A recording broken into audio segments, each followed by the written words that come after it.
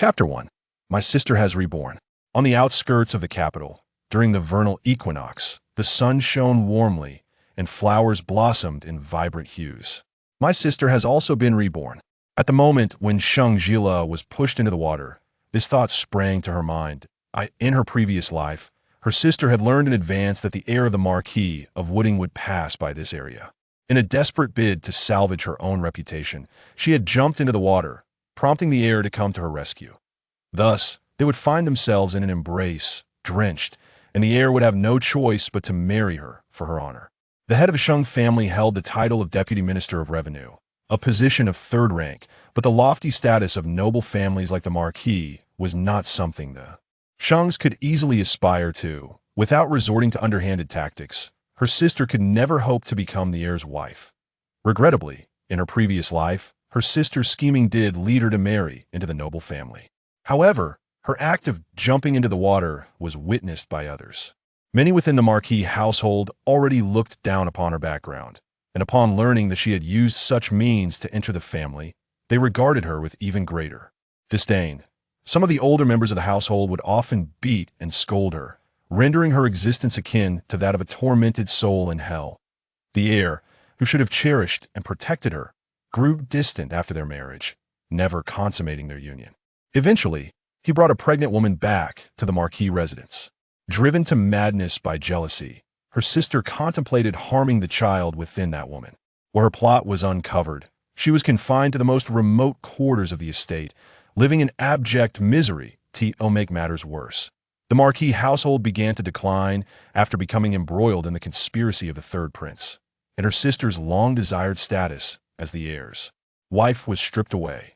Overwhelmed by these multiple blows, she succumbed to madness.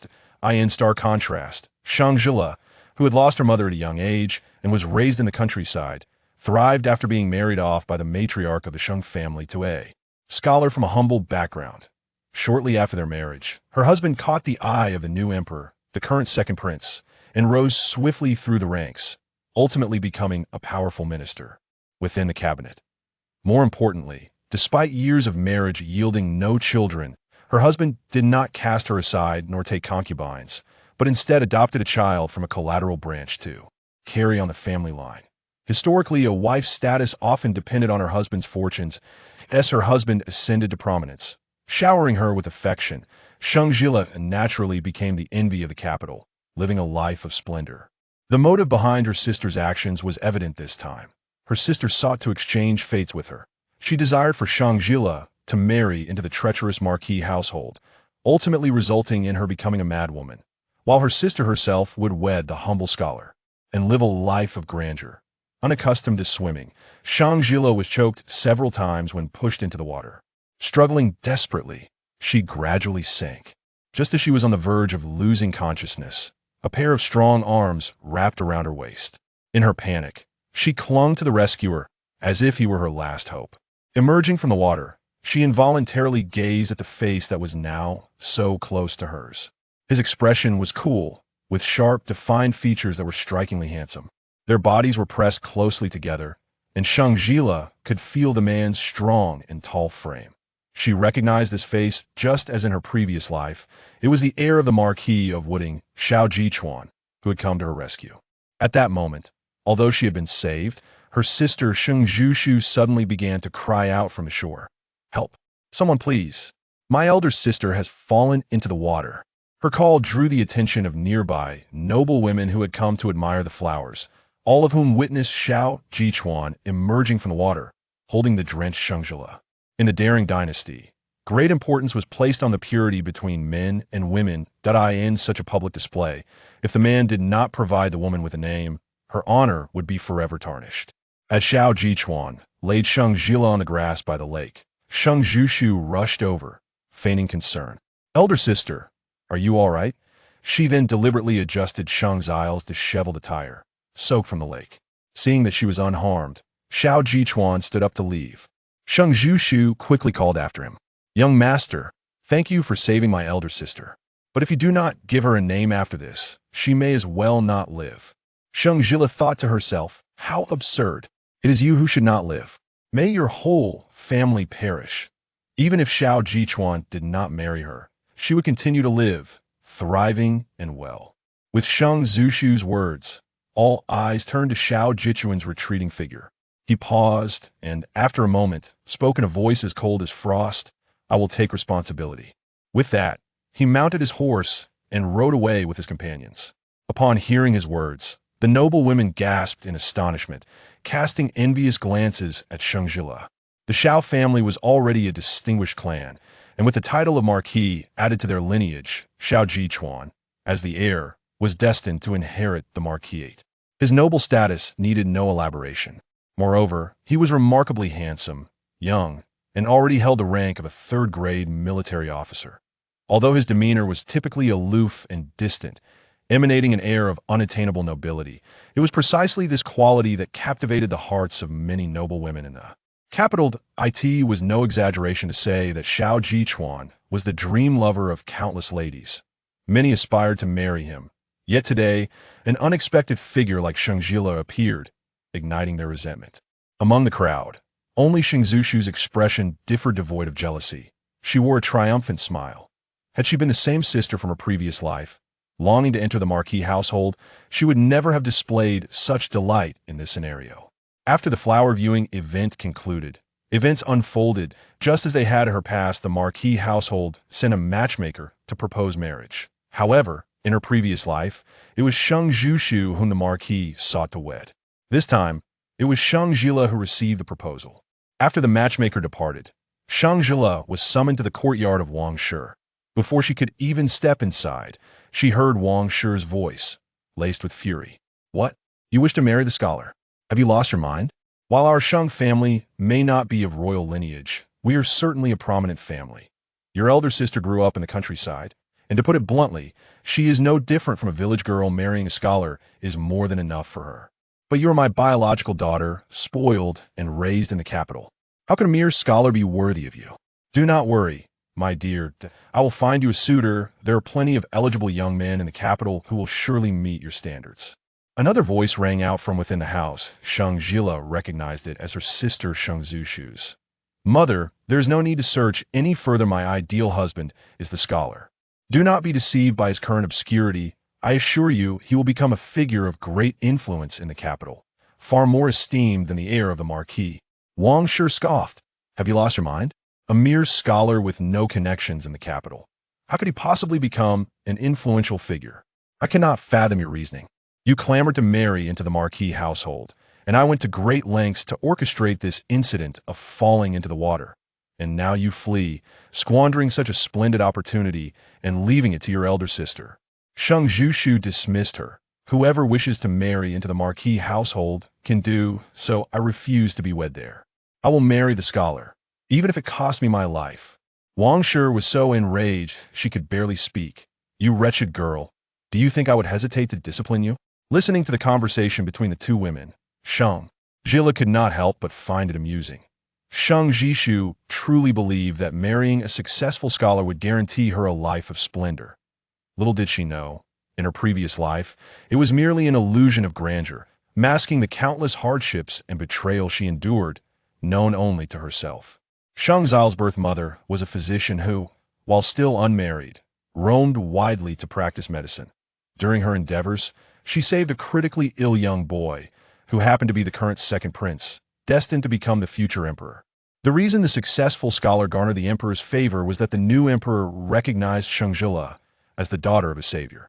Despite Sheng Zhile remaining childless for many years after marriage, the scholar steadfastly remained by her side, a testament to hidden circumstances. After their union, the scholar never consummated their marriage, claiming impotence. Being a man, he could not bear to admit such a shortcoming. Thus Sheng Zhile bore the unjust stigma of infertility, enduring blame and scorn from her in-laws. Ultimately, in a state of desperation, she resorted to adopting a child from a collateral branch of the family to continue the family lineage. In due course, Sheng Zhile discovered that the scholar was not impotent, but had secretly maintained a mistress outside their marriage, with whom he had fathered child. The adopted child was, in fact, his offspring, with that mistress, the daughter of the emperor's benefactor. The scholar dared not offend her. Thus he feigned deep affection for her, projecting an image of a devoted husband to the outside world. It was no wonder that others believed Sheng Zhile lived a life of luxury. It was only after 5 years of marriage that she realized the extent of her deception. Tragically, just as she uncovered the truth, she was fatally stabbed by the deranged Sheng Zhile, who had escaped from the marquis' residence. Upon opening her eyes again, she found herself reborn before her marriage. As half-sisters, if Sheng Zhile had shown even a modicum of kindness, Sheng Zhile would have cherished their sisterly bond and advised her against leaping into the fiery pit of marrying the scholar. Unfortunately, her sister, whether in this life or the last, never regarded her as a sibling. Since Sheng Zhile was intent on claiming the scholar for herself, Sheng Zhile resolved to honor her wishes and grant her that blessing. Scoundrels and unworthy individuals deserve to be locked away, enduring mutual torment. Chapter 2. The younger sister eagerly seeks to marry the scholar. Noticing that the conversation among the guests had reached a natural pause, Sheng Zhile stepped into the room. After inquiring about Wang's well-being, she took a seat beside her. Emulating the demeanor of a matriarch, Wang, with a hint of reluctance, addressed Sheng Zhile, stating, "Sister Lu, your marriage has been arranged, and you are to wed the heir of the Duke of Wooding." Sheng Zhile possessed a modicum of knowledge regarding the Duke's household. To begin with, Xiao Jichuan, the heir in question, hailed from a family of military officials and had nurtured a passion for martial arts since childhood. At a tender age, he trained alongside the Duke in military camps, earning commendations through his valor on the battlefield, which ultimately led to his appointment as the deputy commander of the central military in the 5 armies, achieving a third-rank official status. Among the young gentlemen of the capital, his accomplishments were unparalleled. He was strikingly handsome, with an extraordinary appearance.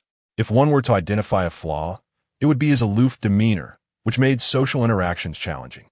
There was, however, another imperfection that remained concealed from others, known solely to Sheng Zhile, who had lived a previous life. Xiao Jichuan would eventually return with a woman already pregnant. It was hardly an auspicious match. The day prior, when she had fallen into the water, Xiao Jichuan had rescued her, and the tale of their drenched embrace had already spread throughout the capital. Should she decline to marry him, it would be exceedingly difficult for her to find another suitable match.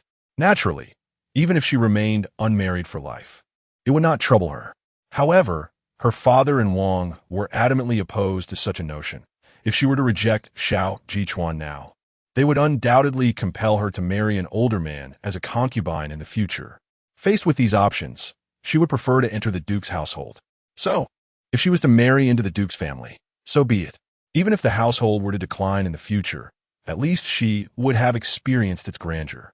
Moreover, endowed with the memories of her past life, she might alter the course of events and prevent the Duke's family from becoming embroiled in the conspiracy of the third prince.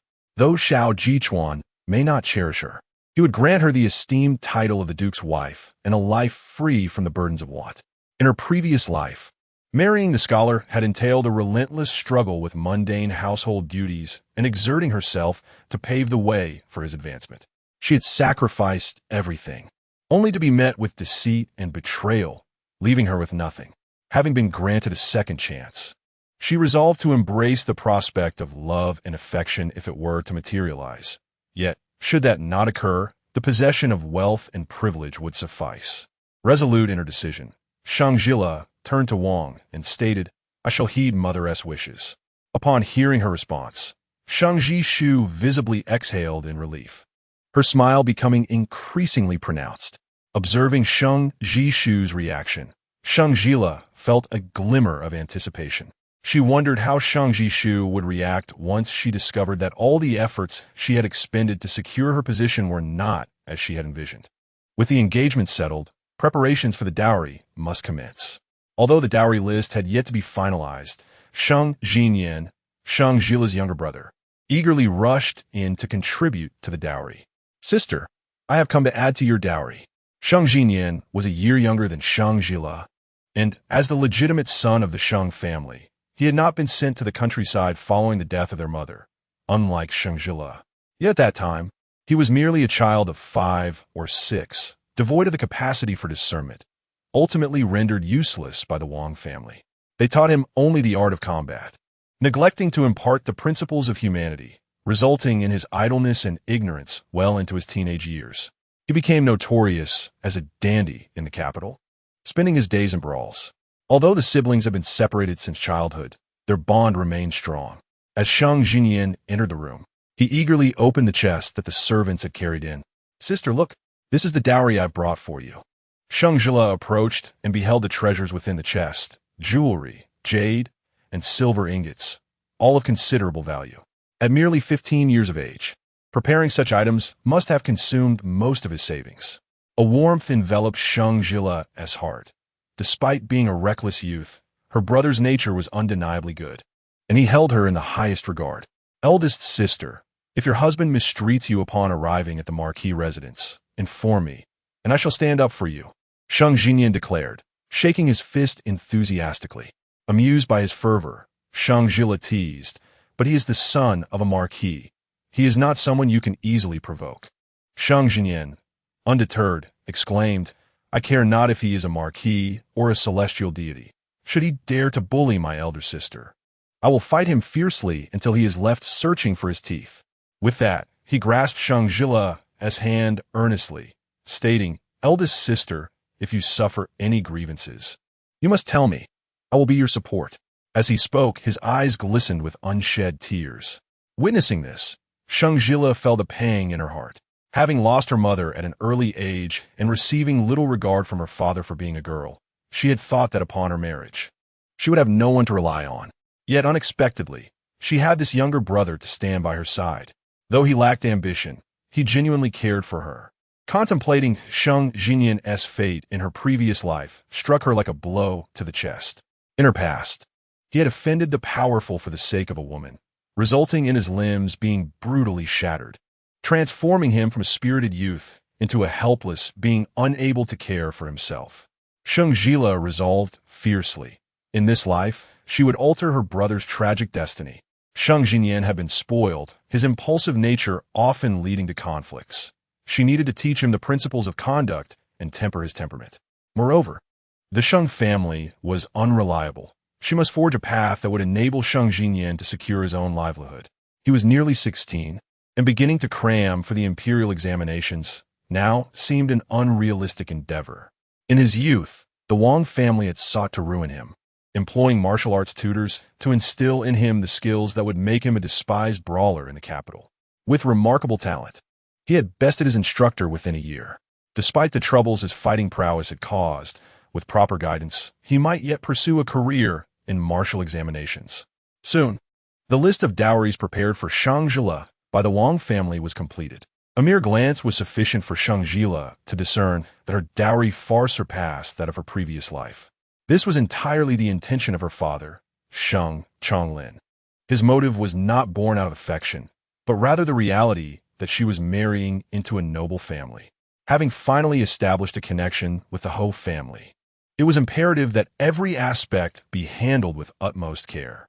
Although it was Sheng Zhile who would enter the Ho residence, she was in essence a representative of the Sheng family's reputation.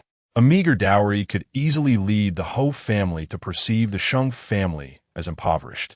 Sheng Zhile, a learned man, placed great emphasis on face and would never allow such a disgrace to occur. Wang felt considerable discontent regarding the situation, but dared not defy Sheng Zhile. Thus she dutifully prepared for Sheng Zhile. The gifts from the Ho family were also meticulously added to the dowry. Upon calculation, Wang realized that Sheng Zhile's dowry was significantly more substantial than that of Sheng Zhishu. This realization left her feeling quite vexed, a sentiment that weighed heavily upon her.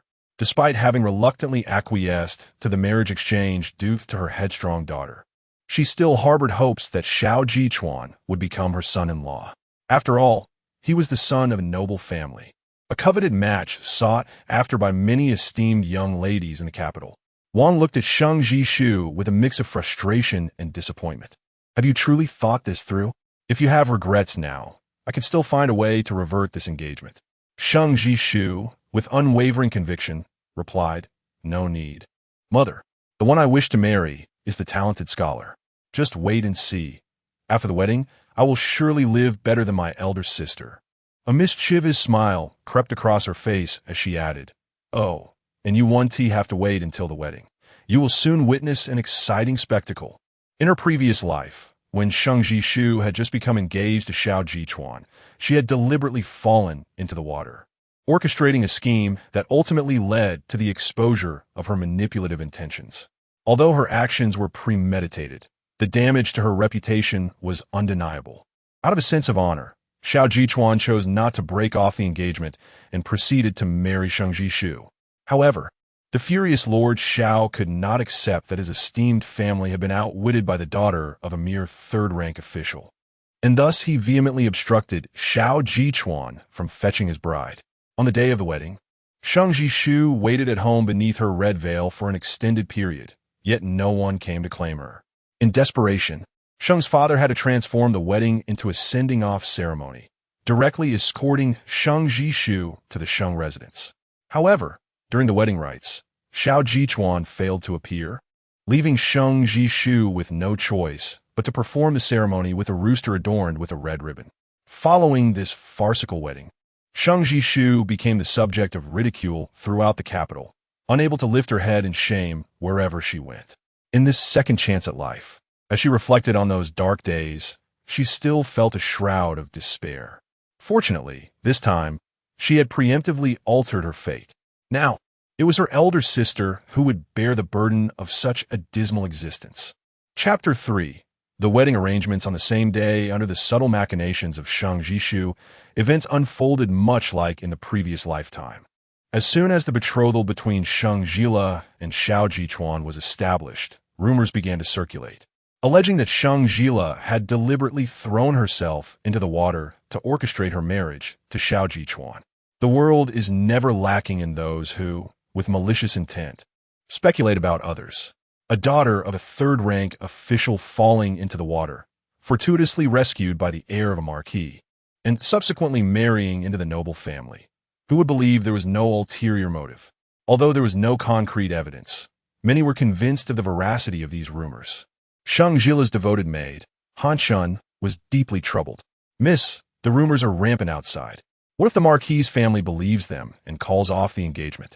On the day of the flower festival, the heir carried you out of the water.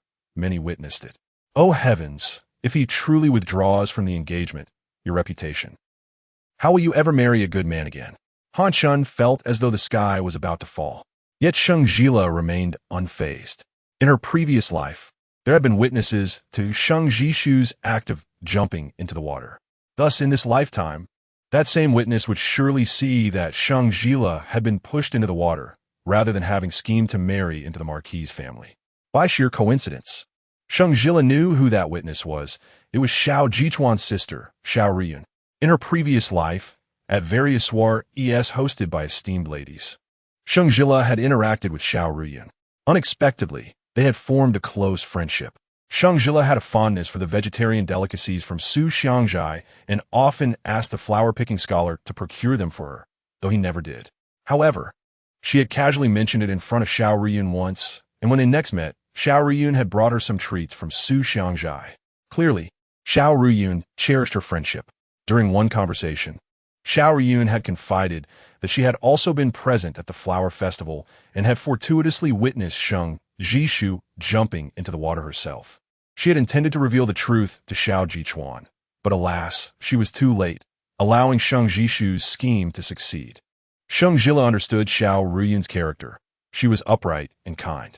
Now, as the rumors raged, Sheng Zhile was confident that Xiao Riyun would reveal the truth to Xiao Jichuan. Thus, despite the rampant gossip, she felt no need for concern. Reflecting on Xiao Riyun filled Sheng Zhile with profound regret and sorrow. In her previous life, Xiao Riyun had married the third prince and soon became pregnant. At that time, Sheng Zhile was preoccupied with the flower-picking scholar's promotion and had scarcely kept in touch with her.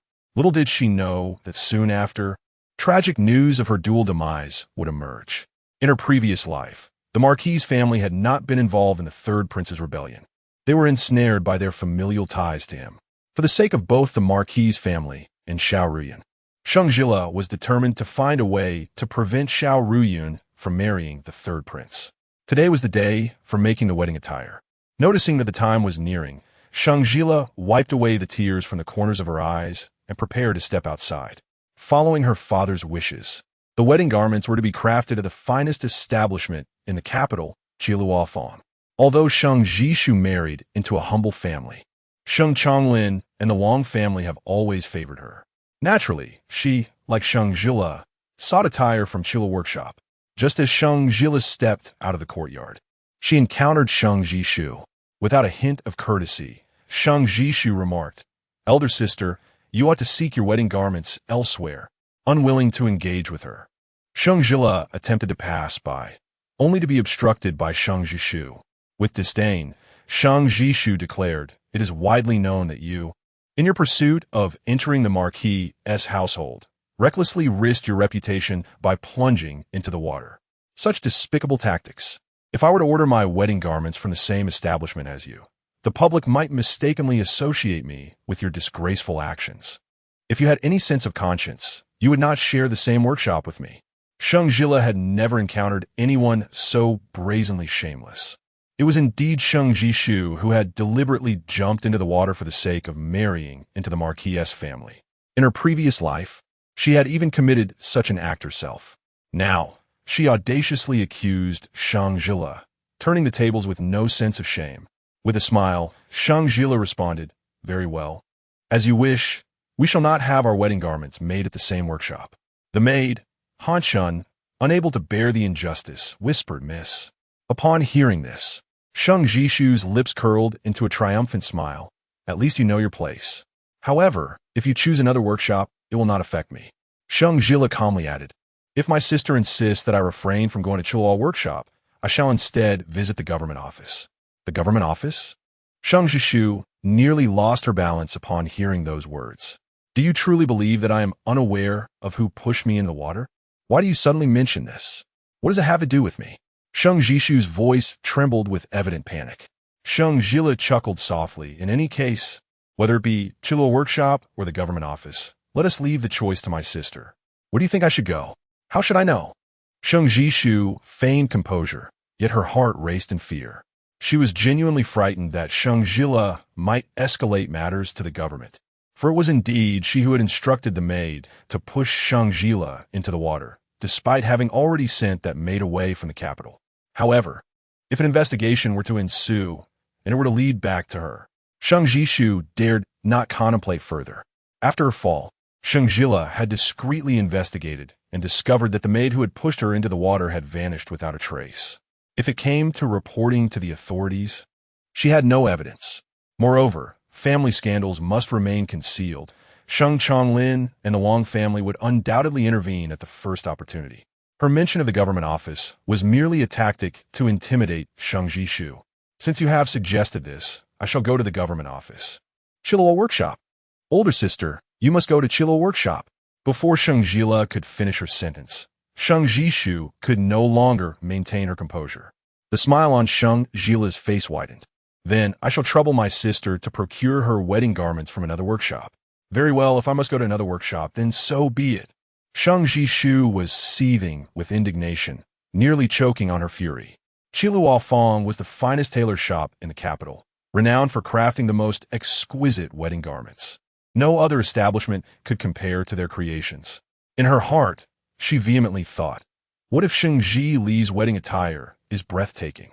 On the day of her marriage, she would still become the subject of ridicule. With her spirits high, Sheng Zhishu stormed off, prompting Sheng Zhile to follow suit, accompanied by Han Shan. Upon arriving at Chiluofong, they proceeded to take measurements, select fabrics, and choose styles, everything unfolding seamlessly. After leaving Chiluofong, Sheng Zhile planned to make a brief stop at Qinyuan Street to purchase a box of pastries from Sheng Zhile before returning to Sheng Mansion. In her childhood, her late mother often bought pastries from Sheng Zhile for her. Ever since her rebirth, she had longed to taste them again, yet had found no opportunity to venture out. Upon arriving at the entrance of Sheng Zhile, she discovered that the shop had already closed for the day.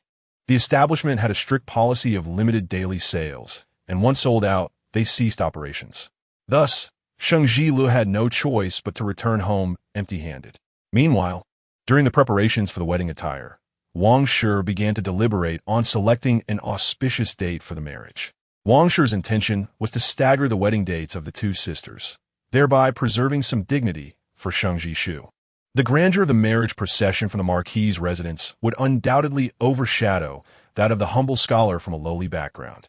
Should the weddings be scheduled for the same day, it would inevitably lead to an embarrassing comparison, with Sheng Zhile suffering the brunt of the humiliation. However, Sheng Zhile vehemently opposed this arrangement. In her previous life, she had intentionally orchestrated for Wang Shi to set the wedding date on the same day. At that time, she had been marrying into a noble family and wanted everyone in the capital to witness that, as a legitimate daughter of the Sheng family, her wedding would far surpass that of her elder sister, Sheng Zhile. Little did she anticipate that her deliberate ploy to ensnare Xiao Jichuan would be exposed, resulting in his absence on the wedding day. Ultimately, the Sheng family had no choice but to change the ceremony from a bridal procession to a send-off, delivering her directly to the marquis' residence. To make matters worse, even during the wedding rites, Xiao Jichuan failed to make an appearance. In order not to miss the auspicious hour, she was forced to marry a rooster adorned with a red ribbon in lieu of her intended. The entire wedding, instead of fulfilling Sheng Zhile's vanity, turned her into a laughingstock throughout the capital, nearly driving her to the brink of despair. Conversely, Sheng Zhile's wedding, though modest in scale, included all the essential elements and followed the proper proceedings flawlessly, exuding an atmosphere of joy and celebration that far surpassed Sheng Zhile's own. Reflecting on the day of her previous wedding, Sheng Zhile found herself consumed with resentment. The experience of being made a fool of was one that she believed Sheng Zhile should also endure in this lifetime. With a heart full of animosity, she resolutely declared, "Mother, we must schedule my wedding to coincide with that of my elder sister." Chapter 4. The Grand Wedding. On the day of the grand wedding, before the rooster had a chance to crow, Sheng Zhile was roused from her slumber by the urging of her attendants. This was her second marriage, and the anxiety and shyness of her previous experience had long since evaporated. With her eyes half closed, she allowed the maids to groom her, adorn her with makeup, and dress her in the splendid red bridal gown. As everything was prepared, the dawn broke brightly. Subsequently, under the guidance of the wedding matron, Sheng Zhile commenced the intricate rituals of the ceremony. As the time approached, a lively commotion echoed from the front gate. The bridal sedan chair had arrived. With a red veil draping over her face, she was carried out by her younger brother, Sheng Zhile. After a short distance, Sheng Zhile abruptly halted, fearing an unforeseen issue. Sheng Zhile lifted her veil, only to find herself face to face with Sheng Zhile. Sheng Zhile also raised her veil, and upon seeing Sheng Zhile, her expression shifted dramatically. The wedding gown crafted by Chilawal Workshop was indeed extraordinary, fashioned from exquisite materials with impeccable tailoring and lifelike embroidery. Paired with Sheng Zhile's radiant visage, it exuded an air of nobility and elegance, rendering it nearly impossible to gaze upon directly. Although Sheng Zhile's bridal attire had also been meticulously prepared, it appeared somewhat ordinary in comparison. The wedding matron accompanying Sheng Zhile was witnessing Sheng Zhile in her bridal finery for the first time. Having attended numerous weddings throughout the years and seen countless brides, she could not help but exclaim in admiration upon seeing Sheng Zhile. "Oh my, this young lady looks absolutely stunning. I have never seen such a beautiful bride." At the sound of the matron's praise, an immediate surge of anger rose within Sheng Zhile, who momentarily disregarded the significance of the day. She glared fiercely at the matron. The matron, having encountered many grand occasions, remained unfazed and calmly remarked, "The second young lady's bridal gown. Well, it is also a fine attire." Sheng Zhile could not suppress a chuckle. Sheng Zhile felt as though she might explode from indignation. On this joyous occasion, Sheng Zhile, uninterested in engaging with Sheng Zhile, simply stated, "Congratulations, dear sister. Please go ahead."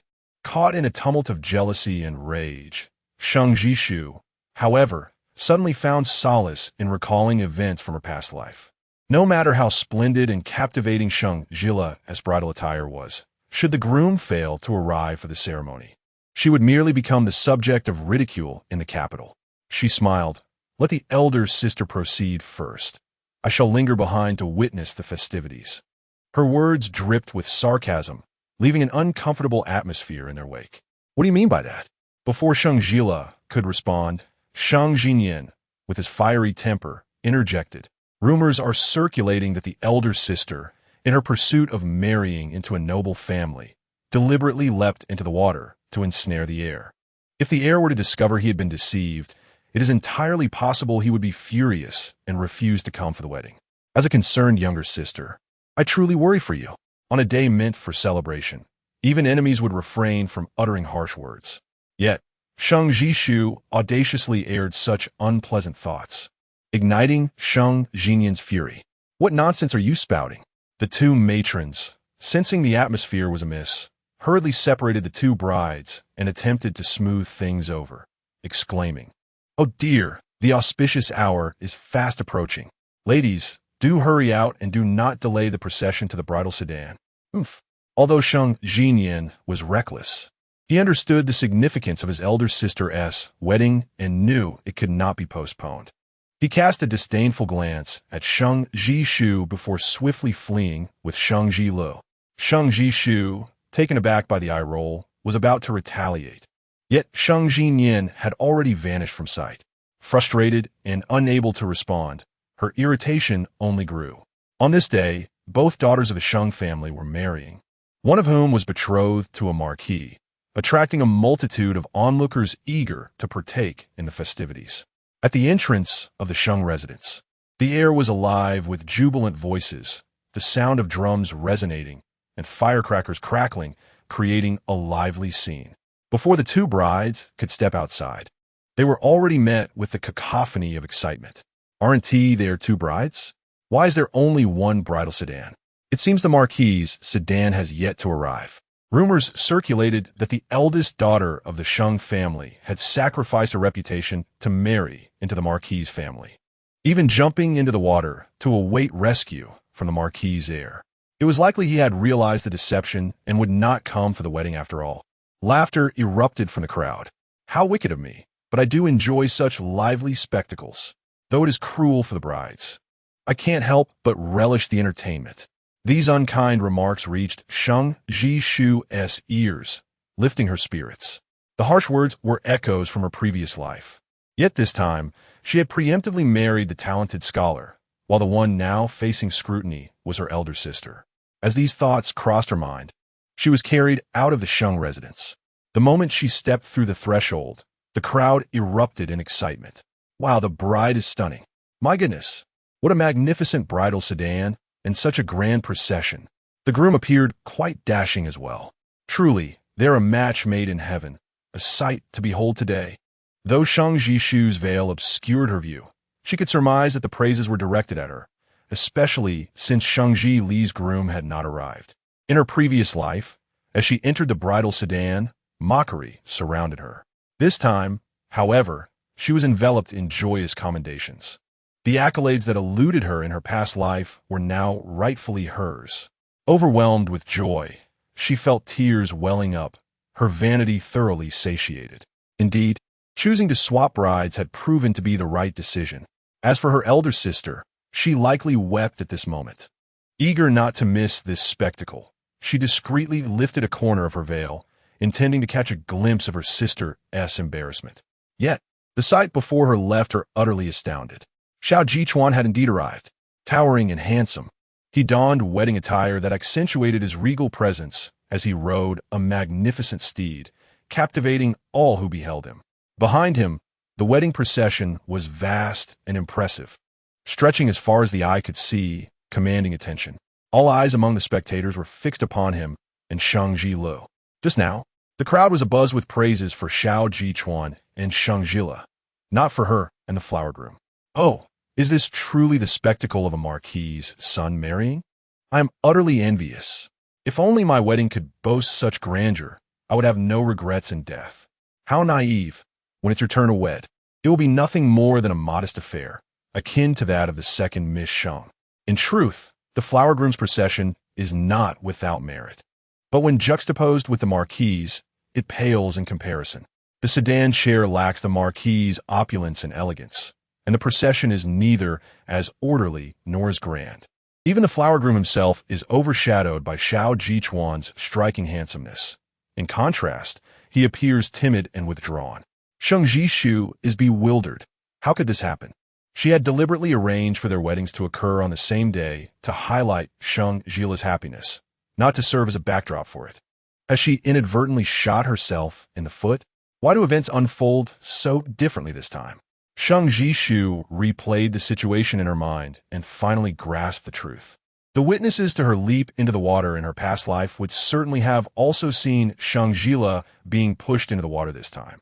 Since Sheng Zhile's plunge was indeed an accident, the marquis' household had no reason to treat her harshly on their wedding day. Realizing this, Sheng Zhile was overwhelmed with regret. She should never have allowed her mother to schedule their weddings for the same day. She fixed her gaze on the jubilant scene surrounding Sheng Zhile, her eyes reddening with suppressed tears. Over there, the matchmaker was distributing red envelopes while explaining the delay. It turned out the procession was so grand that it attracted a crowd, causing a traffic jam and a slight delay. A wedding is a joyous occasion. Moreover, having received red envelopes, the people from a Sheng household were not bothered by such minor inconveniences, their faces adorned with smiles, the atmosphere festive and harmonious. Watching Sheng Zhile being ushered into the sedan chair amidst the crowd's adoration, Sheng Zhile felt as if her heart were bleeding. At that moment, the celebratory matron noticed Sheng Zhile had lifted her veil and hurried over to assist her in lowering it. "My dear, how could you lift your veil? A bride must not do so. It is inauspicious. Quickly, cover yourself." With that, she nudged Sheng Zhile back into the sedan chair. Once inside, Sheng Zhile gradually regained her composure. Indeed, she had been careless today. However, it is of little consequence. After marrying the flower groom, he will surely rise in status, and her life will improve, transforming her into a woman envied by all in the capital. Her fortune still lies ahead. Chapter 5. Sheng Zhile finally tastes the essence of womanhood. The bridal sedan came to a halt at the entrance of the marquis' residence. Covered by a red veil, Sheng Zhile found it nearly impossible to see anything clearly. As she pondered on how to descend from the sedan, a pair of strong, sturdy arms encircled her, lifting her effortlessly from the carriage. Her groom had carried her down. Once on solid ground, the matron of honor handed her a length of red silk, which she grasped tightly, following the other end held by Xiao Jichuan into the marquis' abode. The subsequent wedding rituals were elaborate and intricate.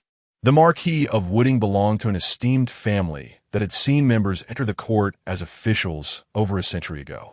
Throughout the years, numerous kin had held significant positions within the imperial court, earning the favor of the royal family and attaining a high political standing and social prestige. Thus, as the heir of the Marquis of Wooding took a bride, dignitaries and nobles flocked in droves to offer their congratulations. As the banquet commenced, the hall was illuminated by splendid lanterns, radiating warmth and festivity, filled with esteemed guests and vibrant merriment. Yet, amidst the joyous celebration, a shadowy figure lurked, secretly observing. To outsiders, it appeared enviable for Sheng Zhile to host such a grand wedding. Yet, as the bride, she felt an overwhelming sense of exhaustion. After performing the ceremonial rites and being led to the bridal chamber, Sheng Zhile felt as though she might collapse.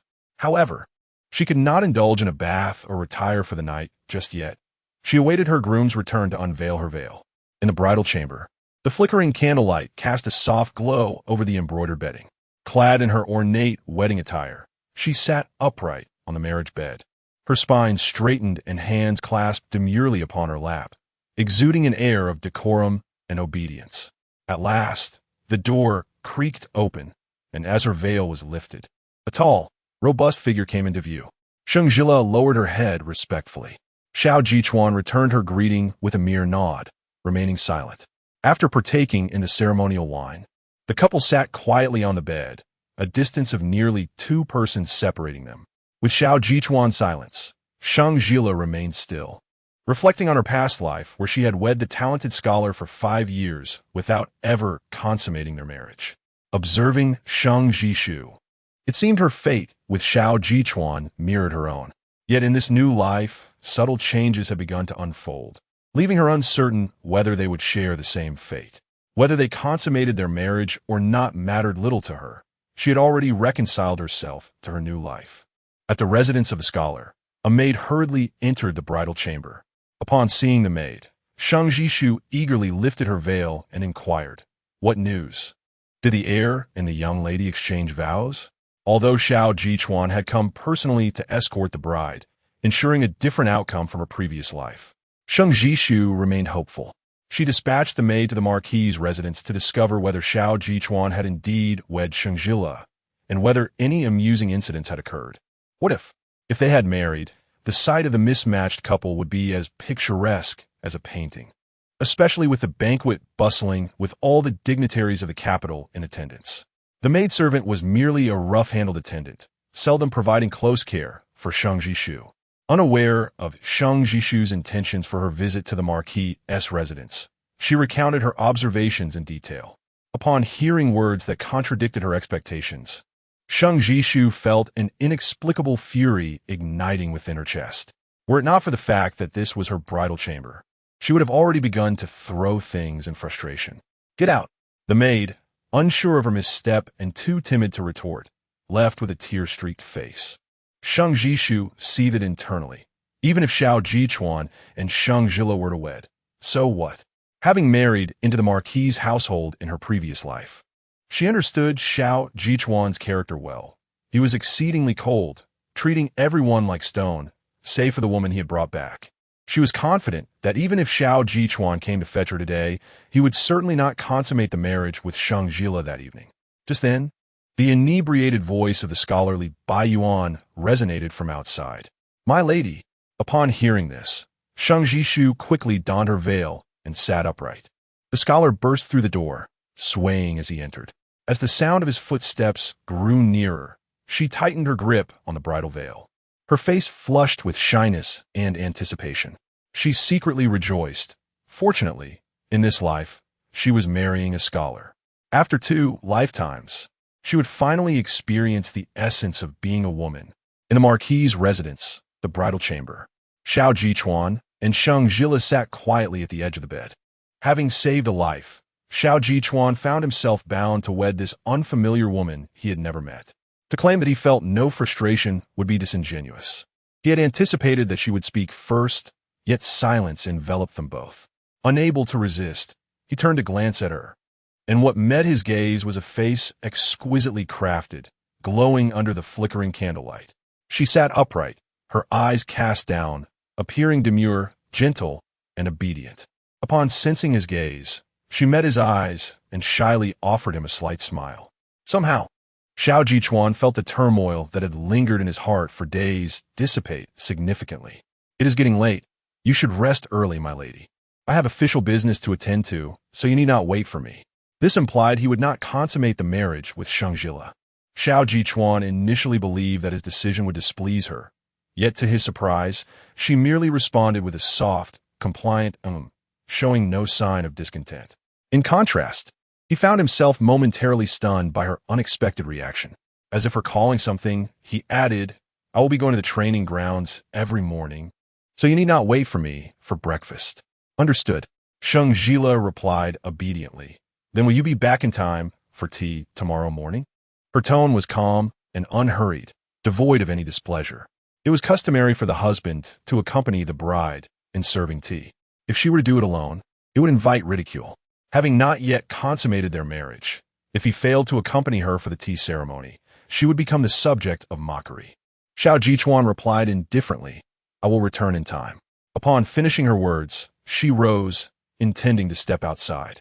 Sheng Zhile, witnessing this, thought to herself, "Finally, having risen before dawn and persevered until now, she was on the verge of exhaustion." Although Xiao Jichuan had no intention of consummating their marriage, at least she could now bathe and rest. She hoped the young master would not toil too late, taking care of his health and retiring early. Sheng Zhile's voice carried an unmistakable lightness. Xiao Jichuan, a man of considerable stature, immediately perceived the joy in her tone. Could it be that he had not misheard? Despite not having consummated their union, she seemed somewhat pleased. Surely, he must be mistaken. "Young master," a gentle voice called from behind him. Was she attempting to retain him? It was customary for a bride to entice her groom on their wedding night. How could she express joy upon learning of his disinterest in consummation? He must have misinterpreted her feelings. Yet, he found it impossible to engage in intimacy with a woman he scarcely knew and held no emotional connection with. Regardless of her entreaties, he could only decline her. Turning around, his typically cold voice softened slightly. "What is it?"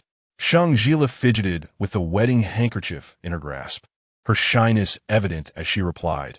"Will the marquis' entourage pass by Qinyuan Street on the way to the training ground?" Xiao Jichuan, puzzled, replied, "Why do you ask?" Summoning her courage, Sheng Zhile continued, "If you happen to pass by Qinyuan Street, could you please procure a box of pastries from Su Xiangzhai for me? I adore their delicacies. In my previous life, after marriage, I could not venture out often, and I relied on the scholar to fetch them for me. However, he invariably forgot and never brought me a single box. With a second chance at life, if she were to list her desires, indulging in Su Xiangzhai's pastries would certainly top the list. Yet, Su Xiangzhai was renowned throughout the capital for its exquisite confections, selling limited quantities each day, necessitating an early arrival to secure any. The last time she ventured out to purchase her wedding attire, she had tried to acquire some, but alas, luck was not on her side. By the time she arrived, the pastries had sold out. Sheng Zhile was utterly enamored with Su Xiangzhai's offerings, which spurred her boldness in requesting Xiao Jichuan to retrieve some for her. She gazed at him with hopeful anticipation. "Would that be all right? I can give you the money in advance." Her request caught Xiao Jichuan completely off guard. He, who was usually composed, found himself momentarily taken aback. She called out to him not to consummate their union, but merely to procure pastries. Just that. A rare feeling of awkwardness began to rise within him. He endeavored to maintain his usual tone. No need. With that, he turned and strode toward the study. Chapter 6. Serving tea alone, perhaps due to sheer exhaustion. Sheng Zhile enjoyed a sound sleep in this unfamiliar environment. The following morning, after partaking in breakfast, she donned a set of elegant and appropriate attire, awaiting the return of Xiao Jichuan to proceed with the tea ceremony. However, as the hour approached, Xiao Jichuan remained elusive. Madame Ho Jiang had already dispatched a maid to urge her along. With no other option, Sheng Zhishu instructed Han Shan to carry the tea offerings and head to Chunhua Hall, where Lord Xiao and Madame Jiang were situated. In addition to Madame Jiang, Lord Xiao had taken a concubine. Madame Jiang bore a son and a daughter. Her son, Xiao Jichuan, was the eldest of the Ho residents, while her daughter, Xiao Rujuan, was the legitimate eldest daughter and a friend from Sheng Zhile's past life. The concubine, Lu, had also given birth to a son and a daughter. Her son, Xiao Jishuan, was a few months younger than Xiao Jichuan and already married to Zhao Shua, the legitimate daughter of a yeoman marquis. According to custom, as the elder brother, Xiao Jichuan should have married first. However, due to an incident a year prior where Xiao Jishuan was caught courting Zhao Shua before she became his wife, they were compelled to wed early for the sake of their reputations. The daughter born to Lu, named Xiao Ruden, was already 16 and of an age suitable for marriage negotiations, yet she found none of her suitors appealing, leaving her marital prospects unresolved. Furthermore, the room was filled with some close kin of the same surname, crowding the entirety of Chunhua Hall. Upon Sheng Zhile's entrance, all eyes turned towards her. In this life, she had not resorted to the same underhanded tactics as Sheng Zhishu did in her previous existence to marry into the Ho family, and thus was not met with unwarranted disdain. Yet, her solitary presence to serve tea sparked intensified scrutiny from the assembly. Only Xiao Rujuan greeted her with a friendly smile. Lord Xiao appeared visibly displeased, his countenance dark as he inquired of the steward, "Where is the heir?"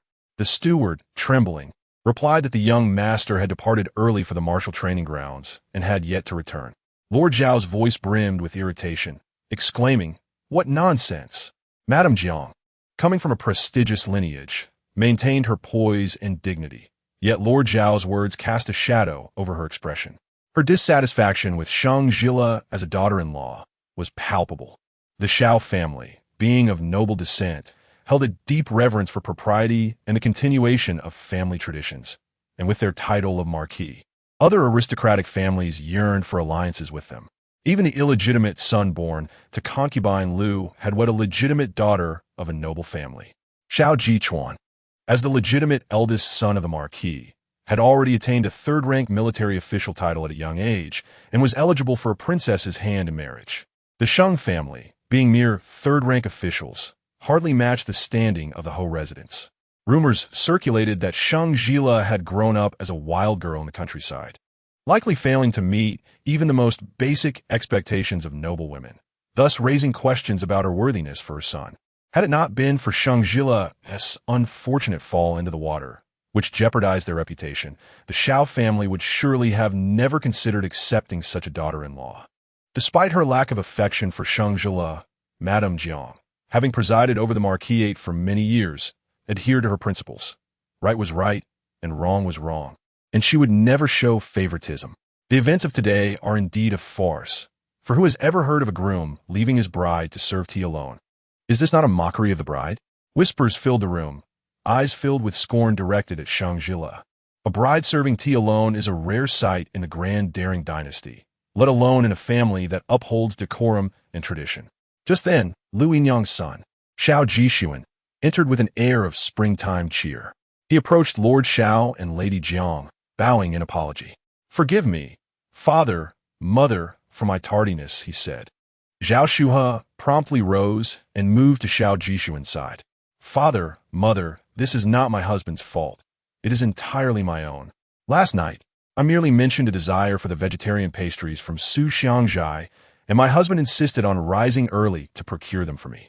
Did my second brother go out to buy the pastries this morning? It is understandable for him to arrive a bit late," remarked Xiao Ruden, her face brimming with envy. The pastries from Su Xiangjai are notoriously hard to come by, with long lines forming daily outside the shop, where each customer is limited to one box, sold until supplies last. For my second brother to rise early and stand in line just because I expressed a wish to have them speaks volumes of their affection after a year of marriage.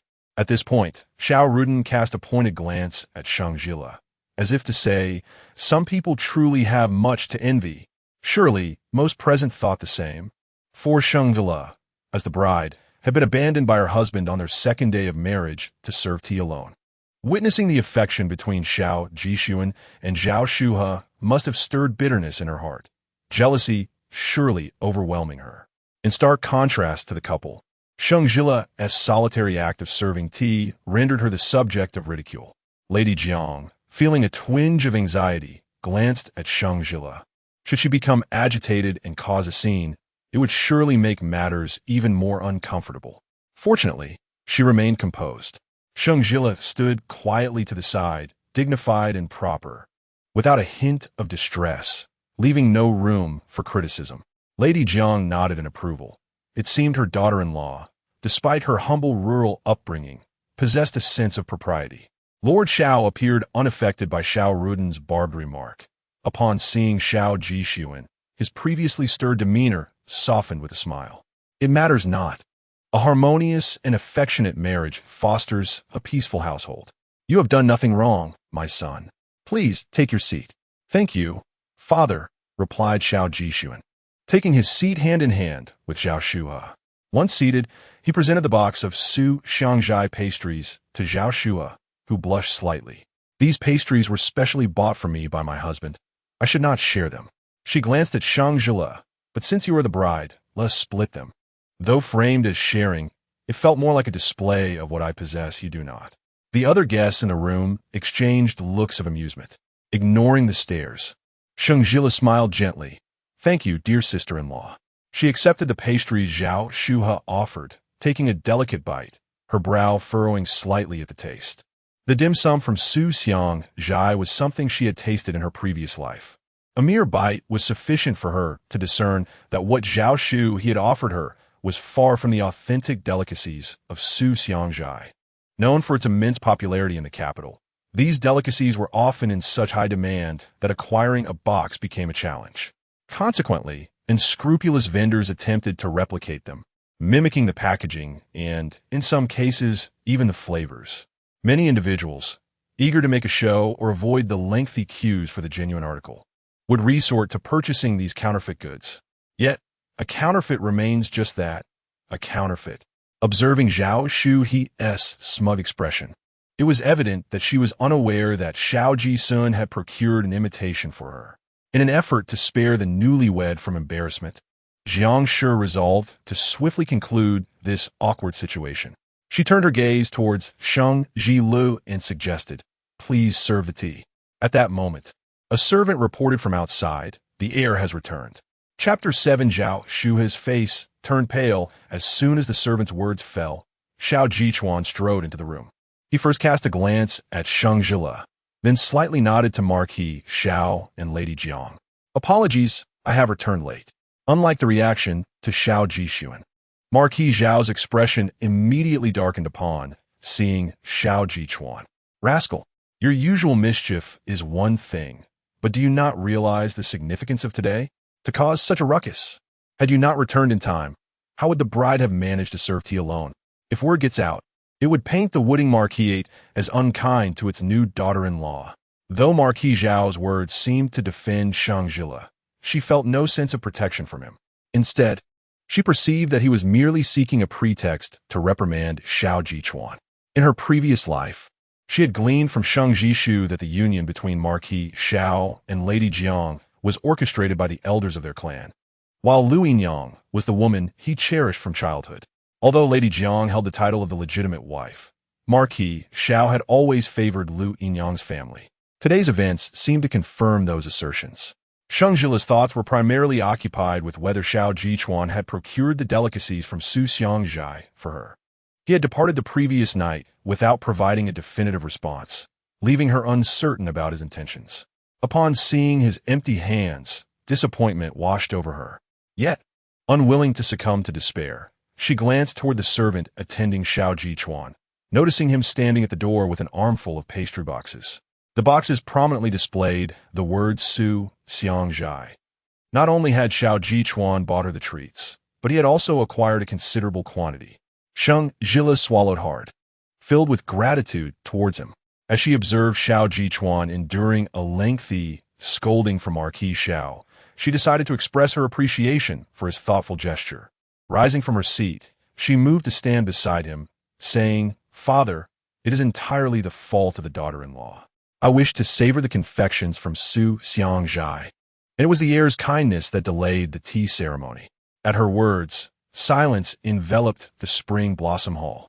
Even Marquis Xiao, who had been vociferously chastising Xiao Jichuan, was momentarily taken aback. It was truly astonishing that someone as aloof and high-ranking as Xiao Jichuan would queue for pastries simply at his wife's behest. The perceptive servant at the door, upon hearing Sheng Zhile's remarks, entered with the boxes of pastries. Xiao Jichuan remarked, "I was uncertain of your preferred flavors, so I procured a variety." Xiao Ruden, who had earlier sought to embarrass Sheng Zhile by boasting about the rarity of the pastries from Sheng Zhile, was now dismayed. She regretted her earlier exuberance, realizing that had she known her elder brother would also buy for her sister-in-law, she would have tempered her declarations. Lady Jiang, witnessing the scene, spoke up. "I just heard Danner mention that the pastries from Sheng Zhile require queuing to purchase. No wonder time was delayed. However, a delay is of little consequence. Your father just stated that a harmonious and loving marriage fosters a peaceful household." Upon hearing this, Lord Xiao felt somewhat embarrassed to continue criticizing Xiao Jichuan, as he had indeed made that statement earlier, and he did not wish to contradict himself. Xiao Jichuan had procured several boxes of pastries from Sheng Zhile for Sheng Zhile, who, feeling awkward about consuming them all by herself, suggested that Han Chun share them with everyone. The adage "a mouthful of food binds people together" rang true, especially given the rarity of such delicacies. The relatives in the room no longer regarded Sheng Zhile with the same detached curiosity they had before. Meanwhile, Zhao Shuhe wore a rather displeased expression. As the legitimate daughter of a noble family, she found it intolerable that Sheng Zhile, merely the daughter of a third-rank official and raised in the countryside, had become the young master's wife, overshadowing her. Deep down, she felt a surge of resentment. Thus, when she observed Sheng Zhile approaching alone to present tea, her heart swelled with joy. What was a young master's wife, after all? Merely a pitiful creature devoid of a man's affection. In stark contrast, Her own husband lavished her with tenderness. She only had to mention her desires, and he would rise early to stand in line for pastries on her behalf. The love she received from her husband rendered her superior to Sheng Zhile in her eyes. However, to her astonishment, in the blink of an eye, the young master had also purchased pastries from Sheng Zhile for Sheng Zhile, and while she had only one box, Sheng Zhile possessed several. A bitter pang of jealousy coursed through her. Was it not the case that only one box of pastries could be bought per person? Had her brother been deceived into purchasing counterfeit goods? It was widely known that Sheng Zhile had a one-box-per-person rule, and it was indeed unreasonable for Xiao Jichuan to have acquired so many boxes. Furthermore, given Xiao Jichuan's temperament, he did not seem the type to wait in line for pastries. Perhaps he had delegated the task to his subordinates, who, unwilling to wait, might have carelessly procured inferior imitations instead. The more she contemplated, the more convinced she became of her reasoning. She took her own box of pastries and compared it with the one Xiao Jichuan had brought back. Xiao Jixuan tugged at Zhao Shuha's sleeve, suggesting they let it go and not delay their sister-in-law from serving tea. Zhao Shuha brushed off Xiao Jixuan's hand, preoccupied with examining both boxes. After scrutinizing them closely, she finally discerned that the patterns and colors of the two boxes were indeed different. As if she had uncovered a momentous secret, she exclaimed, "Heavens! These two boxes are truly different." She then cast a look of pity towards Sheng Zhile. With great restraint, Sheng Zhile stifled her laughter. How could someone be so foolish as to walk right into a trap? Really? Let me see, she said, taking the two boxes from Zhao Shuha's hands. Sister-in-law, having grown up in the countryside, may not be aware of what the authentic Sheng Zhile box looks like. Ladies, why don't you take a look as well? The other relatives in the room gathered around, and after examining the boxes, they all concurred indeed they are different. Zhao Shuha felt a surge of triumph. The young master had purchased pastries from Sheng Zhile, while the second young master had bought from a counterfeit vendor, Sheng Zhile. What? Zhao Shuha questioned whether she had misheard. In her fervor to inspect the patterns and colors, she had neglected to notice the inscriptions on the boxes. Snatching the two boxes back, she took a closer look. Indeed, the delicacies that Xiao Jixuan procured for her were none other than the infamous mouse fragrance pavilion. A wave of nausea suddenly swept over Zhao Shuha. The first time Xiao Jixuan treated her to the delicacies from the vegetarian fragrance pavilion, she sensed that something was amiss. However, Xiao Jixuan claimed it was a new flavor, and she thought little of it. After their marriage, he occasionally brought her these treats, intending to delight her, and she believed these confections were personally acquired by him, feeling quite touched by her husband's kindness. Little did she know that she had been consuming not the delicacies of the vegetarian fragrance pavilion, but rather the repugnant offerings from the mouse fragrance pavilion.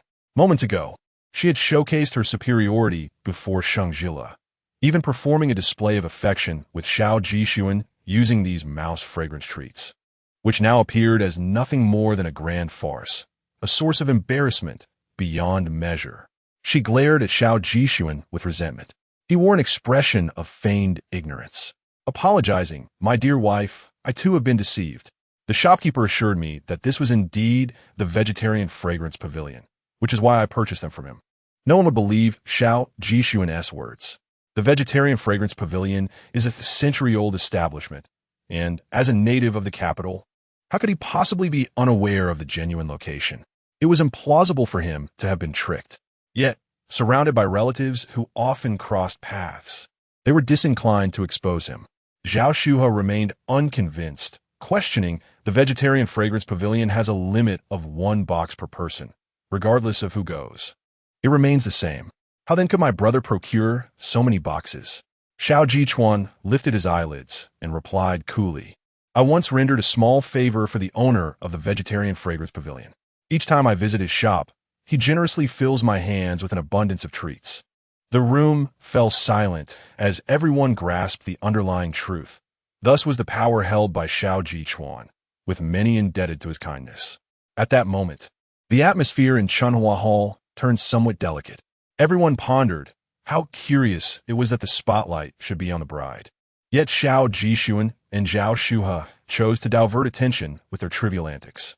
Now that their ruse had been unveiled, They truly deserve their fate. Chapter 8. Purchasing a shop before the night market opens in an effort to divert the crowd's attention. Lord Xiao cleared his throat and spoke. All right, let us begin with the tea ceremony. With the Lord's directive, Sheng Zhile commenced the ritual of serving tea to him, his wife, and the relatives present. It seemed that due to Lord Xiao Jichuan's relatively amiable demeanor towards her, the others were also cordial, refraining from any condescension despite her humble background. The only couple in the room whose expressions were a peculiar blend of sorrow and amusement were Xiao Jixuan and Zhao Shua, though the other guests pretended not to notice. After the tea was served, Sheng Zhile dutifully took her seat in Chunhua Hall, engaging in light conversation with the women of the clan. As the time drew near for departure, the guests began to disperse. Following behind Lord Xiao Jichuan back to the courtyard, she couldn't resist sneaking a bite of the pastries. Did the lady of the house have prior knowledge of today's events? Was that why she sent me to Sheng Zhile for treats? Suddenly, Xiao Jichuan halted and turned to inquire. Unaware, Sheng Zhile collided with his chest. She looked up, crumbs of pastry adorning her lips, her sparkling eyes filled with confusion. What? Observing her bewildered expression, Xiao Jichuan realized he had perhaps overthought the matter. His wife was hardly a strategist, but rather simply indulgent in her desires. It's nothing, he replied swiftly before departing. As she watched his retreating figure, Sheng Zhile finally grasped the implication behind his words. Although she had been reborn, in her previous life, she had married a successful scholar.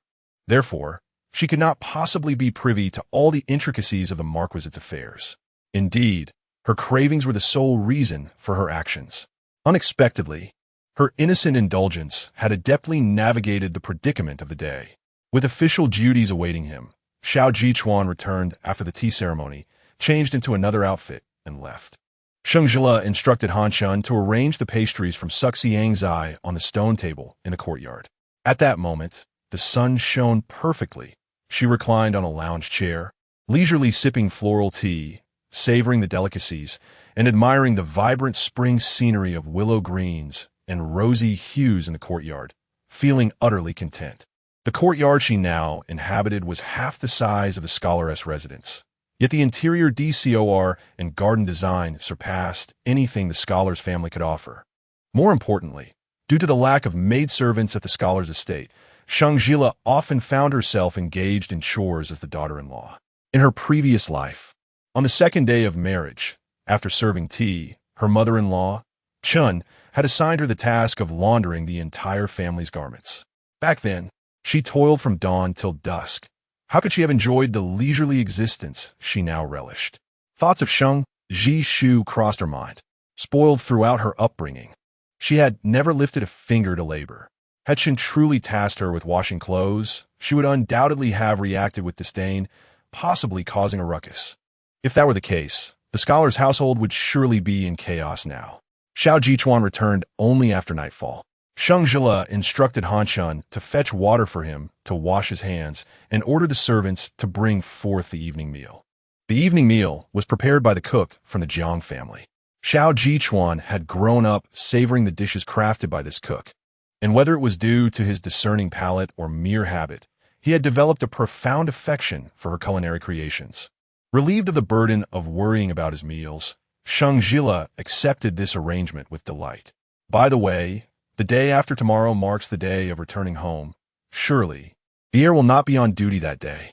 According to the customs of the Daorong dynasty, on the third day after the wedding, the son-in-law must bring gifts and accompany the bride back to her family to pay respects to her parents and relatives.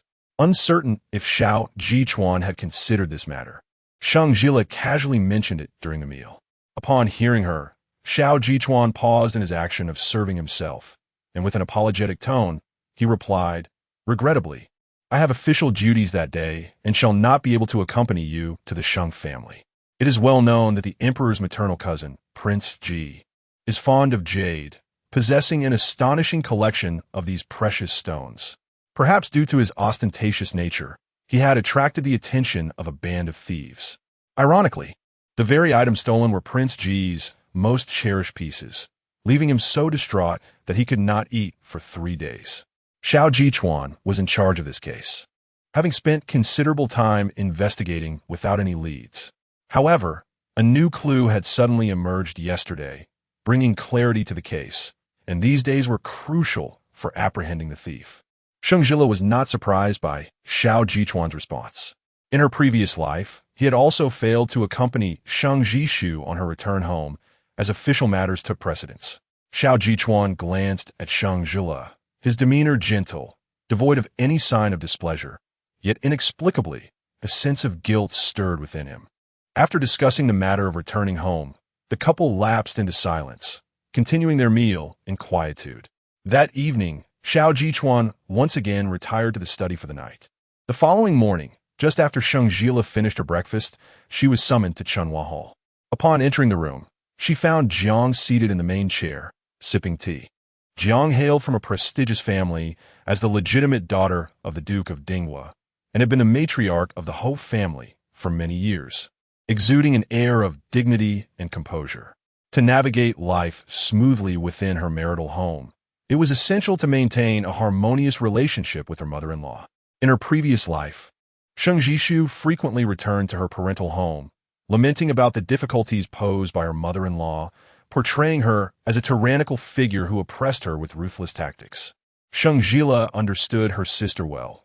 She would never reflect on her own actions, always attributing blame to others, and her words could only be trusted to a degree. From her own interactions, Sheng Zhile found that although Jiang was not particularly warm or approachable, she at least had a sense of reason, which made her infinitely preferable to the mother-in-law of Sheng Zhishu's past. Jiang poured a cup of tea for Sheng Zhile and then got straight to the point, revealing the reason for her summons. She wished to discuss matters concerning the housekeeper.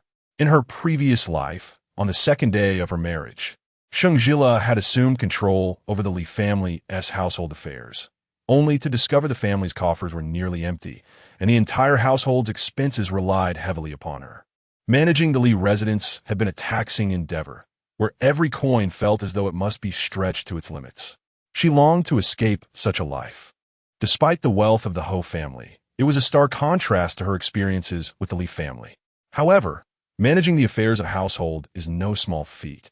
In this new life, Sheng Zhile only aspires to tend to her private treasury. The wealth within the family coffers, despite her tireless efforts for the household, is not hers. Yet, the funds in her personal vault, regardless of the amount, belong solely to her. Even if she does not oversee the household management, as long as her private treasury is flourishing, she can lead a comfortable life. Her mother and daughter-in-law, having recently married into the family, are still unfamiliar with the household matters. It would be best for her mother to continue managing the household affairs. Jiang Shi had no intention of transferring the managerial authority to Sheng Zhile.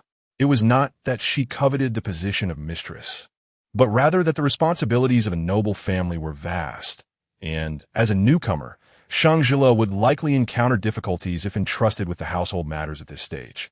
Jiang Shi did not anticipate Sheng Zhile's proactive suggestion, which garnered her a newfound respect. On her return from Chunhua Hall, Sheng Zhile pondered how to further enrich her private treasury. Having been reborn, she recognized that while money may not be everything, a lack of it is indeed a significant hindrance. Recalling her past experiences, she swiftly identified a crucial location, Weiyang Street. The most prosperous area of the capital is the East Market, while Weiyang Street falls under the West Market, but is adjacent to the East Market. Being reincarnated, Sheng Zhile knew that it would not be long before the capital lifted the curfew and opened the night market. Additionally, there were plans to rezone, incorporating Weiyang Street into the East Market. In her previous life, Weiyang Street was renowned as the liveliest night market. Currently, the land prices and rents on Weiyang Street, under the West Market, are considerably affordable. If purchased now, once the prices rise, it would yield substantial profits. Sheng Zhile mused that owning a few shops on Weiyang Street would ensure a steady income, even without active involvement. When the shop prices appreciate, selling them would net her a handsome profit. With this thought in mind, she resolved to seek an opportunity to explore Weiyang Street for suitable shops available for purchase. She needed to act before the news of the night market's opening spread. Otherwise, the property prices would soar, making it less advantageous to buy later. Upon returning to her courtyard, a young servant approached to inform her of the arrival of Prince Ji. Sheng Zhile promptly followed the servant to the main hall. Prince Ji, a member of the imperial family, visiting the Shao residence left the lord and lady utterly astonished. The revelation that Prince Ji had come to see Sheng Zhile was met with incredulity. Prince Ji, accompanied by several young servants holding brocade boxes, entered briskly. Sheng Zhile quickly rose to pay her respects. "Please do rise," he said, his hair graying and his demeanor affable, devoid of any airs of nobility. "I must apologize. Due to my affairs, Ji Chuan could not accompany you on your return visit. It grieves me deeply. Had those thieves not stolen every one of my cherished collectibles, I would not have resorted to such impolite actions. These jade artifacts are a gift for you, as a token of my apology." The servants gently opened the brocade box in their arms, revealing exquisite jade artifacts within, each piece radiating a warm, translucent beauty. Even the somewhat uninformed Sheng Zhile recognized their considerable value. "Your Highness, you are too courteous. Capturing thieves is indeed the duty of the heir, as his wife. I fully comprehend and support his decision. Please take back these jade pieces." No, you must accept them. Otherwise, I shall be plagued by a guilty conscience," replied the prince. If memory serves Sheng Zhile correctly, in her previous life before the night market opened, Prince Ji had sold 3 shops on Weiyang Street to acquire new jade. These shops were situated in prime locations, and word spread throughout the capital that Prince Ji had suffered a great loss, which is why Sheng Zhile was aware of this matter. "I appreciate your kind intention, Your Highness, but these jade artifacts are dear to your heart, and I do not wish to deprive you of your cherished possessions. I have heard that you are selling 3 shops on Weiyang Street. I wonder if you have found a buyer yet. If not, might you consider selling them to me?" Prince Ji was taken aback by her suggestion. "Those shops cannot possibly compare to the value of my jade."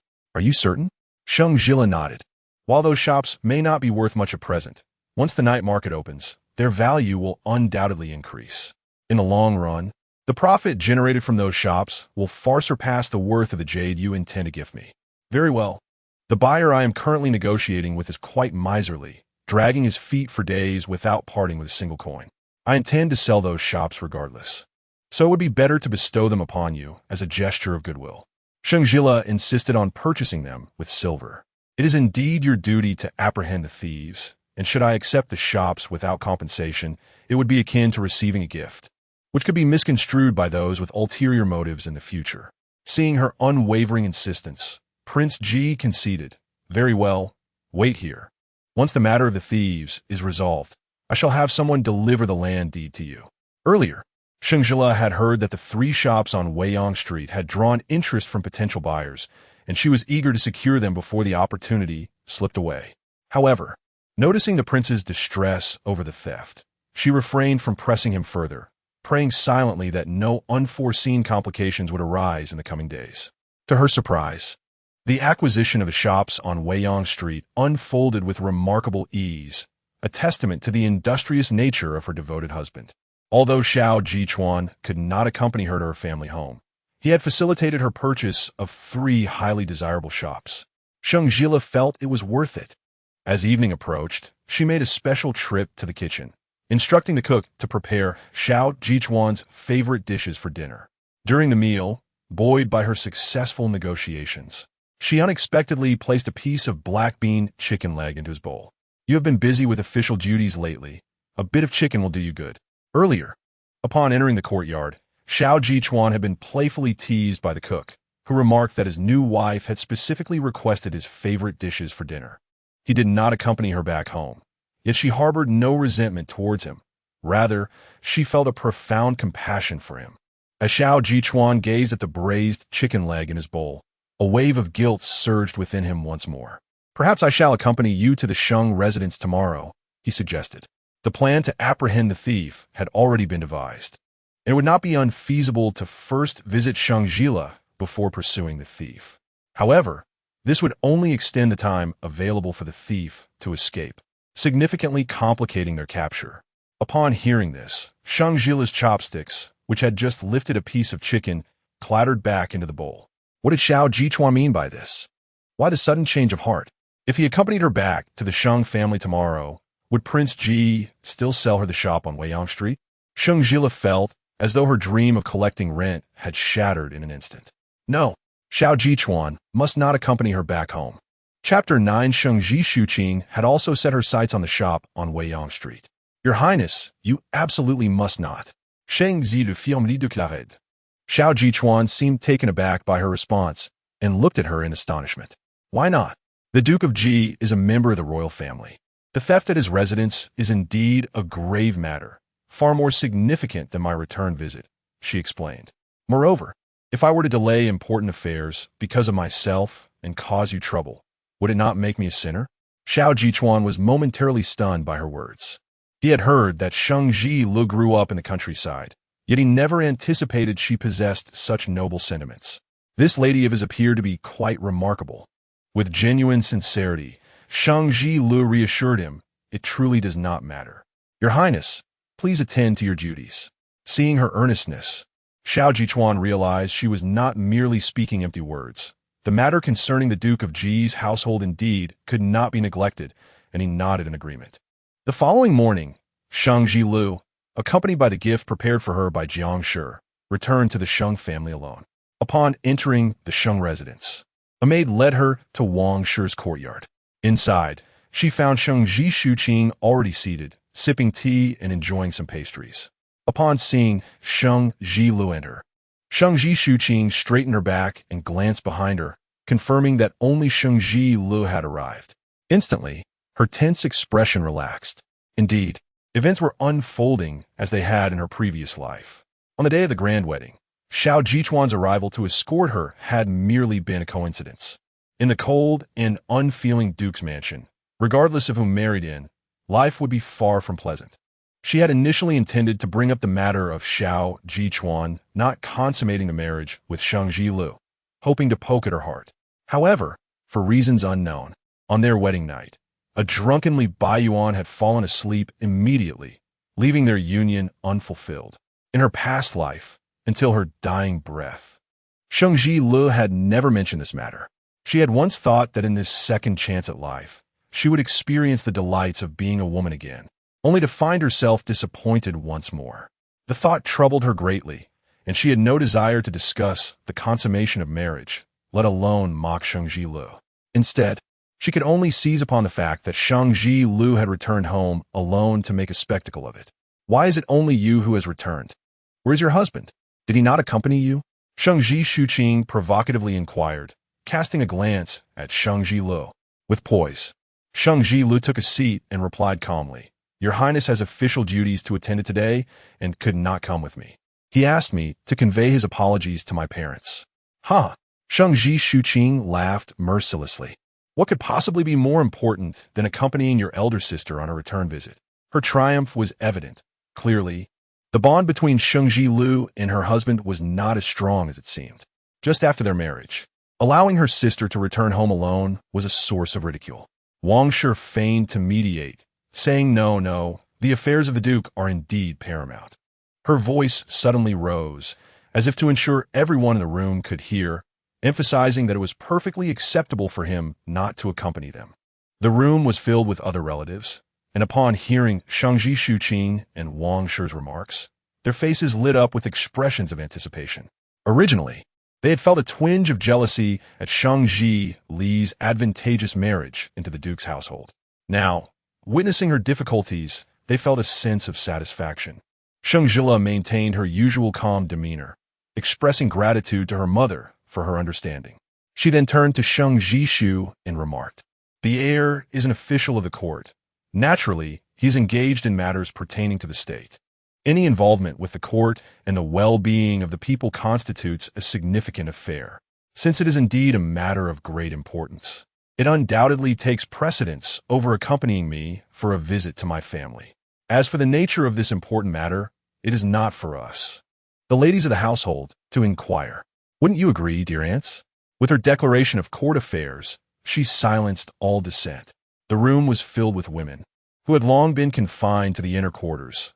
They dared not speak frivolously about state matters, and thus nodded in agreement, affirming, indeed, what Miss Liu has said is correct. Sheng Zhile's words also served to defend Xiao Jichuan. After all, it is rare for a husband not to accompany his new bride on her return home. Given that Xiao Jichuan did not accompany Sheng Zhile back to the Sheng family today, one could only speculate about the rumors that might arise outside.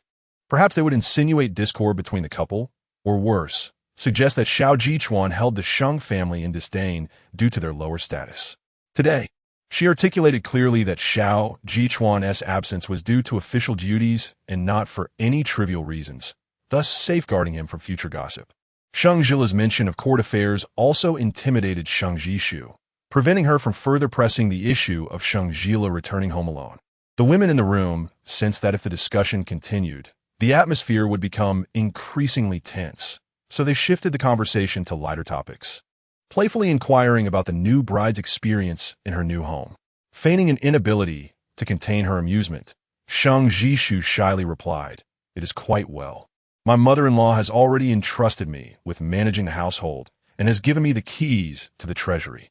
Typically, a new bride would first learn the intricacies of household management under her mother-in-law's guidance. Although it was termed learning, in reality, it required significant effort, and one would rarely have access to the treasury keys. For someone like Sheng Zhishu, who had just married and was already entrusted with the keys, it indicated that her in-laws held her in high regard. It seemed our dear Zhishu had indeed made a wise match. To receive the treasury keys so soon after marriage spoke volumes of her mother-in-law's character. The flower scholar, being a learned man, must surely be a person of discernment to have raised such a son. As the praises of her mother-in-law filled the room, Sheng Zhishu's expression shifted. Were they not discussing her management of household affairs? Shouldn't they be envious of her early access to such responsibilities? Why were they now extolling her mother-in-law instead? Her mother-in-law was, in truth, a cunning and shrewd merchant. On the second day of their marriage, she sought to assert her authority by demanding that Sheng Zhishu wash the entire family's clothes. Before her marriage, she had never lifted a finger for such chores. Now, this elderly woman expected her to do the laundry? Absolutely not. She had exploded in anger, engaging in a heated exchange with her mother-in-law. In the end, although she did not wash the clothes, she was thoroughly infuriated. Family matters should remain private. Such grievances could only be shared discreetly with Wang Shi, never in front of so many relatives. Faced with the relatives' compliments, Sheng Zhishu, despite harboring a torrent of resentment, could only manage a smile and remain silent. She glanced at Sheng Zhile. "Elder sister, surely the countess has entrusted you with household management as well?" "Not at all," Sheng Zhile replied with composure. "The residence of the marquis is bustling with numerous inhabitants, and I have yet to familiarize myself with them all. Even if the marquis's wife were to truly entrust me with the household's provisions, I would hesitate to accept such a responsibility." Sheng Zhile may speak without intent, yet Sheng Zhishu listens with discernment. Ah, is this a display of the marquis's grandeur in comparison to the Li family? However, this is an evident truth. Sheng Zhishu felt a pang in her heart. Sheng Zhile had no intention of letting her off so easily. Surely, the expenses would be substantial. If it were me, I certainly could not manage it.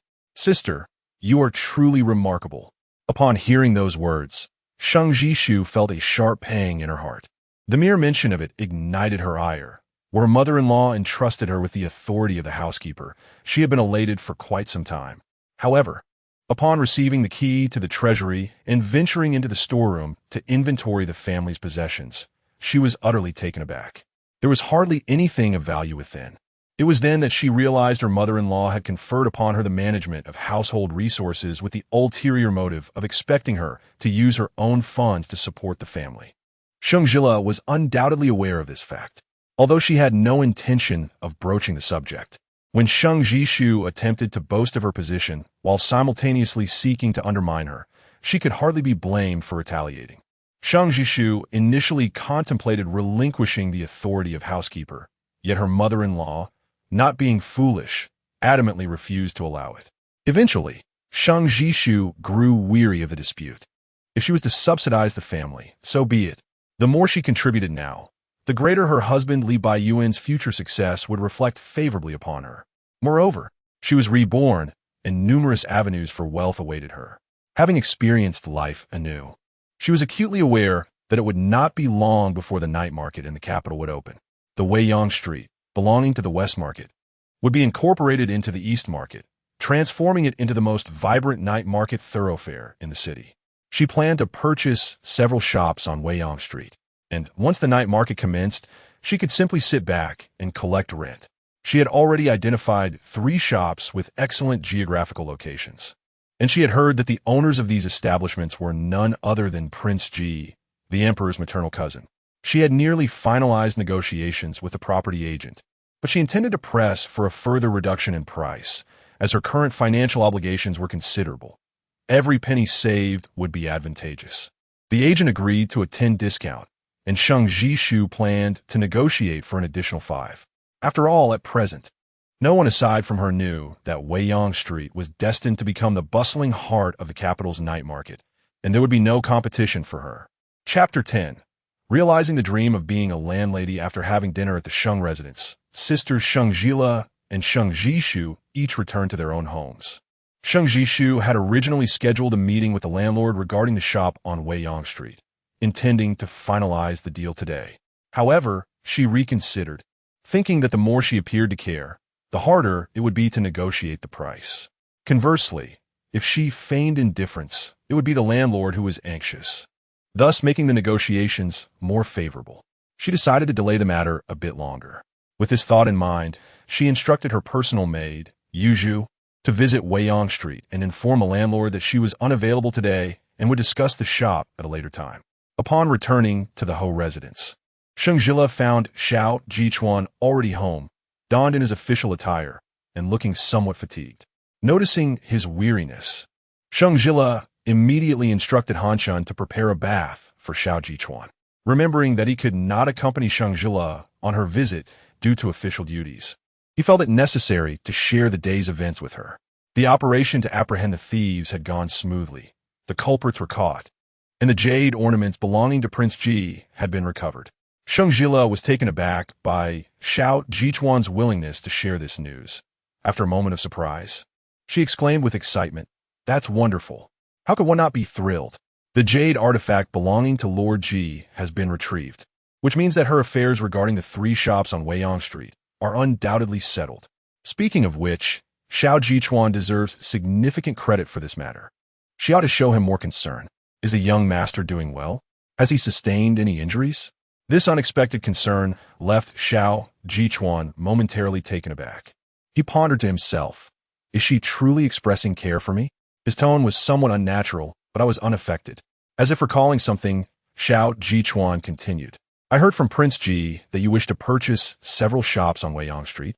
Sheng Zhile suddenly realized that the two were indeed married.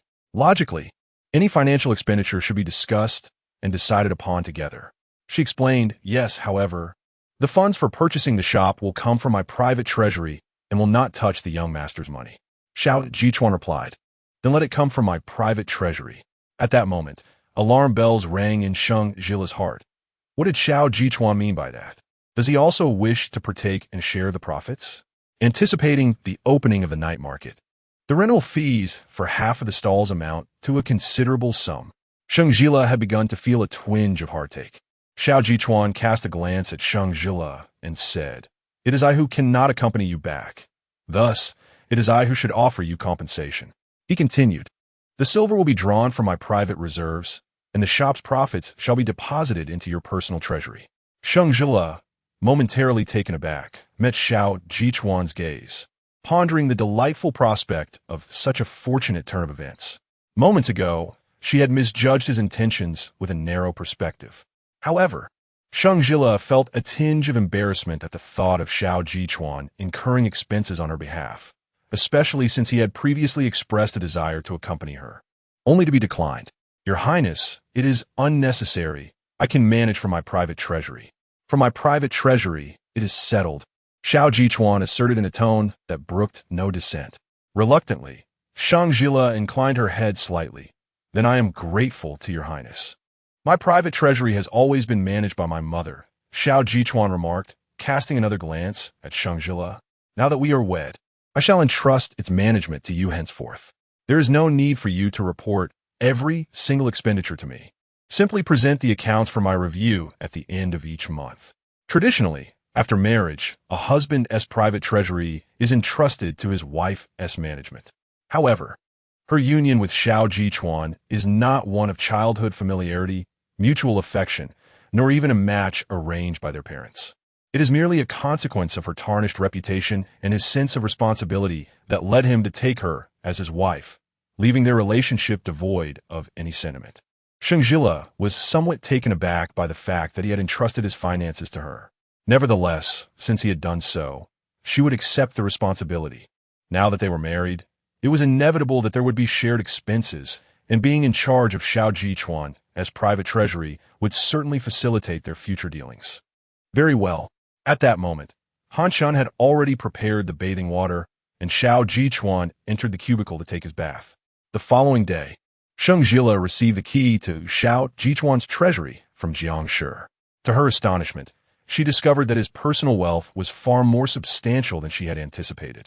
This led her to reminisce about her previous life, when after marrying the talented Li Baiyuan, he too entrusted his treasury to her management. However, despite this trust, she had to seek his approval for every single expenditure. Only upon his consent could she access the funds.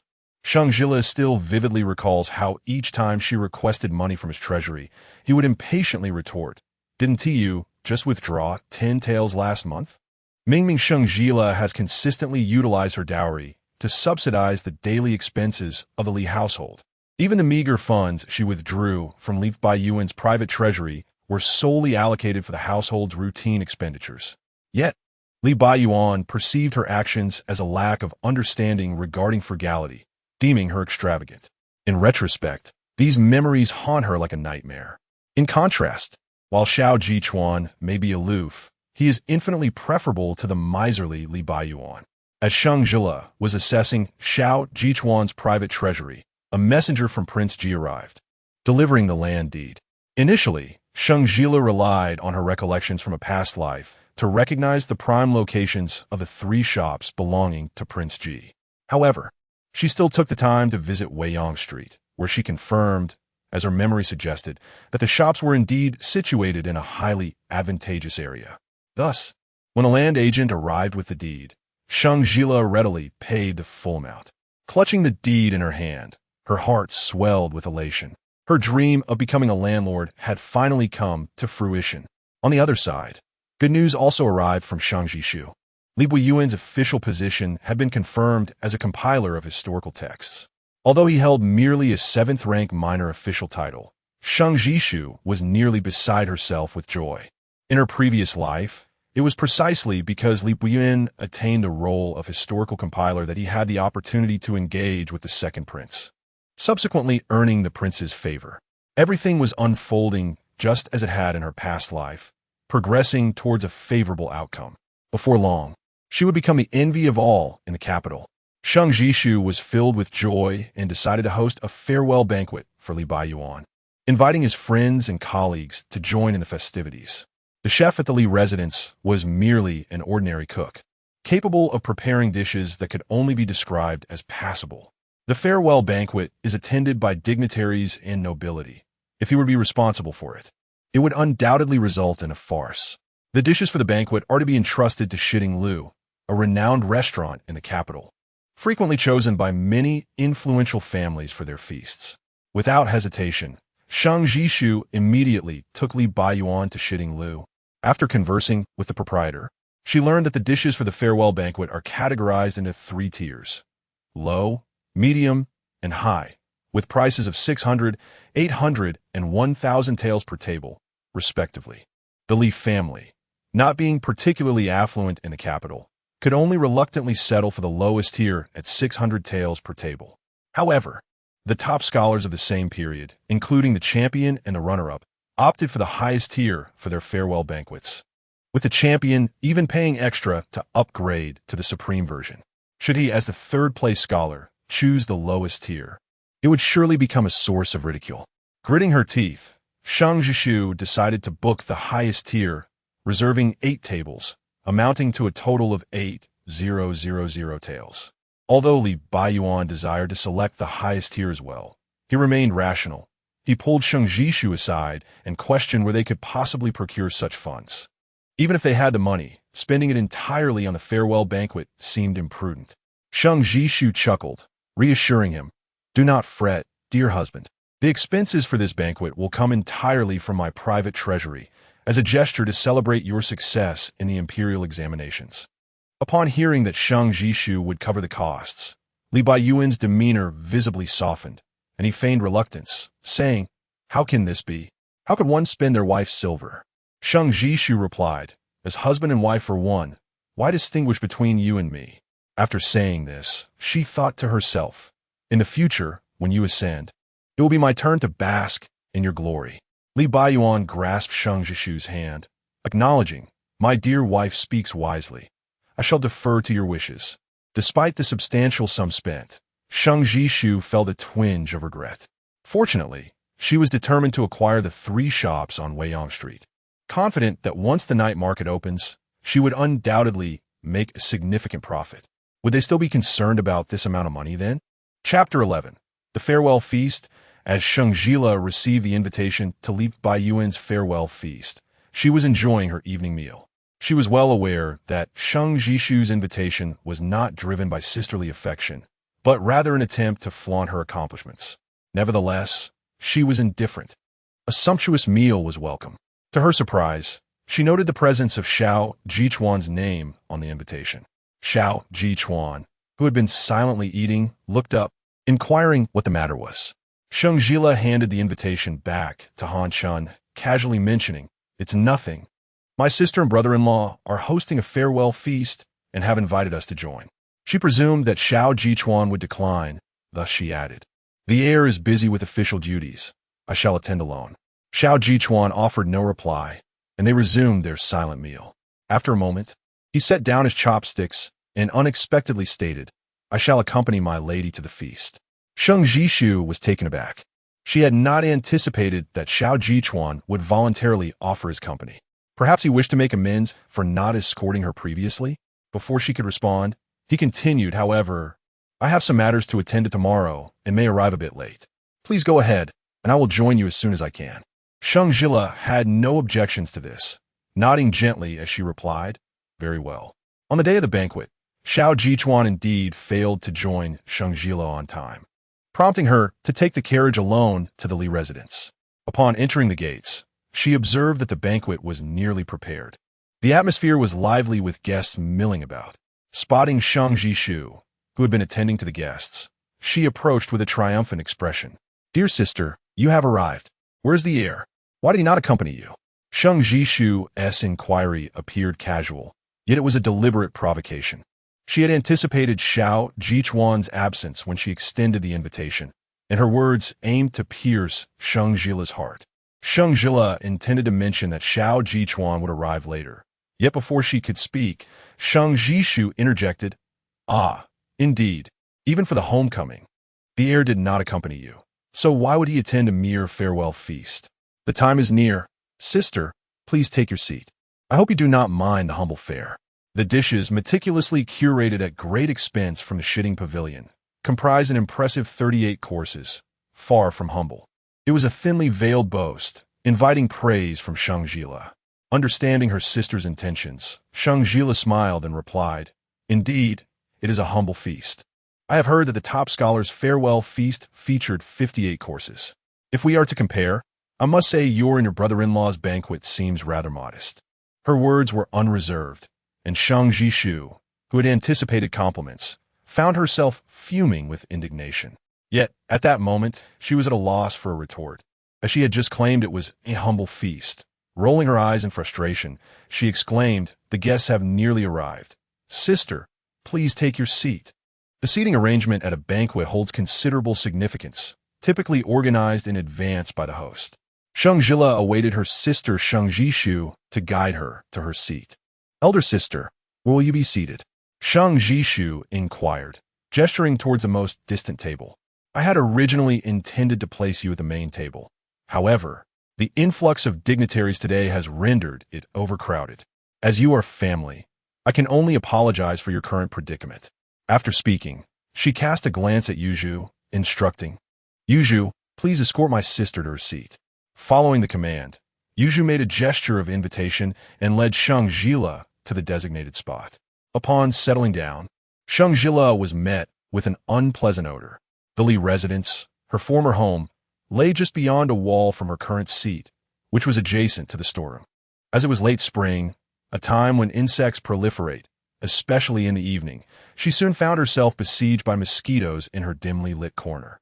Surveying her table companions, she recognized them, being distant relatives of Li Baiyuan, most of whom were merchants with little social standing, accompanied by their wives. As the banquet commenced, while attempting to serve herself, Sheng Zhile was bitten by a mosquito, leaving her understandably irritated. Just then, the previously bustling crowd fell into a hush, all eyes directed toward a singular figure. Following their gaze, Sheng Zhile beheld the elegantly attired Xiao Jichuan entering the room. Bathed in the soft moonlight, he exuded an aura of cold nobility that captivated everyone present. Li Baiyuan, upon noticing Xiao Jichuan's arrival, promptly approached him. "Your presence graces our humble abode," elevating it beyond measure. He bowed and gestured, "Please take the seat of honor." However, Xiao Jichuan remained motionless, scanning the gathering. Although the male and female guests were seated separately, there was no partition between the two tables, allowing his gaze to swiftly land upon Sheng Zhile. Realizing he was looking her way, she desperately shot him a pleading glance. She truly wished to avoid spending the evening in such close proximity to the storeroom. Plagued by mosquitoes, Xiao Jichuan had initially intended merely to acknowledge Sheng Zhile's presence, ensuring she knew he had arrived. Yet, he was taken aback by the urgency in her eyes, which seemed to signal distress. Given their previous encounter involving her near drowning, combined with her background, he could surmise that her treatment within the Sheng family was less than favorable, and her relationship with her half-sister was rather strained. Recognizing her plea for help, he understood that his wife was being mistreated. Previously, he had been unable to intervene in Sheng Zhile's affairs within the Sheng family. However, now that she was his wife, it was imperative that no one else could dare to impose upon her. "I shall sit at the same table as my wife," Xiao Jichuan declared, striding purposefully toward Sheng Zhile. Li Baiyuan hurriedly followed, feeling troubled. "But this is a lady's table." "No matter," Xiao Jichuan replied nonchalantly as he seated himself directly beside Sheng Zhile. Now, it was Li Baiyuan who found himself in a predicament. In the great Rong dynasty, there was a strict hierarchy, and even at a casual banquet, seating arrangements reflected status. The more esteemed the guest, the more advantageous their placement. Li Baiyuan, being merely a minor flower champion with an official rank of the 7th grade, was surrounded by peers of similar standing and former classmates who had not attained higher ranks. In contrast, Xiao Jichuan was not only the heir of a noble house, but also held the position of a 3rd-grade official. No one present could rival his status. To seat such a distinguished guest in a less favorable position would reflect poorly on the Li family's hospitality, tarnishing their reputation. However, the loss of face was not the gravest concern. He feared offending the marquis' household. "Your Grace, to sit here is to bring me great embarrassment," Li Baiyuan exclaimed. Unmoved, Xiao Jichuan declared, "Where the lady sits, I shall sit as well." Li Baiyuan quickly understood that Xiao Jichuan was defending his wife, who he sensed had been slighted. Without a doubt, Sheng Zhile's position had been arranged by his wife. Casting a glance at Sheng Zhishu from a distance, he lowered his voice and sternly instructed the maid beside him, "Go summon my wife." Chapter 12. A quarrel between Sheng Zhishu and Li Baiyuan in the midst of the commotion. It became apparent to the attendees that Sheng Zhile had been relegated to the most secluded corner of the venue. As the elder sister of Sheng Zhishu and the wife of a noble heir, Sheng Zhile's placement was either a result of Sheng Zhishu's folly or a deliberate act of humiliation. Coming from an esteemed family, Sheng Zhishu was well-versed in the basic etiquette of such gatherings. Thus, her actions were clearly intended to belittle Sheng Zhile. Whispers began to circulate among the guests. It had long been rumored that the second daughter of the Sheng family was rather overbearing, and today's encounter confirmed those claims. Her audacity was astonishing. She was the wife of a noble heir. After all, what audacity did she possess? Perhaps her intellect was lacking, they jested. As Sheng Zhishu's husband, Li Yuan felt an acute sense of embarrassment upon hearing such remarks. At that moment, Sheng Zhile approached, fully aware of the unfolding situation within the modest banquet hall. With a hint of irritation, she inquired, "What is it that you seek, my husband?" In an effort to avoid offending the noble family, Li Yuan had chosen his words carefully. However, witnessing Sheng Zhile's nonchalant demeanor, he could not help but adopt a more severe tone. "Was it you who seated my elder sister here?" Li Yuan had never spoken to Sheng Zhile in such a manner, and upon hearing his words, she felt a surge of anger. "And what of it? She is our elder sister. Is it fitting for you to place her here? Go, apologize to her at once." Sheng Zhile was already seething with rage, and Li Yuan's public reprimand, alongside his demand for her to apologize to Sheng Zhile, ignited her fury. "Why should I apologize? You are my husband, yet you side with outsiders to bully me. Are you worthy of being called a husband?" Overcome with emotion, she shouted at Li Yuan, disregarding their surroundings. The guests present were all his friends and colleagues, individuals who would soon serve alongside him in the court. Li Yuan, a scholar with a naturally sensitive disposition, felt his face flush with embarrassment. "Will you apologize or not?" he pressed. Sheng Zhile glared at him defiantly. "I will not. If anyone should apologize, it is you." With that, she stomped away from the banquet, fully aware that Li Yuan's insistence on an apology stemmed from his fear of Shao Zhichuan's status. However, unlike Li Yuan, she was unafraid. She had been reborn and knew the future's outcome. In time, Li Yuan would gain the emperor's favor, while the noble family would gradually decline. By then, Li Yuan's status would eclipse that of Shao Zhichuan. What was there to fear? Since their marriage, Li Yuan had never quarreled with Sheng Zhile. Aside from their lack of intimacy, he had always treated her with great respect and affection. After storming off to her chamber, she anticipated that Li Yuan would come to soothe her. To her disappointment, he did not appear throughout the night. Ravenous, she felt her stomach clench, yet she could not bear to return to the banquet for food. After all, it was her money that had funded the feast, and in the end, she had barely tasted a morsel. Sheng Zhile, both famished and incensed, could only bury herself under the covers, weeping uncontrollably. Meanwhile, at the banquet, after Sheng Zhile stormed out in a fit of anger, Li Yuan approached Sheng Zhile, wearing a conciliatory smile, and said, "My foolish wife, lacking in decorum, has made an error in seating our esteemed guest here. I apologize on her behalf. Dear sister, let us not dwell on the faults of an inexperienced younger sibling." Li Yuan maintained this courteous facade in front of others, projecting the image of a gentleman. Yet, Sheng Zhile knew him well enough to see through his veneer. He was nothing more than a refined scoundrel, a hypocrite. Although he appeared honorable, his true nature was thoroughly corrupt. In her past life, Sheng Zhile had suffered greatly at his hands. Attending the banquet, Sheng Zhile found amusement in witnessing the spectacle of Li Yuan and Sheng Zhile engaging in their own version of dogs biting dogs. With Li Yuan having offered his apology, she decided to extend a gesture of goodwill, exchanging glances with Shao Zhichuan before taking her place at the main table for women, guided by a maid. Seeing this, Shao Zhichuan followed suit to the main table for men. The guests present, accustomed to rarely sharing a drink with someone of Shao Zhichuan's stature, seized the opportunity to curry favor with him, raising their glasses in his honor. In contrast, the host Li Yuan found himself rather neglected. As the banquet progressed and the guests departed, Li Yuan slumped wearily in his chair. What should have been a joyous conclusion to the festivities had devolved into a complete farce due to Sheng Zhile's outburst. At that moment, a maid named Yuju hurried over to report, "Young master, the madam has been crying in her room and refuses to eat, no matter how I persuade her. You should go and check on her." Li Yuan, displaying his impatience, retorted, "If she is hungry, let her seek the cook. I am not a chef." With that, he strode out into the night.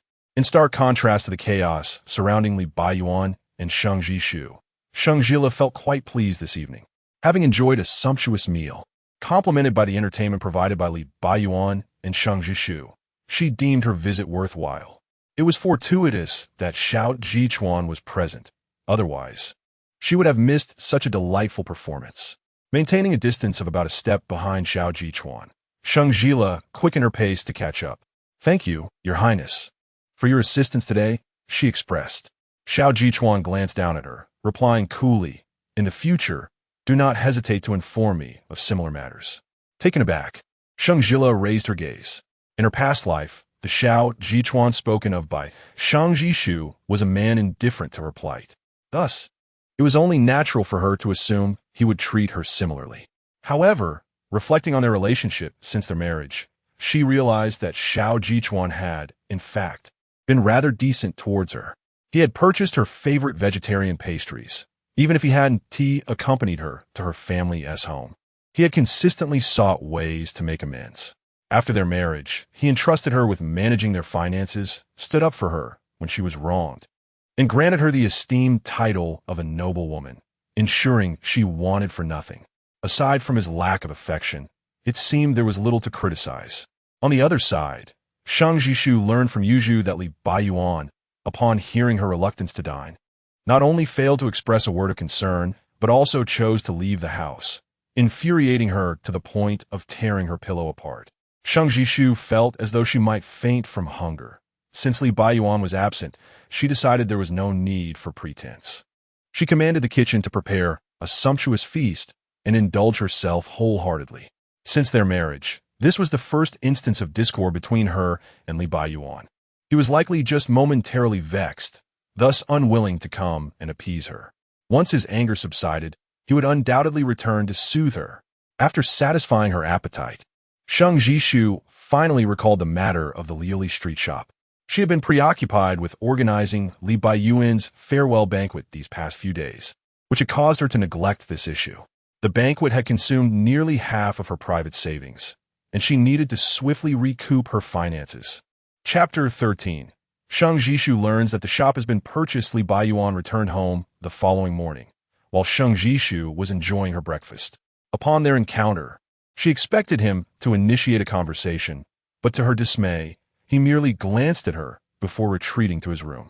Frustrated, Shang Jishu slammed her chopsticks onto the table. I won't eat anymore. Seeing her distress, Yuzhu hurried over to console her. Madam, please do not be upset. The young master is likely just in a foul mood. Once he calms down, he will surely make amends with you. Yuzhu offered a bowl of porridge to Shang Jishu. You should eat a little, as you have an appointment with the steward to discuss the shop on Weiyang Street later. Upon hearing Yuzhu mention the shop, Shang Jishu's anger subsided somewhat. As long as she had secured the shop on Weiyang Street, she could sit back and await her earnings once the night market opened. At that time, Li Baiyuan would undoubtedly praise her intelligence and foresight, showering her with affection, unlike the cold demeanor he exhibited yesterday. The more she pondered, the more exhilarated she became. She abandoned her breakfast and hurried back to her room to change. Li Baiyuan was engrossed in his reading when she returned, yet he ignored her presence. However, with her spirits lifted by the prospect of the shop, Shang Jishu chose not to dwell on his indifference. As she prepared to leave, she disregarded their unspoken conflict and addressed him directly. Husband, I am stepping out for a while. She paused for effect, adding with a hint of mystery, I'm going to purchase a shop. At this, Li Baiyuan finally set his book aside, his voice laced with irritation. What scheme are you concocting now? We have just spent a considerable sum on the farewell banquet, and you wish to squander more on a shop? Do we possess such wealth for you to frivolously spend? No, my husband, this shop will surely yield profit. Shang Jishu intended to elaborate, but reconsidered, opting not to reveal the impending opening of the night market to him. Instead, she envisioned the moment when she would collect the rental income and present the money to Li Baiyuan, who would be astonished and regard her with newfound respect. With this thought, despite Li Baiyuan's curt tone, she smiled brightly and reassured him, you need not concern yourself with this matter. Simply await the silver that will come rolling in. Li Baiyuan regarded her with an expression akin to disbelief. Unfazed, Shang Jishu took Yuzhu and ventured out. Shang Jishu met the steward at a tea house. Without delay, she broached the subject. The price for the shop on Weiyang Street should be lowered by an additional 5. The steward chuckled upon hearing this. Madam, I regret to inform you that it is too late. The shop has already been sold. Perhaps you might consider looking at other properties? Shang Jishu refused to believe that the shop had truly been sold, suspecting that the steward was merely fabricating an excuse to avoid reducing the price. Taking a leisurely sip of tea, she insisted, Lower it by 5, and I shall pay in full immediately. The steward, exasperated, replied, Madam, I assure you I am not deceiving you. The shop has indeed been sold, and it was Prince Ji who found the buyer himself. It seemed that Feng Ye was not deceiving her. Sheng Zhile recalled how Feng Ye had previously been exceedingly attentive, sweet-talking her with flattery at every encounter. However, in recent days, there was not even a hint of that attentiveness. He had not sought her out at all. Sheng Zhile felt a twinge of panic. How could this be? With his mouth full of snacks, Feng Ye insisted, Madam, I assure you I am not lying. The very day after you stood me up, the shop was sold. Sheng Zhile was instantly filled with regret. Had she not abandoned Feng Ye that day and gone directly to negotiate the contract, the shop would have been hers. It was all her mother-in-law's fault. Had it not been for her mother-in-law handing over the household finances of the Li family, she would not have learned of the emptiness in their treasury. If she had been unaware of that emptiness, she would not have felt the need to save money, and thus, she would not have missed her chance to secure Feng Ye's shop. It was all her fault, that ill-fated old hag. Then take me to see other shops on Weiyang Street, Sheng Zhile said, her voice laced with resignation. Yet, even if she were to purchase another shop, she could not shake off her regret. The location of the Duke Ji shop was simply the finest. It's all gone, completely gone, Feng Ye lamented. Sheng Zhile's eyes widened in disbelief. What? I distinctly remember that the news of the night market opening had not yet been announced. Logically, the shops on Weiyang Street should not be in such high demand. You aren't deceiving me, are you? This time I won't haggle. I will buy at the original price. Feng Ye sighed. I truly am not deceiving you. I cannot explain it either. In recent days, a plethora of mysterious buyers has emerged, all eager to purchase shops on Weiyang Street. Within just a few days, every shop has been snatched up. Her mind raced as she recalled the timeline from her past life, confirming that she had not erred in her memory. What on earth was happening? She was utterly perplexed. Little did she know that all significant information circulated among the upper echelons of nobility. They had seized the opportunity and subsequently released the news. She had assumed the information about the night market's opening had not been disseminated, yet the upper nobility had been well aware long before. Sheng Zhile contemplated that if she had not been preoccupied with the tail banquet preparations, she would not have delayed her pursuit of the Weiyang Street shops for so long. A growing resentment towards Li Baiyuan began to fester within her. Why did she have to manage everything alone while he contributed nothing? Alas, he was destined for greater heights in the future. She would have to endure. After all, could she really consider divorce? Unwilling to let the opportunity slip through her fingers, Sheng Zhile resolved that if she could not acquire a first-hand shop, she would settle for a second-hand one. At worst, she would spend a little more silver. And once the night market opened, driving property prices on Weiyang Street to soar, she could still reap significant profits. If she were to purchase a second-hand shop, it must be in the prime location. She surmised that the individual who had bought the Duke Ji shop probably was still unaware of the night market's impending opening. As long as she offered a bit more silver, that person might be enticed to resell the shop to her. If all else failed, she could adopt a humble demeanor, approach the situation with a request for assistance, and perhaps even present a small gift. She was determined to secure that shop. She cast her gaze towards a room, pondering who had purchased the shop belonging to Lord Ji. Chapter 14. Sheng Zhile enters the palace without accompaniment. Meanwhile, Sheng Zhile began to contemplate her plans for the bustling night market. With the considerable foot traffic on Weiyang Street, it seemed a missed opportunity not to engage in some small business ventures herself. Thus, she resolved to rent out 2 of the 3 shops, retaining the remaining one for her own modest enterprise. Once she had settled the matters concerning the shops, she found herself at leisure, a stark contrast to the flurry of activity surrounding her. Jiangshi's younger sister was the current virtuous consort, and as her birthday approached, the entire residence of the Marquis of Wooding was in a state of commotion, busy preparing for the celebratory festivities. As a daughter-in-law, Sheng Zhile should have participated in the preparations. However, Jiangshi appeared to dismiss her involvement, believing her unversed in such matters. Relieved by this, Sheng Zhile indulged in her own pursuits, eating, drinking, and sleeping, while occasionally pondering the merchandise for her shop. It was the maid, Han Shun, who could no longer bear the sight. Madam, it It would be wise to pay your respects to the old matriarch. Should she take a liking to you, perhaps you could accompany her to the palace for the birthday celebrations. Though Sheng Zhile had married into the marquis and had become the heir's wife, it was evident to discerning eyes that she had yet to truly integrate into the household.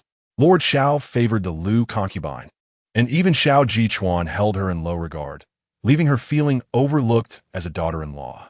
While Jiang Shi, the matriarch, was fair and impartial, Sheng Zhile could sense a bias against her, stemming from her rural upbringing, which did not align with Jiang Shi's ideals of an esteemed daughter-in-law. Amongst all, only Xiao Ruyun extended kindness towards her. If Jiang Shi were to invite her to the palace for the birthday celebration, it would signify an attempt to accept her as part of the family. With Jiang Shi's acceptance, the rest of the household would likely follow suit, allowing Sheng Zhile to genuinely become part of the marquis. Furthermore, the birthday banquet would surely host the daughters of noble families from the capital, and should Jiang Shi introduce her to them, Sheng Zhile could seamlessly integrate into the elite social circle of the capital, facilitating future interactions with other households. Sheng Zhile was well aware of the advantages of being invited to the birthday celebration. Yet, given Jiang Shi's apparent biases, such an invitation seemed improbable. Jiang Shi would likely perceive her, a girl raised in the countryside, as a potential embarrassment in the palace. At that moment, a maid arrived with news that the estate had received several bolts of fine fabric, inviting members of the household to select their favorites. Sheng Zhile followed the maid to Chunhua Hall, where she encountered Xiao Ruyun. Upon seeing her, Xiao Ruyun reluctantly greeted sister-in-law, before seemingly ignoring her presence as she chose a piece of rain silk brocade and approached Jiang Shi, speaking in a slightly coy tone. "Mother, may I use this rain silk brocade to make a new dress to accompany you to the palace for the birthday celebration?" Xiao Ruyun, born of the Lu concubine, did not share a close bond with Jiang Shi, her stepmother. Her desire to enter the palace alongside Jiang Shi was not driven by genuine goodwill towards the virtuous consort, but rather by her own aspirations. As she had reached the age of 16, an appropriate time to consider marriage. The individuals selected by the Jiang family for her were all young lords of the earl's rank, whom she found unworthy of her regard. If only she could accompany Jiang into the palace and make an appearance among the esteemed noble women, there might be a chance for her to be favored and marry into a marquis or even a princely house. Noticing Jiang engrossed in her accounts, she stepped forward to pay her respects. Without lifting her gaze, Jiang merely stated, "For this palace visit to celebrate the birthday," and upon glancing at Sheng Zhile, added, "I shall go alone." The implication was unmistakable. She would not take Sheng Zhile along. Undeterred, Xiao Ruyun persisted with a charming plea, "Mother, please take me with you." Jiang's voice carried a note of authority. "Select wisely, and then withdraw." With a sense of reluctance, Xiao Ruyun could only clutch the silk fabric and retreat. Observing this, Sheng Zhile said nothing further, choosing a piece of Huanhua brocade, bowed to Jiang, and then departed. Upon returning to her quarters, Sheng Zhile found Xiao Ruyun waiting for her. As she entered, Xiao Ruyun approached with a box of pastries, saying, "I heard my sister-in-law delights in the vegetarian delicacies from Sheng Zhile, and I happened to pass by, so I brought you a box." Sheng Zhile handed the pastries to Han Shun and took Xiao Ruyun's hand, leading her to the pavilion where they engaged in casual conversation. Calculating the days, Sheng Zhile realized that soon, Jiang would visit the palace and meet with the Xinfei. During this time, the Empress would mention the marriage of the third prince and Xiao Ruyun. The Empress, being the mother of the late crown prince, had seen her son perish 3 years ago due to illness, leaving her without a legitimate heir. She intended to elevate the third prince, whom she had raised, as the next crown prince.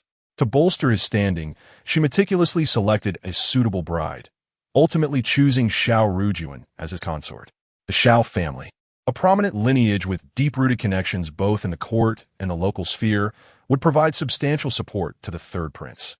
As the legitimate daughter of the Xiao family and the granddaughter of the Duke of stabilizing the nation, her marriage would not only secure the Xiao family's endorsement, but would also facilitate alliances with powerful figures, given the Duke's military prowess. For a noblewoman like Xiao Ruyun, marrying a prince was indeed a splendid match. However, Sheng Zhile, having been reborn, was aware of the third prince's debauchery and the numerous concubines in his household. In a tragic twist, the women in the inner chambers vied for his affection and conspired to harm the pregnant Xiao Rujuan, leading to the loss of both mother and child. Ultimately, when the third prince realized his aspirations of becoming the crown prince were futile, he contemplated rebellion. Despite Xiao Rujuan's demise, the Xiao family, being related by marriage to the third prince, inevitably faced repercussions. The entire family was imprisoned, only to be exonerated later when it was determined they had no part in the conspiracy. Though their lives were spared, the Xiao family lost favor and was sidelined in court, marking the quiet decline of a century-old lineage. For the sake of Xiao Rujuan and the Xiao family, Sheng Zhile knew she could never marry the third prince. Reflecting on Xiao Rujuan's past, her brow furrowed slightly in concern. Does my sister-in-law harbor some hidden concerns? Xiao Rujuan is exceedingly perceptive. Nothing escapes her keen observation. Sheng Zhile shook her head, declaring there was nothing amiss. The matter of reincarnation is far too bizarre and unsettling. Even someone as astute as Xiao Rujuan should not be casually informed. My mother does not bear any ill will towards my sister-in-law. I have also implored my mother to allow me to accompany her to the palace to celebrate the Empress Dowager's birthday, but she has not consented. As if struck by a sudden thought, she grasped Sheng Zhile's hand joyfully and exclaimed, "Tomorrow, I shall accompany my sister-in-law out of the residence for some leisure and to ease our minds." Xiao Rujuan had mistakenly assumed that Sheng Zhile was troubled by the fact that Jiangshi had no intention of bringing her to the palace for the celebration. Sheng Zhile desired to clarify the misunderstanding, yet to do so would inevitably lead back to the matter of her rebirth. After much contemplation, she decided to remain silent. She turned to Xiao Rujuan and smiled gently. Very well. Since marrying into the marquis, she had ventured out only twice, for her return visit and to attend Li Baiyuan's banquet. Now, with the romantic spring in full bloom, a stroll outside would certainly be delightful. Early the next day, Sheng Zhile set out with Xiao Rujuan. They had no particular destination in mind, meandering through the bustling streets, sampling delicacies, and engaging in light-hearted conversation, finding immense pleasure in their outing. Unbeknownst to them, they soon arrived at the entrance of the largest brothel in the capital, Zhilefang. Unlike the usual throngs of passers-by, a dense crowd had gathered before Zhilefang, their demeanor foreboding. From within, anguish cries echoed, "Murder! Murder!"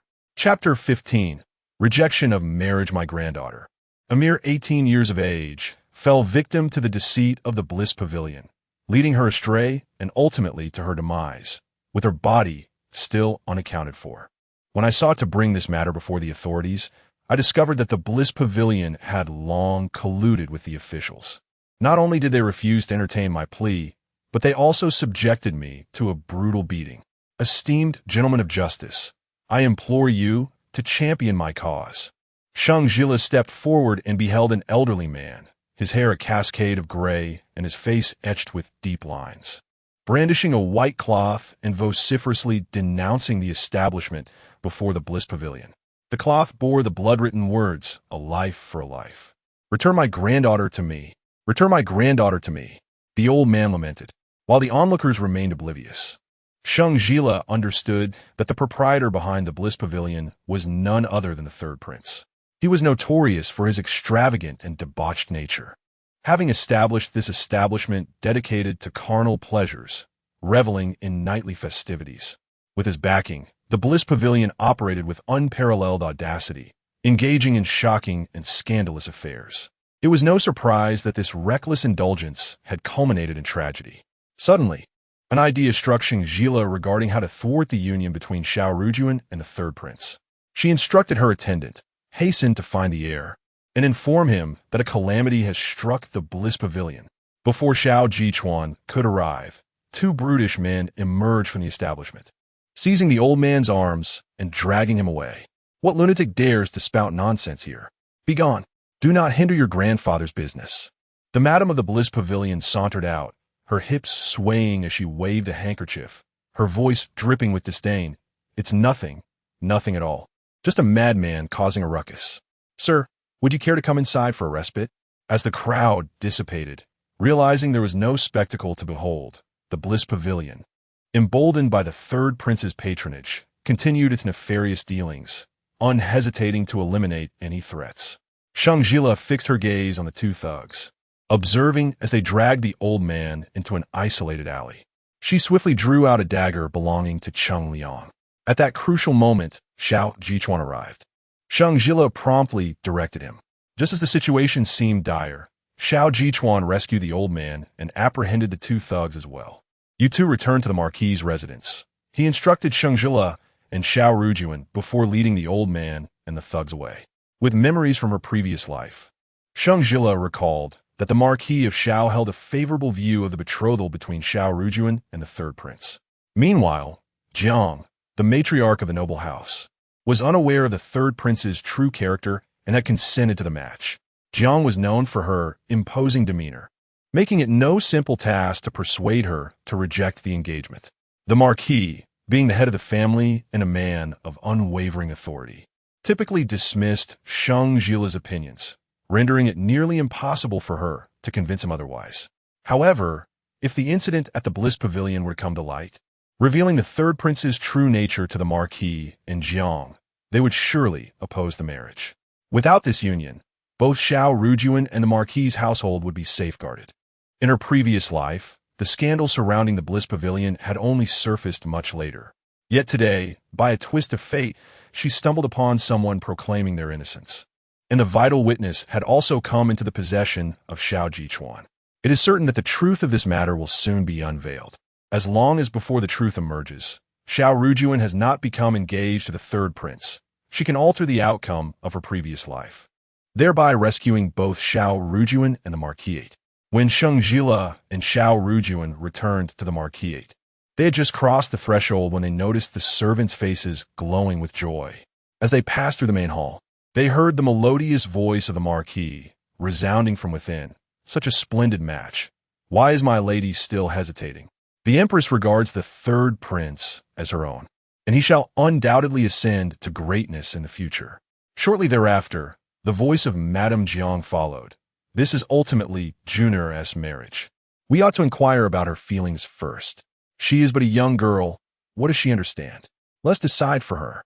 From the conversation, it was evident that the Marquis and his wife had already discussed the prospect of a union between the third prince and Xiao Rujuan with Madame Jiang. Fortunately, their dialogue revealed that Madame Jiang had not yet given her consent. There was still room for redemption. Unlike Sheng Zhile, who had been reborn, this was the first time Xiao Rujuan learned of such news, leaving her somewhat taken aback. Sheng Zhile gently grasped her hand and inquired softly, "Sister, what are your thoughts?" Xiao Rujuan smiled. In matters of marriage, it is the duty of the parents and the matchmaker. I shall heed my father and mother. Sheng Zhile sighed inwardly. In her previous life, Xiao Rujuan had indeed taken this path and wed the third prince. With a grave expression, she tightened her hold on Xiao Rujuan's hand. But the third prince is not a worthy match. Xiao Rujuan, astonished, asked, "Why do you say that, elder sister? You are aware of the matters concerning the pleasure house." Sheng Zhile replied in a lowered voice, "I recently purchased a few shops on Weiyang Street, and I heard from the landlord that the proprietor of the pleasure house is none other than the third prince. The landlord also mentioned that the third prince is yet to marry a legitimate wife, yet there are already over a dozen concubines in his household." Xiao Rujuan was shocked. "Is it truly?" Sheng Zhile hesitated to assert it too firmly, fearing it might raise Xiao Rujuan's suspicions. "I have merely heard rumors, but where there is smoke, there is fire. Many things do not arise from a void. Your brother is already investigating the situation regarding the pleasure house. Why not delay the decision regarding your marriage to the third prince until the truth is revealed?" After contemplating for a moment, Xiao Rujuan found Sheng Zhile's words to be quite reasonable. "Very well, I shall heed my elder sister's advice." Just then, the Marquis and Madame Jiang noticed them. The Marquis, brimming with excitement, exclaimed, "Jun'er has returned. Come quickly inside. I have splendid news to share. Your mother has entered the palace today. Father, regarding the marriage with the third prince, I shall take some time to consider it." Without waiting for the Marquis to finish his sentence, Xiao Rujuan interrupted him. The Marquis was taken aback by Xiao Rujuan's reaction, momentarily stunned, before continuing with gentle words, The third prince is a paragon among men. What is there to deliberate? Yet, the speculations voiced by her elder sister could not serve as grounds for Xiao Rujuan to express her doubts to her father. She merely reiterated her earlier statement. I shall consider it. Having spoken, regardless of the reactions of the marquis and his wife, she turned and fled outside. The furious Marquis Xia slammed his palm on the table, exclaiming, "What nonsense!" Once she exited the main hall, Sheng Zhile returned to her courtyard, where a young servant approached to inform her that someone was seeking her. Sheng Zhile instructed the servant to usher the visitor in, only to find that it was Fangya, the steward responsible for the business dealings of Prince Ji. Sheng Zhile was somewhat taken aback and inquired, "What brings you here?" Fangya stepped forward, presenting a gift box with both hands. "Madam, the matter is as follows. Someone has expressed interest in purchasing your shop on Weiyang Street, and I have come to inquire if you would be willing to sell it." Coincidentally, the individual wishing to buy the shop was none other than Sheng Zhile's own sister, the current wife of the top scholar. To demonstrate her sincerity, she specifically asked me to deliver this box of Huangshan Malfoam tea to you. At this revelation, Sheng Zhile suddenly understood. Indeed, it was Sheng Zhishu, the buyer whom Prince Ji had previously mentioned. After all, who but the reborn Sheng Zhishu would possess foreknowledge of the shop's value on Weiyang Street? You informed her that the shop is mine? Fangya quickly shook his head, insisting, No. Although I am but a humble steward, I adhere to my professional ethics. Without your permission, madam, I would never disclose your information. Well done, Sheng Zhile remarked, glancing at Han Chun, who promptly understood and handed a small pouch of coins to Fangya. Upon receiving the reward, Fangya expressed his gratitude hastily. There is nothing further. You may return now, Sheng Zhile stated. Fangya hesitated with the box of tea in hand, asking about the matter concerning the wife of the top scholar. Sheng Zhile looked at the Huangshan Malfoam, noting that it was this year's new tea, indicating that Sheng Zhishu had put considerable thought into her gesture. Nevertheless, she was not naive. She knew the value of the Weiyang Street shop. Even if Sheng Zhishu were to present her with 10 more boxes of tea, she would never sell the shop to her. Not a chance. Sheng Zhile replied coolly. Let her fret over it. Chapter 16. Kneeling at the ancestral hall in the deep of night, the candles in Chunhua Hall still flickered. Jiang Shi sat on the Luohan bed, gently massaging her temples. And for one who seldom displayed her emotions, a trace of worry was evident on her brow. Chen Momo, who had always been by her side, offered her comfort. Madam, it is late. Perhaps you should rest. With a weighty tone, Jiang Shi replied, I find it difficult to sleep. Noticing the coolness of the night, Chen Momo draped a cloak over her. Are you troubled about the young lady's marriage? At this moment, nothing else weighs on my mind, Jiang Shi confessed. Among the princes, the third prince stands out, and marrying Juner would indeed elevate our family status. Yet, it seems she is rather unwilling. As her mother, I am uncertain whether I should compel her. After all, marriage is a woman's second life, and I cannot hastily decide for her. With a sigh, she continued, Alas, I am unsure whether this union is a blessing or a curse. Having been married into the marquis for many years, though the marquis has always regarded me as his legitimate wife, I know his heart has never truly resided with me. Having endured a marriage lacking affection and founded solely on social standing, I cannot bear to see my daughter repeat the same fate. I merely wish for Juner to find happiness. I do not want her to wed someone she does not love. Though the status may be esteemed, it does not guarantee joy. Sheng Zhile had yet to retire. She was perusing the medical notes left to her by her late mother. Before her marriage, her mother had been engrossed in pharmacology and meticulously documented her findings. After her mother's passing, Sheng Zhile kept this treasured notebook close, often retrieving it for reference. Though she had never formally studied the art of healing, she possessed a rudimentary understanding. As she read late into the night, her eyes weary and strained, she finally discovered the remedy she sought. Currently, the marquis was exceedingly pleased with the engagement to the third prince, even if Xiao Jun opposed it. She feared the marquis might proceed unilaterally to arrange the marriage. Her task now was to buy time for Xiao Jun. If she could delay until the scandal surrounding Zhaofang broke, revealing the third prince's debauchery to the public, even the most brazen empress could not compel the Xia family to marry off their daughter. The prescription she held would serve to prolong the inevitable. The next day, Xiahou suddenly erupted in a rash. Jiang Shi, in a flurry, summoned a physician who, despite examining Xiahou, could not diagnose her ailment. However, the symptoms suggested smallpox. Jiang Shi was struck with dread. Smallpox was not only highly contagious, but also notoriously difficult to treat, often leaving scars on the skin even after recovery. The marquis, beset by Xiahou's illness, found itself overwhelmed and thus diverted from the matter of her marriage to the third prince. On the empress's end, upon hearing of the potential smallpox affliction, she ceased to bring up the engagement with Jiang Shi. After more than half a month, Xiahou's condition showed no signs of improvement, though fortunately, it had not worsened either. Due to the highly contagious nature of smallpox, Xiahou was isolated within her courtyard. Sheng Zhile took the initiative to care for her. When the room was empty, Sheng Zhile removed the cloth covering her mouth and nose, exchanging a knowing smile with Xiahou. In truth, Xiahou was not genuinely ill. It was merely the effect of Sheng Zhile's concoction. This remedy was no miraculous cure. When ingested by a healthy person, it would induce fever and cause the body to erupt in red rashes, mimicking the symptoms of smallpox. Although alarming in appearance, the rashes would dissipate quickly once the medication was ceased, leaving no lasting effects. Grateful, Xiahou looked at Sheng Zhile, appreciating her elder sister-in-law's concern.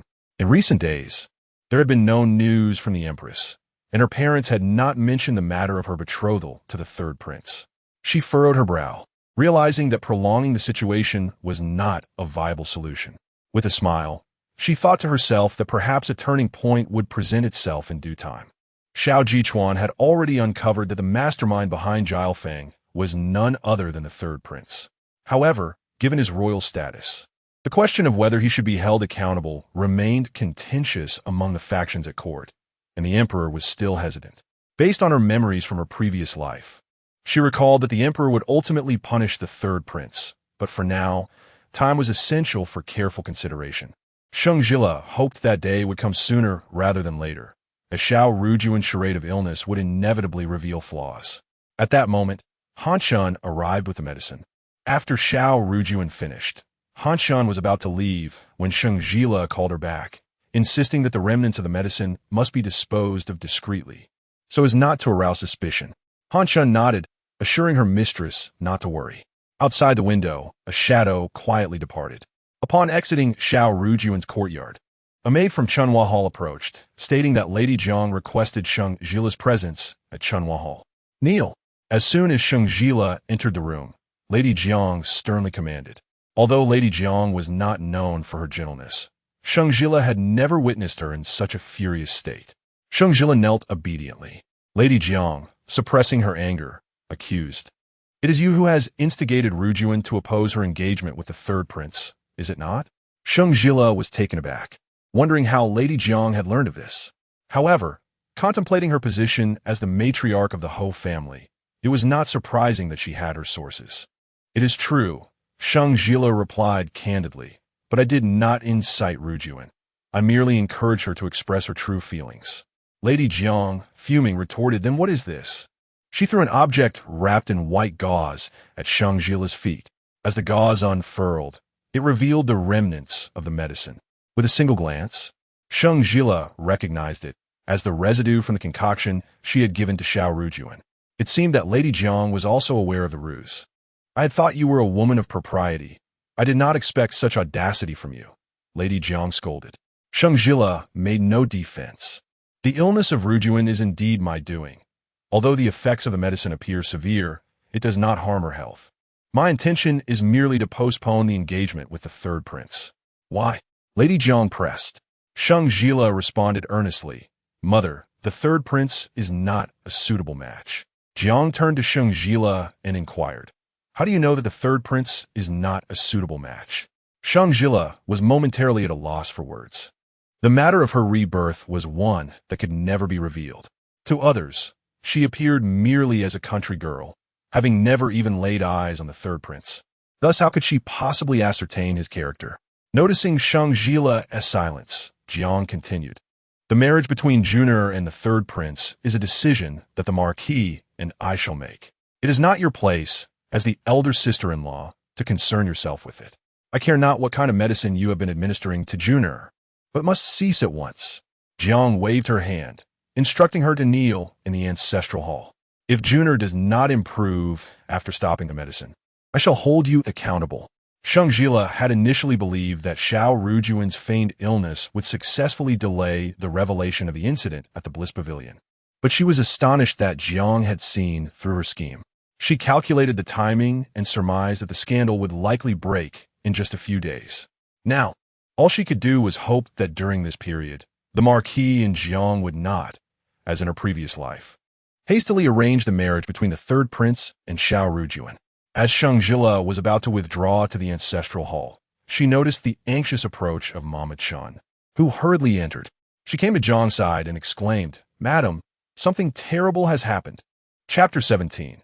Entering the palace with Sheng Zhile, Madam Chun cast a glance at those in the room, seemingly apprehensive, and leaned in to whisper discreetly in Jiang's ear. At first, Jiang remained composed, but by the end of the conversation, her countenance had turned pale with shock. Sheng Zhile, not far from Madam Chun, caught wind of her mention of the third prince and realized that the scandal from Zhilefang had been exposed. After hearing Madam Chen's words, she turned to Jiang, incredulity lacing her tone as she inquired, "You just claimed that the third prince is not a suitable match. How do you know this?" Sheng Zhile sensed Jiang's growing suspicion towards her. As a woman confined to the inner chambers, Jiang's perspective was limited, making it implausible for her to grasp the unsuitability of the third prince. With earnestness, Sheng Zhile replied, "I am unaware of the specifics. However, Junior once confided in me that she does not harbor affections for the third prince. If he is not the object of her affection, then a marriage between them would surely not bring her happiness, rendering him an unsuitable match." Jiang was momentarily taken aback. Such a simple truth had eluded her. The mother of Xiao Rujuan. She reflected on her prior indecision regarding whether to advocate for her daughter's union with the third prince and felt a wave of shame wash over her. She gestured for Sheng Zhile to take her leave, adding, "There is no need to visit the ancestral hall." This implied that she bore no ill will towards Sheng Zhile. Once Sheng Zhile departed, Jiang leaned wearily against her chair, the words of Madame Chun lingering in her mind, still causing her heart to race. She never anticipated that the seemingly respectable third prince could be so debauched. If her Junior were to marry him, how could she ever hope for a peaceful life? What close call! In truth, all this was thanks to her daughter-in-law. Were it not for her urging Junior to oppose the marriage and feigning illness to delay the arrangement, it was likely that her daughter would have been betrothed to the third prince by now. Had that occurred, given the third prince's royal lineage, even with such a scandal, their noble house could not easily rescind the engagement. If Junior were to become a prince's consort, who could predict the trial she would face? Jiang dared not dwell on such thoughts. Fortunately, her Junior had not been engaged to the third prince. For this, she owed a debt of gratitude to the daughter-in-law she often regarded with disdain. What Sheng Zhile never anticipated was that, following the revelations about Zhilefang, Lord Xiao still contemplated an engagement between Xiao Rujuan and the third prince. Lord Xiao reasoned that although the third prince was temporarily in disgrace, he remained a favored candidate for the throne. If he were to be betrothed to Xiao Rujuan during his downfall, he would undoubtedly remember the Xiao family fondly when he regained his stature. In response, Jiang rarely lost her temper, and a fierce argument ensued between her and Lord Xiao. The dispute culminated in Lord Xiao being expelled from the Chunhua Hall. After his ejection, he immediately sought refuge at the Wanxiang courtyard. Upon seeing him in a fury, concubine Lu pulled him down onto the couch, gently admonishing, "Do not let your anger consume you. It would be detrimental to your health." Lord Xiao, still seething, recounted Jiang's faults to concubine Lu. "Indeed, it is a case of having long hair but short sight, only perceiving the trivial gains before one's eyes. Can one not gaze a little further into the future?" Aunt Lu gently massaged the back of Lord Xiao, urging him not to be upset. Since the lady of the house is unwilling to marry Junior to the third prince, why not let it be? There is no need to quarrel with her. After a brief pause, Aunt Lu added pointedly, "Moreover, Lord, You have more than just Juner as your daughter. As if on cue, Xiao Ruyan approached with a teacup, saying, "Father, please enjoy some tea." Aunt Lu's words awakened Lord Xiao to the realization that indeed, he had the precious Xiao Ruyan, in comparison to Xiao Rujuan. He had always favored Xiao Ruyan more. If Juner does not desire this fortune, he sees no need to force it. Bestow this fortune upon Ruyan, which aligns more with his wishes. However, Ruyan is of illegitimate birth, and to become the primary wife of the third prince, her status may not suffice. Yet, circumstances can be influenced. With this thought, Lord Zhao's anger diminished significantly. He lifted Aunt Lu's chin with his finger and smiled. "It is you two ladies who truly understand." The incident at the pleasure house had already caused quite a stir.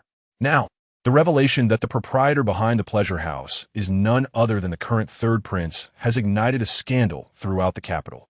This uproar has led to the third prince receiving punishment and house arrest, and the empress can no longer broach the subject of a union with the Jiang family. The engagement between the third prince and Xiao Rujuan has thus been left unresolved. The dissolution of the engagement brings the greatest joy to Sheng Zhile. After all, she is reborn and aware of the disastrous outcomes that would have ensued had the marriage taken place. This outcome is most favorable. Xiao Rujuan has evaded a tragic fate, and the Xiao family shall not fall into ruin. As the heir's wife of the noble house, she can live her life in peace. In the deep of night, within the spring blossom hall of the Xiao residence, a startled scream echoed from the room. The maids hurriedly lit the candles, revealing Jiang, drenched in sweat. Scrambling up from her bed, Granny Chun promptly approached to inquire, "Madam, did you have a nightmare?" Jiang, still shaken, recounted her dream of Juner marrying into the third prince's household, enduring torment day and night, ultimately meeting a tragic end, 2 lives lost in one. How could she not be alarmed? Gradually calming herself, she discerned that the horrifying scene was merely a dream. Yet, had it not been for her daughter-in-law, this dream might have transformed into reality. She turned to Granny Chun, instructing, "Tomorrow, purchase a new gown for the young lady. I want her to accompany me to the palace to celebrate a birthday." Upon seeing Granny Chun deliver the new attire, Sheng Zhile felt a tinge of surprise. Her initial intent was solely to spare Xiao Rujuan from a grim fate, yet unexpectedly, it had altered Zhang's prejudice against her. What a delightful surprise! Granny Chun smiled politely, saying, "The old matriarch has sent this for you, and she also mentioned that in a few days, you shall wear this attire to accompany her into the palace to celebrate the birthday of the noble consort. You need not worry about the birthday gift. The old matriarch has already prepared it for you." Filled with joy, Han Shun could barely contain herself. Before Sheng Zhile could utter a word, she eagerly accepted the gown, exclaiming, "Thank you, old matriarch. Thank you, old matriarch. My esteemed wife will undoubtedly adorn herself beautifully, ensuring that she does not bring shame upon the matriarch." It is no wonder that Han Shun is so elated. The occasion of entering the palace to celebrate the birthday is of great significance. Should the Jiang family bring along Sheng Zhile, it would signify her acceptance of Sheng Zhile as a daughter-in-law. More importantly, those attending the celebration for the virtuous consort are all distinguished ladies and daughters of noble families from the capital. Sheng Zhile's presence would, in effect, broaden her connections within this elite circle. Concerned that Sheng Zhile might embarrass herself on her first visit to the palace, Jiang specially arranged for an elderly matron to instruct her in the proper etiquette. Having already learned these customs in her previous life, Sheng Zhile found it remarkably effortless to reacquaint herself with them. During her studies, she learned that Lord Xiao intends for Xiao Rudan to be betrothed to the third prince, leaving her utterly speechless. Although Xiao Rudan is of illegitimate birth, she is still a lady of the marquisate. If she were to marry the third prince, the marquisate would undoubtedly become embroiled in the turmoil should the prince attempt rebellion in the future. These individuals certainly have a knack for creating trouble for her. Chapter 18. Fractured Sisterhood. As the days drew closer to the opening of the Weiyang street night market during the period of learning court etiquette, Sheng Zhile remained secluded within the confines of the marquis's residence, finding it inconvenient to venture out frequently. She concluded that it would be far more pragmatic to hire someone to manage the shop on Weiyang Street. Without much deliberation, a suitable candidate emerged in her mind. Aunt Li, a close friend of her late mother before her marriage. Aunt Li hailed from a merchant family and had been immersed in the world of commerce from a young age. Gifted with remarkable acumen, she excelled in business pursuits. Unfortunately, being a woman, despite her talents, she was compelled to marry when the time came, thus forfeiting any chance to inherit her family's enterprise. Following her marriage, she bore no children and was eventually cast aside by her husband. Fearing that she would claim a share of the family wealth if she returned, her relatives rejected her. When Sheng Zhile was brought back to the capital, she fortuitously encountered the homeless Aunt Li and offered her some silver for sustenance. After summoning Aunt Li to the marquis' residence and explaining her intentions, Aunt Li's eyes brimmed with tears as she clasped Sheng Zhile's hands.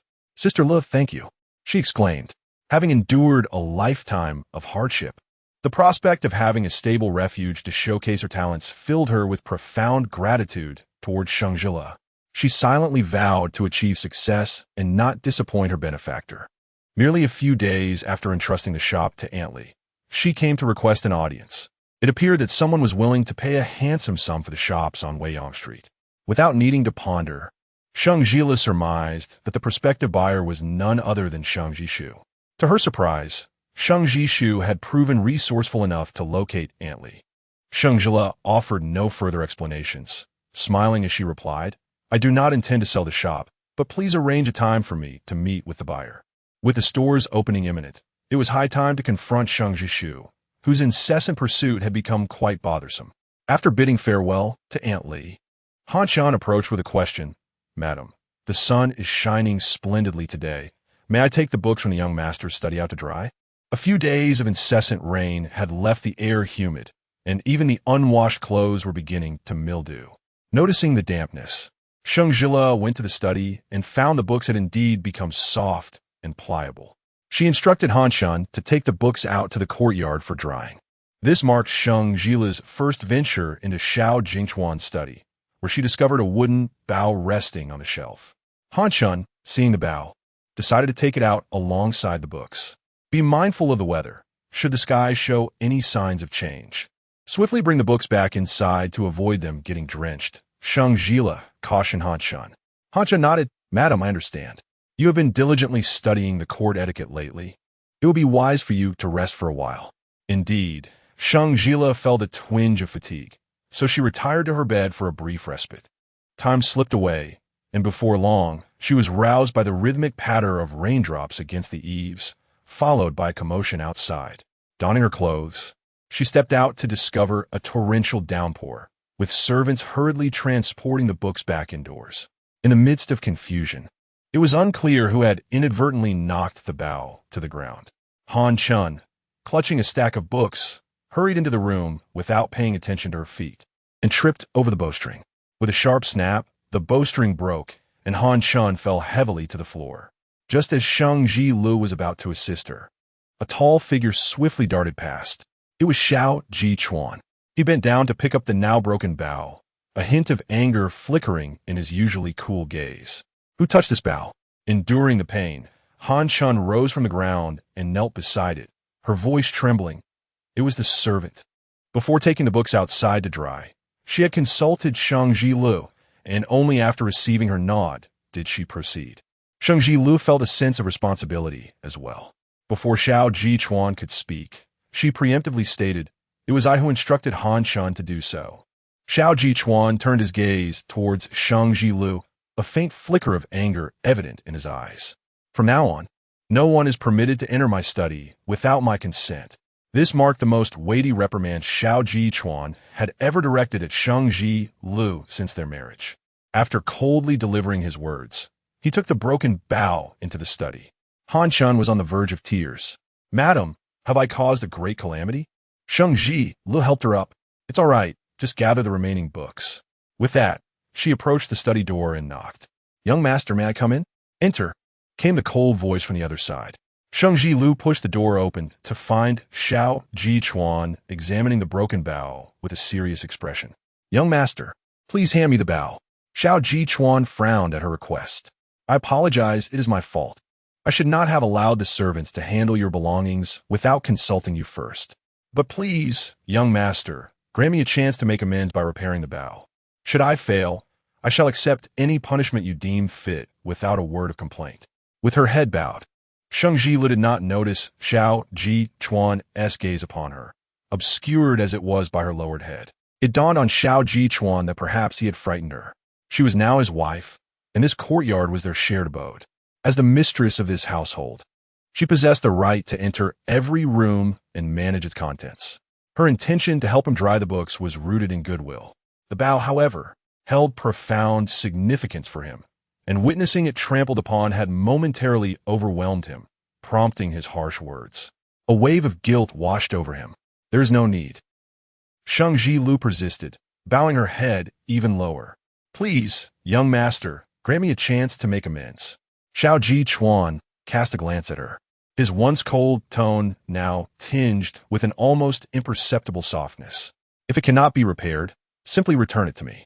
Unaware of the subtle warmth in his words, Sheng Zhile understood only that he had consented to let her repair the bow. Thanking him, she exited the study, cradling the bow in her arms. Sheng Zhile was utterly ignorant of the intricacies involved in bowstring repair, yet she had a younger brother who had harbored a fondness for wielding blades and firearms since childhood. Having obtained permission from the Jiang family to venture out, she returned to the Sheng residence with the bow in hand. Before even crossing the threshold into Sheng Jinyan's courtyard, she could hear the tutor's earnest pleas echoing from afar. "Young master, do come down. You have yet to memorize your lessons for today." Upon entering, Sheng Zhile beheld Sheng Jinyan lounging atop a tree, his legs casually crossed, while the tutor stood below, drenched in sweat and visibly anxious. Yet her brother remained oblivious, dozing peacefully with his eyes half closed. Drawing from the lessons of a previous life, Sheng Zhile had engaged a tutor for Sheng Jinyan early on, not with the expectation of academic excellence, but merely hoping that this reckless youth might grasp some fundamental principles of propriety. However, it appeared that the tutor was utterly incapable of taming her brother, the veritable devil of the world. Noticing her approach, Sheng Jinyan opened his eyes and, upon recognizing Sheng Zhile, swiftly leapt from the tree and hurried toward her, his face alight with surprise. "Sister, what brings you here?" Sheng Zhile feigned ignorance of the earlier scene and instructed Hanshan to present the broken bow to Sheng Jinyan. "Take a good look. Can it be repaired?" Sheng Jinyan accepted the bow, glanced at it briefly, and confidently declared, "Isn't it just a broken bowstring? A simple replacement will suffice." Sheng Zhile inquired, "Can it be replaced with one identical to the original?" Sheng Jinyan furrowed his brow, contemplating the challenge, yet assured her, "It may be difficult, but it is not impossible." At last, Sheng Zhile felt her tension ease. "Then I shall trouble you, dear brother. Once you have restored it, I shall treat you to a meal at Shitting Tower." With a resolute pat on his chest, he pledged, "Consider it done." However, his brow knitted in curiosity as he remarked, "This bow appears quite ordinary. Why go to such lengths to restore it to its former state?" "Just an ordinary bow," Sheng Zhile mused, recalling how much Xiao Ji Chuan seemed to value it and initially believing it to be of great worth. It appeared that his concern was merely rooted in his dislike for her meddling with his possessions. In that moment, Sheng Zhile came to a profound realization. Xiao Ji Chuan's kindness toward her stemmed from his inherent character. In essence, it mattered not whether he was wed to Sheng Zhile or to any other. His disposition would remain unchanged. She reflected deeply, acknowledging that Xiao Ji Chuan was a person with a strong sense of boundaries, and it would be prudent for them to maintain a respectful distance in their future interactions. The notion of sisterhood, she decided, was best left aside. Chapter 19. Sheng Zhishu missteps and flattery. Having concluded their discussion regarding the bow, Sheng Zhile shifted the conversation with an air of casualness, inquiring about her younger brother's studies. Sheng Jinyan glanced at the tutor behind him, feeling a twinge of guilt, and replied, "Quite well." Sheng Zhile then took the tome from the tutor's hands, recognizing it as Confucius the Great Learning. "How fortuitous! I'm also perusing this text, though I find myself lacking in understanding in many areas," she remarked. Flipping through the pages, she pointed to a particular line. "What does this mean? He who wishes to cultivate his family must first cultivate himself." Upon hearing this, Sheng Jinyan's heart soared. for the tutor had just imparted this wisdom to him. Standing tall and brimming with confidence, he declared, to govern one's family well, one must first refine one's own character. Sheng Zhile's eyes sparkled with admiration. Wow, brother, you truly are remarkable. The praise sent Sheng Zhile's spirits soaring. Straightening his posture even further, she pointed again at the text. And what of this? He who wishes to rectify his heart must first be sincere in his intentions. Upon seeing the phrase, Sheng Zhile beamed with joy, as the tutor had just elucidated this concept as well. With a resounding voice, he proclaimed, to cultivate one's character, one must first align one's thoughts. Sheng Zhile's eyes twinkled. Goodness, you know this too. How splendid. Sheng Zhile reveled in the praise, feeling elated. She then indicated another line. What about this one? He who wishes to be sincere in his intentions must first attain knowledge. Just as he was about to respond with confidence, he realized he was at a loss for the meaning. He vaguely remembered the tutor explaining this earlier, yet the details escaped him. Alas, how could he forget so quickly? He scratched his head in frustration, glancing at the tutor beside him, determined to shift the burden of ignorance onto him, thinking, the tutor has yet to teach this. I shall await his guidance before sharing it with my elder sister. The tutor, with graying hair and beard, suddenly felt the weight of the moment pressing down on him. Sheng Zhile, perceptive to her brother's subtle intentions, chose not to confront him, instead continuing to shower him with praise. Her approach, she believed, would encourage his growth rather than incite rebellion, a child in need of gentle guidance. Feigning slight disappointment, she reassured him that's quite all right, and turned her gaze towards Sheng Zhile, her tone laced with admiration. Then make sure to study well. Next time, I shall seek your counsel. In that moment, Sheng Zhile yearned fervently to immerse himself in his studies. Sheng Zhile did not linger long, departing the Sheng residence shortly thereafter to return to the marquis estate. Once she left, Sheng Zhile found himself unable to shake the memory of her admiring gaze. For the first time, he felt a pang of shame for his lack of knowledge. With determination in his eyes, akin to a soldier ready to sacrifice for his country, he grasped the tutor's shoulders, startling him. Tutor, I wish to study. On her way back to the marquis estate, Sheng Zhile made a stop at the Sherding Lu Antli had arranged for her and Sheng Zhishu to meet there. With Antli delayed by other matters, Sheng Zhile entered the establishment alone. Upon her arrival, Sheng Zhishu looked at her in astonishment. What brings you here? Sheng Zhile, maintaining an impassive demeanor, remarked, Did you not summon me here? What nonsense are you spouting? I certainly did not invite you. You cannot possibly be hoping to mooch off my hospitality, can you? Depart quickly. Do not impede my important matters. Sheng Zhishu, growing impatient, urged her to leave. At that moment, Antli arrived. Upon seeing Antli, Sheng Zhishu greeted her with a beaming smile. Li manager, please, make yourself comfortable. Afterward, she shot a fierce glare at Sheng Zhile and whispered, Get lost. Antli, being ushered into the main seat, cast a slightly awkward glance at Sheng Zhile. Sheng Zhile chuckled, indicating that it was of no consequence.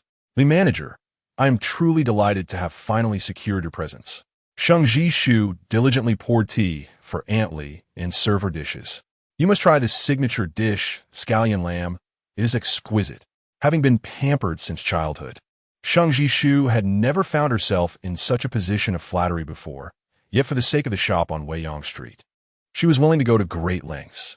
After making her remarks, she exchanged a knowing glance with Yu Zhu, who then exited and returned bearing an array of gift boxes. Sheng Zhishu gestured for her to place the gifts on the table, uncertain of Aunt Li's preferences. She had prepared a variety. Aunt Li, taken aback, waved her hand. Madam, I cannot accept this. Please do. I am genuinely earnest about purchasing the shop on Weiyang Street, and we can certainly negotiate the price. The manager, would you sell it to me? Aunt Li smiled. Madam, it is not that I am unwilling to sell, but the decision is not solely mine to make. Sheng Zhishu continued to serve Aunt Li food with enthusiasm. Surely you jest. You are the manager. If you do not make the decision, who does? I truly have no say. I am merely an employee, and I have a boss to answer to. Aunipatien li clarifia. Sheng Zhishu was incredulous. Had her efforts at flattery been misplaced? She quickly grasped the crux of Aunt Li's words. Li manager. You mentioned a boss. Who is that individual? Aunt Li glanced toward Sheng Zhile. Sheng Zhile, noticing Aunt Li's gaze, assumed that Aunt Li was hesitant to reveal information in the presence of an outsider, and so she impatiently interjected, Elder sister, why are you still here? How shameless. Depart at once. Sheng Zhile chuckled. Very well. I shall take my leave, but do not regret my absence, dear sister. You must be jesting. How could I possibly regret it? Elder sister, do hurry along. Sheng Zhile dismissed, her tone dripping with disdain. Sheng Zhile exchanged a look with Aunt Li, silently conveying that the remaining matters were for her to handle. Aunt Li understood, nodding in acknowledgement. With Sheng Zhile finally gone, Sheng Zhile turned her attentions back to Aunt Li. Li manager, please do share. Aunt Li merely shook her head with a smile. I am sorry, but I cannot disclose anything.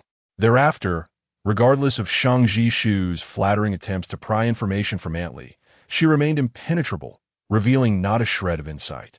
Sheng Zhile felt her frustration mounting, while her curiosity regarding the true identity of the shop's owner intensified. Chapter 20. The birthday banquet of the virtuous concubine soon. The auspicious day of the virtuous concubine's birthday arrived. On that day, Sheng Zhile rose early, donned a new attire prepared for her by Madame Jiang, and adorned her face with a tasteful makeup. She then boarded the carriage, accompanying Madame Jiang into the palace. Upon their arrival at the splendid palace, where the virtuous concubine resided, the atmosphere was bustling with activity. Madame Jiang was well acquainted with many ladies in attendance. As soon as they entered, she greeted others with nods and smiles. Sheng Zhile followed closely behind her, graciously bowing and smiling when introduced. This was her first experience of such a grand occasion in this lifetime. However, in her previous life, she had encountered numerous similar scenes. Thus, she felt no anxiety, but instead moved gracefully through the gathering. The women of the capital had heard tales of the heir of the marrying a girl from the countryside, and were quite curious about her. As she stepped inside, their eyes turned towards her.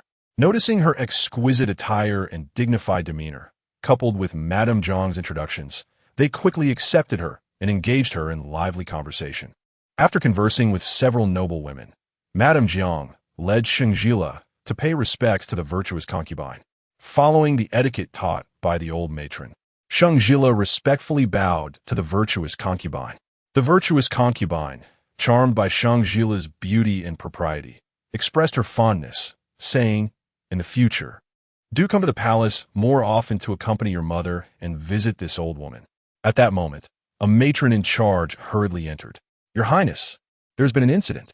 The virtuous concubine inquired, what has happened? There was an accident with the wine and refreshments purchased from outside the palace. Everything was spilled. The virtuous concubine grew anxious. Then were the guests drinking at the banquet? The matron lowered her head further, trembling as she replied, there are no beverages available at the banquet. No beverages at a banquet? What kind of feast is that? The virtuous concubine's displeasure was evident. Quickly send someone to the imperial kitchen, see if they can provide us with some. The matron's voice was barely audible. Someone has already been sent. But the imperial kitchen has limited supplies of wine for us here at the splendid palace. Suppressing her anger, the virtuous concubine remarked, today is my birthday banquet, and everyone has come to celebrate with me. You now tell me there is no wine for my guests? Is this not a slap in my face? The matron repeatedly bowed her head, pleading, Your Highness, forgive me. Your Highness, forgive me. Sheng Zhile rose and bowed to the virtuous concubine. Your Highness, I may have a suggestion, though I am uncertain if it meets your approval. The virtuous concubine glanced at Sheng Zhile. Do you have a way to procure wine for me? Sheng Zhile shook her head. I do not. The virtuous concubine felt disappointed. Then what do you mean by having a suggestion? Sheng Zhile explained, as it is now late spring and the weather is gradually warming. Perhaps we could substitute the wine with refreshing beverages to alleviate the heat. Upon hearing this, the virtuous concubine's eyes brightened. What sort of refreshing beverages are you suggesting? My mother had some knowledge of herbal medicine and would often brew sour plum soup for my siblings and me during her lifetime. After her passing, she bequeathed the recipe for sour plum soup to me, composed of common herbs readily available in the imperial pharmacy. Should Her Highness permit, I am willing to prepare the beverages required for the banquet. Today marks the first encounter of the virtuous consort with Sheng Zhile, and she remains uncertain of her trustworthiness. Yet, at this juncture, one can only gamble on a dead horse as if it were alive. She addressed Sheng Zhile, stating, "Very well, I entrust this matter to you. Should you succeed, substantial rewards await." With time of the essence, and having received the virtuous consort's approval, Sheng Zhile wasted no time in commencing preparations. She first dispatched servants to the imperial pharmacy to procure raw materials such as black plums, hawthorn, dried tangerine peel, licorice, and mulberries, then proceeded to brew them according to her mother's recipe. In less than half an hour, the sour plum soup was ready. Once cooled, ice was added. Sheng Zhile first served it to the virtuous consort for a taste test. Upon seeing the enticing hue of the beverage, the virtuous consort took a sip and was met with a delightful blend of tartness and sweetness, refreshingly cool and utterly enjoyable. "Delicious," she exclaimed, and though she had only sampled a sip, she was already certain that Sheng Zhile's sour plum soup could easily stand in for the banquet's libations. Her previously anxious heart finally found ease. "Quickly, take it out for everyone to try." The sour plum soup, a pale dark red, was garnished with osmanthus, making it visually appealing. Once the maidservant presented the soup, it was met with overwhelming enthusiasm. Many inquired about the talented cook behind it, and upon learning it was crafted by Sheng Zhile herself, they were astounded. Sheng Zhile had not anticipated that her mother's sour plum soup would be so well received. She had previously been at a loss regarding what to sell in her shop on Weiyang Street. Now, clarity dawned upon her. She would sell sour plum soup. The night market primarily serves as a gathering place for indulging in snacks and merriment, making food and drink the most sought-after commodities. Even before her sour plum soup officially hit the market, it had already garnered attention within the palace. Should word of today's event spread, others in the capital would undoubtedly be curious to taste the sour plum soup favored by the imperial ladies. Thus, when individuals expressed regret over not knowing when they could enjoy the soup again, Sheng Zhile seized the opportunity to promote her yet-to-open shop.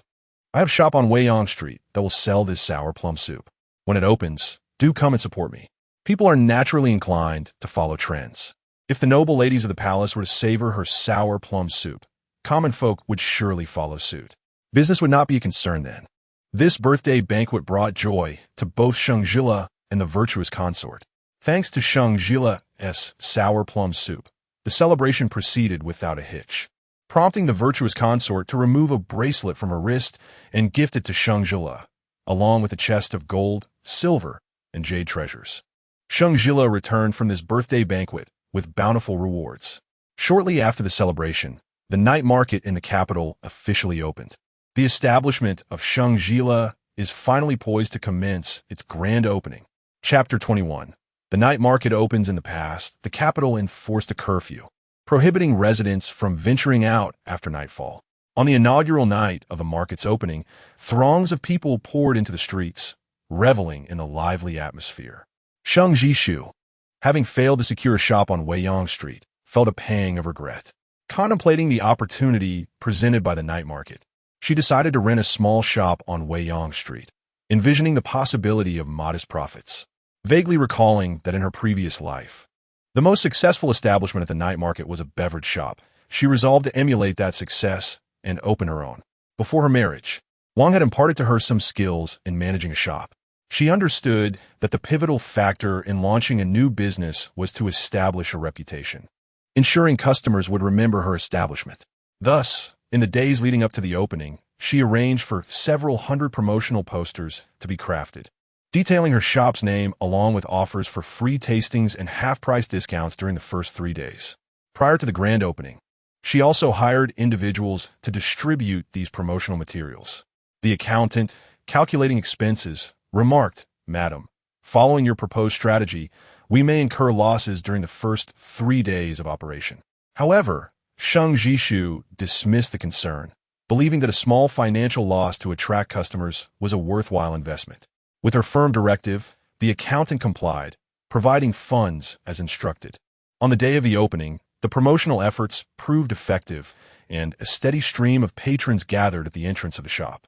Sheng Zhile set up a small table outside, adorned with various beverages, accompanied by a sign boldly proclaiming free tastings. Initially hesitant, the crowd lingered at the doorstep, reluctant to approach. Observing this, Sheng Zhile exchanged a knowing glance with Yu, who eagerly began offering samples to the onlookers. Encouraged, the crowd soon surged forward, and Yu seized the moment to announce, "If you find the drinks delightful, we welcome you inside for purchases. Everything is half price for the first 3 days."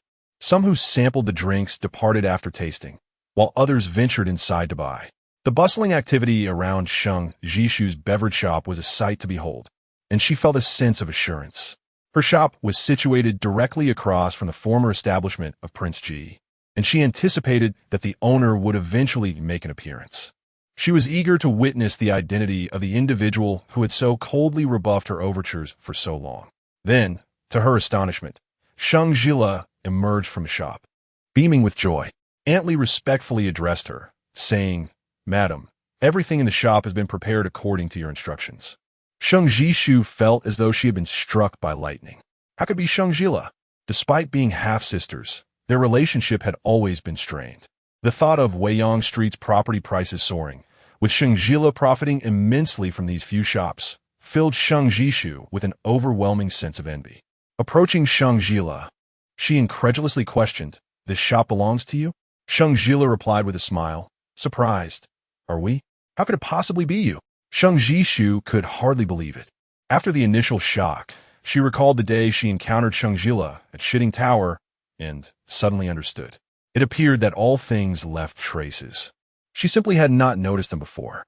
Why would her elder sister suddenly think of purchasing a shop on Weiyang Street? "Do you remember the day of my return visit?" Sheng Zhile inquired. Sheng Zhile replied, "What does that have to do with the return visit? The young master was occupied with official duties that day and did not accompany me. Surely you haven't forgotten how you teased me then?" Sheng Zhile leisurely remarked. Although there was a reason behind it, the young master still purchased several shops from Duke Ji as compensation for me. She deliberately left part of the story untold, omitting that it was she who first suggested buying Duke Ji's shops, lest Sheng Zhile detect her own reincarnation. Upon hearing this, Sheng Zhile felt a pang of discomfort. On the day of her return visit, she had actually mocked Xiao Jichuan for not accompanying Sheng Zhile. If given the choice, she would have preferred a few shops on Weiyang Street, rather than having Li Baiyuan accompany her. She glanced at Sheng Zhile, her eyes brimming with envy. In her previous life, when Xiao Jichuan had said he could not accompany her, she had flown into a rage and caused a scene. In the end, he neither accompanied her nor offered any form of compensation. How could it be that this time, Xiao Jichuan had bought a shop for her elder sister as a form of recompense?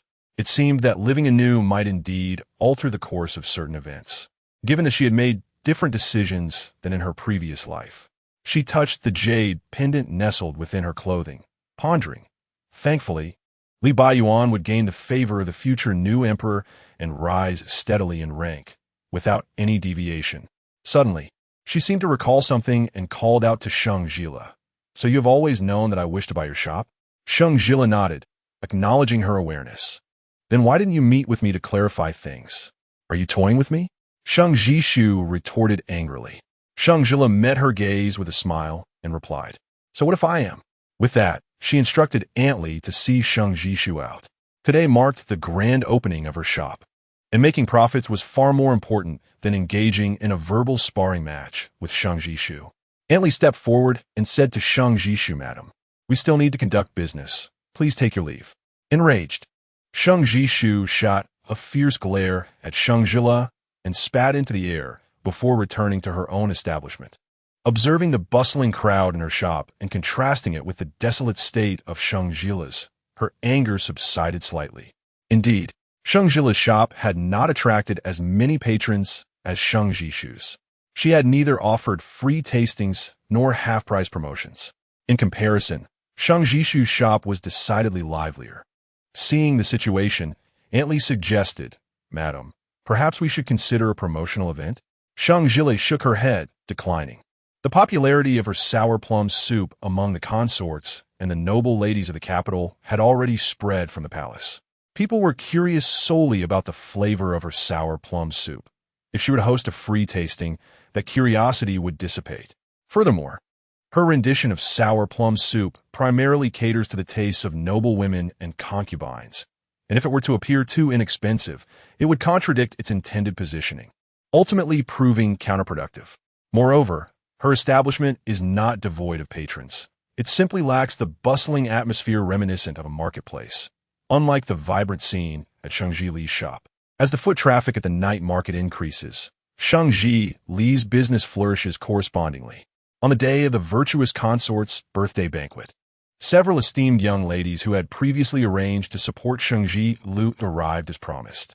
Previously, the residents of the capital had only heard rumors of the immense popularity of Sheng Zhile's sour plum soup within the palace, uncertain of its veracity.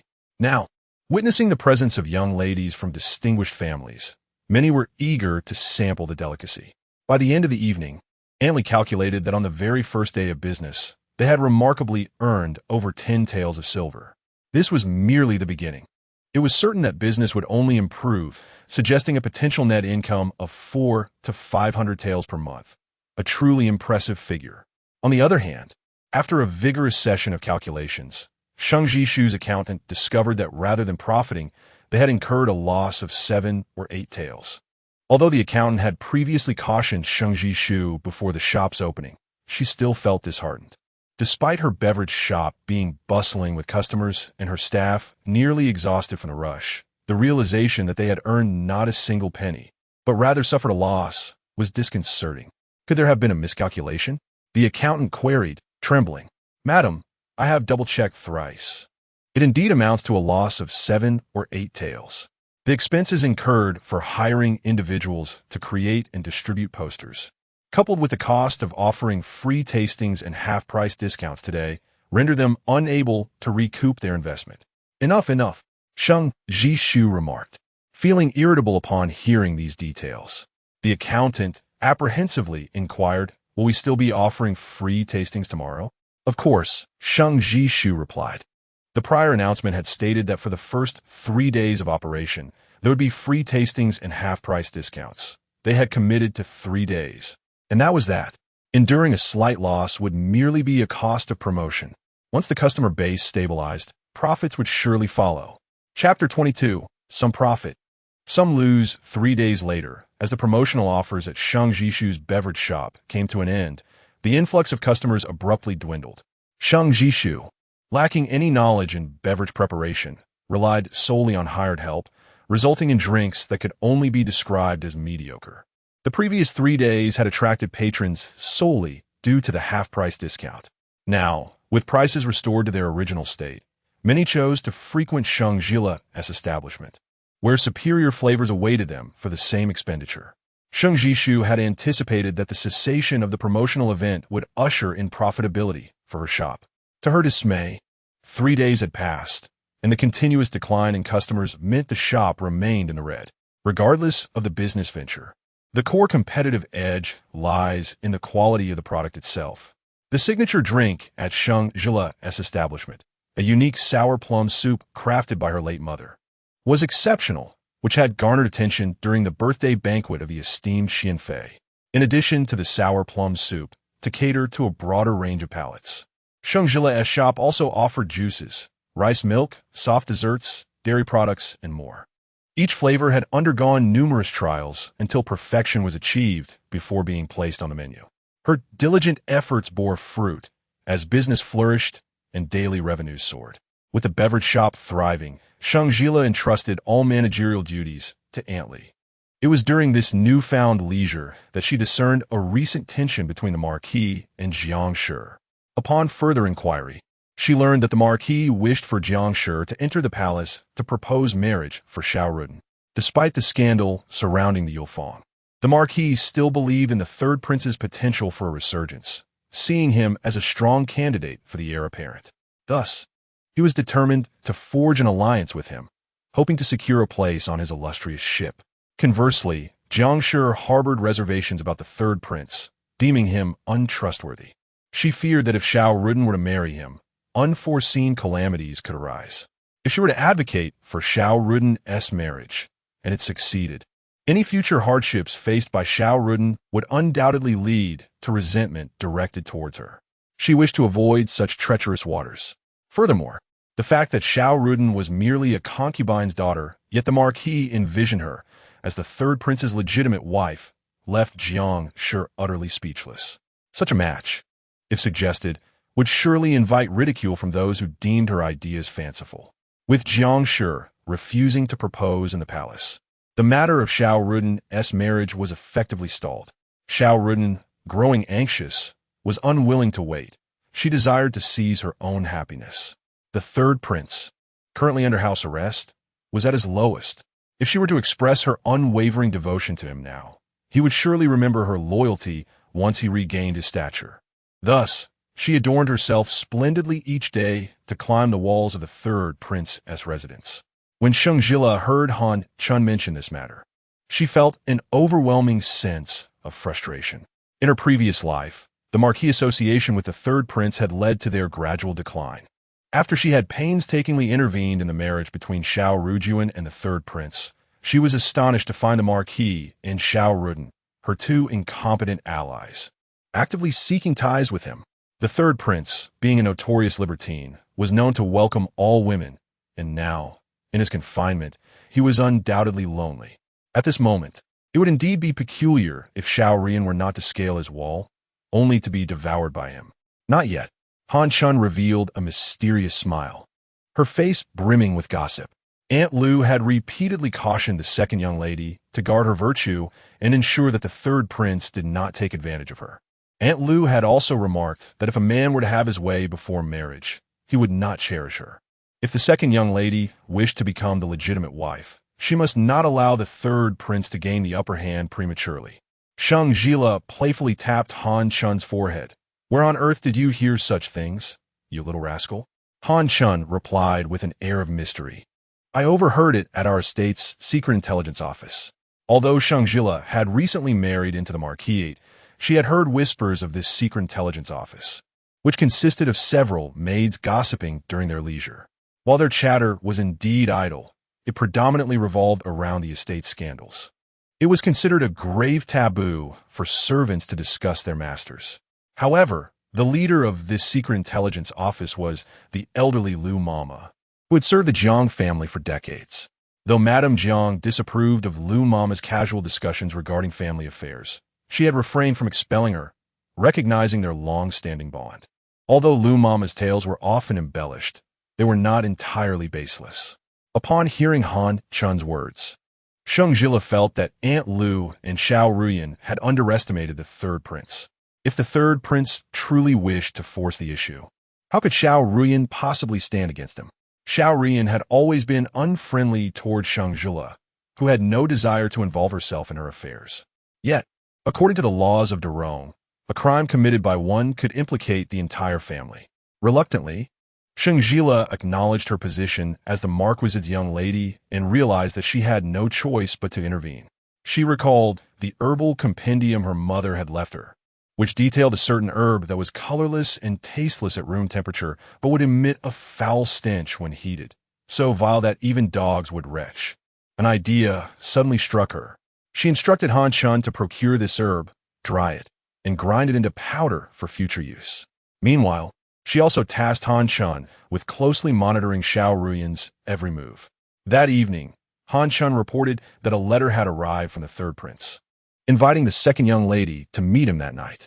In the stillness of night, one could easily surmise what might transpire between a solitary man and woman. If Shao Ruyan were wise, she would refrain from attending.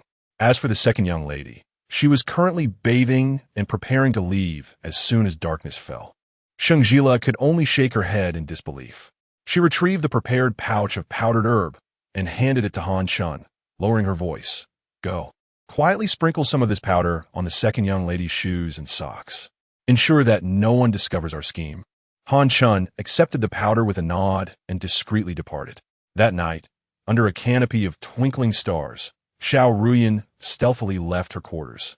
Not wishing to attract attention in the dark, she chose to walk rather than make a grand entrance with a sedan chair. After approximately half an hour's walk, she finally arrived at the third prince's residence. They stealthily approached a wall, and the maid adeptly bent down, allowing Cui Ruyan to step unceremoniously onto her back. As Cui Rudan's foot touched the ground, her maid seemed to detect an indescribable stench.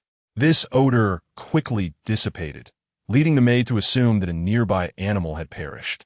The foul smell emanating from its decaying corpse, and she thought little of it. Stepping onto the maid's back, Cui Rudan swiftly climbed the wall. On the other side, the third prince awaited her. He extended his arms, urging her to descend, promising to catch her. Cui Rudan playfully chided him, reminding him to be steady. With that, she leaped down, landing securely in the third prince's embrace. He promptly carried her into the room, where a splendid feast awaited. The third prince poured her a generous glass of wine, declaring, "You are late, so you must drink 3 cups as punishment." Already sensitive to alcohol, Cui Rudan felt herself becoming lightheaded after downing the 3 cups. Observing her state, the third prince leaned in to kiss her. With her remaining clarity, Cui Rudan pushed him away, saying, "No, our family has strict morals. We cannot be close to a man without proper standing." The third prince tightened his hold, showering her face and neck with kisses, murmuring, "Whatever title you desire, I shall grant it to you." His words floated lightly, more akin to a seduction than a vow. Devoid of sincerity, any rational person would see through this. Yet Cui Rudan, lacking such discernment, took his words to heart. With a mischievous smile, she replied, "Though I am a concubine born, I hail from the esteemed Wu Ding marquis family. My father has declared that I shall not be a concubine." The third prince continued to kiss her, nonchalantly responding, "Very well, whatever you say goes. If you wish for the moon, I shall pluck it from the sky for you." With that, he carried Cui Rudan to the bed. Believing she had secured the third prince's promise, she ceased to resist.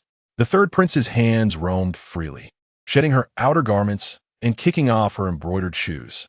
The atmosphere in the room grew charged with intimacy.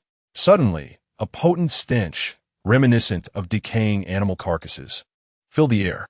Unable to contain himself, the third prince retched violently. Chapter 23. The stench of feet spreads. The powder that had been sprinkled into Shao Rudan's shoes and socks was initially colorless and odorless. However, as Shao Rudan walked from the marquis's residence to the third prince's manor, her feet became uncomfortably warm. When the powder met the heat, it emitted an odor so foul that even dogs would retch at its stench. When the third prince kicked off Shao Rudan's embroidered shoes, the noxious scent naturally wafted into the air. Rising from Shao Rudan, he followed the repugnant trail of smell, ultimately landing his gaze upon her feet. To his astonishment, the third prince discovered that this seemingly clean girl harbored such an unbearable odor emanating from her feet. Shao Rudan, too, was struck by the pungent smell that assaulted her senses, realizing with horror that it originated from her own feet. Overwhelmed by an acute sense of shame, she protested weakly, "I just bathed. My feet do not smell." Her words lacked conviction. She curled her toes tightly, attempting to stealthily hide them beneath the covers. Observing her distress, the third prince instinctively yanked the covers away, as though fearing they might be tainted by the foul odor. Shao Rudan's face flushed crimson, her pride shattered into countless pieces. The third prince, having been confined and unable to indulge in merriment, found it exceedingly difficult to resist temptation after so long. This evening presented a rare opportunity, and he was reluctant to abandon it. Resolutely, he thought to himself, "It is merely foot odor. I can endure it." Stifling his breath, he forced a smile, suggesting, "Shall we first take a bath?" But alas, he could hardly bear it. The smell from Shao Rudan's feet was unbearable, almost blinding him with its intensity. "I have matters to attend to tonight. You should return home," he hastily declared. Shao Rudan, mortified beyond measure and barefoot, hastily descended from the bed, weeping as she fled. Upon reaching the entrance of the third prince's manor, a servant behind her pinched his nose in disgust while holding her shoes aloft. "Miss Shao, air your shoes," he said, before tossing them aside and slamming the door shut as if avoiding a plague. Shao Rudan's maidservant, similarly afflicted by the overwhelming stench, could not suppress her own retching. She realized that the foul odor she had previously detected was not that of a decaying animal, but rather the repugnant scent of her mistress's feet. Shao Rudan shot her a furious glare, and the maid, fearing punishment, stifled her gagging sounds, but could not entirely contain her discomfort. Resigned to her fate, the maidservant endured the ordeal, carrying her mistress's shoes while they both scurried back to the marquis's residence in utter disarray. The following day, news of Shao Ruden's foot odor spread throughout the marquis's household. A young lady of her standing being ridiculed for such a flaw was intolerable to anyone. Overcome with embarrassment, Shao Ruden secluded herself in her chamber, crying inconsolably. Aunt Lu, equally incensed, summoned old Mama Lu. "Is it true that you spread news of Danner?" she demanded. Old Mama Lu, closely associated with Lady Jiang, had long been at odds with Aunt Lu. She feigned ignorance and asked, "What is it?" At this moment, she deliberately raised her voice. "Oh, Aunt Lu is talking about the second Mrs. Foot odor." The other maids and servants in the room, upon hearing Lu Mama's words, nearly burst into laughter, but out of respect for Aunt Lu, they suppressed their smiles by recalling the saddest moments of their lives. Aunt Lu's keen observation caught the servants' reactions, and her eyes blazed with fury as she sternly addressed Lu Mama. "Do you dare to play tricks? Bring her here for daring to slander the mistress. Drag her out of the marquis's residence." Upon hearing this, Lu Mama panicked. Although she often indulged in gossip, the matter of the second Mrs. Foot odor was certainly not her doing. She had only learned of it from other maids and matrons. "This is not my doing. Aunt Lu, you cannot wrongfully accuse me," Lu Mama protested. Aunt Lu, having held a bias against Lu Mama as one from Zhang's courtyard, was further convinced of Lu Mama's guilt due to her earlier demeanor. "In the marquis's residence, you are the most notorious for spreading rumors. Who else could it be?" Lu Mama retorted, "I'm a person close to the mistress. You cannot dispose of me at will. I demand to see the mistress."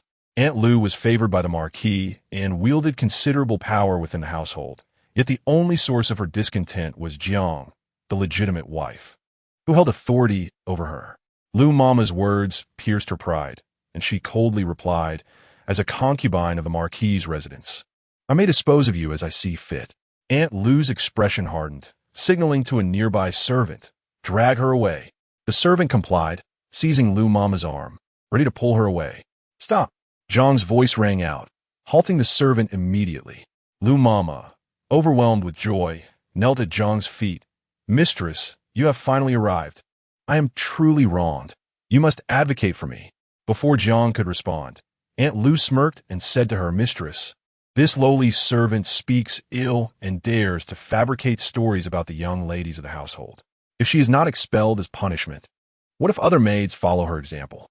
Jiang cast a glance at her and inquired, "What has she fabricated about the second miss?" Aunt Lu asserted, "She claims that Dan's feet stink. This scandal has spread throughout the house. How can Dan face anyone now?" She glared fiercely at Lu Mama. Expelling her would be too lenient. Lu Mama hastily defended herself. "I did not spread this. The matter of the second Mrs. Foot odor is not my doing. I am wrong, mistress." Having served alongside Lu Mama for many years, Jiang could discern the sincerity in her tone. She recognized that if Lu Mama claimed she was wronged, it would be prudent to investigate the matter thoroughly before passing judgment. Why rush to expel her? Moreover, this cannot entirely be blamed on others. If Dan's feet were not odorous, would anyone have anything to say? The implication was that the fault lay with Shao Ruyan's foul foot odor. As the others repeatedly chanted foul foot odor, Shao Ruyan's countenance grew increasingly grim until she could no longer contain herself and fled to her chamber in tears. Aunt Lu was nearly driven to exasperation. If the mistress insisted on such a portrayal, they could only await the return of the Lord to adjudicate the matter. Jiang Shi was equally unwilling to concede, suggesting they would address it upon the Lord's return. With that, she led Mama Lu back to Chunghua Hall. Although she had managed to bring her back, Jiang Shi felt an unsettling uncertainty within her. She was unsure whether she could protect Mama Lu. Aunt Lu was the Lord's favorite companion, and he had always shown her preference. Jiang Shi recalled the last time it was her birthday, when the Lord had promised to return and celebrate with her. Despite it being her special day, she had busied herself from dawn till dusk, preparing the Lord's favorite dishes. She had eagerly anticipated his arrival, but when Aunt Lu merely mentioned a lack of appetite, the Lord diverted to the late fragrance courtyard, leaving her alone with a lavish spread of food. During festive occasions, the Lord would bestow gifts upon them, though she was the legitimate wife. She understood that Aunt Lu always selected first. Only the remnants were then offered to her. Such occurrences had been countless since her marriage into the Ho residence. Jiang Shi feared that today, this incident might lead Aunt Lu to seek the Lord's sympathy, and he might disregard the truth, favoring Aunt Lu and expelling Mama Lu from the household. Witnessing Mama Lu kneeling on the ground, tearfully imploring, "Mistress, you must stand up for me," Jiang Shi assisted her to her feet, assuring her, "Since you are wronged, I shall exert my utmost effort to clarify the matter." Yet, despite her words, after years of marriage, Jiang Shi understood the Lord well. She harbored doubts about whether he would heed her explanation. When Sheng Zhile visited Jiang Shi to offer her respects, she happened upon this scene. She found Jiang Shi to be quite amiable, and after Mama Lu expressed her heartfelt gratitude and took her leave, she ventured, "Mother, why not prepare for both outcomes?" Having been married into the Ho residence for some time, Sheng Zhile sensed the Lord's pronounced bias towards Aunt Lu's faction and doubted he would entertain Jiang Shi's justifications. Upon hearing this, Jiang Shi turned to Sheng Zhile, inquiring about her notion of preparing for dual outcomes. Sheng Zhile leaned closer to Jiang Shi's ear and whispered her thoughts. Chapter 24. Expelled from the manor upon the return of Lord Xiao from duty, concubine Lu immediately rushed into his embrace. Weeping, "My lord, you must stand up for me." She then proceeded to recount the events of the day, embellishing her narrative with vivid details. After listening to her grievances, Lord Zhao's expression soured, and he commanded a nearby servant, "Fetch the lady." Before long, Madame Jiang arrived at the evening fragrance pavilion. Subsequently, Granny Lu was also brought forth. Kneeling on the ground and begging for mercy, "My lord, I am wronged." Lord Xiao paid her no heed, declaring, "You audacious servant! How dare you fabricate tales against your master? You possess an audacity most extraordinary." Madame Jiang stepped forward, "My lord, would it not be prudent to listen to her side of the story?" Lord Xiao, clearly impatient, responded, "I am weary from a long day and have no desire to hear your excuses. Concubine Lu is a mistress of the manor, and she has the authority to deal with a servant. If she wishes for this impertinent servant to be expelled, then let it be so." Unyielding, Madame Jiang persisted, "But my lord, Granny Lu has served me faithfully for decades. Surely, you can take pity on her and allow her to explain." In a tone that brooked no dissent, Lord Xiao reiterated, "As concubine Lu has commanded, expel this insolent servant." Then, as if struck by a sudden thought, a glint of severity appeared in Lord Zhao's eyes. "Before she is cast out, let us first remove her tongue." Granny Lu was struck with terror, frantically pleading, "My lord, I am wronged. I am wronged." Ignoring her cries, Lord Xiao signaled to a nearby servant, who promptly seized Granny Lu and dragged her away. With desperation, she turned to Madame Jiang, wailing, "Madam, Madam." Madame Jiang attempted to intercede, "My lord," but Lord Xiao raised his hand, silencing her. "Madam, you need not say anything." Granny Lu was thus dragged away, and soon after, her anguished screams echoed from the rear courtyard, resonating throughout the manor. Lord Xiao showed no change in his countenance at the sound, while concubine Lu wore a triumphant expression. Madame Jiang, however, felt a deep sense of pity. Before long, a bloodied object resembling a tongue was presented by the servant. Concubine Lu glanced at it and felt a wave of nausea, waving her hand dismissively. "Take it away at once." Lord Xiao surveyed the room, filled with servants, and proclaimed, "Do you see? This is the fate of those who gossip recklessly within the manor." The servants trembled, hastily kneeling. "We, the humble servants, do not dare." In a secluded area outside the capital, Granny Lu knelt before Madame Jiang, bowing her head earnestly, devoid of any pretense. Had it not been for the madam, her tongue would likely have been severed by Lord Xiao and concubine Lu long ago. The memory of the earlier scene still sent shivers down her spine. The two young servants had dragged her to the woodshed without a word, poised to cut out her tongue, and she felt faint with fear. Fortunately, Madame Jiang's personal maid, Granny Chun, had intervened, offering the two young servants heavy bags of silver. Grateful for the silver and mindful of the madam's favor, they relented and spared her, taking instead a piece of pig's tongue as a substitute. Thanks to the madam's intervention, Granny Lu was able to retain her own tongue. With tears glistening in her eyes, she expressed her gratitude. "Thank you, my lady." Jiang Shi assisted her to her feet, saying, "There is no need for such formality between us, after so many years as master and servant." With that, she handed a pouch of silver to Lu Momo. "Take this silver. It is sufficient for you to return to your hometown and live out your days in comfort." Lu Momo, however, returned the silver to Jiang Shi, pleading, "My lady, your immense kindness cannot be repaid. I cannot accept this silver." Jiang Shi insisted, placing the silver back into Lu Momo's hands. "We have been together for many years. I truly wish for your happiness in your later years." Though Jiang Shi was not fond of Lu Momo's penchant for gossip, she sincerely hoped for her well-being after all the years they had spent together. Lu Momo looked at Jiang Shi, her eyes brimming with tears, reflecting on how kind her mistress was. Unlike the marquis and Lady Lu, who, despite her decades of service in the marquis's residence, showed her no compassion, even going so far as to falsely accuse her and threaten her with expulsion and punishment. Rage filled her heart as she contemplated the marquis and Lady Lu's intentions to paint her as a schemer. If they wished to portray her as such, she would indeed show them what scheming truly meant. Having served in the marquis's household for many years, she was privy to many of their secrets, including matters of the boudoir. If she chose to speak, she could undoubtedly tarnish their reputations. Jiang Shi then remarked to Lu Momo, "You must also extend your gratitude to another." Lu Momo, taken aback, asked, "Who might that be?" Jiang Shi smiled softly, "The heir's wife." She reflected, "Had she not reminded me and made the necessary arrangements, I fear I would not have been able to save you today." Lu Momo knelt once more, bowing her head toward the direction of the capital. "Thank you, heir's wife." Before parting, Lu Momo seemed to recall something important and said to Jiang Shi, "My lady, there is something I must tell you." Jiang Shi looked at her, somewhat surprised. "What is it?" Lu Momo lowered her voice.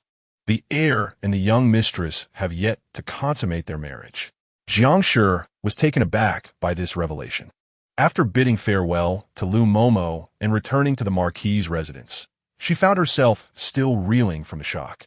How could there be a man who did not relish the pleasures of the boudoir? Her daughter-in-law was a beauty, delicate and fragrant. How could her son not harbor any improper thoughts? Jiang Shi pondered for a long time, arriving at a startling conclusion. Could it be that her son was incapable?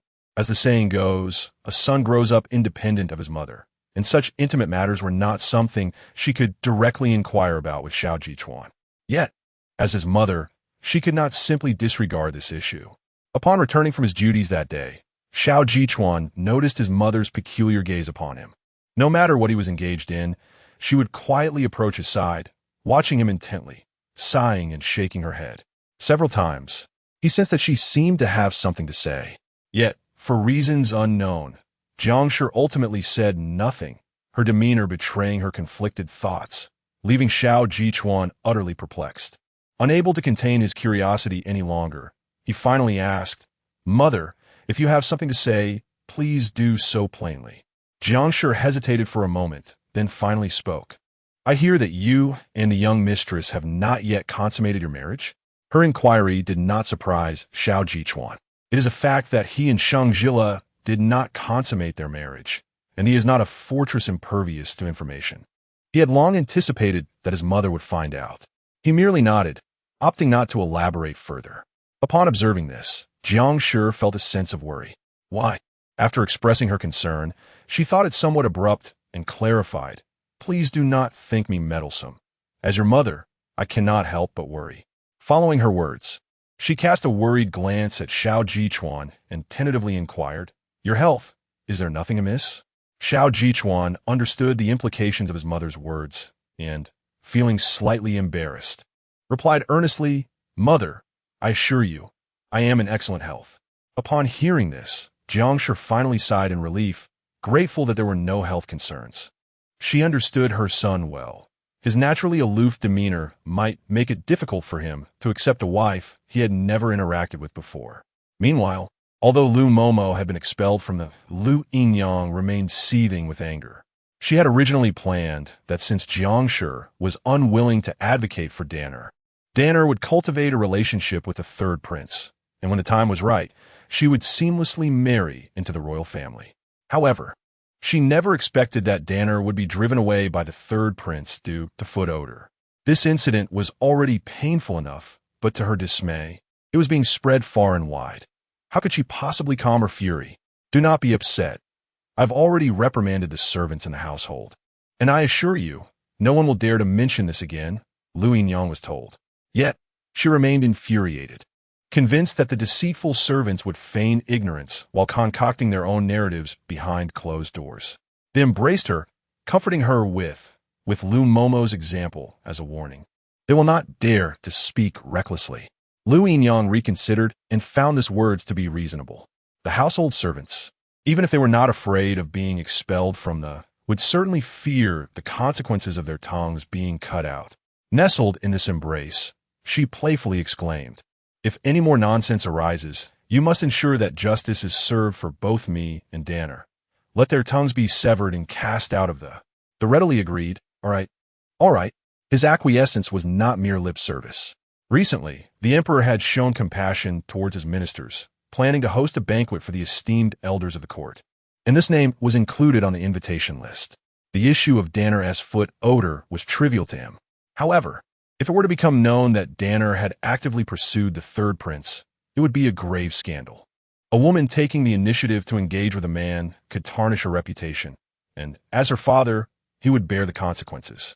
A tarnished family reputation could not only damage his standing, but also risk the emperor's displeasure, potentially jeopardizing his invitation to the banquet, a privilege reserved for the most respected elders at court, an honor of great significance. Thus, there could be no room for error in this matter. With this in mind, he summoned the steward of the household, reiterating the importance of vigilance to ensure that no one dared to discuss the incident again. Should anyone be found gossiping, they would face severe punishment. After giving these instructions, there felt a sense of relief as he held Lu Yinyang close, entering a realm of tenderness. Chapter 25. The ants at the alley corner in the bustling city. The elderly women, having completed their household chores, would often settle on small stools at the alley entrance, gathering with nearby friends to enjoy sunflower seeds and engage in lively conversation. Residents from various alleys would frequently visit one another, tirelessly sharing the latest gossip they had heard. On this particular day, the group of ants appeared more animated than usual, their expressions brimming with delight, and at times, one would shyly cover her mouth, bursting into laughter. This joyous laughter echoed from one alley to another. Xiao Ruden, troubled by her foot odor, had been avoiding company, preferring to remain hidden in her room. With the recent expulsion of Lu Momo, who had her tongue severed, concubine Lu decided to cheer her up by taking her to Chiluofeng to have some new clothes made. As they exited the Ho residence, they encountered a few ruffians loitering on the street. Upon recognizing Xiao Ruden, the ruffians, undeterred, openly scrutinized her, their gaze eventually fixating on her feet. Feeling insecure, Xiao Ruden instinctively shrank back, hiding her feet behind concubine Lu. Observing this, the elderly maid trailing behind them quickly stepped forward, shooing the ruffians away. "What are you rascals doing here? Go on, get lost." The ruffians dispersed in haste. Once concubine Lu and Xiao Ruden had boarded the carriage, one audacious ruffian even whistled at them, prompting his companions to join in with malicious laughter. Xiao Ruden's heart tightened with anxiety, fearing that the incident of her climbing the prince's wall and being dismissed due to her foot odor had become common knowledge. Sensing her distress, concubine Lu reassured her. "Do not worry. The household has conducted a thorough inquiry, and no one has leaked this matter outside. Do not dwell on it." The carriage soon arrived at Chiluofeng. As they stepped down, they noticed the surrounding crowd watching them with bemused expressions. Upon entering the shop, the patrons' gazes were even bolder, sneaking glances while stifling laughter. Unable to contain herself any longer, concubine Lu addressed her maid after the shopkeeper led them to the guest area, saying, "Go find out what is happening." The maid, having received her instructions, bowed and exited. Shortly thereafter, she returned, her complexion now flushed, in stark contrast to her earlier pallor. Concubine Lu inquired, "What transpired?" The maid, flustered and hesitant, stammered, "People outside are saying that." "Spit it out." Concubine Lu's patience waned. They say the second miss climbed a man's wall and was then chased away for having foot odor.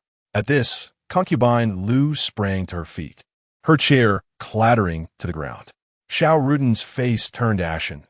She felt both shame and rage, incredulous that outsiders could possibly know of this. The thought of those leering eyes made her feel utterly exposed, as if stripped bare in public, overwhelmed by humiliation.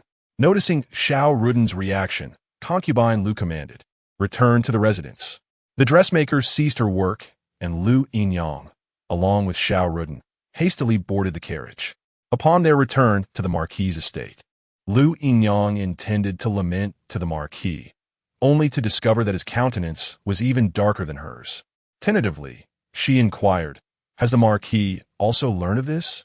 The marquis wore a grim expression, his face as black as the bottom of a pot. "It must be that Lu's meddlesome servant." Lu Yinyang retorted with indignation, "Certainly. It could only be her. Who else could it be?" Yet, had not the marquis ordered her tongue to be severed? The marquis, puzzled, summoned the two young servants who had carried out the task of cutting off Lu Momo's tongue. Sheng Zhile had previously cautioned these servants that their lives depended on withholding the truth. When they reported back to the marquis, they confirmed that Lu Momo's tongue had indeed been severed, and they had presented it to the marquis and Yinyang on that day. The marquis, having not paid close attention at the time, could only recall a bloody mass that resembled a human tongue. He believed the servants had no reason to lie and would not dare defy his commands, so he dismissed them with a wave of his hand. Lu Yinyang, incensed, exclaimed, "We must capture that meddlesome Lu and subject her to severe interrogation. Then the truth will surely emerge." The marquis immediately dispatched individuals to search for Lu Momo, but those sent scoured the capital without discovering her whereabouts. Lu Momo, not lacking in wits, had already slipped back to the countryside after spreading the gossip. Their search was now belated. Just then, a messenger from the palace arrived. The marquis hurried out to greet him, and the palace eunuch politely conveyed the emperor's decree. In light of the marquis's advanced age, 3 dishes of delicacies have been graciously bestowed today, and the marquis need not personally attend the banquet at the palace tomorrow. The marquis felt as if struck by lightning. How could he possibly be considered advanced in age? He was not yet 50. Moreover, as a military general, he could swiftly traverse the distance between the estate and the palace, returning without breaking a sweat. However, he understood that the emperor's decision stemmed from the scandal involving Xiao Ruden, which had evidently reached the palace. Such matters, while not heinous, were indeed a source of embarrassment. As Xiao Ruden's father, he bore a significant share of the blame. The emperor had invited only the most virtuous and honorable elderly officials to the banquet. With the uproar surrounding Xiao Ruden's scandal, various rumors circulated outside. Should he attend the banquet? How could he possibly maintain the dignity of the other esteemed officials and the emperor? The emperor had not stated the reason outright, but had used the pretext of advanced age to decline his attendance, thus preserving his face. The marquis seethed with anger, but could not express his frustration in front of the eunuch. He could only reluctantly accept the decree and express his gratitude for the emperor's kindness. He could not fathom how offending a gossipy woman could lead to his exclusion from the palace banquet. Once the eunuch departed, the marquis could no longer contain his ire towards Lu Yinyang. "You see, Lu has claimed she is wronged. Could you not have listened to her explanation? Why did it have to escalate to this point of mutual destruction? Are you satisfied now?" Madame Lu felt wronged, yet on that day, the marquis had also acquiesced to her wishes, even allowing her to have her tongue severed. As she spoke, tears trickled from the corners of her eyes. Usually, when Lord Xiao beheld her pitiful demeanor, his heart would swell with affection.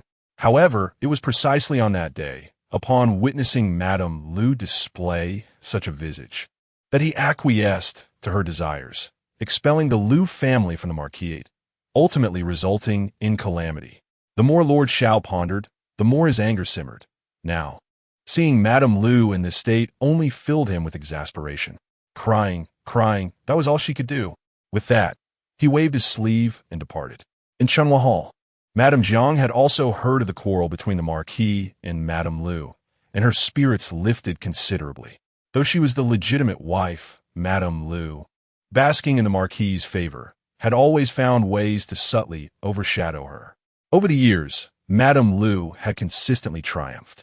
Yet this time, it appeared that while Madame Lu seemed to have succeeded, she ultimately reaped the bitter fruits of her own actions. One must credit her daughter-in-law for this turn of events. The more she observed Sheng Zhile, the more she appreciated her. However, the thought that her son and daughter-in-law had yet to consummate their marriage left her feeling troubled. It seemed that as a mother, she must take it upon herself to worry for the youth in her family. Chapter 26. Learning to cook home-style dishes. Jiang Shi acted promptly, visiting Sheng Zhile's residence that very day. With a solemn demeanor, she remarked, "My son possesses a tranquil disposition. As his wife, I kindly ask you to be more understanding and refrain from harboring anger towards him. He is a man of few words, and, in daily matters, I must trouble you to take the initiative more often." Sheng Zhile was left bewildered by Jiang Shi's words, unsure of their intent. However, as she was her mother-in-law and an elder, she simply nodded in agreement. A few days later, Sheng Zhile returned to the Sheng household. Her purpose was twofold: to retrieve the bow belonging to Xiao Jichuan, and to check on her insufferably proud younger brother's progress in his studies. Upon her arrival, Sheng Zhile eagerly bounded out to greet her. As they entered the courtyard, before Sheng Zhile could utter a word, he instructed the servants to bring forth Xiao Jichuan's bow. It had been repaired and appeared identical to its former self. Unfamiliar with such matters, Sheng Zhile could not ascertain its authenticity and simply asked Han Shun to put it away. Then, with a knowing smile, Sheng Zhile proclaimed, "To cultivate sincerity in one's thoughts, one must first attain correct and profound insight." Sheng Zhile was perplexed by his statement and laughed. "What are you talking about?" With a look of pride, Sheng Zhile responded, "This embodies the meaning of if one wishes to be sincere in intent, one must first refine one's understanding. You inquired about this last time, dear elder sister." Surprised that he not only remembered her words, but also acted upon them, Sheng Zhile realized the effectiveness of her previous encouragement. She smiled, declaring, "Indeed, my brother is quite clever." Puffed with pride, Sheng Zhile boasted, "I can also recite the Analects." He then began to recite, "Is it not a joy to have friends come from afar? Is it not a joy to learn and practice what one has learned? Is it not gentlemanly to remain unperturbed when others are ignorant?" Upon finishing, his eyes sparkled with anticipation for praise, and he asked, "Elder sister, am I impressive?" She affectionately patted his head, affirming, "Impressive indeed." With that, Sheng Zhile beamed with delight. The tutor also approached, noting, "The young master has been quite diligent in his studies of late." Seeing Sheng Zhile's commendable attitude towards learning, Sheng Zhile felt satisfied. Her intentions for encouraging her brother to study were primarily to foster his character and impart some fundamental principles of life, rather than to prepare him for the imperial examinations. His true talent lay in martial arts. Observing his current state, Sheng Zhile deemed it time to seek a skilled martial arts instructor for him. Given her current family background in a lineage of martial arts, and with her husband being a military general, finding a reputable teacher would pose no challenge. Gazing at the repaired bow, she contemplated not seeking out Xiao Jichuan.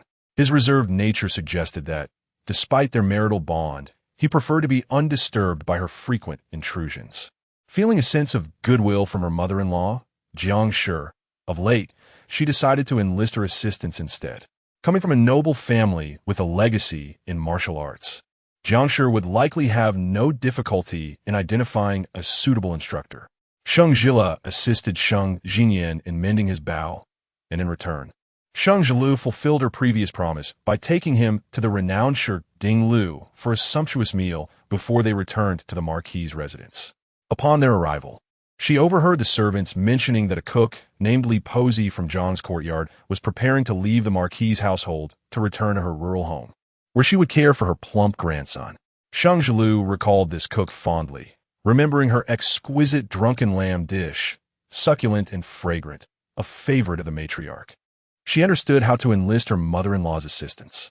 After returning to her quarters and carefully placing Xiao Jichuan's bow, she instructed Han Shun to fetch a red silk purse, into which she placed a sum of silver.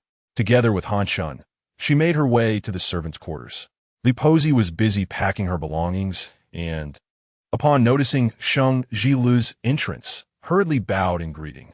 Sheng Zhile approached and gently assisted her to her feet, taking the red silk purse from Han Shun and placing it in Li Pozie's hands. Congratulations on the new addition to your family. This is a little pocket money for the child, she said warmly.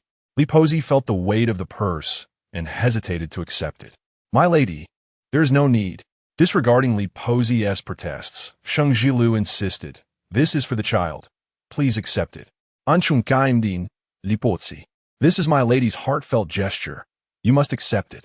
Reluctantly, Li Pozie took the purse, expressing her gratitude to the young mistress. Not at all. By the way, I have a favor to ask of you, Sheng Zhile continued. Grateful for the generous gift for her grandson, Li Pozie sincerely replied, I am at your service, my lady. If there is anything I can do, I shall go through fire and water for you. Without further ado, Sheng Zhile stated, Li Pozie, your drunken lamb is a culinary masterpiece.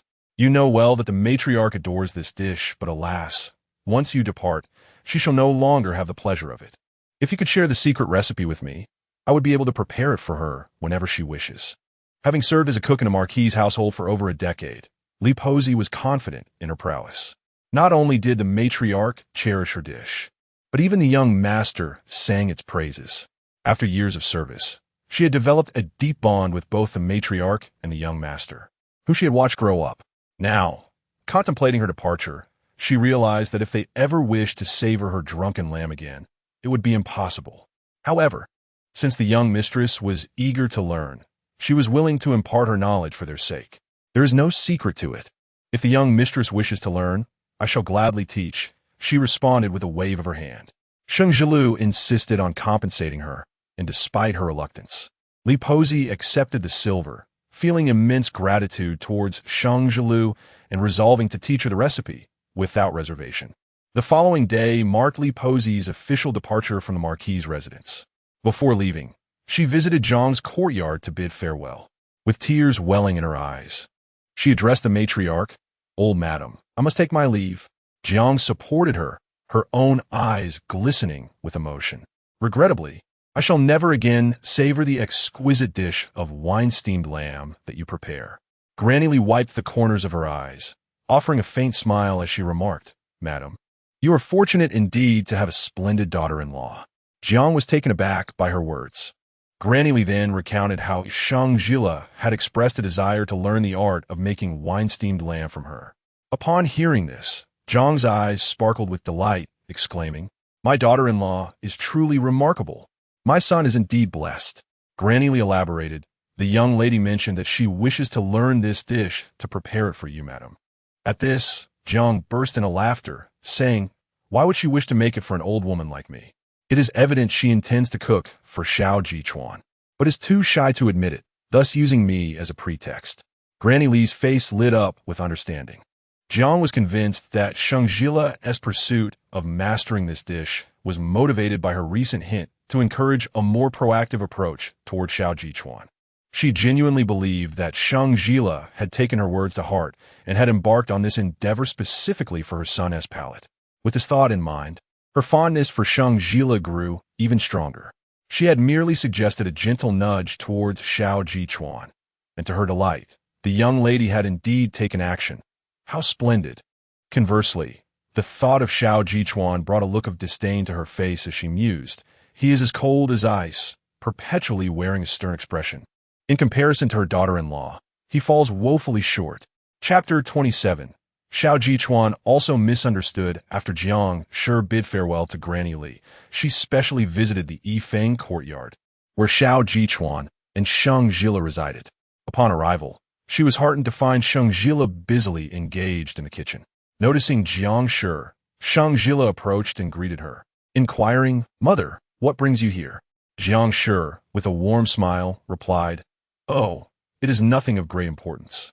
I heard from Granny Li that you wish to learn how to prepare wine-steamed lamb, so I came to take a look. Sheng Zhile's culinary skills could only be described as adequate, although Granny Li had imparted her knowledge of the dish in great detail. Sheng Zhile was still unable to replicate the flavor perfectly. The daughter-in-law, lacking in experience, found her attempts to fall short of Granny Li's excellence. However, Jiang Shi bore no reproach. Instead, she offered encouragement, saying Granny Li has been making this dish for decades, and you have only been learning for a couple of days. You are already doing wonderfully." After discussing the cooking, Jiang Shi continued, "In a few days, it will be the 15th. Come with me to Chengyan Temple to offer incense."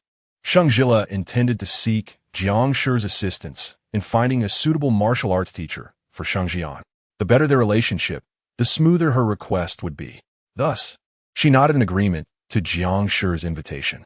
Within the military governor's office, Xiao Jichuan and his subordinates had just resolved a significant case. Aware that everyone had been tirelessly occupied with this matter, Xiao Jichuan proposed, "Brothers, how about we gather at Shitting Tower for a meal after our shift?" One corpulent subordinate lamented, "What a pity.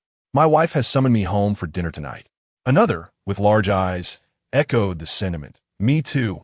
My wife promised to prepare my favorite braised pork and insisted that I must return home."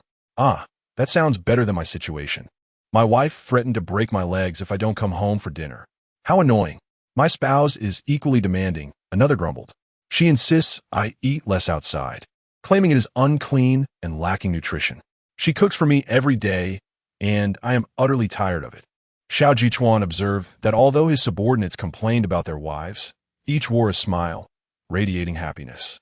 His own wife never imposed such restrictions on him, granting him ample freedom to pursue his desires. While this should have been a source of contentment, he found an inexplicable discomfort creeping into his heart. The vice-governor, "Your wife is truly wonderful," one remarked. "Indeed, it seems the young master's wife never concerns herself with you," another added. "No matter how late you return for dinner. I have never heard you mention her complaining. If it were my wife, she would have exploded by now." Ha ha ha. Though his subordinates spoke enviously of Xiao Jichuan's situation, a tumult of emotions churned within him. Perhaps another day, he resolved. Recently consumed by the case, Xiao Jichuan had been residing in the military governor's office. Today, he returned to the marquis's residence, specifically to pay his respects to Jiang Shi. Upon seeing him, Jiang Shi was elated. The two shared a heartfelt conversation, after which she skillfully steered the topic toward Sheng Zhile.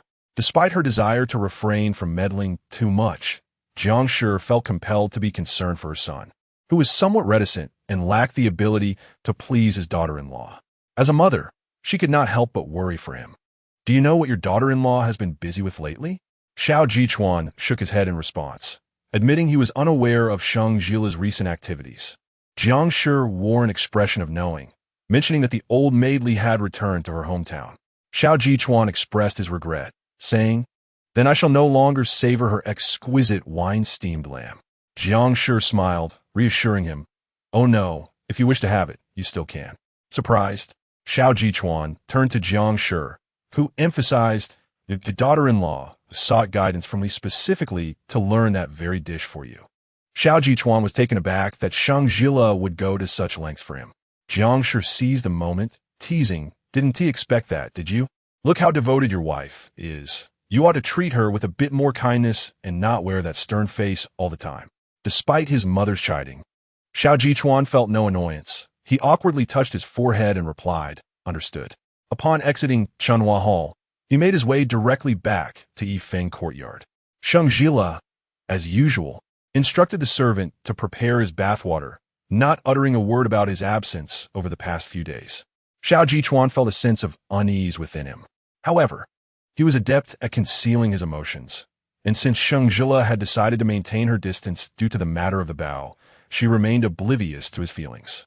She requested Han Shun to bring forth the repaired bow. "Young master, the bow has been mended. Please see if it is as it was before." Holding the bow, Xiao Jichuan examined it closely, noting that the broken string had been replaced with a new one. The previous string, crafted from animal gut, had been substituted with a new one of similar material and thickness. He drew the bow back with his bare hands, discovering that while the draw weight and stability differed slightly from before, the difference was negligible. He was somewhat astonished that Sheng Zhile, a lady of the inner chambers, who was entirely unversed in martial skills, had managed to restore the bow to such an extent, indicating she must have dedicated considerable effort to it. This thought stirred a subtle softness within him, barely perceptible to himself. "Thank you, my lady," he expressed. Hearing his gratitude, Sheng Zhile felt a sense of relief. It seemed she had passed the test. At that moment, the servant announced that Xiao Jichuan's bathwater was ready. He handed the bowl to the servant, instructing him to return it to the study before proceeding to the bathing chamber. After his bath, instead of heading straight to the study as was his custom, he lingered in his room for a while. Sheng Zhile, not reading too much into it, merely assumed that the bedding in the study had not been arranged properly. She inquired, "Young master, shall I send Han Shun to the study to assist in tidying the bed?" Remembering Xiao Jichuan's words that no one could enter his study without his command, she asked him rather than sending Han Shun directly. Xiao Jichuan paused at her words, then replied coolly, "No need." With that, he rose to head to the study. Once he left, Han Shun looked on with regret. "Madam, did the young master want to stay just now?" As the personal maid of Sheng Zhile, she naturally devoted her heart to her. Despite having married into the marquis' residence for quite some time, Sheng Zhile had yet to consummate her marriage with the young master, which filled her with concern. When she heard Han Shun's words, she was taken aback. "Really? Is that so?" "I don't think so," she replied. Han Shun, filled with frustration, insisted. "Regardless of whether the young master harbors such intentions, he was just here. You should have engaged him in conversation to foster a deeper connection." Alas, it was too late to say anything now, as the young master had already departed. Today, Sheng Zhile had spent the entire day bustling about in the kitchen, learning to prepare the dish of wine-steamed lamb, and was now genuinely fatigued. While she responded with murmurs of acknowledgement, she slipped into bed to rest. Observing this, Han Shun couldn't help but fret, wondering when the young master and lady would finally consummate their union. Chapter 28. Xiao Jichuan discovers the truth after 3 days of diligent practice. Sheng Zhile had finally mastered the art of preparing wine-steamed lamb. Today, she resolved to venture out personally to procure ingredients, intending to prepare a lavish meal for the Jiang family, and subtly broached the subject of finding a tutor for Sheng Zhijian during the gathering. However, as she stepped outside, she unexpectedly encountered Sheng Zhishu, whom she had not seen in quite some time. To her astonishment, Sheng Zhishu was accompanied by a woman clad in a delicate aquamarine gown. Even if she were to forget all memories of her past life, Sheng Zhile would still recognize this woman, Chu Miaoyin, the mistress kept by Li Baiyuan. Chu Miaoyin was a distant cousin of Li Baiyuan. Before the Li and Sheng families had arranged a marriage, she had come to the capital alone to seek refuge with the Li family after losing her only relative. Although she wasn't exceptionally beautiful, her melodious voice and gentle demeanor quickly captivated Li Baiyuan. He soon promised her that should he achieve academic success, he would marry her. Having already felt a tender affection for Li Baiyuan, Chu Miaoyin eagerly devoted herself to him upon receiving his vow. Eventually, Li Baiyuan indeed succeeded in his examinations. When he expressed his desire to marry Chu Miaoyin, Chen Shi, his mother, refused. Given his status as a top scholar, many noble families in the capital sought to marry off their daughters to him. With Chu Miaoyin's humble origins and lack of connections, Chen Shi naturally preferred her son with a girl of higher standing. Heartbroken, Chu Miaoyin had no recourse, as she lacked a powerful family to support her, nor was she strong enough to contend with Chen Shi. Ultimately, Li Baiyuan insisted on keeping Chu Miaoyin as his concubine in secret, waiting for a more opportune moment to bring her into the Li household. Chen Shi, seeing this, did not oppose, but stipulated that Chu Miaoyin must not interfere with Li Baiyuan's prospects with the noble daughters of the capital. In her previous life, Sheng Zhile had been one of those unfortunate noble daughters. Fortunately, in this lifetime, her sister Sheng Zhishu was eager to assume that ill-fated role, allowing Sheng Zhile to escape this predicament effortlessly. What perplexed Sheng Zhile was how Sheng Zhishu could be seen walking alongside Chu Miaoyin. The two appeared as intimate as sisters, with Sheng Zhishu affectionately linking her arm with Chu Miaoyin. Observing their closeness, Sheng Zhile concluded that Sheng Zhishu was unaware of Chu Miaoyin's status as Li Baiyuan's mistress. Although Sheng Zhishu had also been reincarnated in her previous life, Li Baiyuan had hidden Chu Miaoyin so effectively that even Sheng Zhile had only discovered her existence at the very end. In her past life, Sheng Zhile had encountered Chu Miaoyin only a handful of times, and until her death, she never realized that Chu Miaoyin was Li Baiyuan's concubine. By that time, Sheng Zhishu had already become quite mad, confined within the marquis's residence, making it unsurprising that she was oblivious to Chu Miaoying's existence. The legitimate wife and the concubine strolled hand in hand, resembling intimate sisters as they roamed the streets. This scene was somewhat jarring, and Sheng Zhile wished to observe more closely. However, all she could see was Sheng Zhishu and Chu Miaoying linking arms as they departed. Sheng Zhile thought it best to let it be, believing there would be time in the future to unravel the reasons behind this. With that in mind, she led Han Shun to procure the ingredients necessary for the wine-steamed lamb. Meanwhile, on the Jiang family's side, news of Sheng Zhile's outing to gather ingredients reached them, filling Jiang with delight as she assumed Sheng Zhile intended to cook for Xiao Jichuan herself. However, a wave of concern washed over her. She feared her son, who was not particularly eloquent, might disrupt the atmosphere. Thus, she took Shen Mama along and made her way to the Wujuan Duda mansion. At the Wujuan Duda mansion, the subordinates were gathered around Xiao Jichuan. Deputy Commander, do you still intend to dine at the Sherdang building as you mentioned last time? How about today? One asked. I can make it today. I've been dining at home for the past few days, and my family member won't mind if I don't return tonight. Count me in. I shall go as well. Xiao Jichuan was indifferent and replied, all right. Just then, Jiang arrived. Surprised, Xiao Jichuan approached her. Mother, what brings you here? Isn't it for you, you rascal? He found her response perplexing.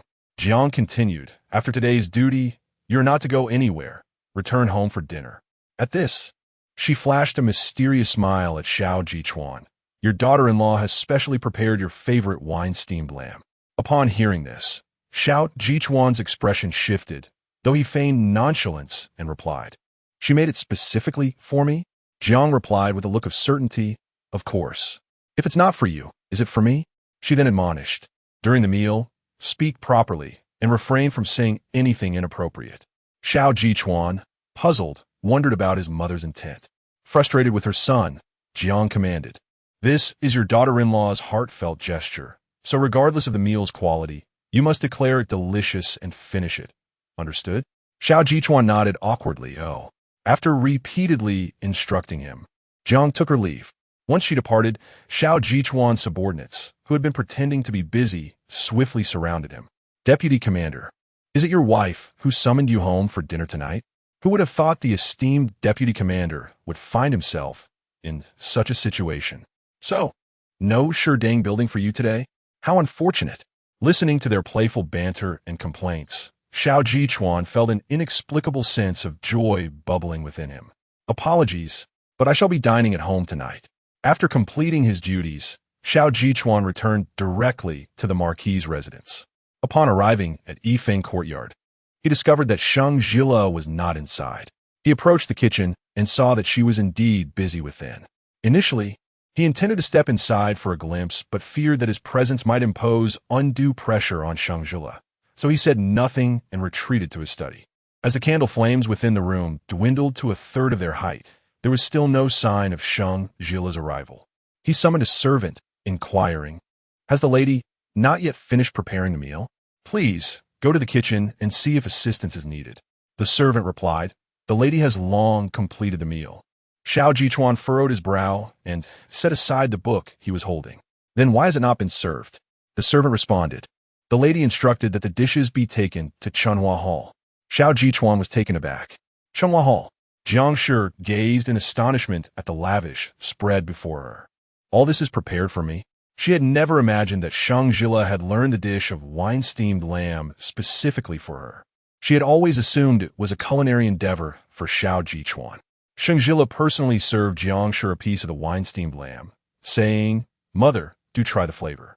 Jiang Shi picked up the morsel of lamb, placed it in her mouth, and her eyes sparkled with delight. The meat was tender and flavorful, leaving a lingering aftertaste. It was remarkably identical to the dish made by old Lady Li. Delicious. She couldn't help but exclaim. Seeing Jiang Shi's enjoyment filled Sheng Zhile with joy as well. I learned this specifically for you, Mother. Your pleasure makes my efforts worthwhile. At that moment, Xiao Jichuan happened to arrive at the entrance of Chunhua Hall. Sheng Zhile's words, I learned this specifically for Mother, resonated clearly in his ears. Chapter 29. The Hidden Talents and Reputation of the Jiang Family. Shao Zhichuan's expression immediately grew colder. And for reasons unbeknownst to him, he felt a pang of disappointment, as though his hopes had been dashed. He surmised that his mother must have misunderstood the situation, leading to this unfortunate misunderstanding. Observing Sheng Zhile wholeheartedly arranging dishes for her mother, he sensed that she had no anticipation of his return for dinner. He turned and departed from Chunhua Hall. Behind him, a servant followed closely, inquiring, "My lord, it is quite late. Where are you headed? Should I inform the old madam that you have come by?" Without pausing in his stride, Shao Zhichuan replied coldly, "There is no need." In Chunhua Hall, Jiang Shi was preoccupied with thoughts of Shao Zhichuan, instructing Chun Mama, "Go check if the young master has returned. If he has, invite him to join us for dinner." She was aware that Sheng Zhile had specially prepared steamed lamb for her, but as long as she remained silent, her son would remain oblivious. As she contemplated this, she was unexpectedly met with Chun Mama's swift return, delivering the report, "Old madam, the young master has gone to the Wujuan governor's office for the night shift." "This child!" Jiang Shi exclaimed in frustration. Yet, her heart ached at the thought, wondering if he had dined. Upon hearing this, Sheng Zhile instructed Han Shun to prepare a food box to send to Shao Zhichuan at the Wujuan governor's office.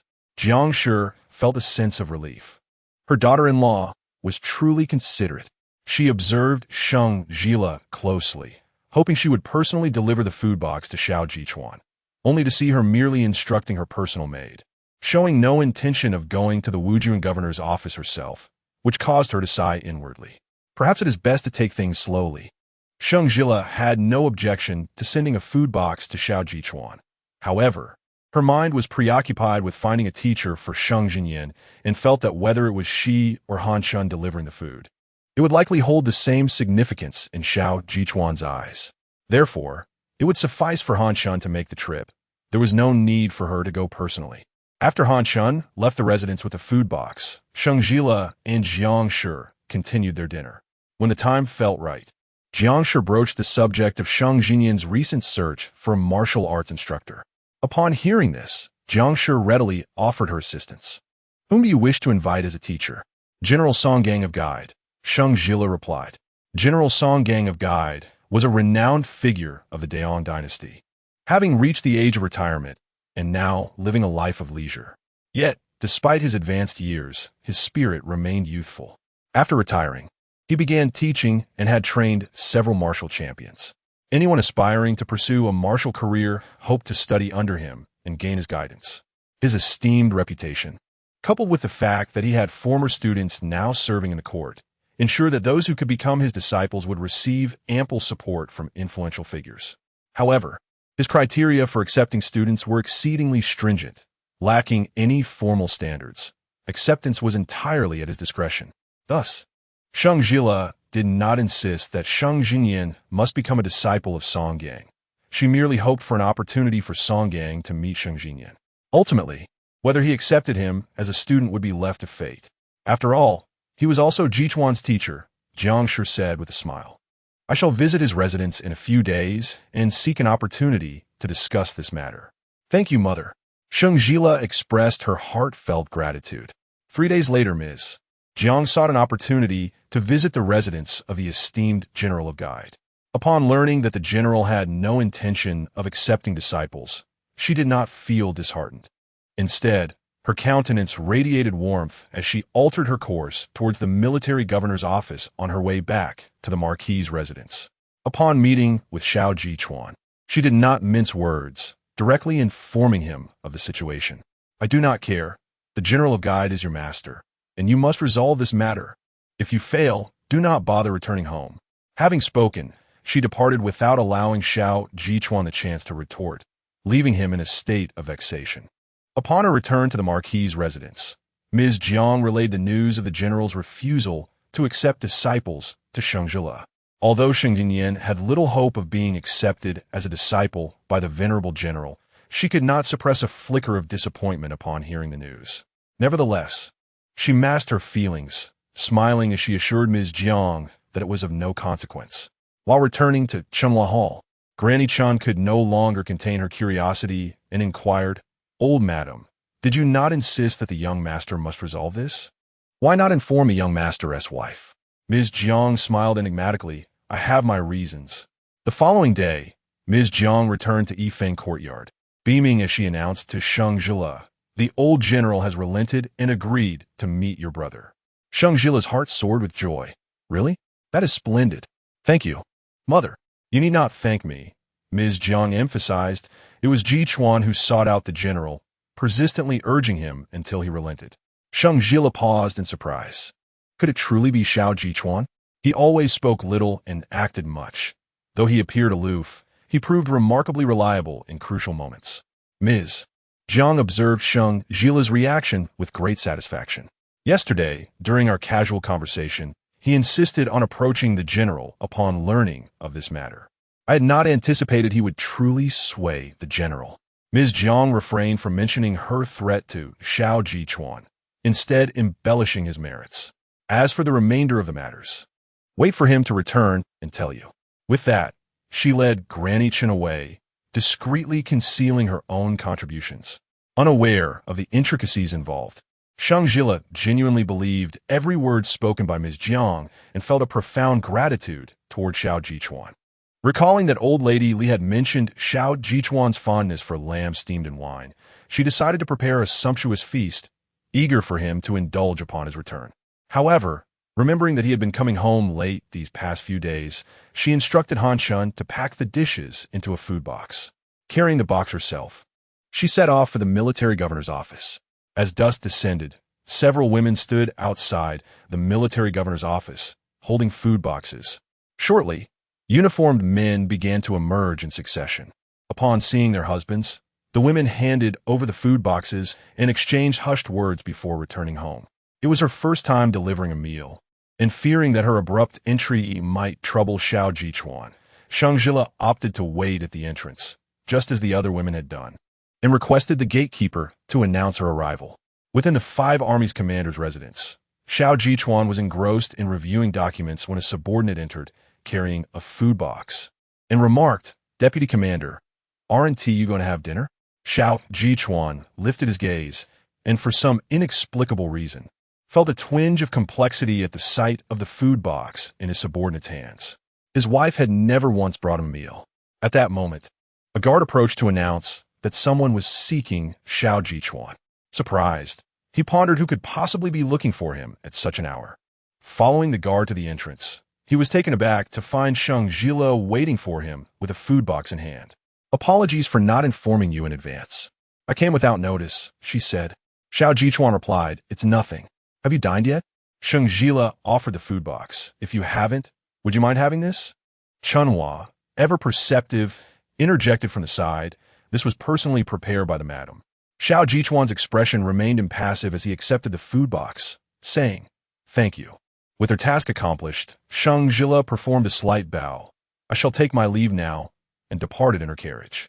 Only after she had vanished from sight did Xiao Ji Chuan enter the 5 armies commander's residence, the food box in hand. His subordinates cast curious glances at him as he held the box. One of the subordinates who had accompanied him chuckled. This was personally delivered by the young master's wife. The maid mentioned it was made by her own hands. Upon hearing this, the others began to tease Xiao Ji Chuan. Maintaining his usual aloof demeanor, he shot back. Are you all so idle that you have no intention of dispersing tonight? The subordinates laughed and dispersed at his remark. Xiao Ji Chuan opened the food box, revealing 4 layers, a dish of his favorite wine-steamed lamb, a vegetable dish, and a sweet and sour fish that he typically did not favor. He first sampled the wine-steamed lamb, delighting in its familiar flavor. Glancing at the sweet and sour fish he was not particularly fond of, he ultimately decided to try a piece. To his surprise, it was sweet and tastier than he had anticipated. Chapter 30 Encountering Chu Miaoyin again. The next day marked the 15th, and Sheng Zhile accompanied the Jiang family to the Chengyin temple to offer incense. The carriage could only reach the foot of the mountain, and after disembarking with the assistance of Han Shun, Sheng Zhile was surprised to spot the carriage of the Li family. The entire Li household, Li Baiyuan, Sheng Zhishu, and Chen Shi, had arrived. To Sheng Zhile's astonishment, Chu Miaoyin also descended from the carriage. Sheng Zhishu noticed Sheng Zhile and observed her clad in a soft pink silk gown, adorned with an exquisite belt at the waist. Appearing quite well off, A sense of discomfort began to stir within her.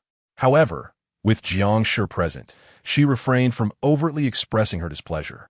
Upon seeing Jiang Shi, Chen Shi, Sheng Zhile's mother-in-law, immediately approached, ingratiatingly leading her family to pay respects to Jiang Shi.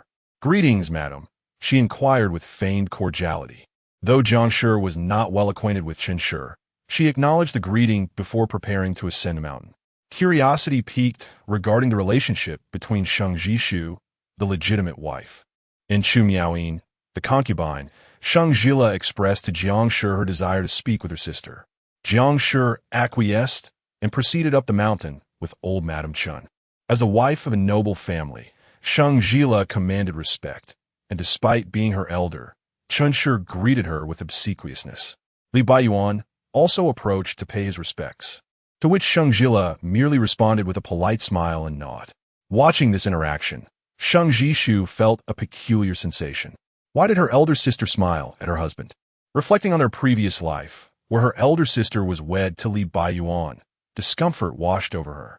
In this life, her sister was married to the aloof Xiao Jichuan, and logically, she ought to be neglected in the marquis. Yet, witnessing her husband, a man of such striking demeanor, stirred in her feelings she ought not to entertain. With these thoughts swirling, Sheng Zhile rudely positioned herself between Sheng Zhile and Li Baiyuan, creating distance between them.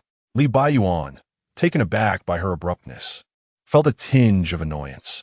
Though Sheng Zhile was oblivious to Sheng Zhile's inner turmoil, she was no stranger to such behavior. Sheng Zhile turned to Sheng Zhile, her tone unfriendly. "I never expected to encounter my elder sister here. However, upon reflection, it's not surprising. I hear the guanyin of childbearing at Chengyin Temple is particularly effective. It is only fitting for my elder sister to seek her blessings." Sheng Zhile was aware that Xiao Jichuan would not consummate the marriage with Sheng Zhile, and even if they did, Sheng Zhile would remain childless. Her own marriage to Li Baiyuan had yielded no offspring for years, serving as ample proof. With this remark, she aimed to prick at Sheng Zhile's heart. Having been granted a second chance at life, Sheng Zhile had long since grown indifferent to matters of consummation and conception. She offered Sheng Zhile a gentle smile and replied calmly, "Sister, we are all in the same boat." Sheng Zhile felt a sting from her words, realizing that she, too, had yet to consummate her marriage with Li Baiyuan. Without consummation, how could there be any hope of pregnancy? Recently, her mother-in-law Chen Shi had begun to apply pressure, but this matter was not solely within her control.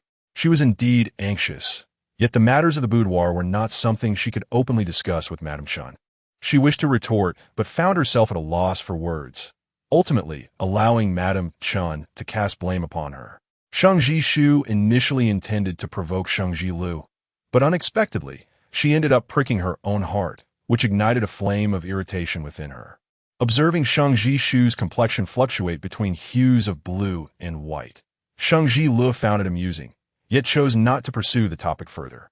Her curiosity about the events between Sheng Zhile and Chu Miaoyin was insatiable.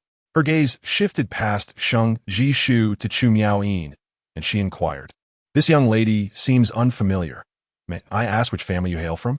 Chu Miaoyin, upon being addressed by Sheng Zhile, gracefully bent her knee in a slight bow, replying, "I'm a distant cousin of the Li family.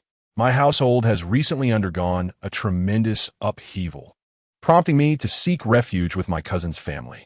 Sheng Zhile recalled that in her previous life, shortly after her own marriage, she had planned an outing with Xiao Rujun. However, a sudden downpour forced them to return home prematurely. As she stepped into the courtyard, she was met with the sound of hushed murmurs emanating from within a room. At that time, being inexperienced and unaware of the intricacies of intimate affairs, she thought little of it and called out loudly, "Husband, is that you in the room?" Instantly, silence enveloped the room. Upon pushing the door open, she found Li Baiyuan and Chu Miaoyin seated together, both impeccably dressed. Li Baiyuan promptly approached her, offering an explanation that Chu Miaoyin was his distant cousin, who had suffered a tragic loss, leaving her all alone. Thus, she had come to seek shelter with the Li family. At that moment, unaware of Li Baiyuan's true nature, She held her doubts at bay and accepted his words without question. In hindsight, it was indeed true that she was a distant cousin, and her seeking refuge was genuine.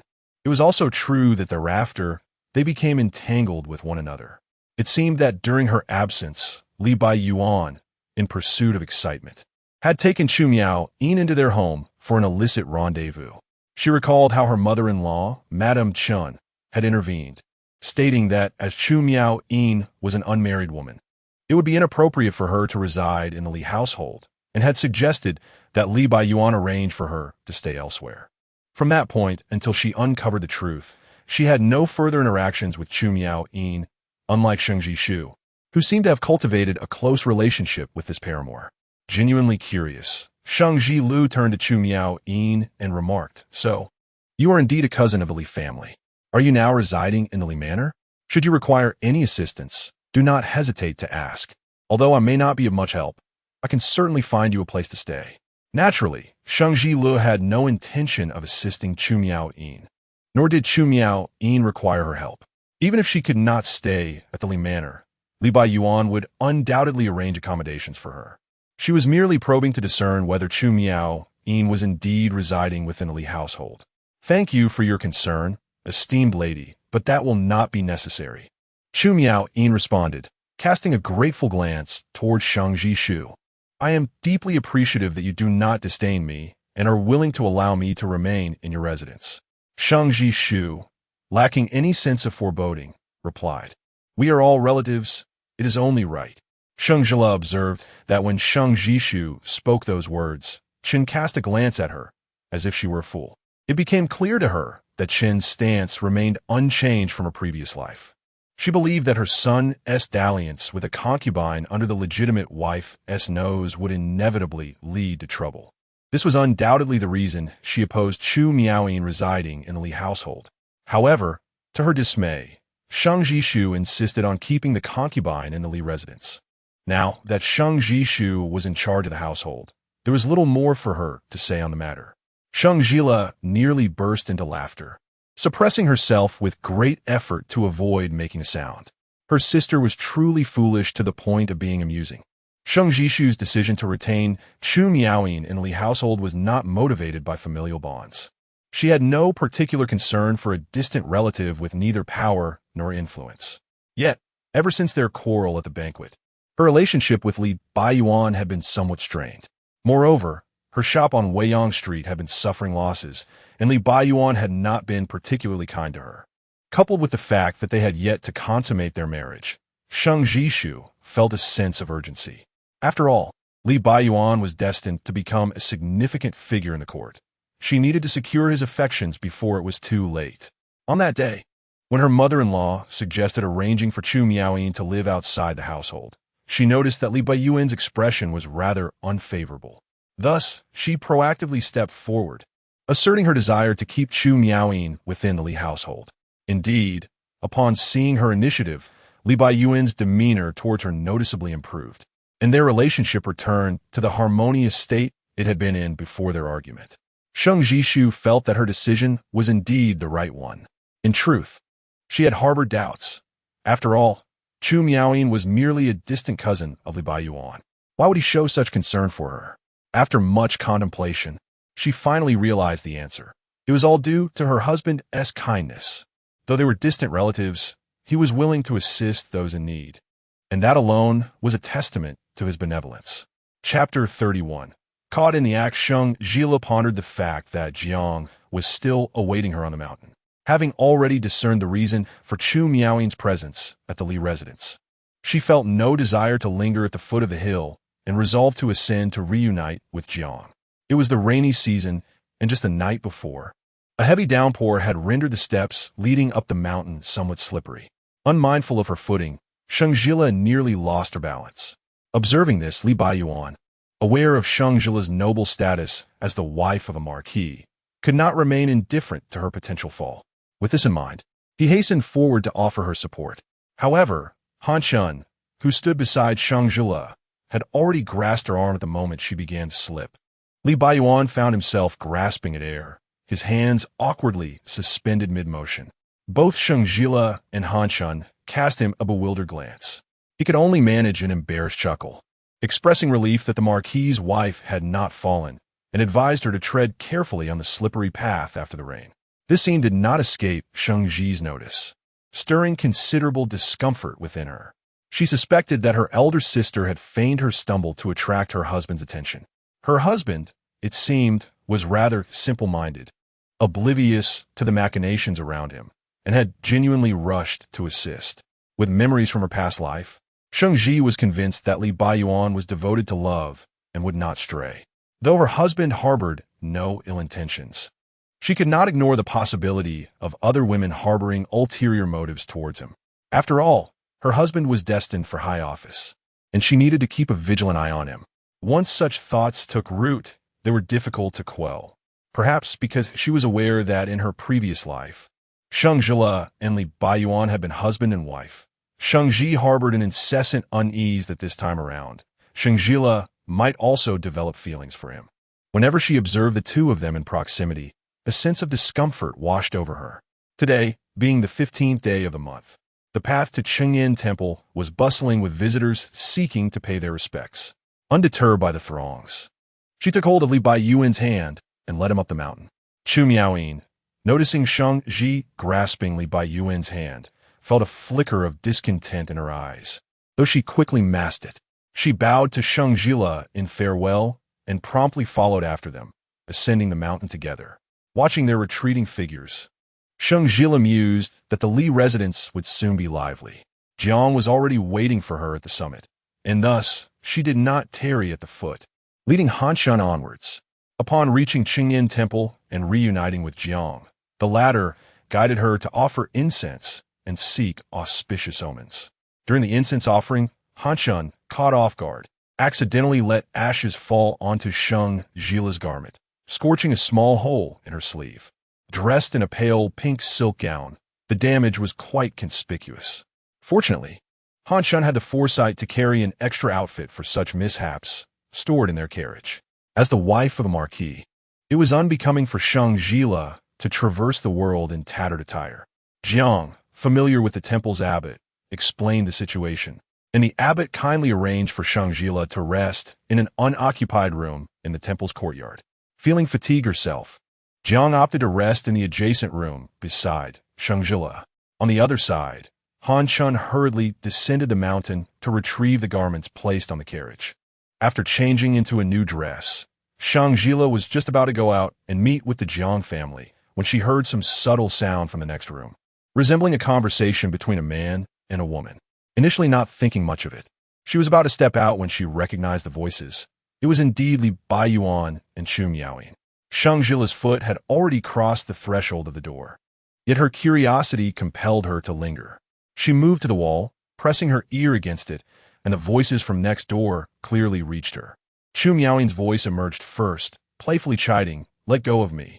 Just now, when Madame held onto Li Lang's hand, he looked so happy. "Why don't you go and embrace her?" Leaning in closer, Sheng Zhile heard Li Baiyuan soothingly respond, "If I truly had feelings for her, I wouldn't have waited this long to consummate our union. You know I cherish you." Chu Miaoyin's tone turned somewhat sorrowful. "Yet, after all, I am Li Lang's legitimate wife. As long as I exist, our relationship cannot be publicly acknowledged." Li Baiyuan continued, patiently reassuring her, "I have wronged you. In the future, I promise to make it up to you and ensure you are recognized as the mistress of the Li household. You always know how to sweet-talk me." At this juncture, her voice softened further, becoming almost intoxicating. "But I trust you, Li Lang, no matter what you say. I believe in you." Hearing her words seemed to please Li Baiyuan immensely, as he affirmed, "I shall not betray your trust." Then, changing the subject, he teased, "Weren't you just feeling a bit dizzy? Come here, let me hold you, and your dizziness will vanish." Chu Miaoyin feigned reluctance, her voice dripping with sweetness. "How annoying. We are in a temple." Li Baiyuan appeared even more exhilarated. "Don't you find this even more thrilling?" Sheng Zhile felt that if she continued to eavesdrop, she might overhear something inappropriate. Beside her, Han Shun's cheeks flushed crimson as she whispered, "Madam, perhaps we should take our leave?" Sheng Zhile also sensed that lingering any longer was inappropriate and intended to depart. Just then, a woman's voice rang out from outside. "Husband, are you in there?" Recognizing the speaker as Sheng Zhile, Sheng Zhile felt a surge of excitement. This was about to turn into a dramatic revelation. Her previous hesitation evaporated, and without a moment of doubt, she pressed her ear to the wall once more. Han Chun, upon hearing Sheng Zhile's voice, also lit up with curiosity and joined Sheng Zhile in leaning against the wall. The two individuals next door, upon realizing Sheng Zhile's presence, were clearly thrown into a state of panic. Sheng Zhile then heard the sound of a window opening, indicating someone might attempt to escape through it.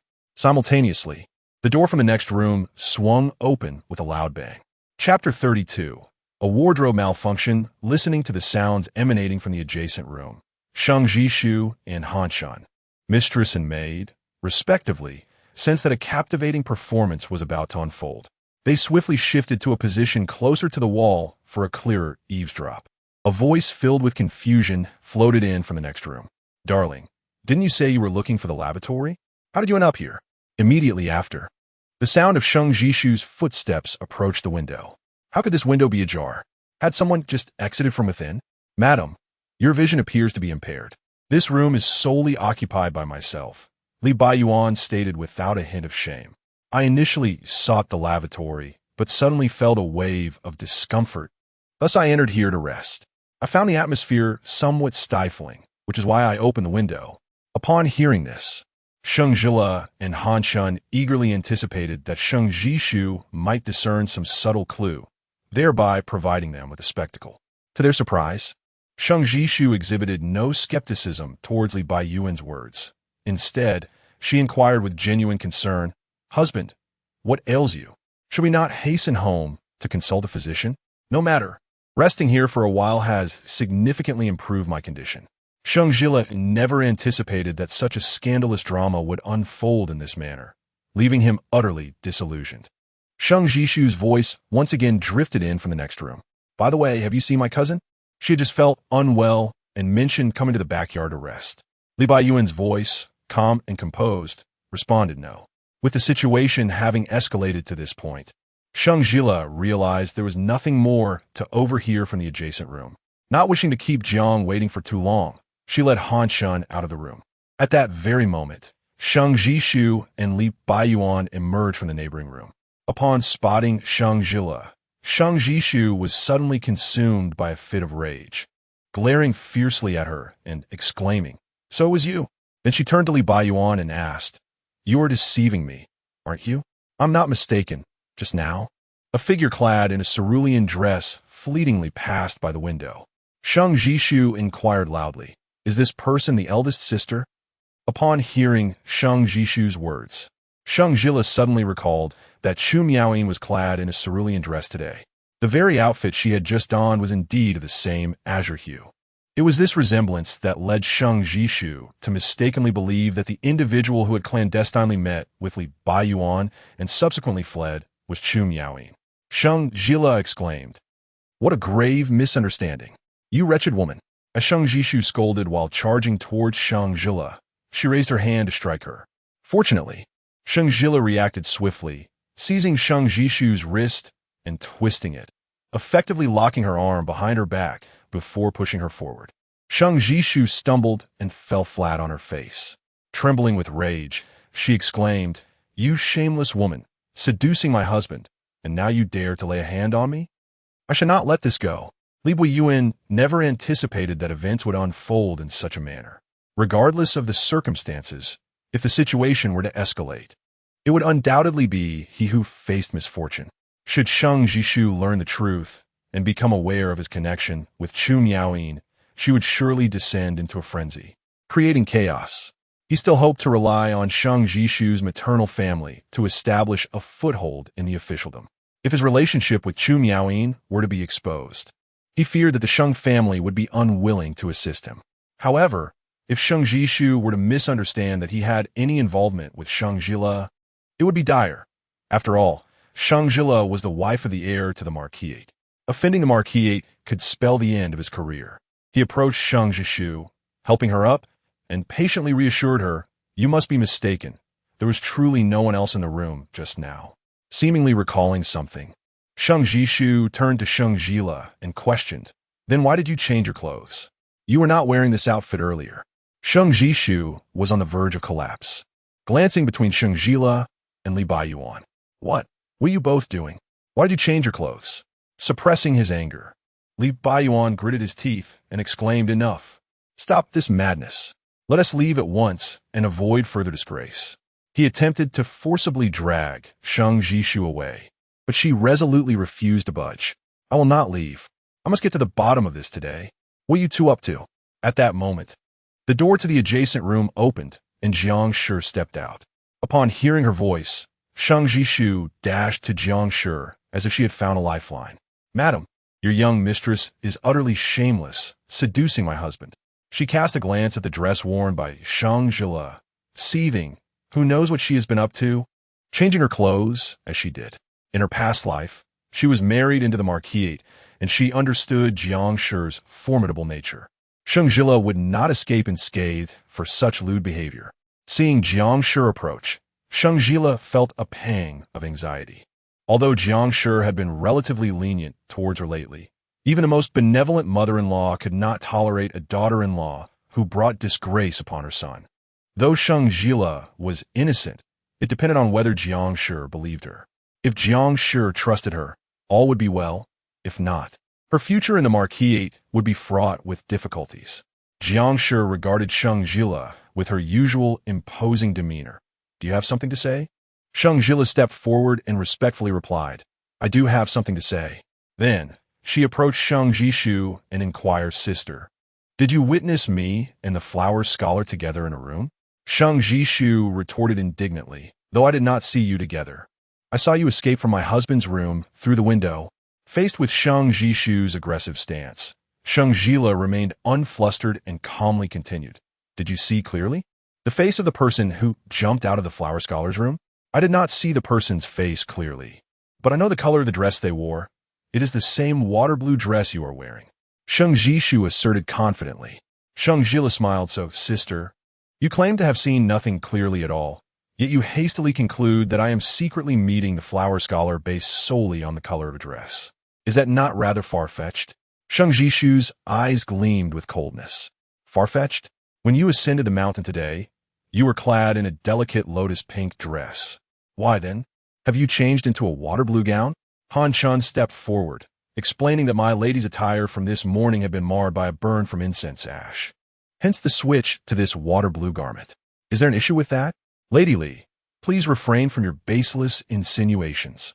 Sheng Zhile retorted sharply to Han Chun, asserting, "You are merely a servant by Sheng Zhile's side, naturally inclined to support her." Sheng Zhile responded coolly, "Believe it or not, that is entirely up to you." She continued, with a pointed remark, "Moreover, the ladies who visited the Chang'an temple to pay their respect today were not solely adorned in water-blue dresses, were they?"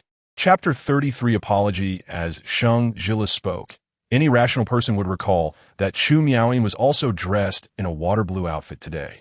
Unfortunately, rationality was a quality that Sheng Zhile lacked. In her previous life, Sheng Zhile and Li Baiyuan were the envy of all as a loving couple in the capital. With her memories intact from her past life, Sheng Zhile constantly feared that something might transpire between Sheng Zhile and Li Baiyuan in this life.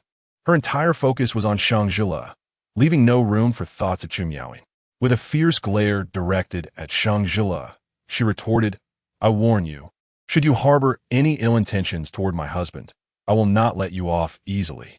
To which Sheng Zhile replied nonchalantly, casting a glance at Li Baiyuan, her eyes revealing disdain, "Rest assured, I have no interest in your husband. Truth be told, regardless of physique, appearance, family background, or character, Xiao Jichuan surpassed Li Baiyuan by an immeasurable degree. Even without the memories of her past life, having married someone like Xiao Jichuan, it would be sheer folly for her to pursue a man like Li Baiyuan. Sheng Zhile considered Li Baiyuan a treasure, mistakenly believing that everyone shared her appreciation for him. How utterly laughable! Li Baiyuan, noticing the disdain in Sheng Zhile's gaze, dared not voice any grievances and instead directed his frustration at Sheng Zhile, scolding her, "Enough! Aren't you embarrassed enough? Yet, Sheng Zhile remained relentless. She approached Madame Jiang, stating, Madam, you are well aware of the events that transpired. I trust you will come to your own conclusions. Sheng Zhile is your daughter-in-law. Her flirtations bring disgrace upon your household. Madame Jiang was aware of the incident involving Sheng Zhile's dress being burned by ash, and she had been resting in the adjacent room since Sheng Zhile entered the courtyard. The thin wall separating their rooms allowed her to hear even the faintest of sounds. Since Sheng Zhile had entered her room, there had been no unusual noises from that side. Moreover, having spent many years in the inner quarters, she was acutely aware of the affairs that transpired there. Upon hearing Sheng Zhile mention that among the ladies visiting to pay their respects today, she was not the only one clad in water blue attire. Madame Jiang immediately recalled the young woman in a water blue dress standing behind Sheng Zhile at the foot of the mountain. With her experience as the matriarch of a noble family, she could vaguely discern that there was something inappropriate between the scholar and the girl in the water blue dress. This was a matter concerning the Li family, and having no ties to them, she would not voice her suspicions. She turned to Sheng Zhile, stating, Your elder sister has already clarified the situation. Since you did not witness her in the same room with the scholar, do not unjustly accuse your sister and your husband. Madame Jiang's tone shifted, carrying a warning. The scholar is currently an official in the court. If you continue to speak recklessly, tarnishing your husband's reputation and jeopardizing his career, can you bear the consequences? Sheng Zhile was somewhat taken aback, not expecting Madame Jiang to believe her so readily. Beside her, Sheng Zhile was utterly bewildered. Based on her previous life's understanding of Jiang Shi, she had firmly believed that Jiang would be a domineering and unreasonable mother-in-law, certain that she would reprimand Sheng Zhile today. To her astonishment, Jiang instead defended Sheng Zhile and warned her. Yet, Jiang's words held a semblance of truth. Such matters of romance and scandal inflict the greatest harm upon women. If this incident were to escalate, it would indeed tarnish her husband's reputation. Sheng Zhile harbored deep resentment towards Sheng Zhile, yet she felt powerless to act against her, leaving her internally tormented. Meanwhile, Li Baiyuan was already drenched in perspiration. He bent slightly towards Jiang and said, Your Grace, your wisdom is remarkable. I assure you, there is nothing untoward between me and the young lady. It is merely my wife's jealous nature that has led to today's unfortunate farce. He then bowed to Sheng Zhile, expressing his regret that the young lady had to endure such undeserved misfortune. Jiang replied coldly, A woman's penchant for jealousy is, in itself, harmless. However, should it lead to any scandal, it would be your Li family's reputation at stake. Li Baiyuan lowered his head even further, thanking Jiang for her guidance. I shall educate my wife properly upon returning home, he promised. He then stood and faced Sheng Zhile, raising 3 fingers to the heavens as he swore, Madam, I swear before heaven that my relationship with the young lady is entirely innocent. If not, may my Li family be left without descendants. Hearing Li Baiyuan's vehement oath, Sheng Zhile hastily covered his mouth, exclaiming, I believe you. I believe you. There is no need to utter such ominous words. In truth, when she had entered Li Baiyuan's chamber, she had merely glimpsed a flash of water blue fabric through the window. She herself could not ascertain whether someone had truly escaped through the window. However, her suspicions regarding Sheng Zhile's intentions towards Li Baiyuan had led her to conclude that the fleeting water blue figure must have been Sheng Zhile. Yet, with her husband making such a grave oath, how could she doubt him? Perhaps she had indeed misjudged the situation. Even if today's events were merely a misunderstanding, the memory of Li Baiyuan and Sheng Zhile's affection in her past life made her wary of underestimating Sheng Zhile. Since you are confident in the innocence of my relationship with the young lady, why not offer her an apology? Li Baiyuan suggested to Sheng Zhile. Reluctantly, she turned to Sheng Zhile and said, I apologize. Today, I misjudged my elder sister. Without waiting for Sheng Zhile's response, she grasped Li Baiyuan's hand and departed. Li Baiyuan, feeling utterly speechless, nodded and bowed towards Sheng Zhile as a gesture of apology as they left. Upon returning to the marquis residence from Cheng Yin Temple, Xiao Jichuan had also returned from the Wujuan Duda mansion. He addressed Sheng Zhile, saying, "The old general wishes to meet you." He paused, momentarily hesitating. He had intended to say your brother, but, recalling that he and Sheng Zhile were now married, he felt it appropriate to alter his address. After a moment of mental preparation, he finally replaced your brother with our brother. Upon hearing Xiao Jichuan address Sheng Zhile in such a manner, Sheng Zhile was momentarily taken aback. However, considering that they were already husband and wife, she did not dwell on it for long. She replied, "No problem. I shall send someone to inform him now." Sheng Zhile planned for Sheng Zhile to rendezvous with her at the marquis' residence before proceeding together to the general's estate. The following morning, at the appointed hour, Sheng Zhi and Xiao Jichuan awaited Sheng Zhile before the marquis' gates. Before long, they spotted Sheng Zhile, clad in a vigorous outfit, galloping towards them on a white steed. As he drew nearer, Sheng Zhile showed no inclination to slow down. Rather, he cracked the whip, urging his horse to charge even faster toward Xiao Jichuan. Just as the hooves of the horse were about to trample Xiao Jichuan, Sheng Zhile was taken aback in alarm. Chapter 34. Seeking a mentor faced with the galloping steed, Xiao Jichuan remained unfazed, standing still as a statue. At the critical moment, Sheng Zhile suddenly tightened the reins, causing the white horse to rear up and let out a fierce neigh, its hooves raised high as it halted before Xiao Jichuan. Throughout this entire episode, Xiao Jichuan exhibited an air of calm, undeterred by the spectacle. In contrast, Sheng Zhile watched in trepidation, only exhaling in relief once the horse had come to a stop. Sheng Zhile turned to Xiao Jichuan, a smile gracing his face as he feigned innocence. "I sincerely apologize. This horse is rather unruly. I trust you are not frightened, my lord." In response to Sheng Zhile's provocation, Xiao Jichuan displayed little reaction, mounting his horse with a cool demeanor and commanding, "Let us depart." Sheng Zhile approached her brother, still shaken. "What are you thinking? You nearly scared me to death." Sheng Zhile leaned down, casting a glance at Xiao Jichuan's retreating figure, and replied smugly to Sheng Zhile, "I merely wish to demonstrate my strength to the Lord, ensuring he thinks twice before bullying you in the future." Hearing her brother's words, Sheng Zhile felt a mix of gratitude and exasperation. Her brother's reckless nature was concerning. If he continued to harbor such antagonism towards Xiao Jichuan, it might lead to unforeseen complications. She wished to prevent any discord between them, and said to Sheng Zhile, "If I ever face any grievances in my marital home, I promise to inform you immediately. However, since my marriage into the marquis' household, the Lord has treated me quite well. He is my husband and your brother-in-law. You should be more amiable towards him in the future." Sheng Zhile scoffed at her words. Sheng Zhile playfully tapped his forehead, insisting, "Did you hear that?" Rubbing the spot where she had tapped, Sheng Zhile pouted, I understand. As a practitioner of martial arts, Xiao Jichuan possessed exceptional hearing, even after mounting his horse. Despite the distance separating them, every word spoken by the Sheng siblings resonated clearly in his ears. He had encountered many impetuous youths like Sheng Zhile in the army, headstrong yet deeply loyal, often with good intentions at heart. Thus, even upon hearing Sheng Zhile's unkind remarks, he had no desire to engage in conflict with such a brash young man. However, when he heard Sheng Zhile's defense of him, a tremor of surprise coursed through him. She had stood up for him in front of her brother, referring to him as her husband. Xiao Jichuan, unbeknownst to himself, found a subtle smile gracing his lips after absorbing her words.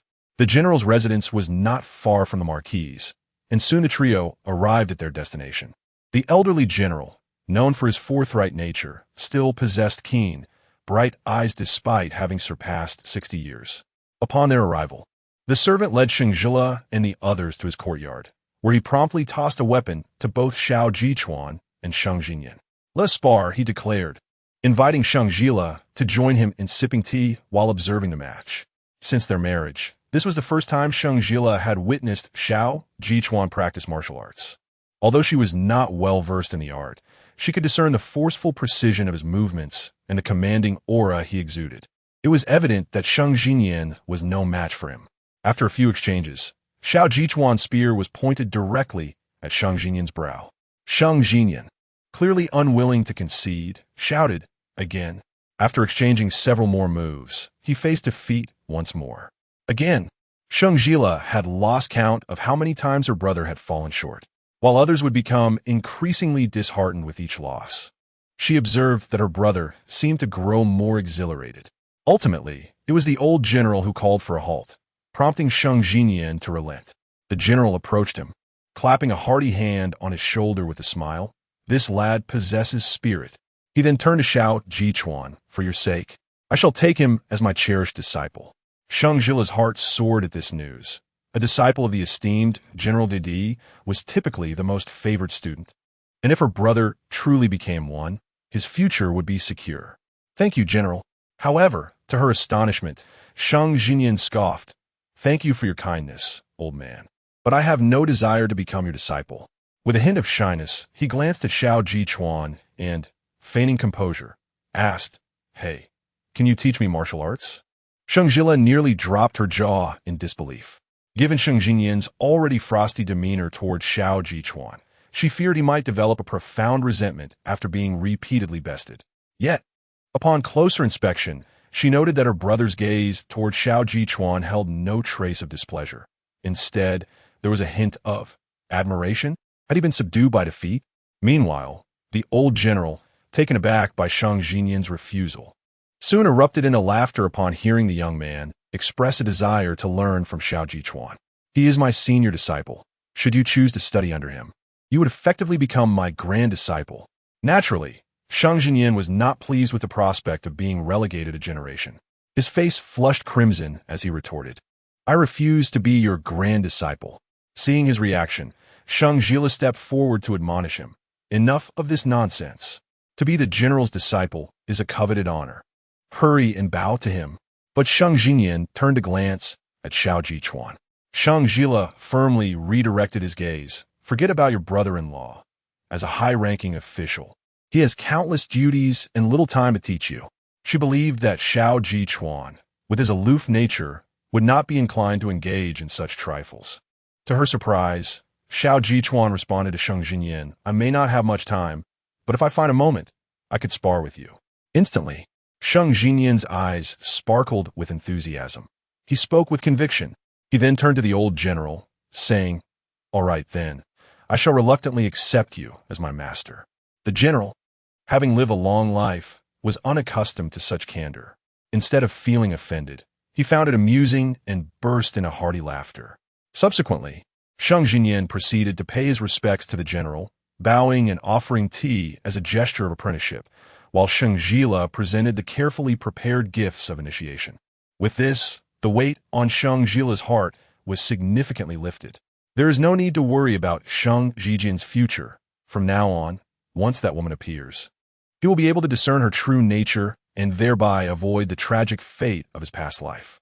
After having lunch at the general's residence, the three of them set off back to the Xiao Jichuan walked ahead, while Sheng Zhile and Sheng Zhile followed closely behind.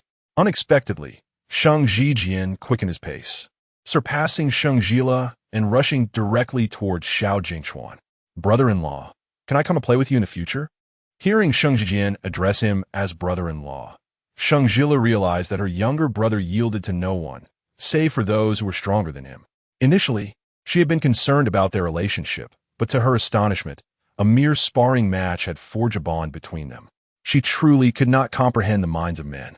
She glanced at Sheng Zhile, who was incessantly asking Xiao Jichuan, "Is it all right? Can I come to your house today, brother-in-law?" Unable to bear it any longer, Sheng Zhile interjected, "Stop bothering your brother-in-law. You have already been out for quite some time, so you should head straight home." Sheng Zhile pouted, "But my second sister is back. I do not wish to see her. It annoys me." Sheng Zhile was taken aback. Today was not a special occasion. So why had Sheng Zhishu returned to her maternal home? Had something occurred? Chapter 35. The perfume business in the courtyard of the Sheng residence. The main door was firmly shut, and Wang sat on the Luohan bed, gazing in disbelief at Sheng Zhishu, who sat beside her. "What did you say? You and your husband have yet to consummate your marriage?" Sheng Zhishu, feeling both embarrassed and furious, replied, "Every day he comes home, he simply collapses in a bed. I'm utterly at a loss. Tears welled in her eyes as she pleaded, "Mother, what should I do?" Wang pondered for a moment before lowering her voice to ask, "Is it possible that your husband has someone else outside?" "Impossible." Sheng Zhile vehemently denied it. In her previous life, her elder sister had been unable to bear children, and Li Baiyuan had never taken a concubine. She was certain that he was not the sort to be fickle in love. Seeing the conviction on Sheng Zhile's face, Wang felt a slight relief. That is good. Given the circumstances, she leaned closer to Sheng Zhile and whispered, "If he is not taking the initiative, then you must be the one to act." Wang was confident, asserting, "In this world, few men can resist temptation when the opportunity arises." Sheng Zhile blushed at this suggestion. "But how can a woman take the lead in such matters?" Wang replied, "At this point, there is no need for modesty. You must consummate your marriage quickly and give me a lovely grandchild." Sheng Zhile, feeling shy, conceded, "All right then." Suddenly, a thought struck her. In her previous life, a perfume known as Luhua Being Powder had become quite popular in the capital. During summer, people tended to sweat, and even without much movement, one could smell unpleasantly by the end of the day. However, applying a bit of Luhua Being Powder to the sweat-prone areas not only restrained perspiration, but also left a subtle fragrance wafting about. Thus, when this powder hit the market, it was fervently sought after by the women and young ladies of the capital. If she used this perfume to entice Li Baiyuan, he might respond positively. She calculated the timing and realized that the powder had yet to emerge at this point in time, which filled her with regret. Suddenly, inspiration struck her as she recalled other details. She remembered that this perfume had swept through the entire Derong dynasty, selling exceptionally well not just in the capital but across the nation. The creator of this powder had transformed into one of the most affluent families in the capital. Sheng Zhile knew that this creator was none other than her elder sister, Sheng Zhile. In her previous life, her sister had been far more amiable and, after much insistence from Sheng Zhile, had even shown her the secret recipe for Luhua Being Powder. Now that her sister had not yet developed the perfume, if Sheng Zhile could beat her to it and create this powder first, she would be the one reaping the rewards. If she succeeded in formulating this perfume, she could not only entice Li Baiyuan, but also make a considerable fortune, achieving two goals in one endeavor. The more she contemplated this, the more exhilarated she became. She promptly bid farewell to Wang and returned to the Li residence, where she began to mentally transcribe the recipe for Luhua Being Powder based on her memories from her previous life. Unfortunately, she had only glimpsed the recipe once, and with her average memory and the passage of time, she could only manage to write a rough outline. She expended a considerable fortune to enlist the expertise of a perfumer who meticulously crafted a fragrance akin to that of the renowned Luhua Being Powder. Based on her secret formula, Sheng Zhile was nearly unable to sleep from excitement. She yearned to commence mass production immediately and establish a shop. Regrettably, her funds were insufficient. Since assuming control of the Li residence, she had frequently utilized her dowry to support household expenses. Furthermore, she had previously spent a significant sum to host a farewell banquet for Li Baiyuan. Although the shop on Weiyang Street barely maintained a balance due to its advantageous location, it yielded little profit. To realize her vision of mass-producing the perfume, she would need to rent a venue, hire workers, and procure raw materials, all of which required substantial funds. Her dowry had already been significantly depleted, and after consulting the accounts, she discovered that her financial resources were woefully inadequate. Sheng Zhile recalled vividly how her elder sister had amassed an almost inexhaustible fortune through the very same perfume. Faced with such a promising opportunity, she was unwilling to relinquish it merely due to a lack of funds. She contemplated borrowing money. Although the interest on such loans was steep, she was confident that her perfume venture would be profitable, allowing her to repay the loan swiftly without prolonged indebtedness. "Yuzhu, please investigate which moneylenders are reliable," she instructed. Upon hearing this, Yuzhu expressed surprise. "Madam, are you truly considering borrowing money? Moneylenders can be quite formidable. I have a distant cousin who lost a hand due to an unpaid debt to a moneylender." Yuzhu spoke with trepidation. However, Sheng Zhile dismissed her concerns, asserting that the unfortunate fate of her cousin was due to his negligence. Once her perfume business commenced, she would undoubtedly profit, and the notion of defaulting on a loan was inconceivable. "Do not fret so much. Just help me find a trustworthy lender," she urged. Yu Zhu, seeing her determination, refrained from further objections. After spending a modest sum, she quickly gathered information regarding moneylenders in the capital. "Madam, there are quite a few moneylenders in the city, including some respectable ladies from official families. They typically offer reasonable interest rates and are lenient with repayment deadlines, avoiding the use of violence." Pleased with this revelation, Sheng Zhile noted, "That sounds promising." Yu Zhu continued, "However, these are merely women of the inner quarters, and the amounts they can lend are limited. For larger sums, one must approach family businesses, which often have ties to the underworld. Their interest rates are considerably higher, and failure to repay on time may result in violent repercussions. My cousin's hand was taken by such individuals."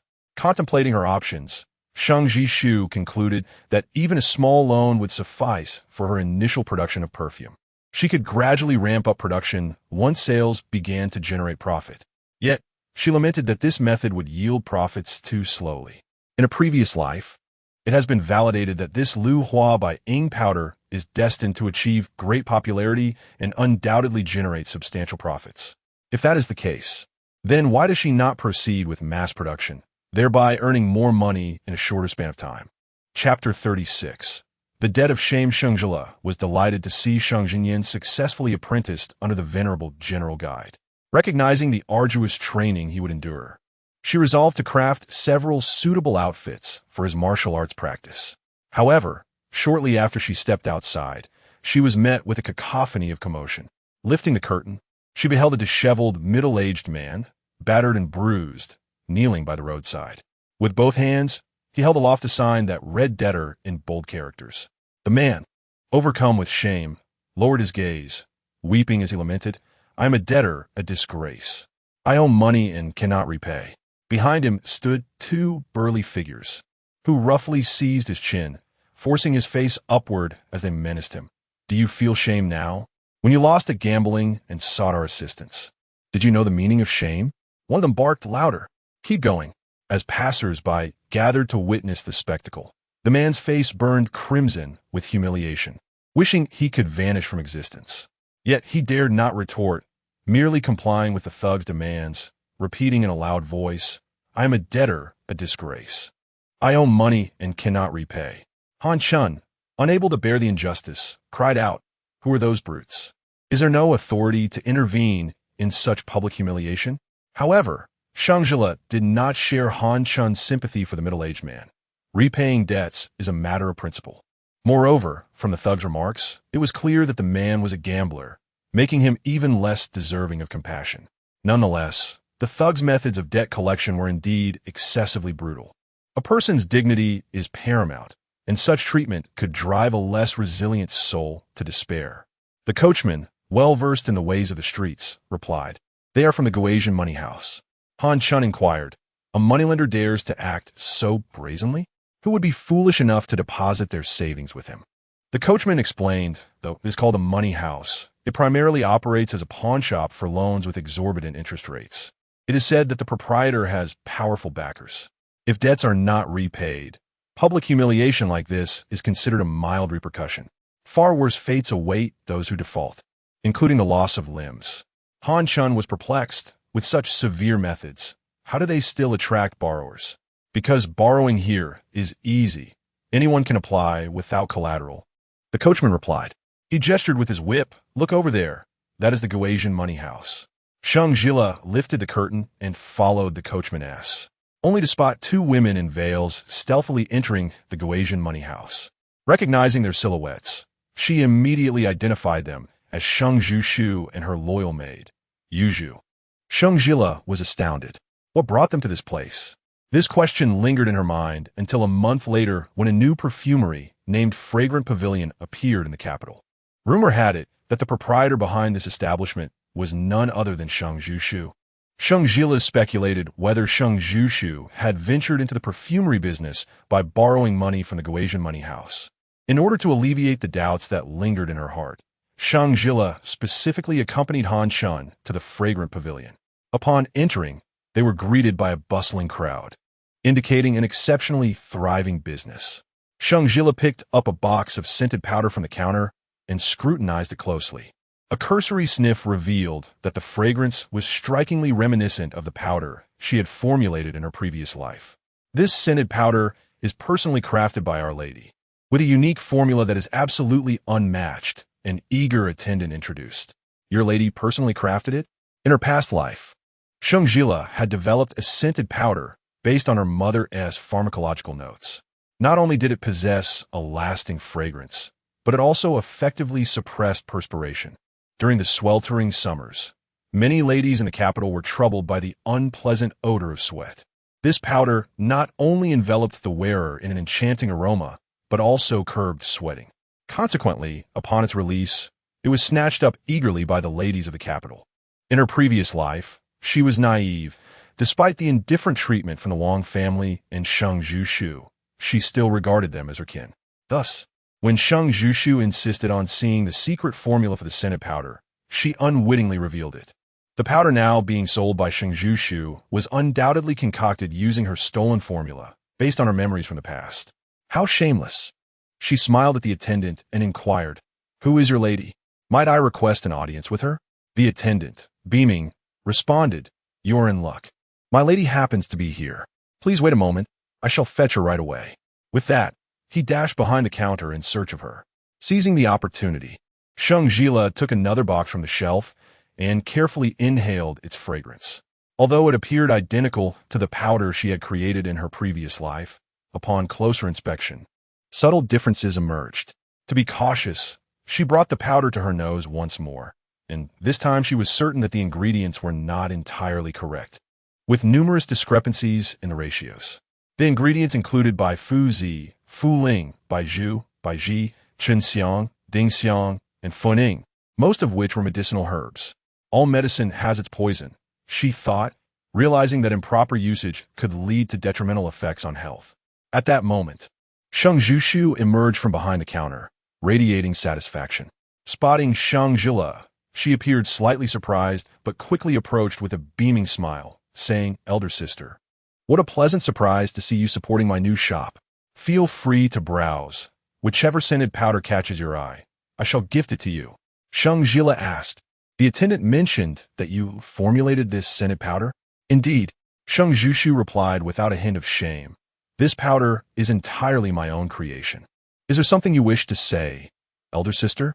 If Sheng Zhile were oblivious to the issues surrounding the scented powders and saw Sheng Zhile so brazenly appropriating her formula, she would likely be consumed by indignation.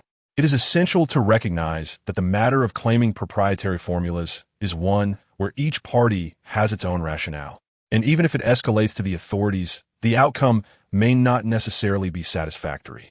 However, she is acutely aware that the fragrant powder concocted by Sheng Zhile is suspect, and she fervently hopes for Sheng Zhile to acknowledge that this particular formulation is her own creation. In her previous life, Sheng Zhile profited significantly from this fragrant powder, and in this current existence, once all preparations are complete, she is determined to revive this lucrative business. Now that Sheng Zhile has stated that the problematic powder is her own invention, any association with Sheng Zhile is effectively severed. Should any issues arise with this fragrant powder in the future, it will not implicate her. Furthermore, if she decides to open a shop selling fragrant powders, no one will draw connections between the two formulations. Presently, the store is bustling with patrons, and their conversation has been overheard by many. Sheng Zhile is immensely pleased. She casts a smile at Sheng Zhile, thinking her sister truly is remarkably astute. Sheng Zhile had anticipated an interrogation from Sheng Zhile, yet to her surprise, her sister remained silent. She mused that her elder sister, having not been reborn, could not comprehend the immense wealth this fragrant powder could generate. It is likely that her sister merely perceives it as an ordinary recipe, which is why she does not press the matter further. How utterly foolish, she scoffed inwardly. Nevertheless, Sheng Zhile's lack of contention is fortuitous, as it spares her a considerable amount of trouble. She thrusts a box of fragrant powder into Sheng Zhile's hands, saying, "Elder sister, take this to use. When it runs out, you can return to the shop for more." Sheng Zhile glanced at the box of powder in her hand, smiled, and promptly returned it to Sheng Zhile, declaring, "It is better for you to keep it for yourself. I would not dare use such a questionable product." Chapter 37. Issues with the fragrant powder. The fragrant pavilion had been open for merely 3 days, and the accountant informed Sheng Zhile that the shop had netted a profit of 100 taels of silver during this brief period. Overjoyed, Sheng Zhile realized that the fragrant powder was indeed as lucrative as it had been in her previous life. She was willing to borrow on credit to ensure the success of this fragrant powder business. It appeared her gamble had paid off. Yuzhu, her spirits lifted, said to Sheng Zhile, "Madam, with such earnings in just 3 days, we shall soon be able to repay the loan from the Gouet money house." Sheng Zhile smiled without uttering a word, though her mind was already calculating. The evidence was clear. Her fragrant powder shop would undoubtedly be as profitable as in her past life. If she were to use the earnings from the shop to open a branch and expand her business, she could amass even greater wealth. As for the borrowed money, the repayment date was not yet due. Eventually, she would settle it, and a slight delay would not pose any issue. With a smile, she reassured Yuzhu, "There is no rush." Yuzhu, ever obedient to Sheng Zhile, felt a twinge of fear regarding the lenders, yet she refrained from voicing her concerns upon hearing Sheng Zhile's words. As they made their way back to the Li residence, they passed by Chilua Lane, where a crowd had gathered outside a shop. Yuzhu ventured forth to inquire, discovering that Chilua Lane had recently acquired a piece of shoe brocade and was currently holding an auction, with the highest bidder winning the fabric. Shoe brocade, crafted from natural silk and embellished with precious gold and silver threads, required 10 skilled embroiderers 3 months to produce a single piece. It was no exaggeration to say that every inch of brocade is worth its weight in gold, typically reserved for royal use. Even the concubines in the imperial harem took pride in owning garments made from shoe brocade. Recalling that her mother, Wang, had a birthday approaching, Sheng Zhile thought that gifting her mother a garment made from this exquisite brocade would not only bring her mother joy, but also reflect well on herself as the giver. Consequently, she alighted from her sedan chair and entered Chilua Lane. A piece of shoe brocade generally fetched around 30 taels of silver, but due to its royal association, such fabrics were rarely available outside the palace. Rarity begets value, and thus, the starting bid for this piece was 50 taels of silver. By the time Sheng Zhile entered, the bidding had escalated to 150 taels. She figured that since her fragrant pavilion was profitable, she could afford to be generous. Without hesitation, she placed a bid of 300 taels. While the capital was not lacking in wealthy individuals, few would be willing to spend several hundred taels on a mere piece of fabric. After her bold bid, no one dared to contest her. Ultimately, she acquired the shoe brocade at 10 times its usual price. Ever since the creation of the exquisite luo being powder, Sheng Zhile had been applying it, intentionally or not, to entice Li Baiyuan. Yet, he remained as unresponsive as a stone. Frustrated, she resolved to consult Wang regarding the matter and summoned the master from Chilua Lane to accompany her to the Sheng residence to take her mother's measurements. The lives of the women in the inner courtyard were often tedious, and when other ladies of the household saw Sheng Zhile entering with a master from Chilua Lane, they gathered around. Sheng Zhile felt a sense of pride, but maintained a facade of nonchalance, saying, "It's nothing much. My mother's birthday is approaching, and I have purchased a piece of shoe brocade from Chilua Lane to make her a garment." Other women gazed enviously at Wang, lavishly praising Sheng Zhile for her filial piety. After all, that was shoe brocade, a treasure that even the concubines of the palace would rejoice over upon receiving a single bolt. Both Wang and Sheng Zhile were intoxicated by the flattery, their vanity thoroughly gratified.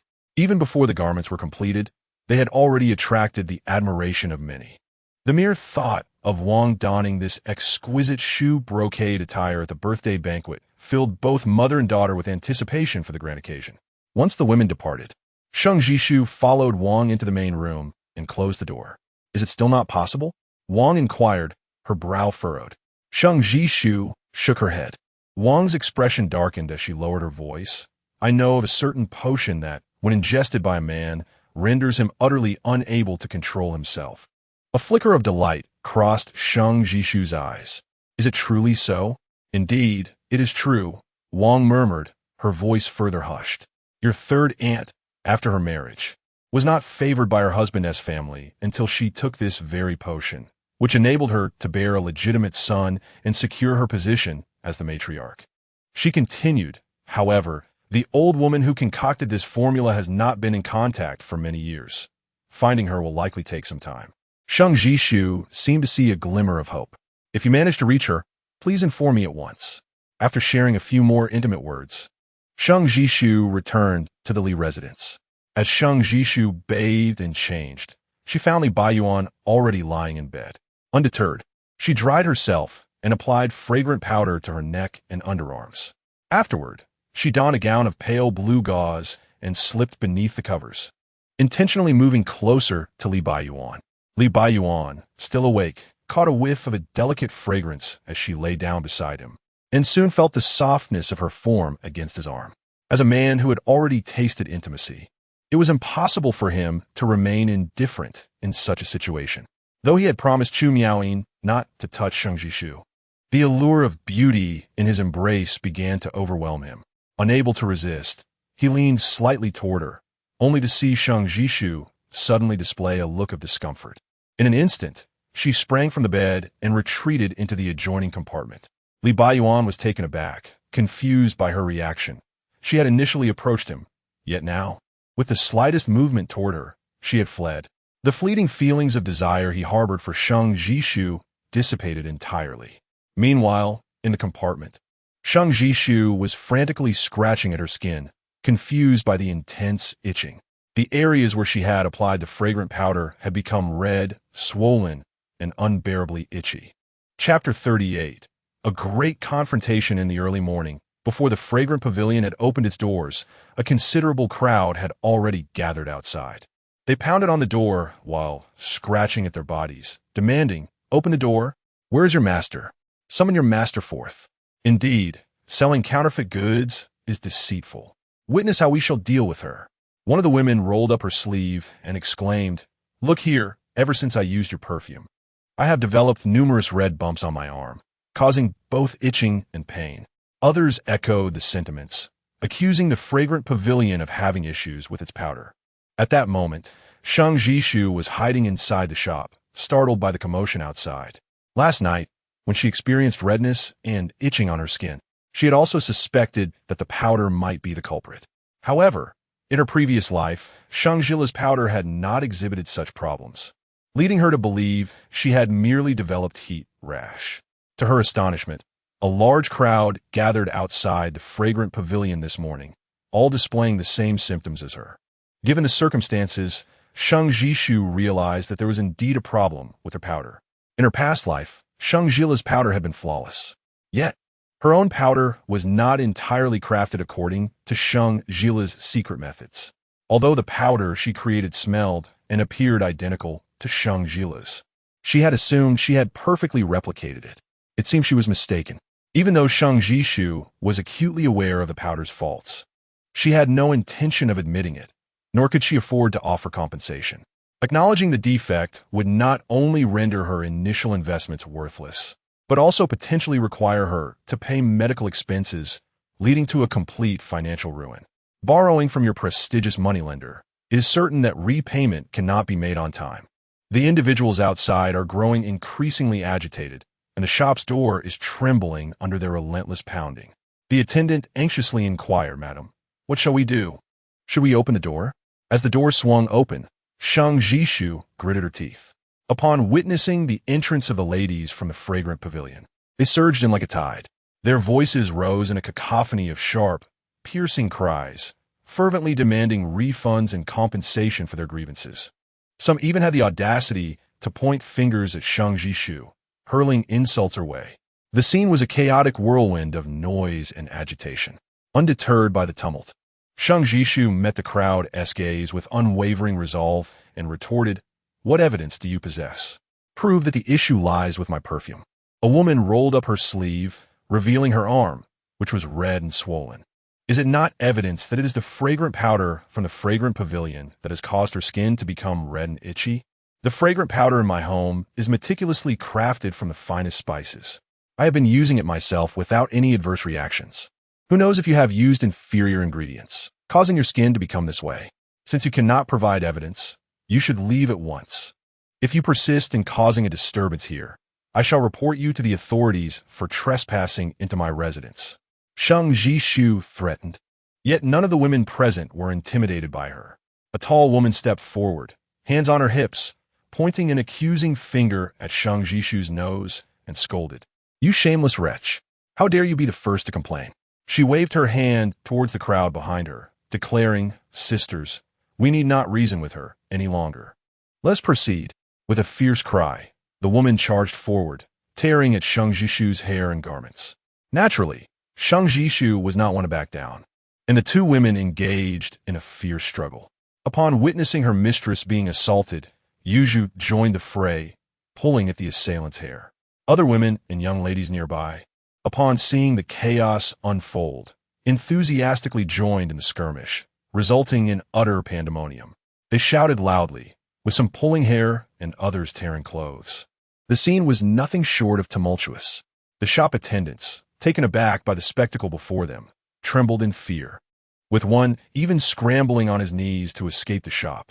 Ultimately, it was the officials who arrived to separate the tumultuous crowd. Each of them appeared disheveled, their faces marked with bruises.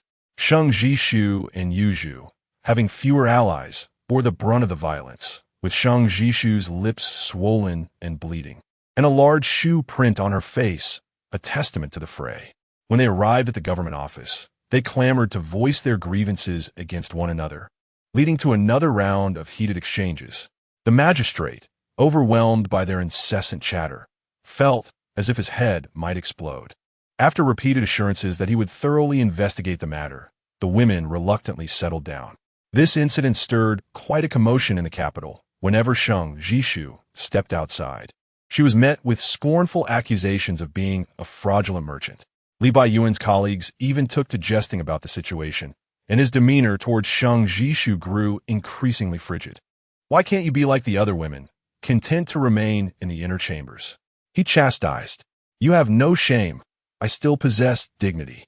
The troubles stemming from the shop had already vexed Sheng Zhile, and to her dismay, her husband offered no comfort but instead berated her, leaving her feeling both aggrieved and furious. "Isn't this all for our Li family? The money I earn is for you to spend," she protested. "Spending? Have you ever brought any money home? If you don't squander it and bring shame to the Li family, I would consider that a blessing." Li Baiyuan retorted coldly. He was not wrong. Last time on Weiyang Street, Sheng Zhile had confidently asserted that she would reap great profits, and she was equally optimistic about the current perfume business. Yet in the end, she found herself amidst a disarray, not only failing to profit, but incurring considerable losses. Acknowledging her culpability, Sheng Zhile silently endured Li Baiyuan's ire and reproach. However, the troubles did not end there. Further distress was yet to come. After a fortnight, the authorities finally rendered their verdict. They tested Sheng Zhile's perfume and discovered that it indeed caused adverse effects such as redness and itching upon application. Consequently, Sheng Zhile was fined 100 taels for selling inferior products. Furthermore, the magistrate mandated that she refund her customers threefold for the perfumes purchased, in addition to covering their medical expenses. Beyond that, the government seized the Piao Xianggu and confiscated all remaining perfume, which was subsequently destroyed. Should Sheng Zhile refuse to comply, she would face imprisonment. As a woman of noble standing, it was unthinkable for her to be confined in prison. Helpless, she had no choice but to comply with the government's demands, paying the fines, triple refunds, and covering the medical expenses of the victims. After this series of transactions, she realized that not only had the profits from her fragrant pavilion been completely consumed, but her dowry had also been entirely depleted, leaving her with almost nothing. She was filled with regret, lamenting her decision to pilfer Sheng Zhile's secret formula for perfume, and her foolish ambition to outpace her by launching the perfume business first. After this ordeal, Wang's birthday was approaching. A worker from Chilhua Workshop came to inform Sheng Zhile that the garments she had ordered for her mother were ready for collection. On the day she purchased the shoe brocade, Sheng Zhile had only paid a deposit of 100 taels, and now she needed to settle the remaining balance to retrieve the garments. gazing at her dwindling personal funds. She gritted her teeth and instructed Yuzhu to fetch 200 taels to go to Chilua workshop for the clothing.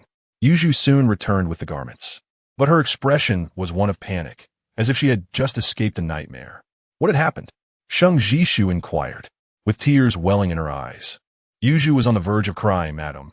On my way back from Chilua workshop, 2 unfamiliar men followed me and cornered me in a narrow alley. What did they do to you?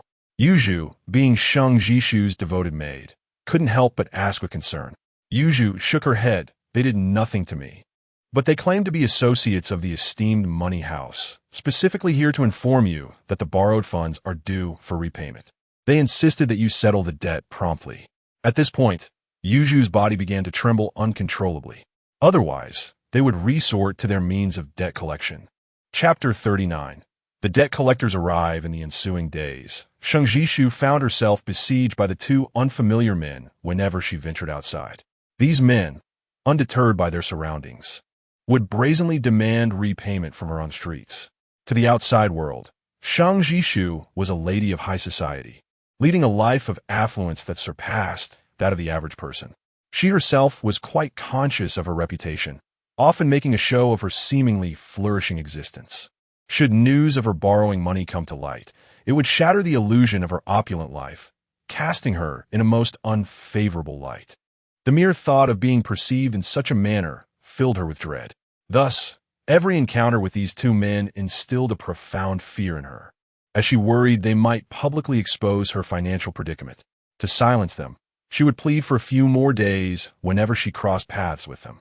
If they were unyielding, she resorted to sending Yuzhu to slip them some silver coins. This tactic had allowed her to evade their persistent harassment time and again. Although the men would accept the coins and agree to a brief extension, they always left with ominous warnings, threatening to employ more severe measures if she continued to default on her debt. While Sheng Zhile managed to stave off immediate danger, their harsh words left her in a state of constant anxiety. Realizing the situation was untenable, she contemplated seeking assistance from her family. The Sheng family, though not of noble lineage, had accrued a modest fortune through her father's long-standing service in the court. Besides, her debt to the Higui moneylender was merely 1,000 taels of silver, a sum she believed her parents would readily assist her with if she reached out. She felt fortunate for having invested heavily in a luxurious shoe brocade to create garments for the Wang family. The fabric, renowned for its soft texture and vibrant colors, adorned with exquisite embroidery, was akin to a work of art. She was confident that her mother would be enamored by it, and once she broached the subject of the silver, her mother would surely comply. Meanwhile, while Sheng Zhile grappled with her troubles, Sheng Zhile was equally overwhelmed. Recently, John's persistent headaches had flared up, compelling Sheng Zhile to attend to her ailments while also managing the affairs of the marquis. Despite her efforts, John's condition showed no signs of improvement. Thus, she resolved to retreat to the Cheng'en temple for a period of recuperation, knowing that, as the matriarch, she must temporarily delegate her responsibilities to another. In previous years, during her retreats to the temple, the role of head of the household had been assumed by Madame Lu. Each time Lu took charge, she relished the opportunity, relishing the authority and the chance to enrich herself. She feigned concern, assuring Jiang, "Madam, you must focus on your recovery. I shall handle everything in the household, so do not worry." Gently pressing her temples, Jiang replied, "This time, as I retreat for my health, I wish for the management of the household to be entrusted to Zhile." "How can this be?" Before Sheng Zhile could voice her opinion, Madame Lu was quick to interject. "Madam, have you lost your senses in your illness?" The young lady of the marquis, having only been married for a few brief months, is hardly equipped with the experience necessary to manage such a vast estate. Jiang, remaining calm and unhurried, remarked, "The position of the matriarch of the marquis's household will inevitably fall to her. It is not unreasonable to temporarily grant her the authority of the steward, is it? Moreover, she is yet to begin her duties as steward, so how can you presume she will not excel?" Lady Lu, wishing to voice further objections, was silenced by Jiang's firm gesture. "Enough. This matter is settled. You may all leave." Though reluctant, Lady Lu complied, casting a furtive glance at Sheng Zhile, thinking to herself, She's merely a young girl. Once Jiang departs, I shall find a way to handle her. Having spent some time together, Jiang was aware that Sheng Zhile had no desire to take on the role of steward and had never pressured her to do so. Now, as the authority of the household was to be entrusted to her, Sheng Zhile surmised that Jiang must have felt she had no other choice. Having been in the marquis' estate for a while, she understood from Lady Lu that if the stewardship truly fell into her hands, it would likely lead to her flaunting her power and seeking personal gain, neglecting the household's affairs altogether. In the past, when Sheng Zhile had not yet married into the family, Jiang had reluctantly ceded stewardship to Lady Lu. However, now that Sheng Zhile was the marquis' young lady, Jiang recognized her as a dependable individual and naturally chose to bestow the authority upon her. Sheng Zhile thought to herself that Jiang's words rang true. As the marquis' young lady, the management of the household would eventually rest upon her shoulders. Since evasion was not an option, it would be wise to seize this opportunity to learn the art of stewardship. Before departing, she assured Jiang, "Mother, please rest assured. I shall do my utmost to manage the affairs of the estate." Jiang smiled and advised, "Should you encounter any difficulties, do not hesitate to send someone to Chengyin Temple to seek me out." Upon leaving Jiang's Spring Blossom Hall, Sheng Zhile instructed Han Chun to make a trip to the goldsmiths to retrieve a golden longevity peach she had previously ordered. With Wang's birthday approaching, despite not being particularly close to her, she felt it was necessary to prepare something for her nominal mother. Soon, Han Chun returned with the golden longevity peach, which was the size of a fist and hollow inside. It appeared quite valuable, though it had not cost much. Sheng Zhile directed Han Chun to find a more exquisite gift box to enclose the peach, transforming it into a respectable birthday gift. On the day of Wang's birthday, the Sheng residence was bustling with activity, filled with friends, relatives, neighbors, and some colleagues of Sheng Changlin. Wang emerged, adorned in a dress crafted from shoe brocade, radiating elegance. The garment was impeccably tailored, of fine quality, vibrant in color, and uniquely stylish, garnering unanimous praise from all present. Amidst the overwhelming tide of admiration from those around her, Wang's face radiated with immense pride and satisfaction. She feigned modesty, saying, "This was gifted to me by my daughter. I know little of shoe brocade. Since it was given by my daughter, I shall wear it.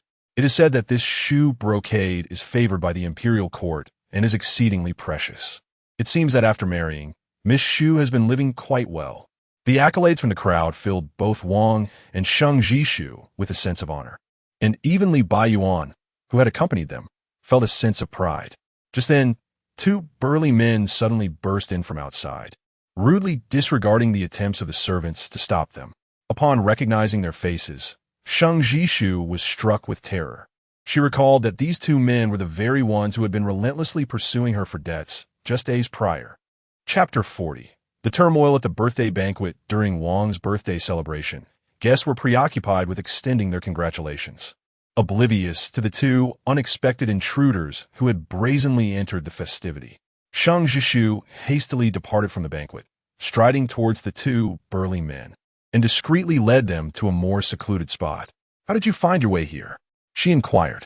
One of the men replied, "Repay your debt, and I shall vanish at once." Otherwise, he glanced around at the throng of guests, his voice suddenly rising. "I cannot guarantee that I won't let slip your financial troubles to your family and friends." Upon hearing this, Sheng Zhishu broke into a cold sweat. "Lower your voice. Please, lower your voice. I will repay you." In the eyes of the others, she was the dignified wife of a successful scholar. Today marked her mother's birthday, and nearly all her relatives and friends were present. If these debt collectors caused a scene, revealing her shameful borrowing of money, it would be utterly humiliating for her. With a tone almost pleading, she implored, "I beg you, grant me just one more day, just one more." Sheng Zhishu intended to borrow money from Wang after the festivities concluded, confident she could settle her debts by the following day. Thus she dared to promise the collectors. Unmoved, the man retorted, "You said the same before, promised to repay in a few days. Yet, when has that ever happened?" Sheng Zhishu persisted, "I swear, I will repay you tomorrow. Please, trust me just this once." She signaled to Yuzhu, who then handed her a pouch of coins. Presenting the pouch to the man, she said, "Take this small sum for now. I assure you, I will personally return the full amount to your establishment tomorrow. The man weighed the pouch in his hand, exchanging glances with his companion before nodding in agreement. Very well, we shall grant you another day. But heed this warning. Should you fail to repay by tomorrow, the consequences will be yours to bear. At that moment, Wang approached, having noticed her daughter's prolonged absence. As she drew near, she overheard the two intruders speaking to her daughter in an exceedingly rude manner. Although she could not discern their exact words, their tone ignited her anger. She was already displeased with the two men for their audacity to intrude upon her birthday celebration, especially after Sheng Zhile had gifted her a splendid shoe brocade garment, allowing her to shine before her relatives and friends. Witnessing her daughter being accosted only fueled her desire to defend her honor.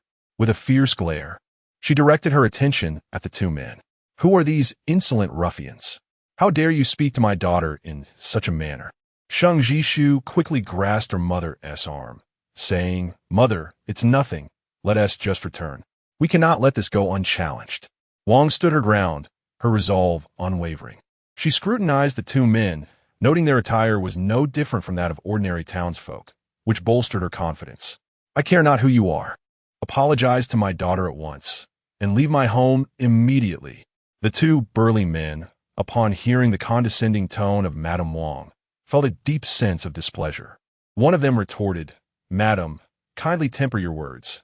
It is your daughter who sought our assistance, and we owe her nothing. Madame Wang regarded these men as no different from the ruffians loitering on the streets, and could scarcely believe that Sheng Zhile would associate with such individuals. It appears you are incapable of understanding reason. Do not blame me for my lack of courtesy. With a wave of her hand, several attendants surged forward. Madame Wang commanded in a sharp voice, drive them out with sticks. Upon receiving the order, the attendants rushed at the men. Sheng Zhile, witnessing this scene, was filled with alarm, fearing that the men, if provoked, would retaliate in anger and reveal her debts. Helpless, she could only shout, Do not strike. Please do not strike. Although the men were fierce, they were outnumbered and soon found themselves on the receiving end of several blows. Angered, one of them shouted at Madame Wang, How dare you? It is your daughter who owes me money. Do you still dare to strike me? Is there no law in this land? Hearing these words, Sheng Zhile turned pale with shock. Her secret of borrowing money had been exposed. She looked at Madame Wang, only to find that she was met with disbelief. With a disdainful laugh, Madame Wang replied to the men, How absurd! My daughter would never borrow money from you. Do you see this garment I wear? It is made of shoe silk, worth 300 taels. If my daughter were truly destitute, how could she afford such an extravagant birthday gift for me? At Madame Wang's words, Sheng Zhile felt as though she could die from embarrassment. If the men learned that she had the means to purchase such an expensive gift yet could not repay her debts, would they not seek vengeance? Indeed, upon hearing Madame Wang's proclamation, the men turned their fierce gazes upon Sheng Zhile. Ah, so you have money, yet still refuse to repay? They sneered, raising their hands as if to strike her. Observing this, Madame Wang quickly ordered, Protect the young lady. The attendants, responding promptly to her command, shielded Sheng Zhile, while the two men, recognizing their numerical disadvantage, resorted to threats. You shall regret this, they declared, turning to leave the Sheng residence. The commotion had already attracted a crowd of guests who had gathered to witness the spectacle. From the men's words, they had gleaned that Sheng Zhile was in debt, and they regarded her with a mixture of curiosity and amusement. Sheng Zhile's face turned pale, and she felt utterly humiliated, wishing for nothing more than to disappear into the ground. Madame Wang, initially skeptical of the claims regarding her daughter's debts, recognized the truth upon witnessing Sheng Zhile's reaction. It was likely that the matter held substantial validity. However, the festivities for her birthday banquet took precedence, and Sheng Zhile's troubles would have to wait until the celebration concluded. Casting a reproachful glance at her daughter, she donned a cheerful facade, feigning nonchalance as she addressed the guests. It was merely a disturbance caused by some ruffians. All is well now. Let us take our seats. Upon hearing her words, the guests complied and began to settle in. Yet, Sheng Zhile could still faintly hear whispers about her misfortune. I thought Miss Xu was living quite well. Indeed, she deceived me as well. Who hasn't fallen for her charade?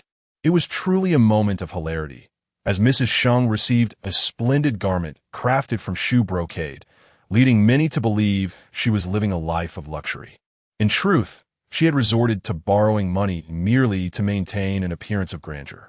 Sheng Zhile felt overwhelming shame, wishing she could vanish on the spot. Li Baiyuan, too, was engulfed in discomfort. As a couple, Sheng Zhile's actions implied that the Li family could not even afford a birthday gift for his mother-in-law. Yet, as they were all relatives, despite witnessing Sheng Zhile's embarrassment, no one dared to mention the incident directly, sparing her further humiliation. Sheng Zhile sensed the weight of their gazes and the subtle tension in the air as they avoided discussing her financial predicament, which only deepened her distress. Once everyone was seated, attendants began serving the dishes. The banquet was lively, filled with toasts and laughter, until a sudden commotion erupted outside. Before anyone could discern the cause, a foul stench wafted in. The two burly men returned, this time carrying a bucket of something repugnant. Without needing to see, the guests could tell from the odor that the bucket contained excrement. Several guests could not contain themselves and retched at the smell. The two men paid no heed to the guests' reactions, their menacing gazes fixed on Sheng Zhile. Terrified, she hid behind Wang Shi. One of the burly men declared, "Sheng Zhile, we shall grant you one more day. If you fail to repay the money by tomorrow, you shall see the consequences." With that ominous warning, they exited. Wang Shi immediately instructed her servants to remove the bucket. However, after such a disturbance, no one could continue eating. The guests hastily sought excuses to take their leave. Wang Shi was left trembling with rage, unable to fathom how her birthday celebration had devolved into such a farce. Chapter 41. The Quarrel in the Stillness of the Night. The lights of the Sheng residence remained extinguished. Within the main hall, Sheng Zhile sobbed, tears streaming down her cheeks. Sheng Changlin and Wang Shi occupied the seats of authority.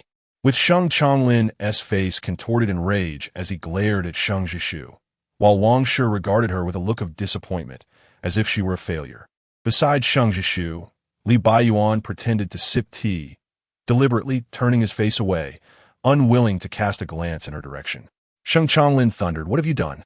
Sheng Zhile cried out, "I had no idea that things would turn out this way." She turned to her parents, pleading, "Father, mother, you must help me this time." Sheng Changlin pointed an accusing finger at her, exclaiming, "You," before finally conceding, "These money-lending scoundrels are devoid of humanity. Their methods of debt collection are exceedingly brutal. Our immediate priority is to repay the money." Upon hearing this, Sheng Zhile felt a glimmer of hope. Did her father mean he would be willing to cover her debts? However, Sheng Changlin turned to Li Baiyuan, saying, "Son-in-law, what do you think?" implying that Li Baiyuan should find a way to settle the debt. Li Baiyuan, overwhelmed with frustration, replied, "The family finances have always been managed by my wife. It is not that I do not wish to assist her, but the funds are not under my control." What he spoke was true. Since Sheng Zhile had entered the Li household, the authority over the household finances had been entrusted to her. Unbeknownst to all, she had secretly concealed a significant portion of the money. Sheng Zhile owed the Guiha money house 1,000 taels of silver, which, with interest, amounted to 1,300 taels. While he could manage to procure that amount, Sheng Changlin, having served in officialdom for many years, was certainly capable of producing the funds as well. Given that Sheng Changlin had the means, and as Sheng Zhile was his daughter, Li Baiyuan believed it reasonable to expect Sheng Changlin to settle her debts. Yet, after years in the political arena, Sheng Changlin was no fool. Although he cherished Sheng Zhile, she was now a member of the Li family. Thus, the obligation to repay her debts ought to fall to those of the Li household. Both men harbored their own thoughts, unwilling to take on the responsibility of repaying Sheng Zhile's debts. After hearing Li Baiyuan's words, Sheng Changlin shot another furious glare at Sheng Zhile, then turned to Li Baiyuan, stating this time, "It is indeed the girl's fault, but you are husband and wife. Can you not find a way to borrow from friends and relatives?" The conversation continued late into the night, with neither party yielding, until Wang Shi finally proposed that they return to rest, prompting everyone to disperse. Sheng Zhile, feeling aggrieved, wept anew. She felt abandoned, sensing that neither her marital family nor her birth family wished to assist her. Since her marriage, she felt as though she had lost her support. The following day, The debt collectors from the Gueha money house indeed arrived as promised.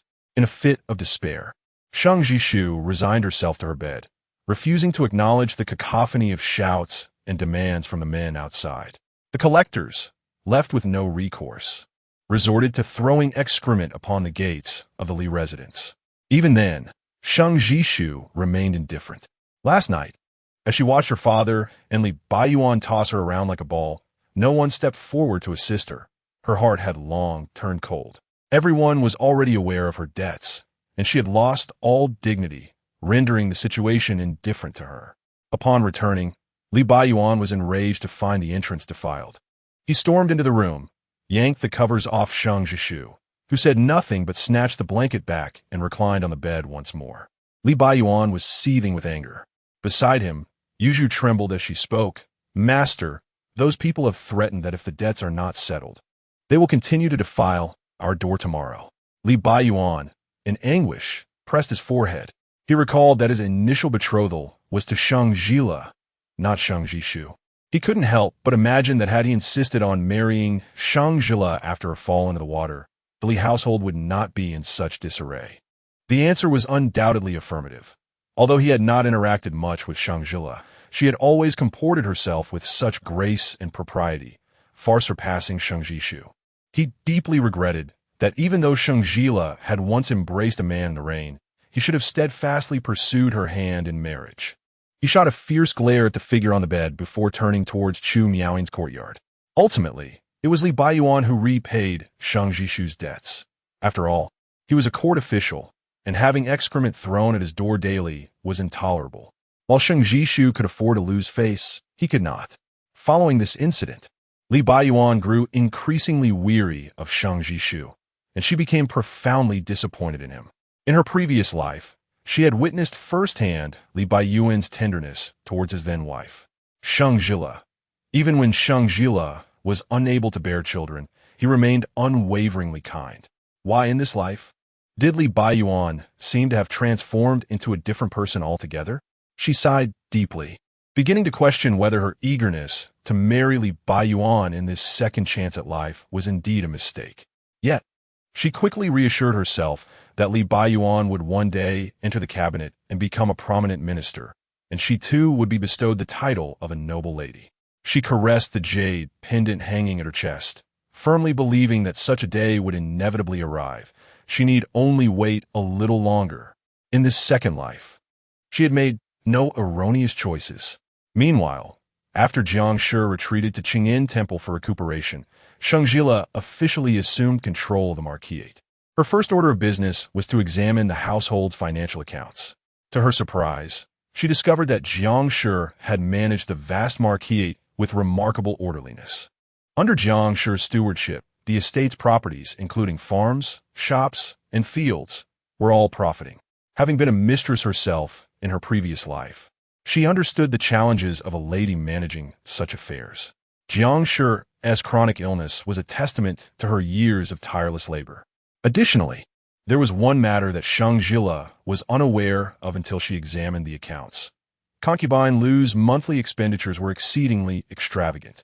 Although the marquis had always favored her, she was still merely a concubine, and her monthly expenses far exceeded those of Jiang Shi.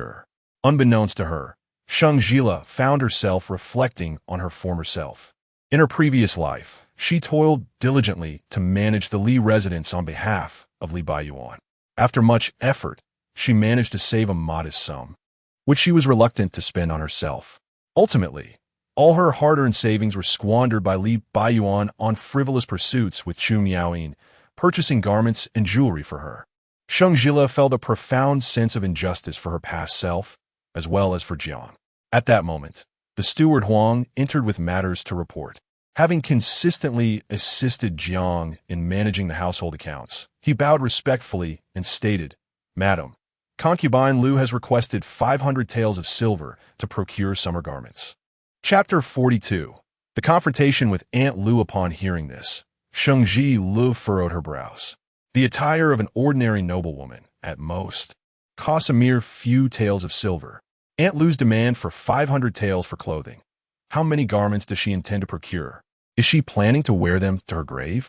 Sheng Zhile turned to Steward Huang and said, "This cannot be permitted." Steward Huang appeared troubled, for it seemed Aunt Lu would not easily relent. With a gentle smile, Sheng Zhile reassured Steward Huang, "It matters not. Should there be any issues, have her come to me." Upon hearing this, Steward Huang found it inappropriate to say more and bowed before exiting. As expected, it was not long before Aunt Lu stormed into Yifeng courtyard, brimming with indignation. Upon entering, she launched into a scathing remark. The young lady truly possesses remarkable authority, daring to defy her elders. Sheng Zhile, composed, took a sip of flower tea and replied leisurely, "What do you mean by that, Aunt? If you do not clarify, I shall not accept this accusation of defying my elders." With fury flickering in her eyes, Aunt Lu retorted, "It is summer. Am I not permitted to buy a few garments as an elder?" Sheng Zhile countered, "Aunt, you receive a monthly allowance. After covering daily expenses, it should suffice for you to procure summer clothing." Furthermore, she continued, "Moreover, a single outfit does not exceed a few taels of silver. What kind of garments requires 500 taels?" Aunt Lu was at a loss for an explanation. According to past customs, whenever Jiang Shi was absent, she would temporarily assume the role of the matriarch. Each time, she would employ various tactics to line her own pockets. To her dismay, this time Jiang Shi had entrusted the position to Sheng Zhile. Without the opportunity to embezzle, she resorted to other underhanded schemes, believing that Sheng Zhile, a country girl newly wed into the marquis, would be easily manipulated. Thus, she audaciously demanded 500 taels for clothing, knowing full well that a few summer outfits could not possibly cost such a sum. The remainder would inevitably end up in her own coffers. Aunt Lu had assumed Sheng Zhile would be easy to handle, yet she found her even more challenging than Jiang Shi. In the past, when she inflated prices for purchases, Jiang Shi would turn a blind eye for the sake of the marquis. Little did she expect that Sheng Zhile would outright refuse to provide her with funds. "Must I detail such trivial matters as buying a few garments to you?" Aunt Lu exclaimed, exasperated. Sheng Zhile replied coolly, "Since you cannot articulate why 500 taels is necessary for clothing, I cannot simply grant you this sum. Since my mother has entrusted me with the duties of the matriarch, I must uphold my responsibilities. Otherwise, when she returns from her convalescence, I would have much to explain. I kindly ask for your understanding, Aunt." With a dismissive snort, Aunt Lu remarked, "So you are using the matriarch as authority to suppress me, are you? In that case, I have nothing further to discuss with you. I shall seek the marquis to adjudicate this matter." The Marquis Shao was the head of the household, the ultimate authority within the family. In the past, whenever she invoked the marquis, Jiang Shi would grant her a measure of respect. Sheng Zhile was merely the daughter of a third-rank official. She likely did not need to genuinely appeal to the marquis. Merely mentioning his name would probably be enough to instill fear in Sheng Zhile. Upon concluding her words, she feigned an intent to depart, presuming that Sheng Zhile would attempt to retain her. To her astonishment, not only did Sheng Zhile refrain from doing so, but she also remarked, "Annie, please be on your way." Lu Auntie, incensed, retorted, "The marquis is occupied with myriad affairs and will soon embark on a southern inspection on behalf of his majesty. He detests being troubled with matters of the inner courtyard. Do not regret this." With that, she departed from Yifeng courtyard without a backward glance. Once Luani had left, Han Chun, with a visage full of concern, expressed, "Madam, what if she truly seeks out the marquis? He holds her in such high regard, and surely he will blame you. Perhaps you should consider giving Lu Ani the 500 taels." At that moment, Xiao Rujun arrived, likely having heard of Lu Ani's affair. She concurred, "Han Chun speaks the truth. You are unaware of father's favoritism towards Lu Ani. Whenever she requests something, father is invariably acquiescent. Even mother, known for her fairness, occasionally turns a blind eye to Lu Ani's unreasonable demands. If you bestow this 500 taels upon her, once mother recovers, she will certainly not hold it against you." Sheng Zhile smiled and shook her head. "You need not worry. I can manage this matter. In this era, which man does not have multiple wives and concubines? If those within the inner quarters maintain their respective roles, all will remain harmonious and prosperous. Should that be the case, Sheng Zhile would not impose additional burdens. She would ensure that Lu Ani receives her due. However, it was evident that Lu Auntie sought to pilfer from the household's treasury for her own gain. If she were to permit such behavior, chaos would ensue. As a martial general, Lord Xiao was known for his volatile temper, and Sheng Zhile preferred to avoid unnecessary interactions with him. Yet, should Lu Auntie indeed lodge a complaint against her, Sheng Zhile was unafraid to confront him. At this moment, aside from this issue, Sheng Zhile was more preoccupied with another matter. From Lu Auntie's words, she gleaned that soon Lord Xiao would undertake a southern inspection on behalf of His Majesty. Sheng Zhile recalled that in her previous life, Xiao Jingchuan had accompanied Lord Xiao on such an expedition, returning with a woman who was already with child. She sighed softly. What was destined to happen would inevitably come to pass. In the evening, upon the marquis's return, Lu Auntie seized him and drew him into Wanxiang Courtyard. Shortly thereafter, a servant arrived at Yifeng Courtyard, bearing a message that the marquis requested Sheng Zhile to visit Wanxiang Courtyard. Anquan's expression was one of deep concern. Nevertheless, Sheng Zhile maintained her composure and followed the servant out of Yifeng Courtyard. Upon arriving at Wanxiang Courtyard, she beheld Lord Xiao seated in the main position, with Jiang beside him. Sheng Zhile knelt respectfully before him to pay her respects. After her greeting, Lord Xiao remained silent, compelling her to sustain her kneeling posture. Has the old matriarch entrusted you with the management of the household? Lord Xiao inquired, his authority palpable. Indeed, Sheng Zhile replied. I have heard that you have not even provided Lu Auntie with funds for a few summer garments. Is this true? By the end of his query, his tone was thick with restrained fury. Sheng Zhile replied with poise, Father, if Auntie wishes to draw some silver from the treasury for a few summer garments. As a junior, I have no grounds to impede her. Are you not already obstructing? Lord Xiao exclaimed, forcefully placing the teacup onto the table with a resounding clap. The individuals present were taken aback. Aunt Lu shot a disdainful glare at Sheng Zhile, who, composed and unyielding, retorted, That is because Aunt Lu seeks 500 taels for several garments. The remainder of her words were unnecessary. Upon hearing that sum, Lord Xiao instinctively understood that Aunt Lu was inflating the price for her own gain. He cast a stern glance at her, causing Aunt Lu to avert her gaze. Feeling somewhat guilty, although aware that Aunt Lu was in the wrong, Lord Xiao resolved to defend her. You hail from a humble background and are unfamiliar with the expenditures of noble families. It is quite common for 500 taels to be spent on a few outfits. Let us proceed, as Aunt Lu suggests, and allocate these 500 taels to her. Sheng Zhile wished to voice further objections, yet before she could utter a word, Lord Zhao's fury interrupted her. I said to allocate the funds to her, so let it be done. This money belongs to the marquis, and thus to me. You are merely a steward, and must not overstep your bounds. Left with no choice, Sheng Zhile fell silent. Seizing the moment, Aunt Lu interjected, It is of no concern. In the future, I shall report to the marquis before purchasing anything. Upon hearing this, Lord Xiao indeed frowned and addressed Sheng Zhile. In the future, should Aunt Lu wish to buy anything, grant her the funds directly. You are oblivious to the expenses of noble families. Do not entangle yourself in pricing matters. Whatever Aunt Lu requires, you shall provide. Having said this, he waved his hand dismissively, granting Sheng Zhile no further opportunity to speak. Since entering the late fragrance courtyard, Sheng Zhile had been maintaining a bowing posture, her legs having gone numb. Upon noticing, Han Shun quickly supported her. Once outside the courtyard, Han Shun expressed her concern, Madam, that Aunt Lu, relying on the marquis's favoritism, acts with impunity in the residence, leaving even the old matriarch powerless against her. Why endure such hardship?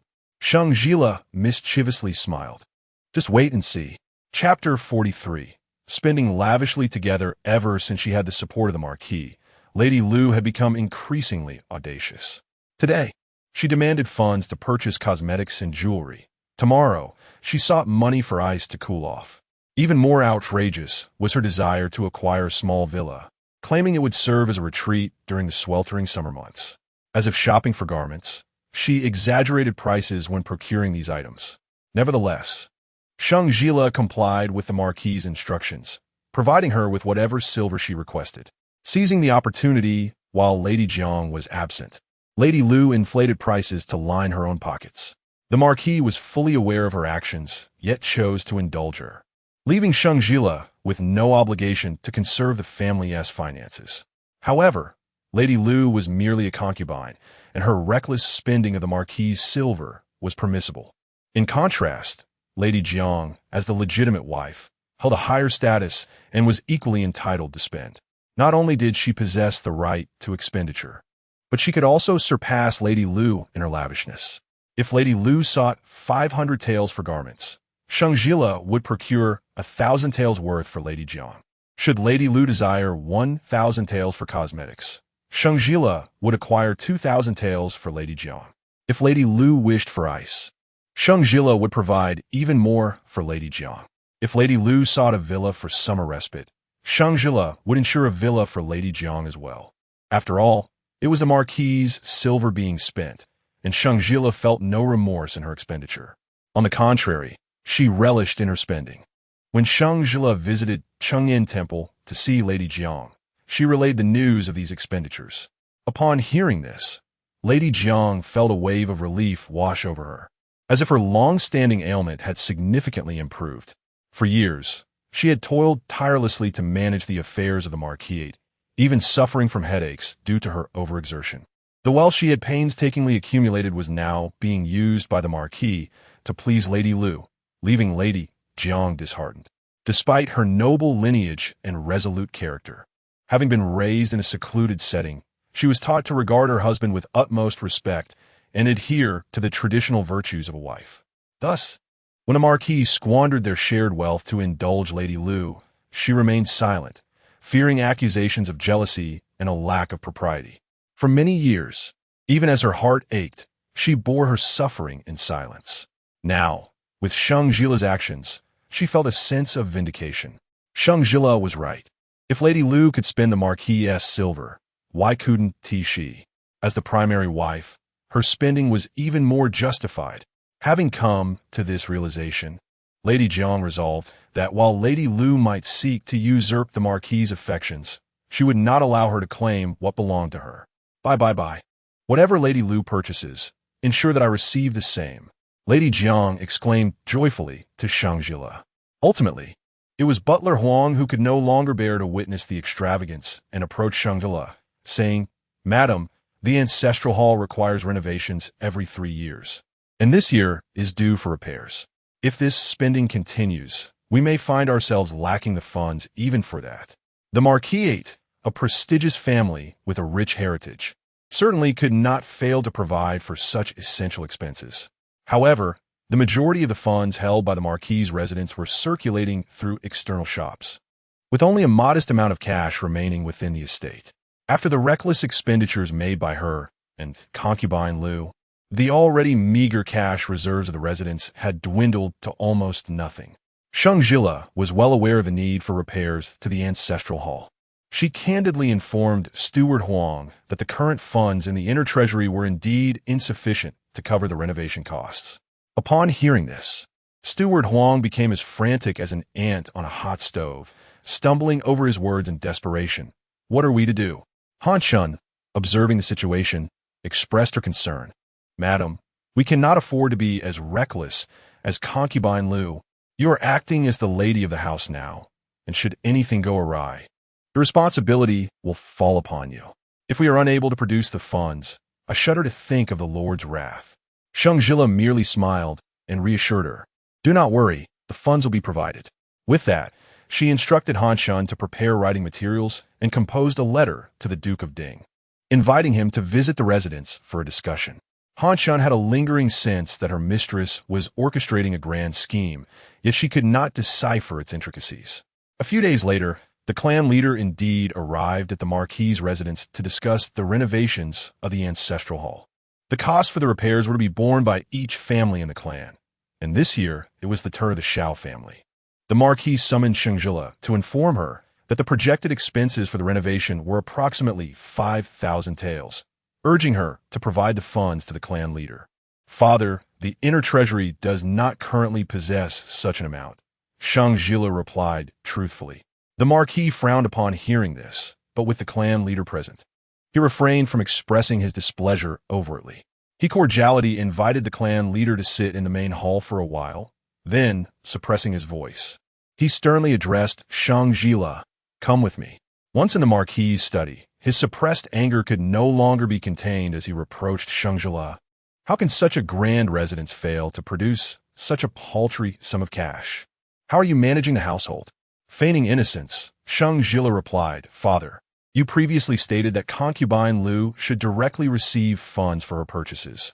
Most of the cash from the inner treasury has indeed been allocated to her." Nonsense. How could a mere woman possibly spend such vast sums? The marquis retorted in fury. "Steward Huang, fetch the account books." He shot a glare at Sheng Zhile, then, after reviewing the accounts, declared, "Let us see what excuses you have left." Steward Huang, wiping the sweat from his brow, hurried to retrieve the account books. Moments later, he returned, casting a nervous glance at Sheng Zhile before presenting the accounts to the marquis.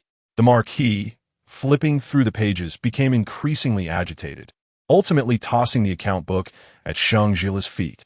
"You spent 1,000 taels on garments for the old lady, 2,000 taels on cosmetics and jewelry, and you even purchased 2 summer villas for her?" Sheng Zhile replied with unwavering composure, "Indeed, I did." The marquis, upon hearing this, erupted in a fit of rage. What a wasteful extravagance! Is this how money is to be spent? In the face of the marquis's fury, Sheng Zhile remained unperturbed, feigning ignorance as she countered, "What is wrong with this?" Previously, the father reprimanded his daughter-in-law, asserting that she, being of humble origins, lacked understanding of the lavish lifestyle of nobility. He insisted that whatever sum was required for Aunt Lu's expenditures, it should be provided without question. The daughter-in-law mistakenly believed that Aunt Lu's expenses were typical for a concubine in a marquis's household, considering that her mother was the mistress of the marquis's estate. She reasoned that her mother's expenses could not possibly align with those of Aunt Lu, and thus she decided to double the amount. As summer approached, Aunt Lu required new summer garments, cosmetics, and jewelry, as well as a retreat to the mountains to escape the heat. Surely, these were necessities for her mother as well. Was there any fault in Sheng Zhile's reasoning? His words were sound, leaving Lord Xiao without a counterargument. He resorted to exerting his authority over Sheng Zhile, commanding her, "Quickly return the clothes and jewelry you purchased for your mother." "Why? Why not return Aunt Lu's?" Sheng Zhile retorted. "Just do as you're told without further argument. If you persist in your chatter, I shall revoke your authority as steward," Lord Xiao declared, displaying his unreasonable demeanor. At that moment, the study door was suddenly kicked open with a loud bang. A voice, booming like a bell, echoed through the room. "Let us see who dares to return anything." The onlookers turned towards the entrance, where they beheld the arrival of Zhang's father, the Duke of Dinghua. Chapter 44. The Southern tour upon encountering the Duke of Dinghua. The expression of Lord Xiao instantly changed. Just moments ago, he had worn a fierce countenance, but now he approached with utmost respect. "Father-in-law, what brings you here?" "Naturally, it is my daughter Sheng Zhile who summoned me." She had already discerned the necessity for the ancestral hall's repairs while reviewing the accounts. With her and concubine Lu's extravagant spending, the marquis would undoubtedly struggle to provide the funds for the renovations. She anticipated that Lord Xiao would erupt in fury over this, so she preemptively wrote to the Duke of Dinghua, seeking his support. Lord Xiao, known for his volatile temperament, could be subdued by the Duke, who not only held a higher status, but was also Lord Zhao's father-in-law, his elder. Despite Lord Zhao's irascibility, he dared not behave recklessly in the presence of the Duke. The Duke, tall and imposing, though his hair had turned gray, still possessed piercing eyes that radiated authority. With a fierce gaze fixed upon Lord Xiao, he declared, "Had I not come, how would I have known that my daughter, the mistress of the household, is treated with less dignity than a mere concubine?" Lord Xiao immediately responded, "Father-in-law, you must be mistaken." The Duke waved his hand in anger, retorting, "I am not mistaken. I heard every word you uttered. A concubine can squander the marquis's funds, yet my daughter, as the legitimate mistress, cannot." The Duke's voice rose in a stern inquiry. "What reasoning is this?" Lord Xiao, beads of sweat forming on his brow, stammered, "That is not what I meant." "What then do you mean?" The Duke continued, "Years ago I allowed my daughter to marry you. believing that your noble lineage and title would ensure she would not be wronged. I never imagined you would disregard propriety and indulge in such favoritism toward a concubine at the expense of your wife." The Duke trembled with anger, his voice resonating with a hint of heartbreak. "Remember this, regardless of my daughter's age, even as a mother now, I will always be her father. As long as I am alive, she shall not suffer indignities." Lord Shao, chastised by the Duke, dared not retort. However, the Duke pressed on, fixing Lord Shao with a penetrating gaze. "I ask you this. Can my daughter, as the mistress of the Wooding Marquis, not spend the household silver?" Lord Shao, drenched in perspiration, nodded fervently, "Yes, yes." After the Duke's vehement admonishment, Lord Shao no longer dared to suggest returning the items purchased for Lady Jiang. Yet, the ancestral hall still required repairs, and the silver in circulation would not be retrieved in time. Therefore, Lord Shao instructed concubine Lu to return the purchased items. To make up the shortfall, he withdrew funds from his private treasury.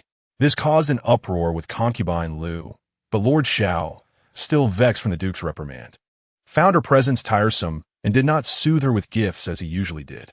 If it were not for her insatiable greed, would this situation have escalated to such a degree? In the present moment, Lord Shao is solely intent on resolving this matter, for he is soon to embark on a southern tour on behalf of the Emperor, leaving him with little energy to tend to the affairs of the inner residence.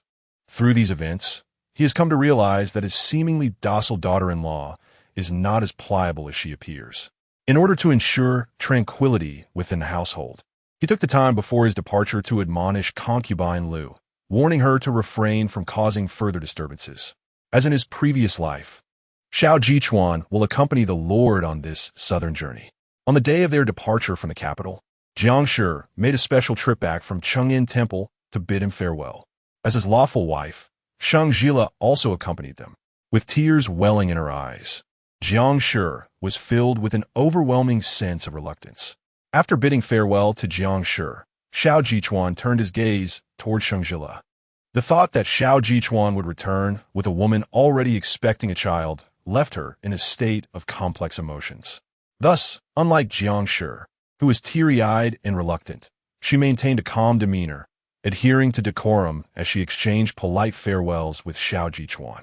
Perceiving her aloofness, Shao Jichuan paused momentarily, but ultimately said nothing, mounting his horse and joining the main party as they set off. Following the departure of the Lord and Shao Jichuan from the capital, concubine Lu exhibited a marked restraint. Her previous arrogance had stemmed from the Lord's affection, but with his absence and the impending southern tour, she found herself lacking in confidence and refrained from provoking any further incidents. With concubine Lu subdued, the inner residents of the Shao household enjoyed a period of tranquility. Days passed in this manner, until one day, Sheng Zhile realized she had yet to visit the household shops. As she now bore the responsibility of managing the household, it was imperative that she familiarize herself with these establishments. Thus, she set forth with Han Shan. The Shao household possessed a silk shop on Qinyuan Street, and upon entering, Sheng Zhile was surprised to discover Sheng Zhile selecting fabrics within. Accompanying her was none other than Chu Miaoyin. It appeared that Sheng Zhile had yet to discern the relationship between Chu Miaoyin and Li Baiyuan. Approaching them with a smile, Sheng Zhile greeted them warmly. Upon seeing Sheng Zhile, Chu Miaoyin hastily curtsied. Typically, Sheng Zhile would regard Sheng Zhile with disdain, yet today she exhibited an unusual demeanor, not only refraining from her usual scowl, but smiling instead. Seizing the initiative, Sheng Zhile remarked, "Sister, you seem to share a close bond with Miss Chu." Sheng Zhile chuckled. "What can I say? With only the two of us young ladies in the household, we have no choice but to keep each other company." At this juncture, Sheng Zhile adopted a teasing tone and continued, "Unlike the elder sister, who will soon have new companions." It dawned on Sheng Zhile that Sheng Zhile was eagerly awaiting her misfortune. As a fellow reincarnate, Sheng Zhile likely understood more than Sheng Zhile did about Shao Jichuan's impending return with a woman after the southern tour. Han Shan, confused, inquired, "What nonsense is Li Foreign spouting? When did my lady acquire new sisters?" In a feigned, enigmatic manner, Sheng Zhile replied, "You shall soon discover." Following this, She turned to Chu Miaoyin and said, "Cousin, allow me to advise you. Men are prone to fickleness. When you find someone you adore, be sure to keep a close watch on him, lest troubles arise." When Sheng Zhile spoke, her gaze occasionally flickered towards Sheng Zhile. Sheng Zhile understood all too well that although Sheng Zhile appeared to be conversing with Chu Miaoyin, her words were, in fact, directed at her. It was a subtle hint that she had not been vigilant regarding Xiao Jichuan, which had led him to take an interest in another woman. Meanwhile, Chu Miaoyin was perplexed by Sheng Zhishu's sudden remarks. She anxiously scrutinized Sheng Zhishu's expression, which did not suggest that she had uncovered the nature of her relationship with Li Baiyuan. Feeling somewhat guilty, she managed an awkward smile, acknowledging the implication. For the first time, Sheng Zhile found herself at a loss for how to counter Sheng Zhishu's insinuations. She recalled that in her previous life, Sheng Zhishu had wept as she returned to her maternal home, lamenting that since marrying Xiao Jichuan, he had never touched her, yet after merely 3 months in the south, he had returned with a woman already with child. She also bemoaned the disdain of the Ho residents, which insisted on elevating that woman to the status of a legitimate wife, placing her on equal footing. In her past life, Sheng Zhishu had become unhinged due to her rivalry with this woman, and Sheng Zhile was determined not to follow the same path. Moreover, she had never wished to contend with anyone. Her only desire was to enjoy her position as the young master's wife and lead a tranquil life. However, she had never interacted with this woman in her previous life and knew nothing of her character. While she hoped for a harmonious coexistence, she could not ascertain whether the woman would feel the same. Chapter 45. The Concubine as the Days Passed. The long-anticipated moment of the marquis and the heir's return to the capital arrived. On this day, Sheng Zhile was engrossed in her accounts when Han Shun rushed into Yifeng courtyard, exclaiming, "Madam, the marquis and the heir have returned." With reddened eyes, she hesitated before finally speaking, "Madam, the heir, he has brought back a woman." Sheng Zhile, upon hearing this, displayed no visible reaction, her gaze remaining fixed on the account book. Her tone was as indifferent as if she had heard her husband had merely purchased a few pounds of cabbage. Han Shun, anxious, voiced her concern, "Madam, could it be that the heir intends to take that woman as a concubine? What shall we do?" Finally setting aside her book, Sheng Zhile turned to Han Shun and replied, "If the heir truly wishes to take her, I shall ensure it is done beautifully." Rising from her seat, she instructed, "Come with me to the main hall to welcome them." Upon her arrival at the main hall, she found all the ladies of the household gathered, their faces alight with the joy of reunion. As Sheng Zhile entered, every gaze shifted towards her, some filled with sympathy, others with a sense of intrigue. Clearly, the news of Xiao Jichuan bringing a woman home had spread throughout the household. Amidst the many eyes upon her, Sheng Zhile felt a peculiar gaze and looked up to meet the striking features of Xiao Jichuan. As their eyes met, she approached him and the marquis, offering her respects before stepping aside, deliberately avoiding any further glance in his direction. During her bow, she noticed a young woman in a goose-yellow silk dress standing behind Xiao Jichuan, unreservedly surveying the marquis's residence. This girl boldly fixed her eyes upon Sheng Zhile during the greeting, prompting her to ponder, "So this is the type of woman Xiao Jichuan favors." Subsequently, the marquis and the heir were to enter the palace to receive their rewards, and the girl in the yellow dress was assigned to stay in the back courtyard, leaving Sheng Zhile with no further opportunity for interaction. Upon returning to Yifeng courtyard, Han Shun fumed. "That girl is nowhere near as beautiful as you, madam." Was the heir thinking? Sheng Zhile chuckled softly, recognizing that matters of affection cannot be solely judged by appearance. That night, when Xiao Jichuan returned from the palace, he did not head straight for the study as usual. Instead, he entered the room where Sheng Zhile awaited, knowing he wished to discuss something. She signaled to Han Shun to serve him tea. "Did you see the woman?" Xiao Jichuan broke the silence after a moment. Sheng Zhile nodded, "Yes, quite unique." He then looked at her and confessed, "Father wants me to marry her." Sheng Zhile calmly inquired, "What do you think, heir?" Xiao Jichuan diverted his gaze, sipping his tea. "She is with child." "Oh," Sheng Zhile replied, understanding dawning upon her. There is no way the marquis's bloodline would be allowed to stray outside the family. "If the heir trusts me, I can handle the marriage arrangements." Sheng Zhile did not genuinely wish to arrange the marriage between Shao Jichuan and that woman. It was simply the custom of the Daorong dynasty that a husband must take a concubine, and the formalities of the marriage were to be handled by the legitimate wife. Sheng Zhile was merely adhering to the established protocols. Unexpectedly, upon hearing this, Shao Jichuan cast another glance at Sheng Zhile, and within his eyes flickered a trace of indignation. His father intended to elevate her to the status of a legitimate wife. There was no deviation from the previous life. Sheng Zhile had long since prepared herself psychologically for this eventuality. She nodded in acquiescence. Shao Jichuan shifted his gaze away from her, gripping the teacup tightly. "You would not be angered if I were to marry another woman?" Sheng Zhile found this inquiry baffling. As the legitimate wife, she believed she had fulfilled her role admirably. She did not oppose Shao Jichuan's desire to take a secondary wife and was even willing to assist in the wedding arrangements. She had done all that was within her power and could not fathom the meaning behind his words. "I am but a foolish concubine. If the heir has something to say, please speak plainly." Shao Jichuan looked at Sheng Zhile with an intense gaze. Confused, she felt increasingly uneasy and averted her eyes. Just as she was on the verge of discomfort, Shao Jichuan finally diverted his gaze but said nothing, rising and departing. The following day, as soon as Sheng Zhile finished her breakfast, a servant came to summon her to Chunhua Hall. Zhang's condition had significantly improved, and she had returned to the marquis' residence from Chengyin Temple. However, to prevent a relapse, it was still Sheng Zhile who managed the household affairs. Upon arriving at Chunhua Hall, Sheng Zhile was surprised to find both the marquis and concubine present. Upon seeing her, Marquis Shao directly inquired, "Did you prevent Jichuan from marrying a secondary wife?" Sheng Zhile felt a surge of frustration. How could she be accused of such a thing? To answer, "Father, that is not the case. I have not opposed the heir's intention to take a secondary wife."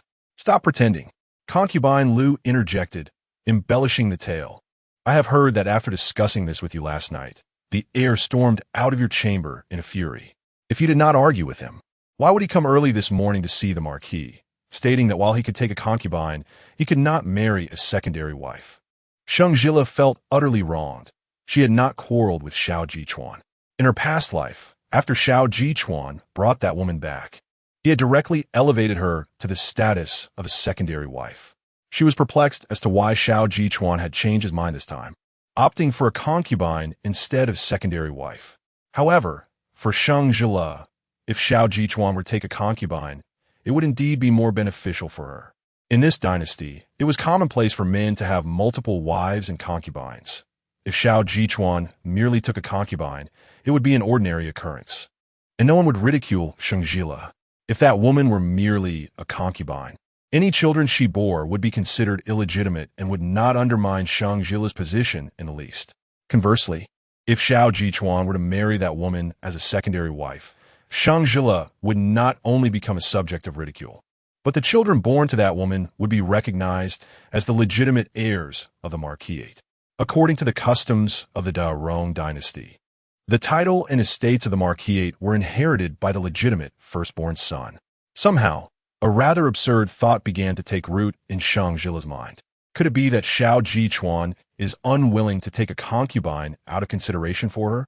Noticing that Sheng Zhile remained silent, Lord Shao assumed she felt guilty and, somewhat irritated, remarked, "That woman is not the daughter of an ordinary family. She is an orphan left behind by one of my former subordinates. Her father and 2 brothers sacrificed themselves on the battlefield. Her family was renowned for their loyalty, and if Chuan were to marry her as a concubine, it would be a disservice to her, not to you." Chapter 46. The second prince ever since Shao Jichuan brought that woman back. Sheng Zhile believed she had exhibited a commendable level of magnanimity, refraining from tears or tantrums and accepting the situation entirely. Her husband marrying a concubine, wasn't she the one truly aggrieved? Having reached this point, why was she still subjected to reproach? Was it because her humble origins rendered her unworthy of the respect befitting a noble house, thus justifying her belittlement? Or was it her previous demeanor of excessive docility that led others to perceive her as easily bullied? She remarked, with an air of indifference, that if she felt wronged, there was little she could do about it. Upon hearing Sheng Zhile's words, coupled with her dismissive tone, Shao Hai found himself inexplicably enraged. Yet, her statement was neither acerbic nor disrespectful. Although he felt anger rising within him and wished to chastise her, he found himself at a loss for words, only able to suppress his frustration internally. Auntie Lu, witnessing the scene, reproached Sheng Zhile, saying, "You quarreled with your husband last night, and now you provoke the Howie's ire again. What is the matter with you?" Sheng Zhile replied earnestly, asserting that her intentions were not to incite her father-in-law's anger. However, if he chose to be angry, there was little she could do. Shao Hai's fury intensified upon hearing her response. Unfazed, Sheng Zhile turned to Auntie Lu and countered, "You claim I quarreled with the young master to prevent him from taking a concubine. Were you and I witness to this, or did you merely overhear it?" Due to the previous incident regarding clothing and jewelry, Auntie Lu harbored a lingering resentment towards Sheng Zhile. The day prior, upon seeing Shao Zhichuan return with a woman, she felt a surge of delight. She imagined that with a new woman in his life and the intention to marry her as a concubine, Sheng Zhile would undoubtedly be driven to despair. When Shao Zhichuan returned from the palace, she anticipated a spectacle at Yifeng courtyard, so she pretended to take a stroll, deliberately positioning herself to eavesdrop. Auntie Lu, of lowly birth and lacking proper education and decorum, placed great value on what she lacked. She was particularly sensitive to being perceived as uncultured. Thus, the act of eavesdropping was something she would never openly admit. Emboldened by her own dishonesty, she claimed, "I was merely taking a stroll near Yifeng courtyard when I saw the young master storming out.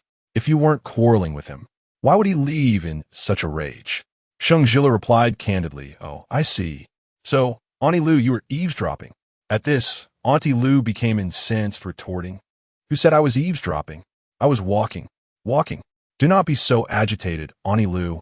I believe you, surely. A noble concubine of the Hofu would never engage in such underhanded behavior." Sheng Zhile feigned an expression of contrition, suggesting it was merely a miscommunication on her part, imploring Auntie Lu not to take offense. Although Sheng Zhile spoke in such a manner, everyone present understood Auntie Lu's character. Observing her flustered demeanor, they grasped the likely truth of the situation. Auntie Lu, realizing that her words were met with skepticism and fearing further embarrassment, could only seethe quietly in the corner. At that moment, Shao Zhichuan unexpectedly arrived. After paying his respects to the marquis and the Jiang family, he spoke directly. "The matter of taking a concubine is entirely my own decision." He cast a glance at Sheng Zhile, adding, "It has nothing to do with her, so do not trouble her." "What a reckless fellow," Lord Shao scolded. "Autumn Water's father is your savior. How can you treat her in such a manner? You ungrateful wretch." Shao Zhichuan met the gaze of Lord Shao, declaring, "I have never forgotten the kindness that Lin Shun has shown me."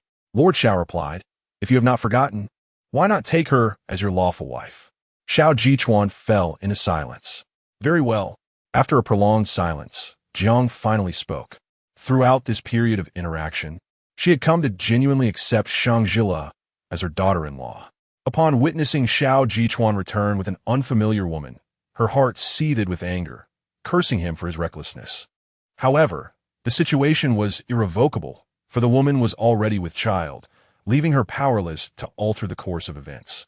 What perplexed her was the fact that, despite the pregnancy, it would suffice to take the woman as a concubine within their household, yet the marquis insisted that Zhichuan marry her as a legitimate wife. Even though the woman's lineage commanded respect, Zhichuan already had a primary spouse.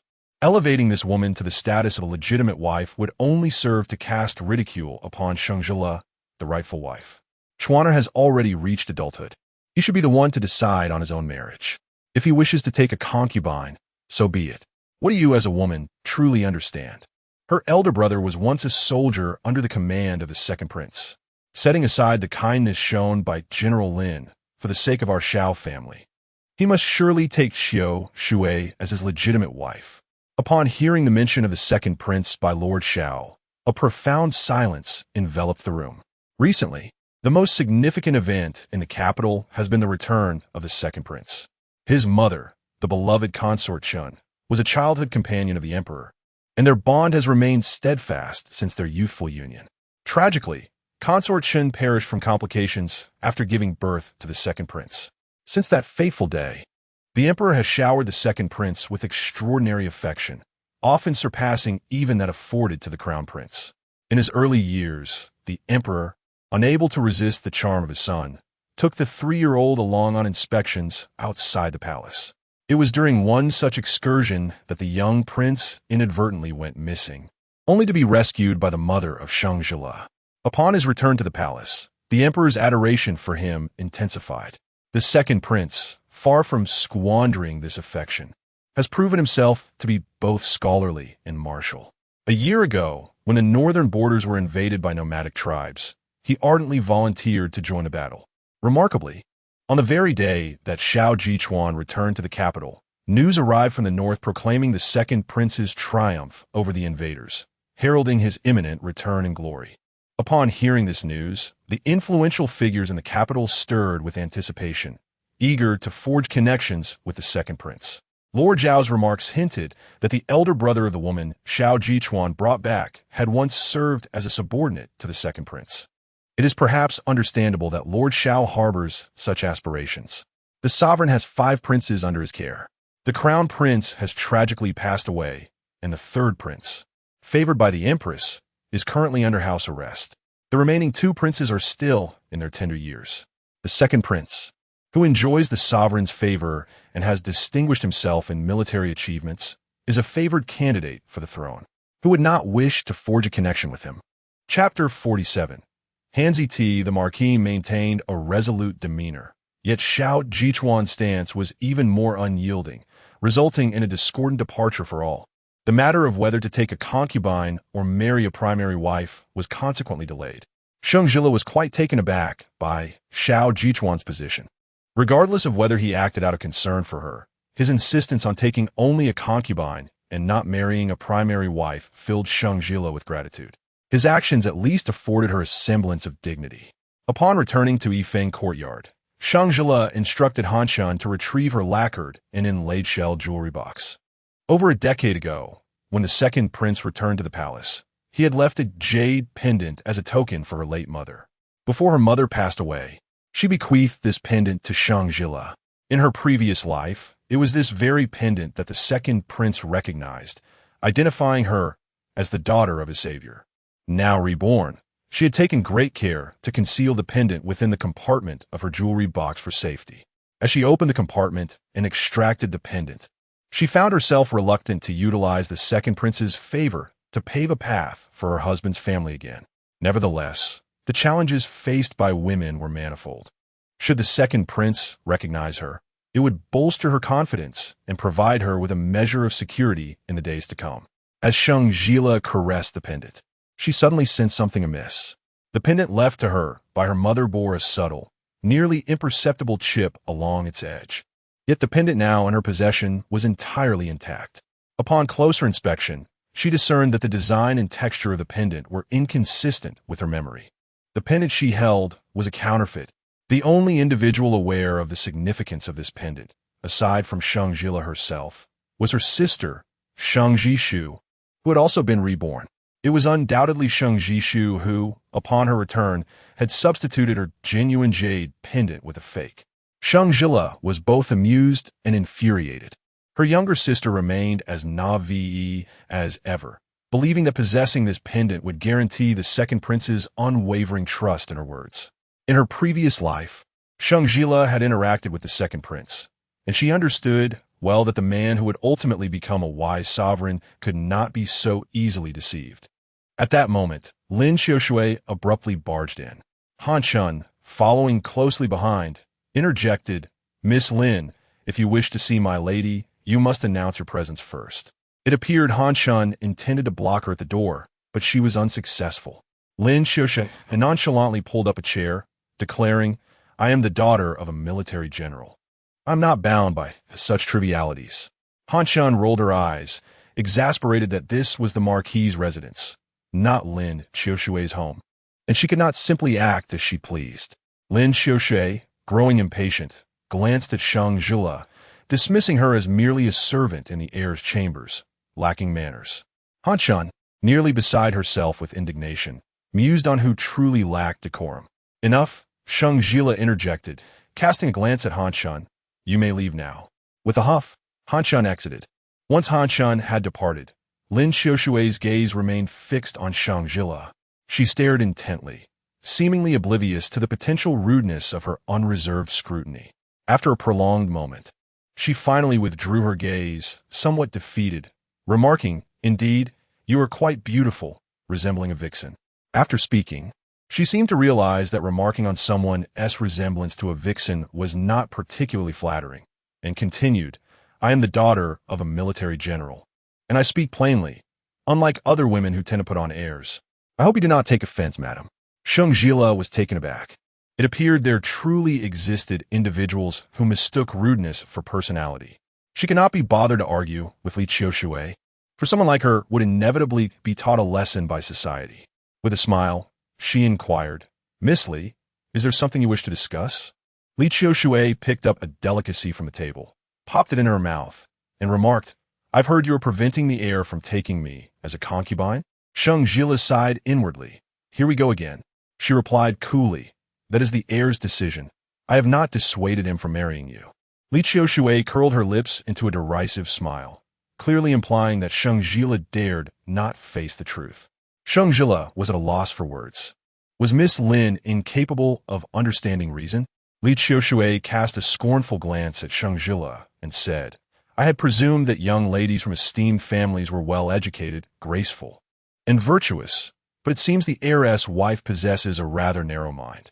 She realized that no matter what she said, in Li Xiaoshui's eyes, she was always in the wrong. Losing interest in a civil conversation, she retorted, "Yet the heir is willing to marry a woman of such a narrow disposition as myself. What do you propose to do about it?" Upon hearing Sheng Zhile's words, Li Xiaoshui was instantly incensed. "What are you so pleased about? The heir is merely momentarily enchanted by your beauty. He will soon see your true nature, and then you shall have cause to weep. I am now a child, and the heir will undoubtedly take me as his concubine. I warn you, do not think to employ your despicable means to obstruct this. It will be futile." With that, she rose in a huff and departed. As Li Xiaoshui exited, she nearly collided with Han Shun. Spotting Han Shun cradling a small black kitten, she let out a piercing scream. "Get that beast away from me." Han Shun, recalling the grievances she had suffered at Li Xiaoshui's hands, deliberately lifted the kitten and presented it to her. "Is this what you mean, Miss Lin? This is hardly a beast. Just look how adorable it is." Li Xiaoshui, terrified, shrieked and fled from Yifeng courtyard in a state of disarray, while Han Shun laughed so hard she could scarcely stand upright. Hearing the commotion, Sheng Zhile emerged from her room. Noting that there were no cats in Yifeng courtyard, she inquired, "Where did this kitten come from?" "Madam, I am uncertain. It likely wandered away from a nearby household and ended up in our courtyard. Shall we keep it for the time being?" Upon seeing the small black creature in Han Shun's arms, with its jewel-like eyes exuding a hint of majesty, Sheng Zhile, unopposed to small animals, nodded in agreement. "Very well. Let us care for it until its owner comes to claim it." Han Shun beamed with joy, "Madam. Why not give it a name?" Sheng Zhile, lacking in naming skills, looked at the kitten's black fur and suggested, "Let us call it Heiwa." Han Shun replied, "That sounds rather rustic." Late at night, at the Li residence, after enjoying tender moments with Chu Miaoyin, Li Buiyuan quietly returned to Shang Jishu's courtyard. As he stepped through the door, a pillow hurtled towards him. He swiftly dodged it and retorted with annoyance, "What madness has seized you again?" Shang Jishu, with tears of grievance, cried out, "You return at such an hour. Where have you been? Have you been with another woman?" Li Buiyuan felt a pang of guilt. "What nonsense are you spouting?" Shang Jishu would not relent, demanding, "Then tell me, where exactly have you been? Why return so late?" "I was drinking with colleagues," Li Buiyuan replied hastily. "Do you think I'm like you, with nothing to do all day? I have work and social obligations." Shang Jishu remained unconvinced, her tone accusatory.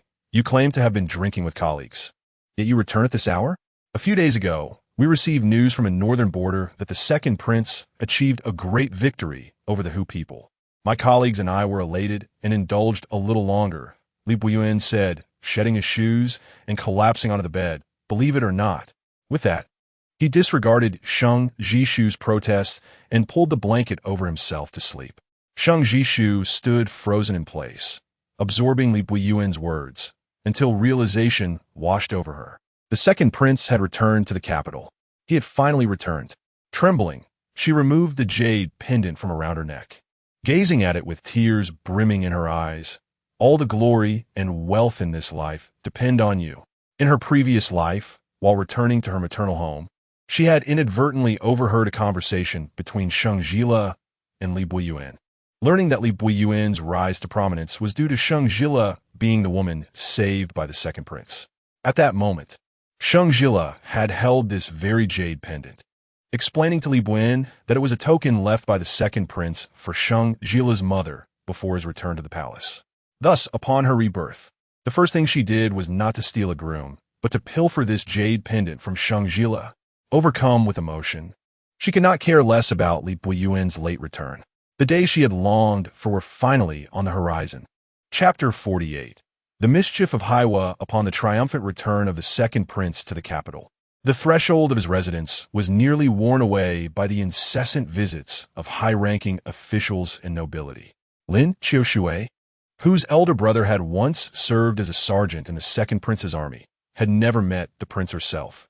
However, the connection through her brother afforded her the opportunity to establish a rapport with him. Seizing this chance, she resolved to pay a visit to the prince's palace. She confided her intentions to Lord Shao, who immediately expressed his approval. Not only did he arrange everything for her, but he also offered her his private carriage and even accompanied her to the prince's residence. Upon their arrival at the gates of the second prince's estate, they encountered several colleagues from the officialdom. After exchanging pleasantries, they entered the palace together. They were greeted by the steward, who, with a look of deep regret, informed them, "Unfortunately, the second prince has gone out to seek General He. If you esteemed gentlemen do not mind, please leave your visiting cards, and I shall ensure they are delivered upon his return." The announcement left them all somewhat taken aback. Who was this General He? Having served in the capital for many years, they had never heard of such a figure. However, considering the second prince had just returned from the northern frontier, it was plausible that this general was one of his subordinates brought back from there. Thus, they complied with the steward's request and left their visiting cards before dispersing to their respective homes. Upon returning to the marquis's residence while it was still early, Lin Qiushui decided to take a stroll in the rear courtyard with her maid, Shang Yun. Suddenly, she was startled by a dark figure nestled at the base of a tree. Upon closer inspection, she realized it was the black cat she had encountered in Sheng Zhile's courtyard. Her aversion to cats was already strong, and her disdain for Sheng Zhile's cat was even greater. With a frigid glare, she commanded Shang Yun, "Dispose of that creature." Shang Yun, who had been devotedly serving Lin Qiushui since childhood, immediately obeyed. Without a moment's hesitation, she picked up a stone as thick as a thigh and approached the unsuspecting feline step by step. As she drew near, poised to strike, the cat, which had been blissfully asleep, seemed to sense impending danger and bolted away. Refusing to relent, Lin Qiushui pointed in the direction of the fleeing cat and shouted, "Over there! Quickly crush it!" Shang Yun, missing her initial target, heard Lin Qiushui's command and resumed her pursuit, stone in hand. The cat, in a panicked frenzy, leapt directly onto Lin Qiushui. Terrified of the creature, Lin Qiushui screamed, "Get this beast off me!" In her fright, she lost her footing and inadvertently fell onto Shang Yun, landing directly upon the stone in her maid's grasp. A sharp pain coursed through Lin Qiushui's abdomen, and she cried out, "Oh, the pain! My child!" In the Yifeng courtyard, Sheng Zhile was engrossed in his accounts when a cacophony of noise erupted from outside. She did not ponder much and continued to focus on the account books, only to see the steward of the marquis's residence enter with several young servants. Sheng Zhile, perplexed, wondered what was the matter. The steward replied, "Madam, please accompany us for a moment." Typically, any matters within the residence will be conveyed by a minor servant or maid. The fact that the steward himself had come was indicative of something significant. With her curiosity piqued, Sheng Zhile closed the account book and followed the steward out of Yifeng courtyard. However, the steward did not lead her to the marquis's quarters, but instead to Lin Qiushui's chamber. Sheng Zhile's confusion deepened. Upon entering the room, she found the marquis, Lady Jiang, and Aunt Lu all present. Lin Xiushui lay on the bed, her complexion pale, weakly addressing Lord Xiao. The physician said that while the fetus is stable, the situation is perilous. You must advocate for me. Upon seeing Sheng Zhile enter, Lin Xiushui shot her a fierce glare. Gritting her teeth, "It is her fault. She nearly caused my miscarriage." Sheng Zhile was at a loss for words. She had spent the entire day in her room with the account books. "How could you be the cause of this?" Lin Xiushui, her face contorted with rage, accused, I fear cats. Yet you intentionally brought that creature near me to attack." Sheng Zhile recalled that earlier that morning, Han Shan had mentioned that Haiwa did not know where he had been wandering. Playfulness is inherent to kittens, and, at the time, Sheng Zhile had thought little of it. Now, reflecting upon it, it was likely that Haiwa had been playing outside her courtyard when Lin Xiushui happened upon him. Lin Xiushui claimed that Haiwa had attacked her, a notion that Sheng Zhile found implausible. She had cared for Haiwa in her courtyard for several days and knew his temperament well. He was quite docile and would never initiate an attack. Moreover, recalling Lin Xiushui's reaction upon seeing Haiwa, she speculated that it was more probable Lin Xiushui had provoked the kitten herself. She explained, "This cat is quite gentle. If you do not provoke it, it will not harm anyone. Besides, why would I have any motive to do so?" Lin Xiushui's expression darkened. "Why? You do not wish for the heir to take me as his primary wife. You are envious of my pregnancy. That is the reason." Sheng Zhile was utterly exasperated. She had reiterated countless times that if Xiao Jichuan wished for Lin Xiushui to be his primary wife, she would not object, nor would she harbor jealousy. Yet these individuals seemed to never truly listen to her words, always interpreting her intentions through their own biases. Disinterested in further contention with Lin Xiushui, Sheng Zhile asked, "Miss Lin, what evidence do you have to prove that I brought that cat to you and instigated an attack?" Lin Xiushui had no evidence. It was she who had initially attempted to strike down the kitten. She discreetly signaled to Shang Yun, who promptly knelt at the marquis's feet, exclaiming, "I can testify that upon returning from the second prince's residence today, my lady and I were strolling in the courtyard when that beast suddenly leaped out and pounced on her. My lady was so frightened that she nearly miscarried. If there was not someone guiding that beast from behind, how could it have jumped upon her so suddenly?" Sheng Zhile remarked, "Shang Yun is your personal maid. She would naturally side with you." Upon hearing this, Xiang Yun hurriedly lamented, "My lord, what I say is the truth." Lord Zhao's gaze turned fierce as he directed his ire towards Sheng Zhile, exclaiming, "You vile woman! Miss Lin carries the progeny of the Xiao family. Should she suffer even the slightest misfortune, I shall not spare you." Addressing everyone present in the room, Lord Xiao declared, "The Sheng family has conspired to harm the offspring of the Xiao lineage due to disputes within the inner quarters. Their malice knows no bounds. Someone, take the lady of the heir and confine her to the cool breeze courtyard. Without my express command, no one is to release her." Upon hearing this, Jiang hastily interjected, "My lord, we cannot solely rely on the words of Miss Lin and her maid." Ignoring Jiang's plea as if it had never been uttered, Lord Xiao ordered for Sheng Zhile to be restrained. In the cool breeze courtyard, Sheng Zhile recognized this secluded place, the most remote in the marquisate. In her past life, Sheng Zhishu had attempted to harm Lin Xiushui's unborn child and, after her scheme was uncovered, was imprisoned here, ultimately descending into madness. This time, it was she, not Sheng Zhishu, who had married into the marquisate. Would she be doomed to share the same fate as Sheng Zhishu in her previous life? Chapter 49. Under house arrest. The courtyard of Liangfeng Courtyard was overgrown with weeds, and the house had fallen into disrepair. The windows lay shattered, the paint on the walls was peeling, and the roof tiles hung precariously. After the servant hastily shoved Sheng Zhile and Han Shan inside, he slammed the door shut with a resounding bang, followed by the sound of the lock clicking into place. Han Shan was on the verge of tears. "Madam, what shall we do?" The abruptness of their predicament left Sheng Zhile at a loss. "Let us tidy up for now," she replied to Han Shan. "Since we have no other options, we might as well settle in here." With only the two of them present, Sheng Zhile disregarded her status and began to help Han Shun clean the dilapidated courtyard. After toiling for half the day, they were exhausted, their backs aching, but they managed to restore some semblance of order to the desolate space. As dusk began to set in, a voice called out, "Dinner is served." A small opening next to the door swung open, and 2 cold buns along with a plate of scarcely oiled vegetables were tossed in. Han Shun carried the meager meal into the room, her anger bubbling over. "Madam, it's one thing to have only buns and vegetables, but they're all spoiled." Sheng Zhile thought to herself. No wonder Sheng Zhile lost her sanity in her previous life, being confined in such a place, completely cut off from the outside world. And subsisting on such leftovers would drive anyone mad. She picked up a bun and handed it to Han Shun, then took another for herself and bit into it. "We must eat, no matter how unpalatable. If we don't, we will starve." Just then, a commotion erupted outside. A loud bang echoed, as if a sharp blade had sliced through the iron lock. The door was pushed open, and Sheng Zhile stepped out of the room to see Xiao Jichuan, clad in official robes, walking in. Han Shun exclaimed with delight and grievance, "Young master, you're finally back. You must advocate for madam. She has been wronged." Xiao Jichuan turned his gaze towards Sheng Zhile, who met his eyes with a steady look. "The incident involving Miss Lin nearly suffering a miscarriage was not my doing."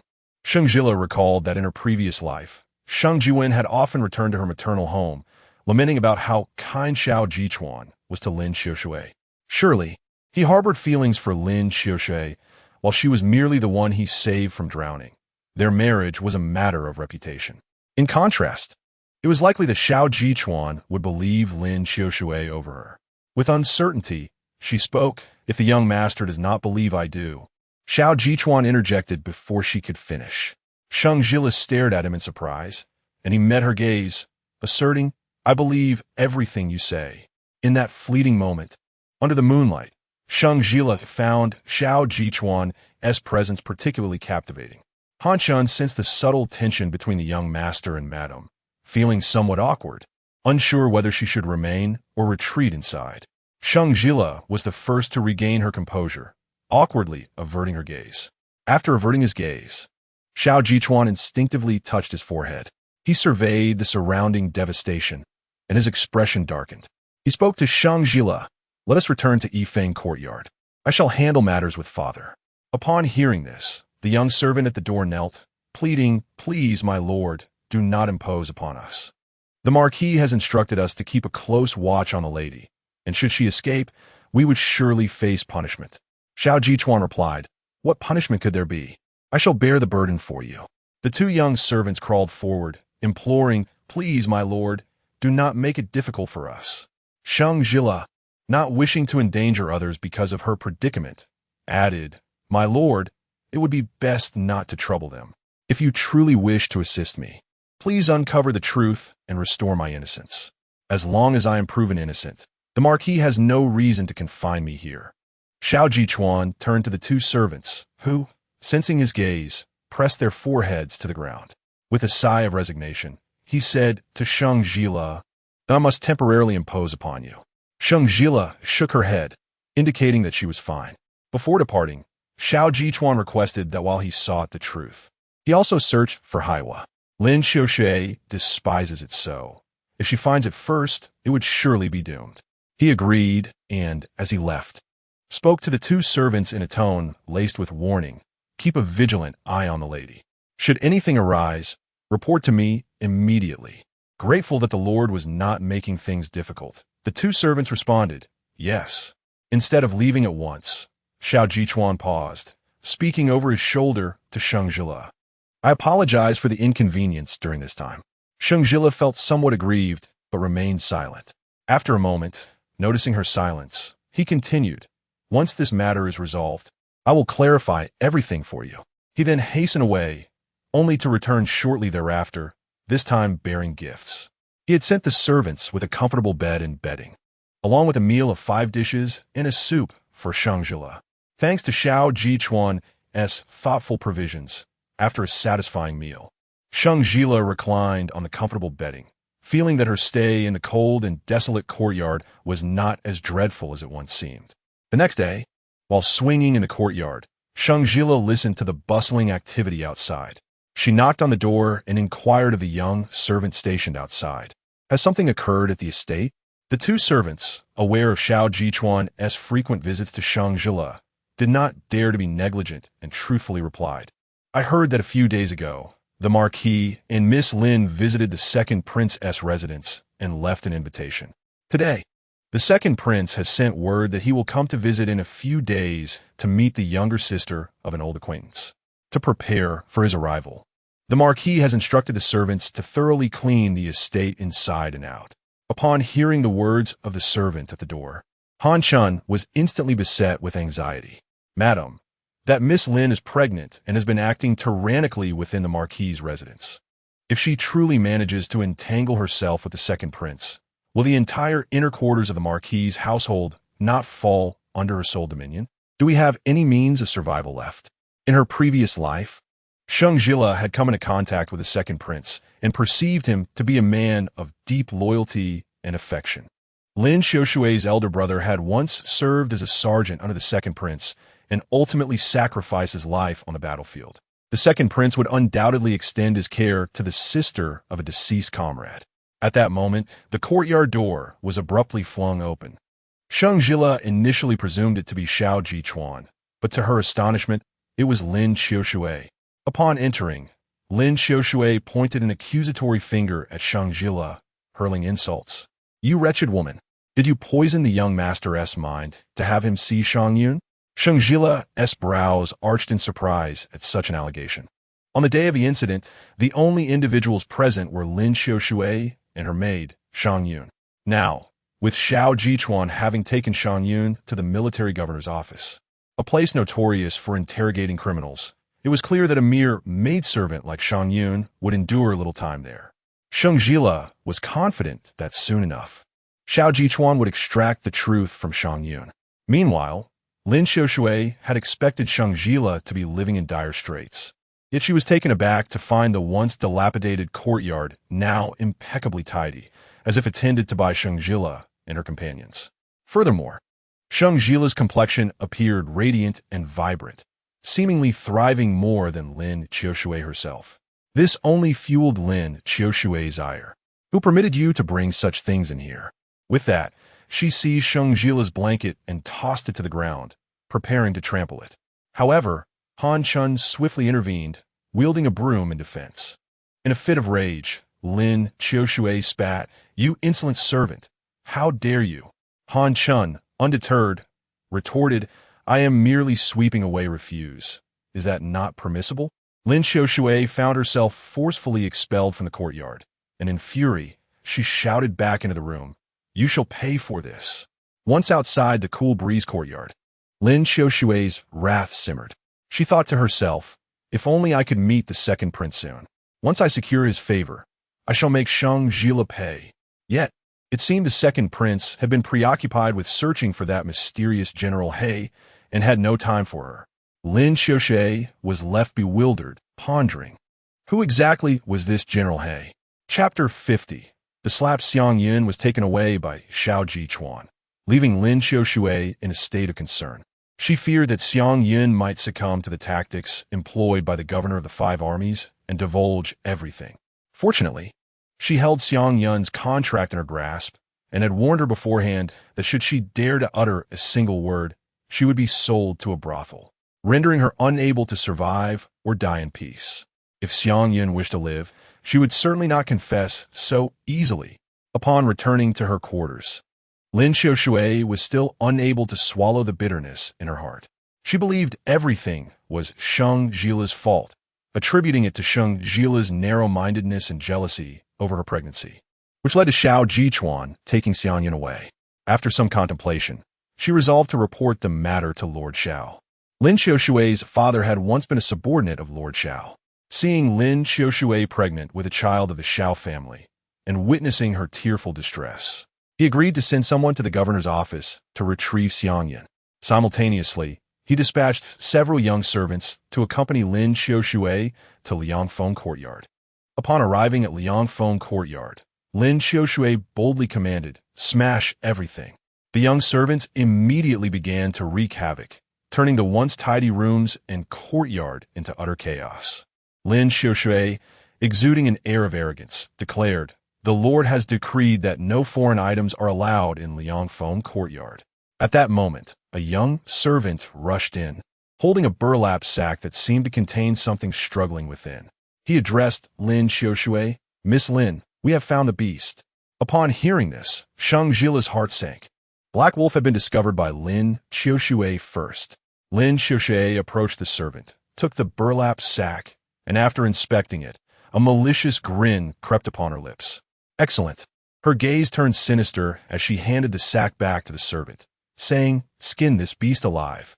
Suddenly, Black Wolf began to thrash violently within the sack, startling Lin Xiaoshui so much that she dropped it to the ground. "You wretched creature, you nearly scared me to death." She raised her foot and kicked the burlap sack with force. Black Wolf yelped in agony. Unable to endure any longer, Sheng Zhile stepped forward and, without hesitation, slapped Lin Xiaoshui across the face. She realized that some people must not be tolerated, otherwise they would only grow more audacious. Lin Xiaoshui was taken aback, incredulity washing over her as she covered her face. "You dare strike me?" With a fierce glint in her eyes, Sheng Zhile retorted, "I struck you indeed. Must I wait for an auspicious day to do so?" Lin Xiaoshui's eyes blazed with fury. "Try hitting me again." Slap! Slap! Before she could finish her words, Sheng Zhile delivered 2 more slaps. "One for you, and another for good measure." Lin Xiaoshui was nearly driven to madness, her eyes gleaming with rage as she shouted at the young servants behind her, "Are you all dead? Why aren't you restraining her?" Fearful of Sheng Zhile's status as the young lady of the marquis, the servants exchanged glances, none daring to step forward. "Certainly, if my words go unheard. Then I shall seek the Duke for his counsel. Let us see if you dare to disregard his authority." Upon entering the main hall, Lin Xiaoshui's eyes turned red upon catching sight of Duke Xiao. "Duke!" she exclaimed. Anger and resentment surged within her as she pointed at Sheng Zhile. "She struck me." Hearing this, Duke Xiao turned to Sheng Zhile and inquired, "Is this true?" Sheng Zhile replied calmly, "Indeed, but there are reasons behind it." "Enough!" Duke Xiao interrupted, his tone laced with impatience. "You have been confined to the cool breeze courtyard for reflection, yet instead of mending your ways, you have stirred up further trouble. It seems my previous punishment was far too lenient." He instructed his servant, "Take the lady away and administer 20 strokes." A young servant lifted a burlap sack containing a small black kitten, asking, "What about this?" Duke Xiao gestured towards Lin Xiaoshui, indicating she should decide. Lin Xiaoshui's eyes burned with hatred. "Kill it," though the kitten had only been in her courtyard for a few days. Sheng Zhile could not bear the thought of its demise. Casting aside her dignity, she snatched the kitten from the servant's grasp, declaring, "You cannot kill it." Lin Xiaoshui commanded the servant, "Retrieve it. Kill it." The servant approached to reclaim the sack, but Sheng Zhile held on fiercely. At that moment, a distinguished gentleman entered, standing tall and stately. He paused, visibly taken aback by the scene before him. Sheng Zhile recognized him as the second prince, a man whom everyone sought to curry favor with. Duke Xiao also recognized him and hurriedly approached, his voice trembling with excitement. "Your Highness, your presence graces our humble abode." Lin Xiaoshui, realizing the identity of the man before her, rushed forward, kneeling and saying, "I am Lin Xiaoshui, paying my respects to your Highness." The second prince bid her to rise and remarked, "You are Lin, the sister of Lieutenant Lin, correct?" Lin Xiaoshui nodded vigorously, affirming, "Yes, I am indeed the sister of Lin Chunsheng." The second prince had little recollection of her elder brother, for Lin Chunsheng held a modest position as a lieutenant. And in a vast army, it was not unusual for him to be overlooked unless he had made notable contributions. However, he had read in Lin Xiaoshui's introduction that her brother had fallen on the battlefield, having faced the perils of war himself. He understood the hardships of soldiers and felt it his duty to care for their families, which prompted his visit today. Lin Xiaoshui, overwhelmed with emotion at being recognized, felt tears well in her eyes. Duke Xiao observed this with great satisfaction. The second prince noticed Sheng Zhile, who had collapsed to the ground, her hair disheveled. clutching the burlap sack. He remarked, "It appears I have arrived at an inopportune moment." "Not at all," Duke Xiao replied respectfully. He then signaled a servant with a glance, commanding, "Take the lady away." Seizing the rare opportunity, before the servant could approach, Sheng Zhile knelt before the second prince, pleading, "Your Highness, please advocate for me." Lord Xiao, apprehensive that Sheng Zhile might disturb the second prince, expressed his apologies, saying, "The women of the household have committed a minor transgression. It is of no concern to His Highness." Lord Xiao cast a stern glare at the servant, commanding sharply, "Why are you not hastening?" Upon hearing this, the servant hurriedly approached to seize Sheng Zhile, attempting to pull her down.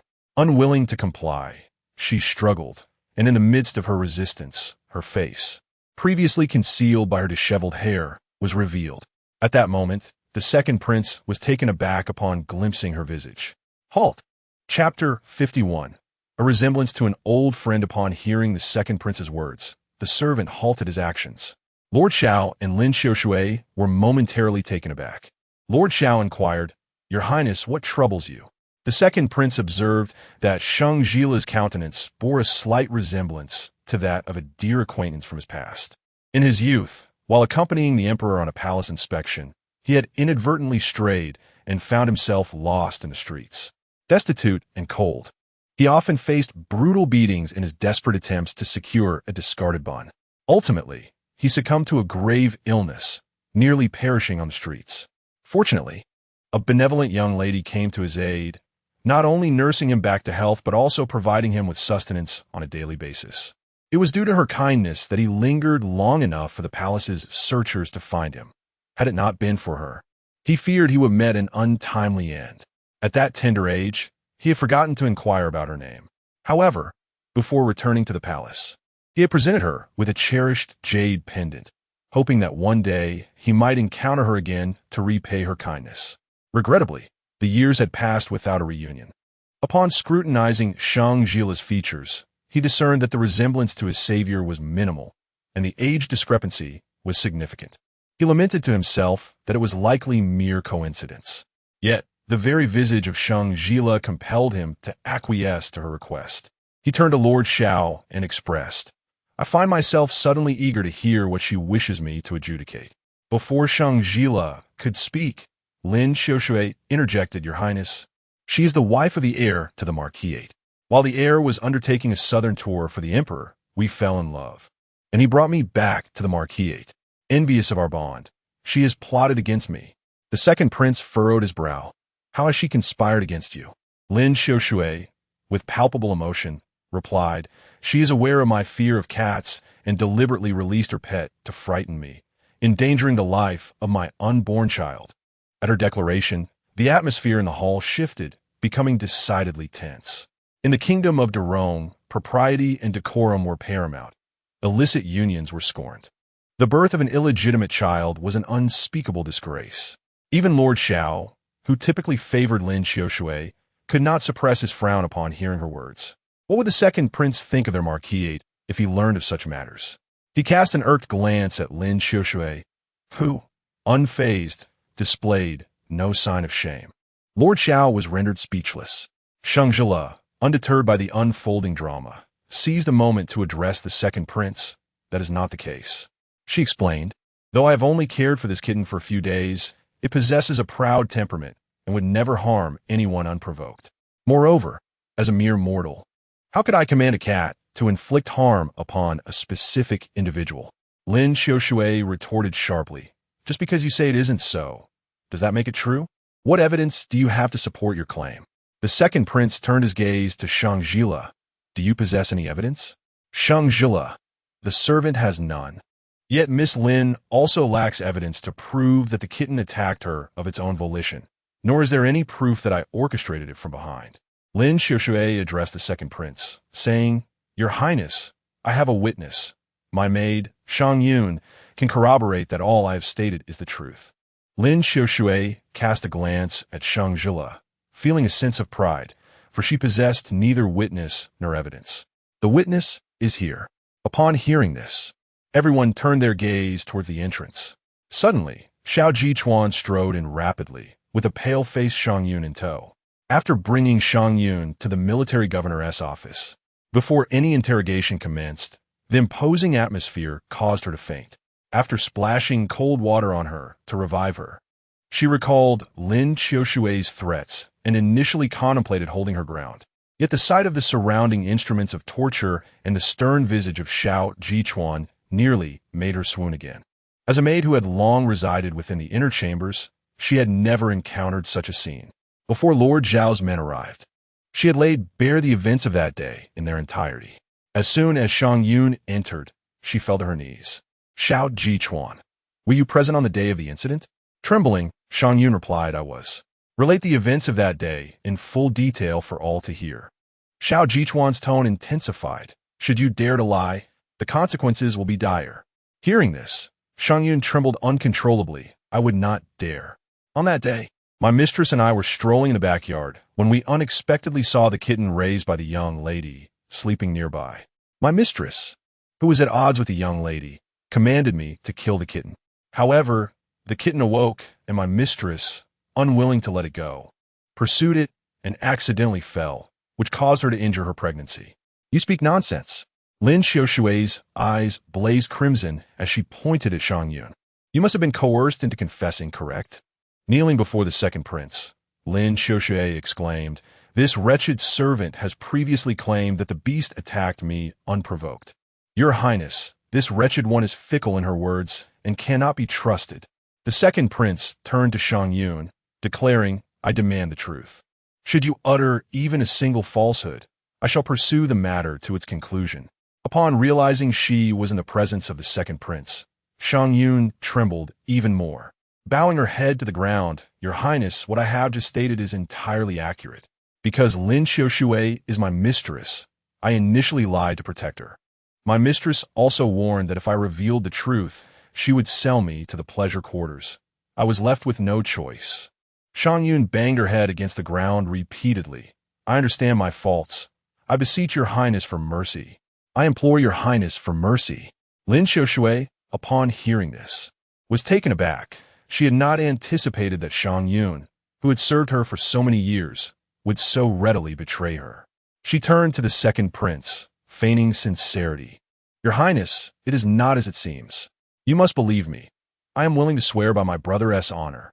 Her brother was a hero who had sacrificed himself for the country, and with such a statement, the second prince would undoubtedly trust her. To merely state this feels somewhat disrespectful to her deceased elder brother. The dead are gone, and what harm is there in utilizing the reputation of the deceased? Furthermore, she is his own sister. Upon hearing this, the second prince's expression indeed softened slightly. Lin Qiushui felt a surge of joy. Meanwhile, the burlap sack containing the black cub had become loosened due to the earlier struggle, and the cub had been trying to push its way out. At that moment, the sack finally opened, and the black cub bolted out.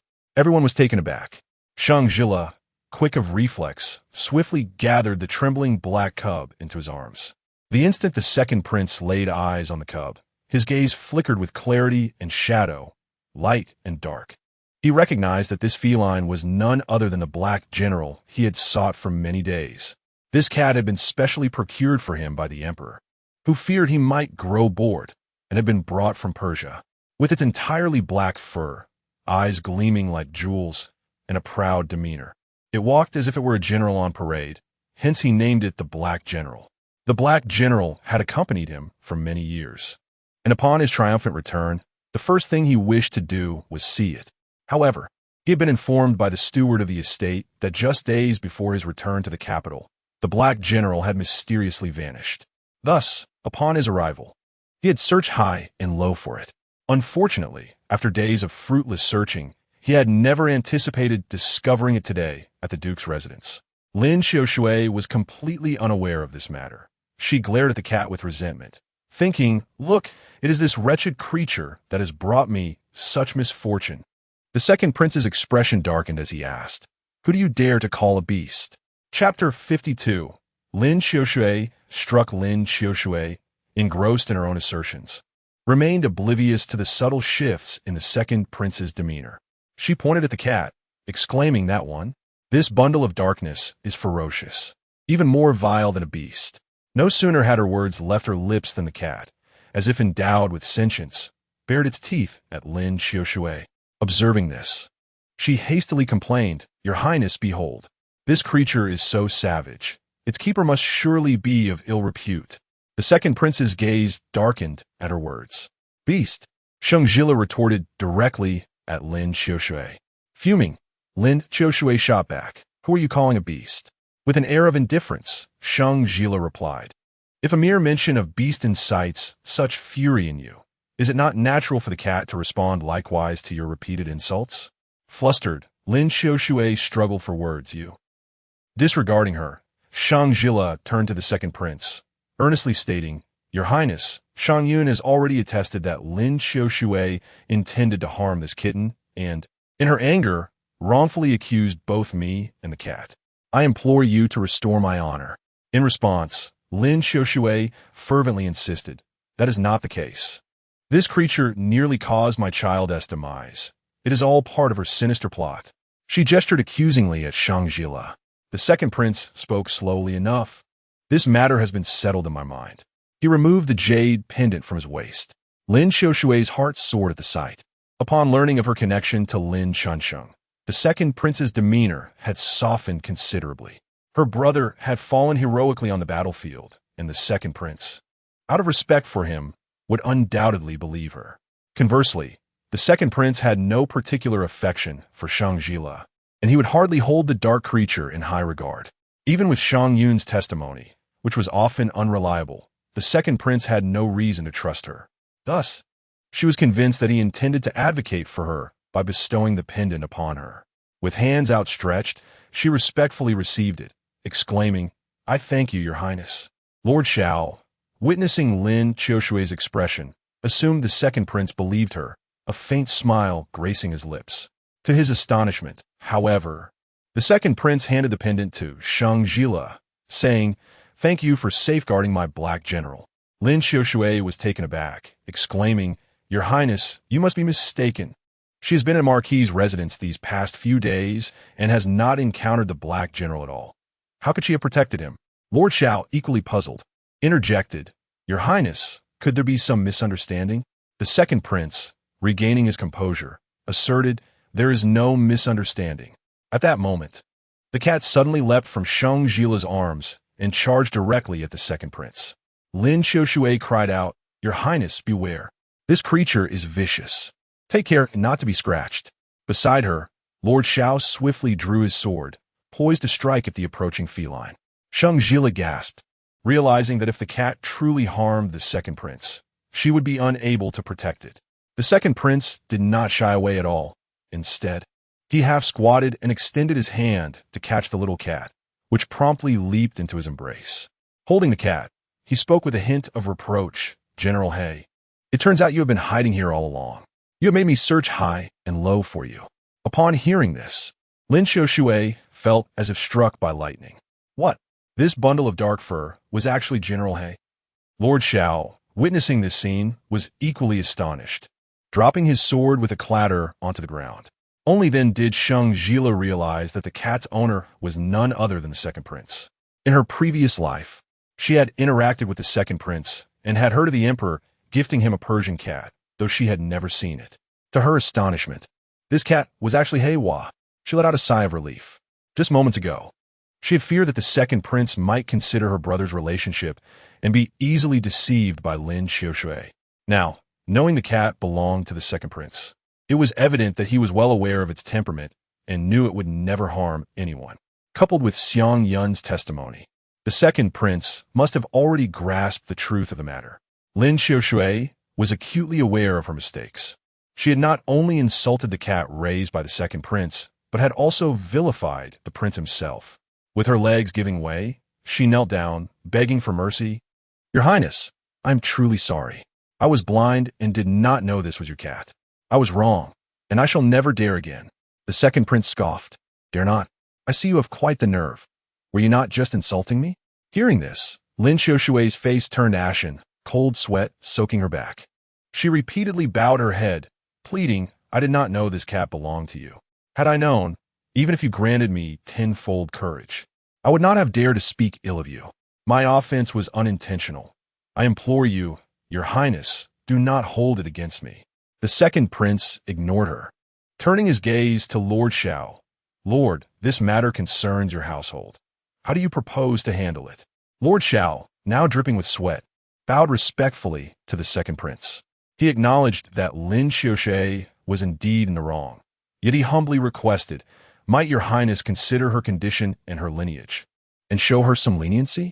Upon hearing Lord Shao mention Lin Xiaoshui's noble heritage, the second prince's gaze turned cold. Just moments ago, Lin Xiaoshui had invoked the name of her deceased brother to earn his trust, claiming that heroes should be respected. Yet, to exploit the honor of a hero for personal gain was utterly contemptible. His tone grew stern, "Since the Lord has no intention of addressing this, I shall take her back to the palace." Realizing the second prince seemed angered, Lord Shao hastily clarified, "I did not mean that, your highness.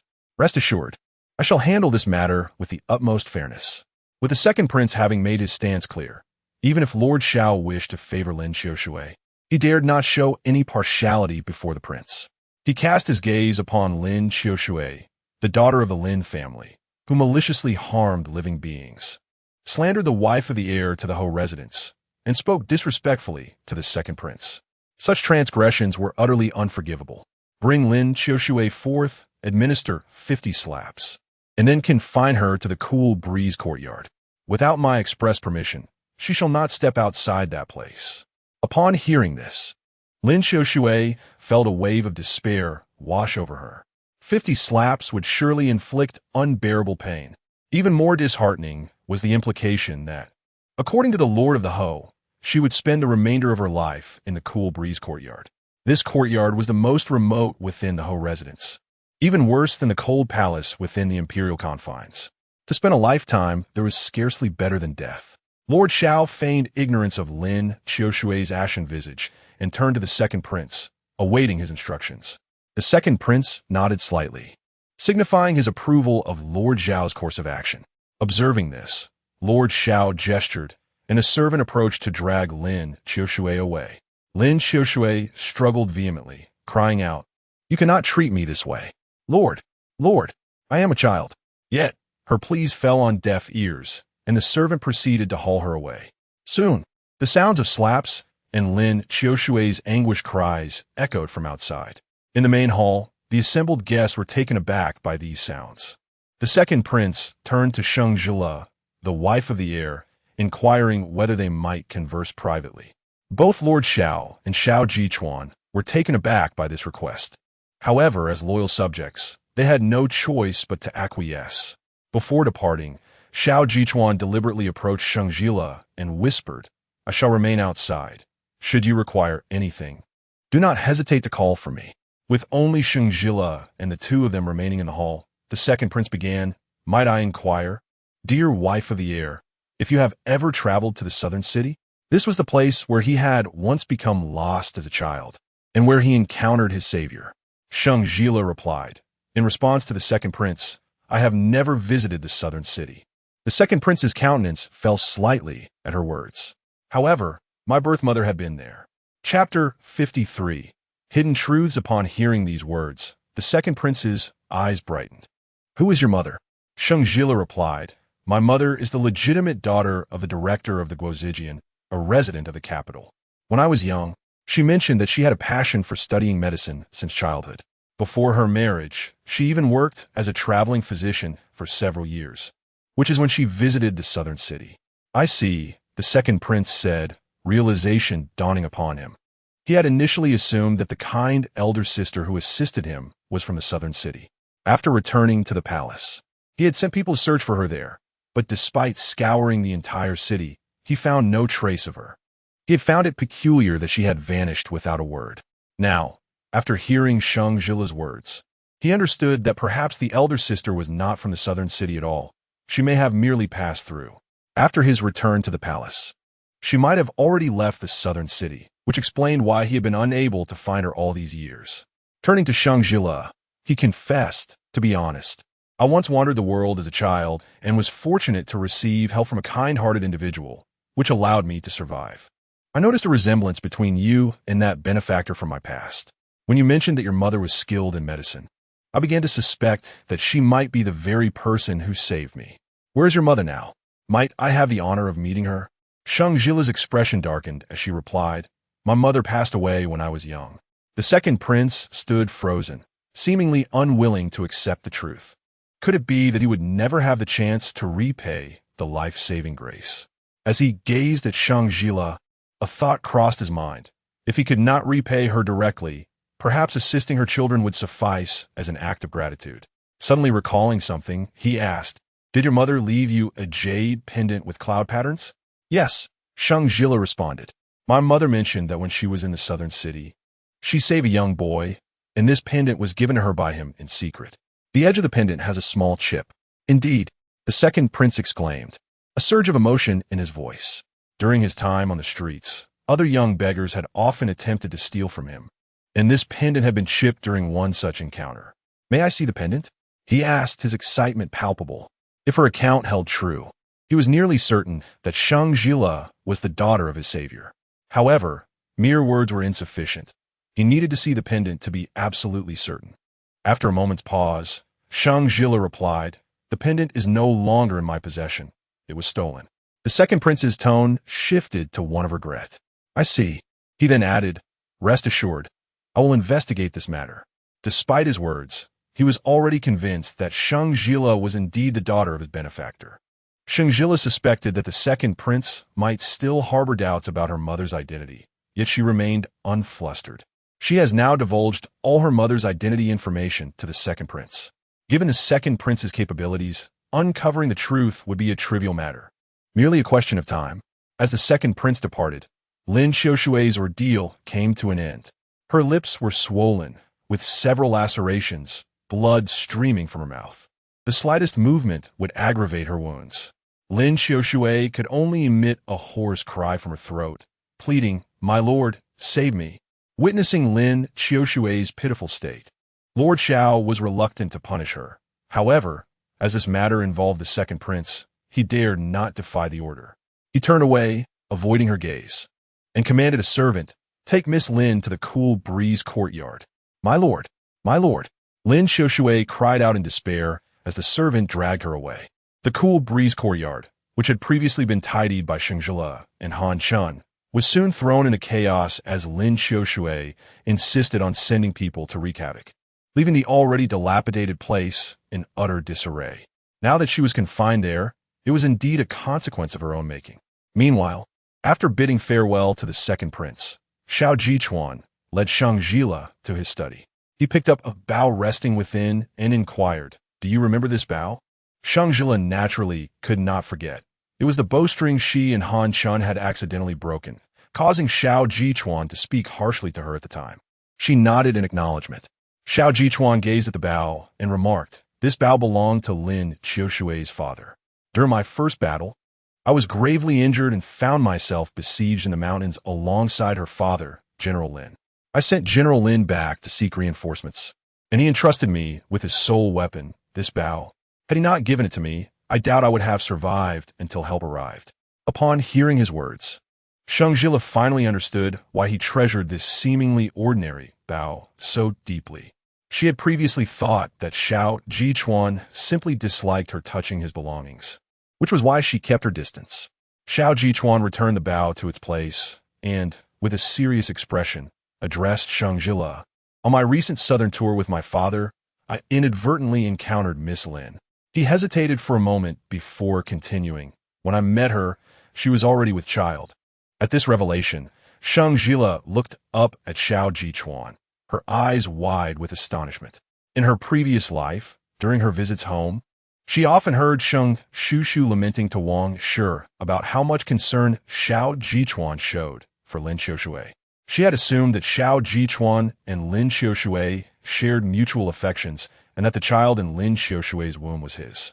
Thus, she did not oppose the notion of Xiao Jichuan marrying Lin Xiushui, believing that it was better than the tragic outcome her sister faced when she had opposed the union in her past life. Now, it appeared that Xiao Jichuan's marriage to Lin Xiushui was merely an act of gratitude, lacking genuine feelings. The origins of the child within Lin Xiushui remained a mystery. Yet, She still could not comprehend and questioned, if the child is not yours, why must you marry her? There are many ways to express gratitude. It does not necessarily require marrying her. It is my father's will. Xiao Jichuan elucidated the situation, stating that Miss Lin, having fallen victim to an unplanned pregnancy and subsequent abandonment, would suffer irreparable damage to her reputation if such news were to circulate. This would not only tarnish her own standing, but also that of the Lin family, known for their unwavering loyalty and integrity. He expressed deep concern, emphasizing that the family's honor must not be sullied by such sordid affairs. Furthermore, he mentioned that Miss Lin's father had once rendered him a great favor, leaving him unable to turn a blind eye to her plight. It was, in fact, the marquis who insisted that Xiao Jichuan marry Lin Xiaoshui. Sheng Zhile sensed that the marquis's involvement in this matter was exceedingly pronounced. Moreover, she had long observed the marquis's exceptional care for Lin Xiaoshui, exhibiting an unwavering resolve that compelled Xiao Jichuan to take her as his lawful wife. Initially, she had assumed this was due to Lin Xiaoshui's father being a former subordinate of the marquis. Yet, after hearing Xiao Jichuan's words, she couldn't shake the feeling that there was surely some hidden truth behind this affair. Chapter 54. I have reborn. Xiao Jichuan, oblivious to Sheng Zhile's thoughts, remarked, I understand that this matter has caused you distress. With that, he handed her a small box. Sheng Zhile was taken aback. Did Xiao Jichuan intend to compensate her? She assumed the box contained trinkets or jewelry, but upon opening it, she discovered several land deeds within. Xiao Jichuan explained, I have purchased a few shops on Weiyang Street, all registered in your name. Not particularly skilled at gift-giving, he recalled that he had previously bought 3 shops for her on Weiyang Street, which had delighted her. Thus, he mirrored his past actions and acquired a few more shops for her. Since the night market's opening, the prices of shops on Weiyang Street had surged, and Sheng Zhile counted the land deeds in the box. There were as many as 6. Initially, she had resolved not to accept any gift from Xiao Jichuan, wanting him to reflect on his actions. However, the generosity of his offering was overwhelming. Yet, she was reluctant to forgive him so easily. After careful consideration, she accepted the deeds but declared somewhat possessively, I will accept the shops, but I must still be angry. Seeing Sheng Zhile's reaction, a smile unexpectedly graced Xiao Jichuan's lips. She shot him a sidelong glance, questioning his amusement. His smile remained unwavering as he replied, It's nothing. Since marrying into the marquis's residence, Sheng Zhile had always adhered to propriety, behaving perfectly like an emotionless automaton. Witnessing her inadvertent display of greed and dominance was not off-putting to Xiao Jichuan. Rather, he found her to be refreshingly lively and endearing. With a serious demeanor, he addressed her, from now on, no matter what happens, I will tell you everything. I assure you, today's events will not be repeated. Following this incident, Sheng Zhile realized that many misunderstandings between her and Xiao Jichuan seemed to dissolve in an instant. No longer as tense as before, she let out a light huff and responded, We shall see how you conduct yourself in the future. Meanwhile, Sheng Zhushu was elated upon learning that the second prince had returned to the capital. She calculated the time meticulously and realized that the second prince would visit the Hamlin Academy the next day. It was essential for her to ensure that Li Baiyuan brought Sheng Zhile's jade pendant with him. As the night deepened, Li Baiyuan remained in the study, neglecting to return to his room. Growing impatient, Sheng Zhushu donned an outer garment and made her way to the study. The lights within were aglow. Husband, she called out, but received no response. She knocked more forcefully on the door, yet silence ensued. Lacking patience, she gestured to Yuju, who understood and was about to ram the door when it suddenly swung open from the inside.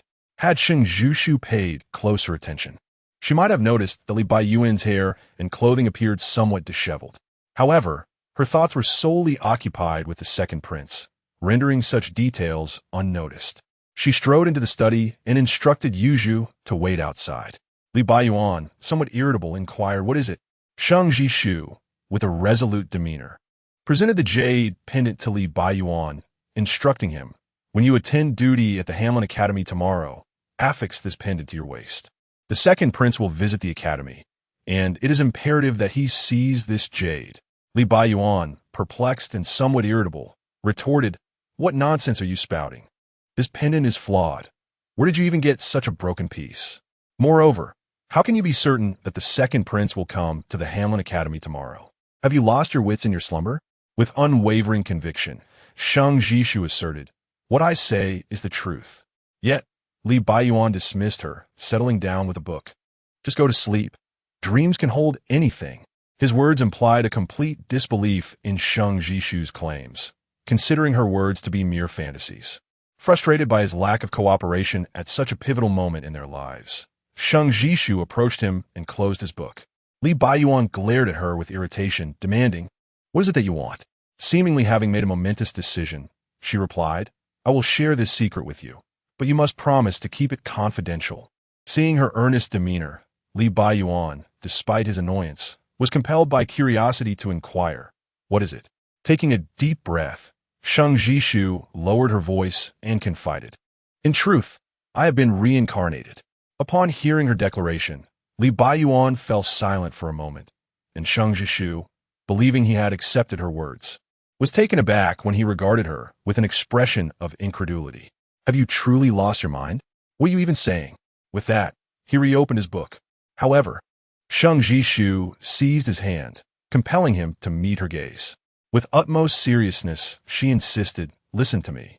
If you allow the second prince to see this pendant tomorrow, you will rise through the ranks and become a prominent official." With fervent assurance, she added, "In my past life, this was precisely how you entered the cabinet." Li Baiyuan, contemplating her words concerning his career, seemed to waver. As a newly appointed top scholar, he had initially believed in his unparalleled talent, only to discover upon entering the Hamlin Academy that even the title of top scholar was commonplace. Among the multitude of literati and officials, he felt utterly insignificant. Although he had been at the academy for some time, there were still many who could not recall his name. He aspired for promotion, yet the thought of even attaining the 6th rank seemed a distant dream. Entering the cabinet was beyond his wildest imaginings. Yet Sheng Zhile had stated that by wearing this pendant and gaining the second prince's attention, he could ascend to great heights and ultimately join the cabinet. "Is everything you said true?" Li Baiyuan repeatedly sought confirmation from Sheng Zhile. With unwavering certainty, she replied, "We are husband and wife, inseparable. I would never deceive you." Despite her reassurances, Li Baiyuan remained skeptical of her claims regarding reincarnation. But what if it were true? He could enter the cabinet and become a high-ranking official, a position he had never dared to dream of. Although he was skeptical of Sheng Zhile's words, trying would not bring any harm. The following day, Li Baiyuan arrived at the Hamlin Academy, where Sheng Zhile personally fastened the jade pendant to his waist. After hearing Sheng Zhile's words, Li Baiyuan felt restless throughout the day, his gaze constantly fixed on the entrance. As the day drew to a close, there was still no sign of the second prince. Li Baiyuan felt as though he had lost his mind, believing in Sheng Zhile's wild claims. Just as he was about to remove the jade pendant from his waist, he saw the chief scholar leading a charming young man inside. "Your Highness the second prince, please come in," the chief scholar said respectfully. Li Baiyuan stood frozen in place, unable to utter a word. The second prince had truly arrived. Sheng Zhile's words were indeed true. Could it be that what Sheng Zhile said, that if the second prince were to see the jade pendant at his waist, he would soar to great heights and become a prominent official, was also true? Chapter 55. Li Baiyuan was swayed by Sheng Zhile's words. The dean of the academy led the second prince into the Hamlin Academy and then cast a stern glance at Li Baiyuan. "Li, come here." Li Baiyuan remained frozen in shock, his gaze fixed on the second prince, unmoving. Observing this, the dean's expression soured. He awkwardly bowed to the second prince before approaching Li Baiyuan, tugging at his sleeve and gritting his teeth. "What are you dawdling for?" Only then did Li Baiyuan snap out of his stupor. He hurried forward. "Your humble servant pays his respects to His Highness." The dean interjected, "To report to His Highness. The book you mentioned was indeed edited and revised by him." The second prince, both learned and martial, having descended from the battlefield, occasionally indulged in literature to cultivate his spirit. His visit to the Hamlin Academy today was prompted by his discovery of some chronological discrepancies in a historical text he was perusing. This very book had been revised by Li Baiyuan. The dean thought to himself that Li Baiyuan was likely in for a rough day, having neglected his duties. He had now been called out by the second prince, who was surely there to hold him accountable. The dean's speculation proved accurate. The second prince, upon finding the historical text lacking in rigor, was indeed incensed and had come to the Hamlin Academy specifically to address it. He addressed Li Baiyuan. Historical texts are legacies for future generations, Li. Your lack of diligence in editing and revising is utterly frivolous. Hearing the prince's reprimand, Li Baiyuan trembled, his legs quaking as he knelt before the second prince. Your humble servant acknowledges his fault. From now on, I shall be meticulous and diligent, ensuring that such errors never occur again. His voice quivered with fear, uncertain of the second prince's impending punishment. He recalled Sheng Zhile's words and wondered if the jade pendant he carried, as she had claimed, was indeed as extraordinary. Perhaps the second prince would refrain from punishing him upon seeing it. Thus, he deliberately raised his arm, wiping the cold sweat from his brow with his sleeve. At that very moment, the second prince caught sight of the jade pendant at his waist, his gaze momentarily stunned. He then turned to the dean. Might I have a private word with Li? The dean, presuming the second prince intended to chastise Li Baiyuan, excused himself to spare Li's dignity. He cast a sympathetic glance at Li Baiyuan before bowing and withdrawing. Once the dean had departed, the second prince turned to Li Baiyuan. May I see the jade pendant at your waist?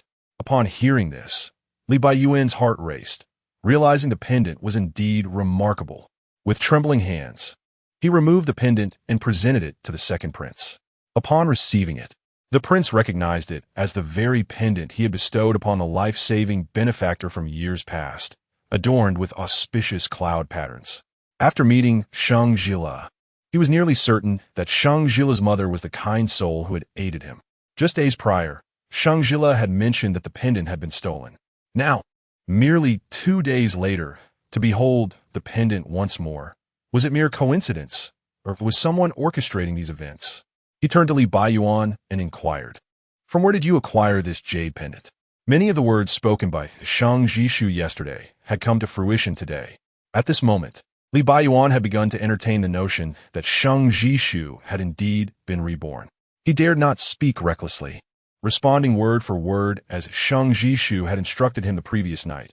"Your Highness, this jade pendant was given to me by my wife." The second prince then questioned, "Might Li Xiao inform me as to where your wife obtained this pendant?" Li Baiyuan replied, "I'm not aware, Your Highness. If it piques your interest, I could inquire with my wife and return to inform you." The second prince remarked, "Since it is I who seeks to know the origins of this pendant, it would be more fitting for me to visit your residence." Upon hearing the second prince express his desire to pay a visit, Li Baiyuan was nearly overwhelmed with emotion. As a mere low-ranking official, the prospect of receiving the second prince, a man of considerable prestige, was almost beyond belief.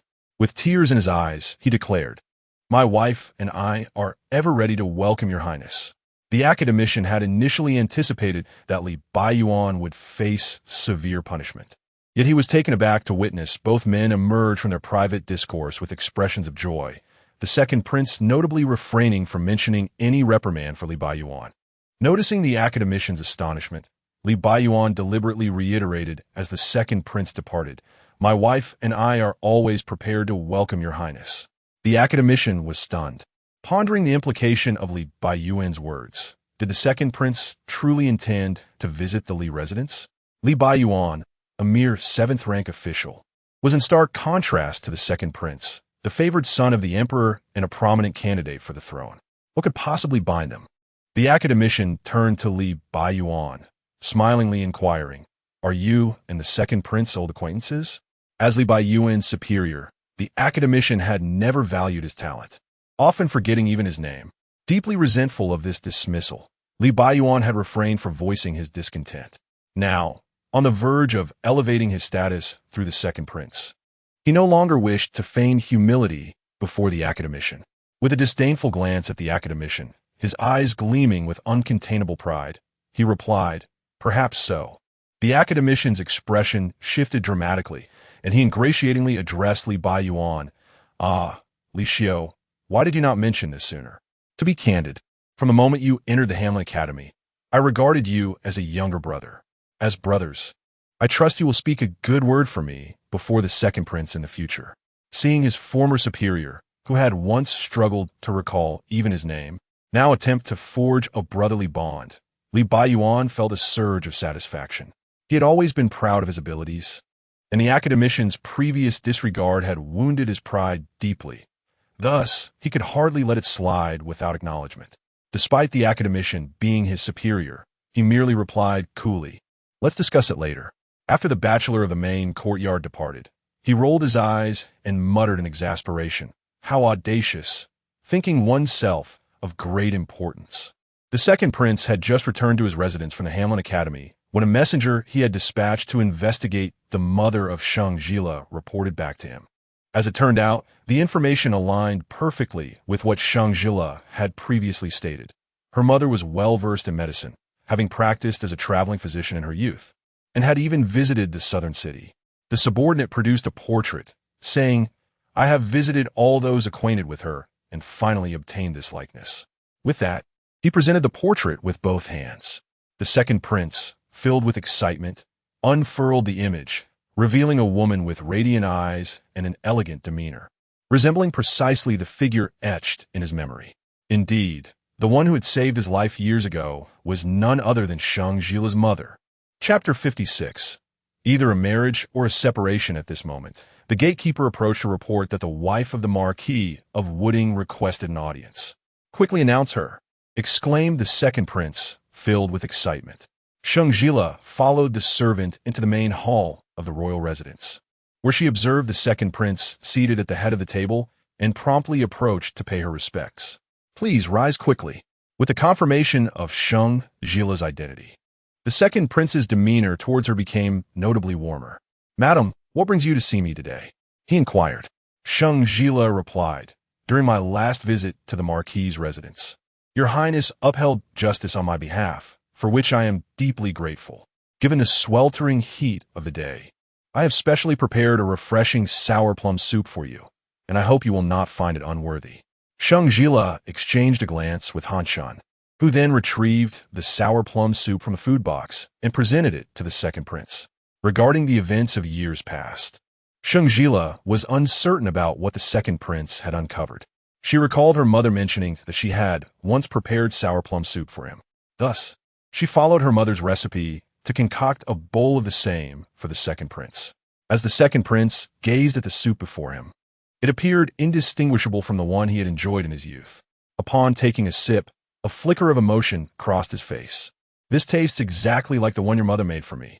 Upon hearing his words, Sheng Zhile realized he had discovered that the person who saved him all those years ago was indeed her biological mother. "This is precisely the recipe my mother left behind," she replied.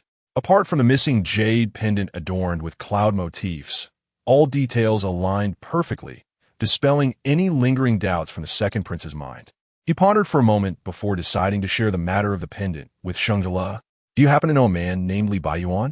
Sheng Zhile was taken aback. "He's my brother-in-law. Why do you suddenly inquire about him, Your Highness?" The second prince replied, "The jade pendant you lost is now in his possession." Realization dawned upon Sheng Zhile. It must have been Sheng Zhishu who had stolen the pendant and handed it to Li Baiyuan to draw the second prince's attention, leading him to mistakenly believe that the person who saved him was a relative of Sheng Zhishu. In this manner, Li Baiyuan could, as in a past life, ascend to prominence through the second prince's patronage. Such a meticulous scheme.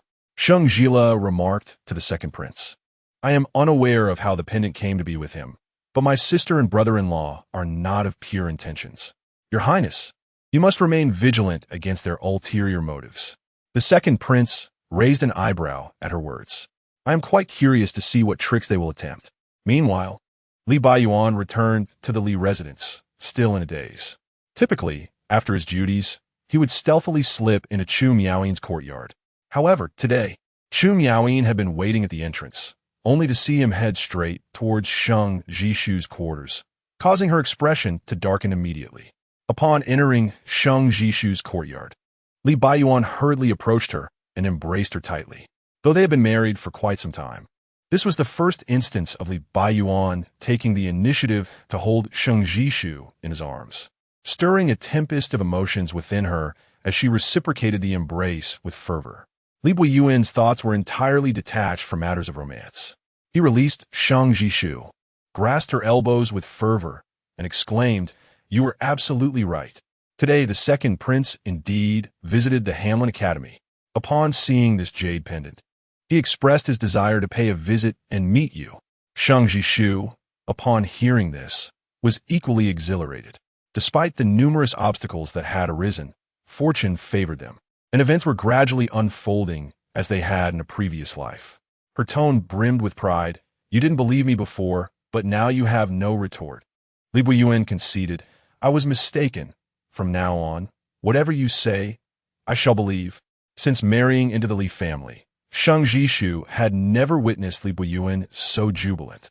She mused to herself, "With his spirits so high today, perhaps tonight they might." Lost in this thought, a rosy blush crept onto her cheeks as she remarked, "Yuju has prepared the bathing water. Dear husband, please go and refresh yourself." Li Buiyuan, still immersed in visions of advancement, gave it little thought. He followed Sheng Zhile's suggestion and retreated to the bathing chamber. After his bath, his excitement had somewhat abated, and he recalled that he had yet to visit Chu Miaoying's quarters. Once dressed, he casually announced his intention to peruse some books in the study before departing his room. Sheng Zhile, anticipating an opportunity for intimacy that evening, had donned a sheer crimson garment while Li Buiyuan bathed. She attentively listened for his movements, and when she sensed he was nearing completion, she struck a pose that accentuated her figure, reclining on the bed. Unexpectedly, upon emerging from the bath, Li Buiyuan headed straight for the study without casting her a glance, leaving her utterly disheartened. Upon entering the study, after the attendant lit the candles, Li Buiyuan dismissed him. Once alone, he approached a bookshelf and, with a firm push, discovered it swung open like a door. To his astonishment, he found himself in Chu Miaoying's chamber. However, she did not greet him with the usual warmth. "What's the matter?" Li Buiyuan inquired. Chu Miaoying, sulking, replied, "You have a wife now, so why come here?" Realizing he had not visited her, as he typically did after his duties, Li Buiyuan sensed her displeasure. He embraced Chu Miaoying, apologizing, "I'm sorry, it was my fault. I promise, from now on, I will visit you first every day after my duties." With a playful pout, Chu Miaoying responded, "You'd better keep your word." She continued, "Don't blame me for being a little petulant. Being with you without any formal recognition leaves my heart restless." Li Buiyuan held her tightly, assuring her, "I understand. My affections lie solely with you. Although she is my wife in name, I have never laid a hand on her. I swear I will not touch her." His words were heartfelt. His true love had always been Chu Miaoying. As for Sheng Zhile, she had been presented to him by his mother as a noble daughter from an official family, a marriage deemed beneficial for his career, hence his union with her. He harbored no romantic feelings towards her whatsoever.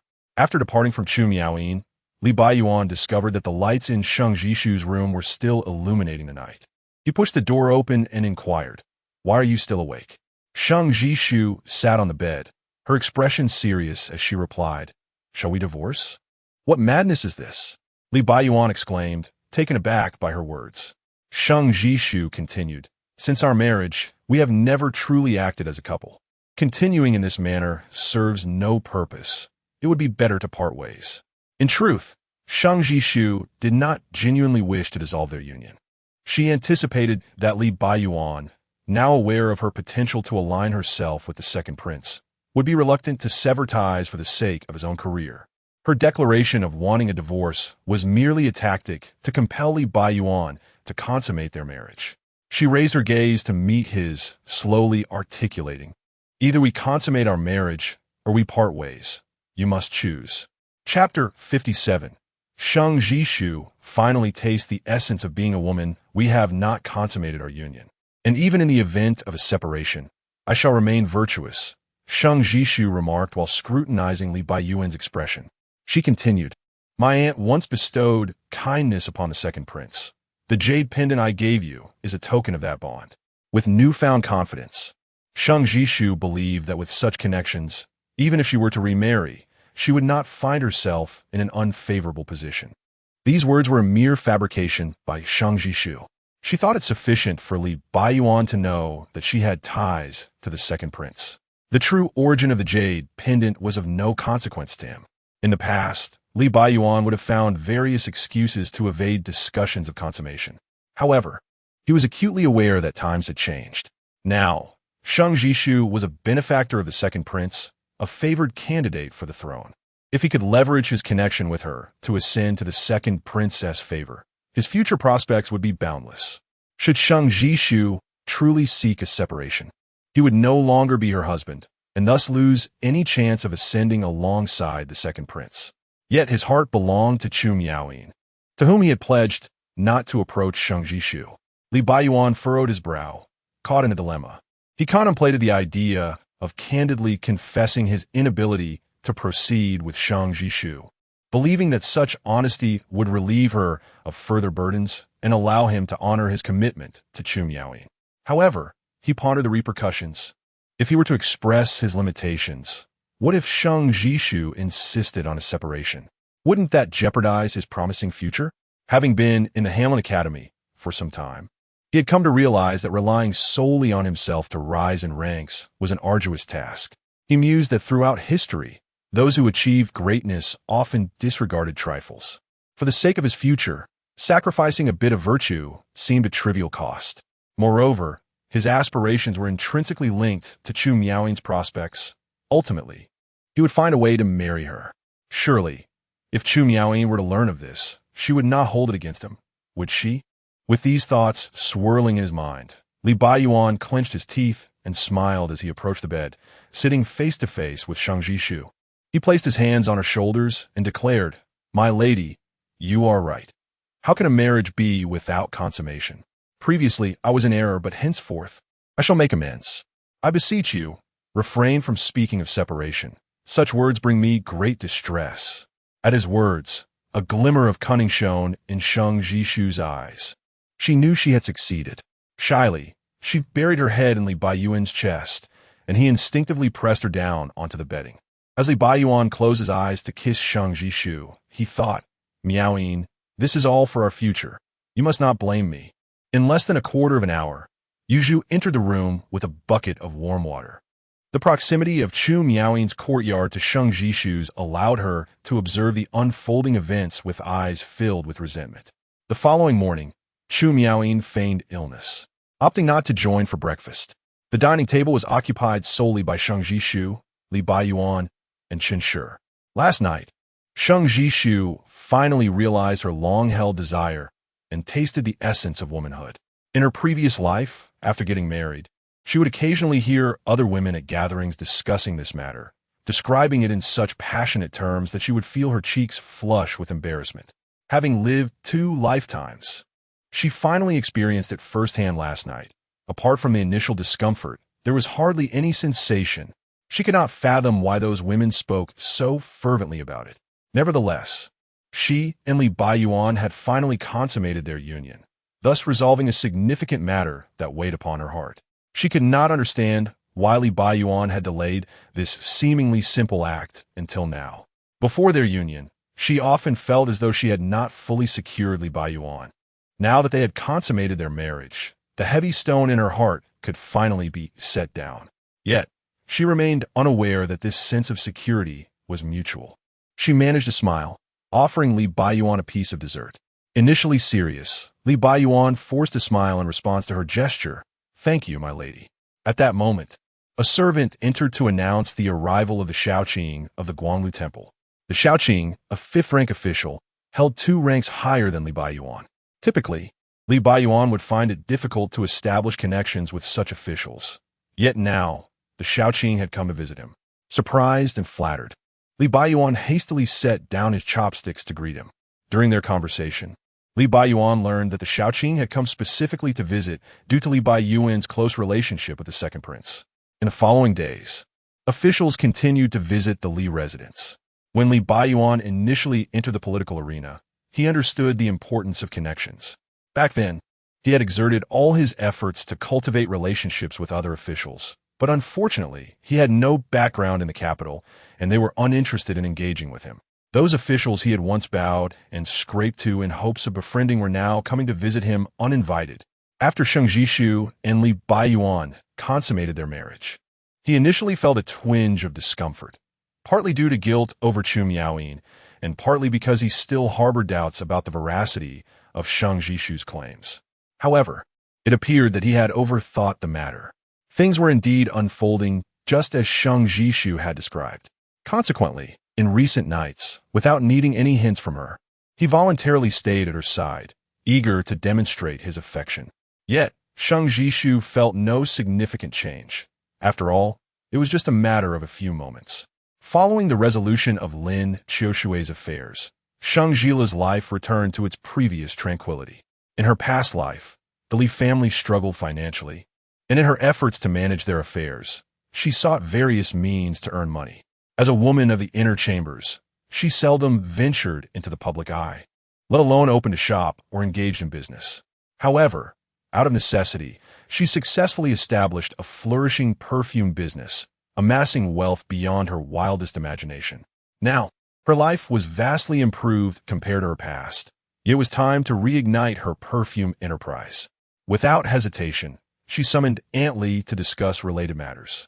They quickly reached a consensus and began preparations. This news soon reached Sheng Zhile's ears. Last time, she secretly used Sheng Zhile's secret formula to create fragrant powder, not only failing to earn a single penny, but also incurring considerable losses, leaving her in a foul mood. Now, recalling that incident still make her seethe with resentment. In her previous life, she had witnessed how much wealth Sheng Zhile amassed through this fragrant powder business. The mere thought that Sheng Zhile could similarly accumulate vast riches in this lifetime fills her with unbearable jealousy. She considers that many officials in the court, due to their connections with the second prince, are eager to associate with the Li family. Among these officials, surely there are one or two who could assist her in dealing with Sheng Zhile. A sinister smile crosses her face as she muses. Elder sister, just wait and see. Chapter 58. The second prince's visit to the Li residence. Sheng Zhile possessed ample funds, and Aunt Li was remarkably efficient, swiftly establishing a workshop for the creation of fragrant powders. The production of these powders required various herbs and spices, such as poria, atractalodes, angelica, clove, and patchouli. To manage costs while ensuring quality, Sheng Zhile personally selected and confirmed the herbal farmers for collaboration. However, unexpectedly, those farmers suddenly reneged on their agreements, unwilling to sell poria, atractalodes, angelica, clove, and patchouli to Sheng Zhile. Aunt Li, anxious, inquired, "Madam, what shall we do? Should we seek other sellers?" Sheng Zhile found it hard to believe such a coincidence could occur. It seemed too fortuitous that she needed those specific herbs and spices just as the farmers refused to sell them to her. Clearly, this was an orchestrated effort targeting her. Understanding this, she instructed Aunt Li, "Do not rush. Let us wait." Indeed, it was not long before someone came to visit. That individual was Sheng Zhile. Without preamble, Sheng Zhile stated directly, "I possess poria, atractalodes, angelica, clove, and patchouli. Whatever quantity you require, I can provide." She was aware that Sheng Zhile's fragrant powder business could yield substantial profits.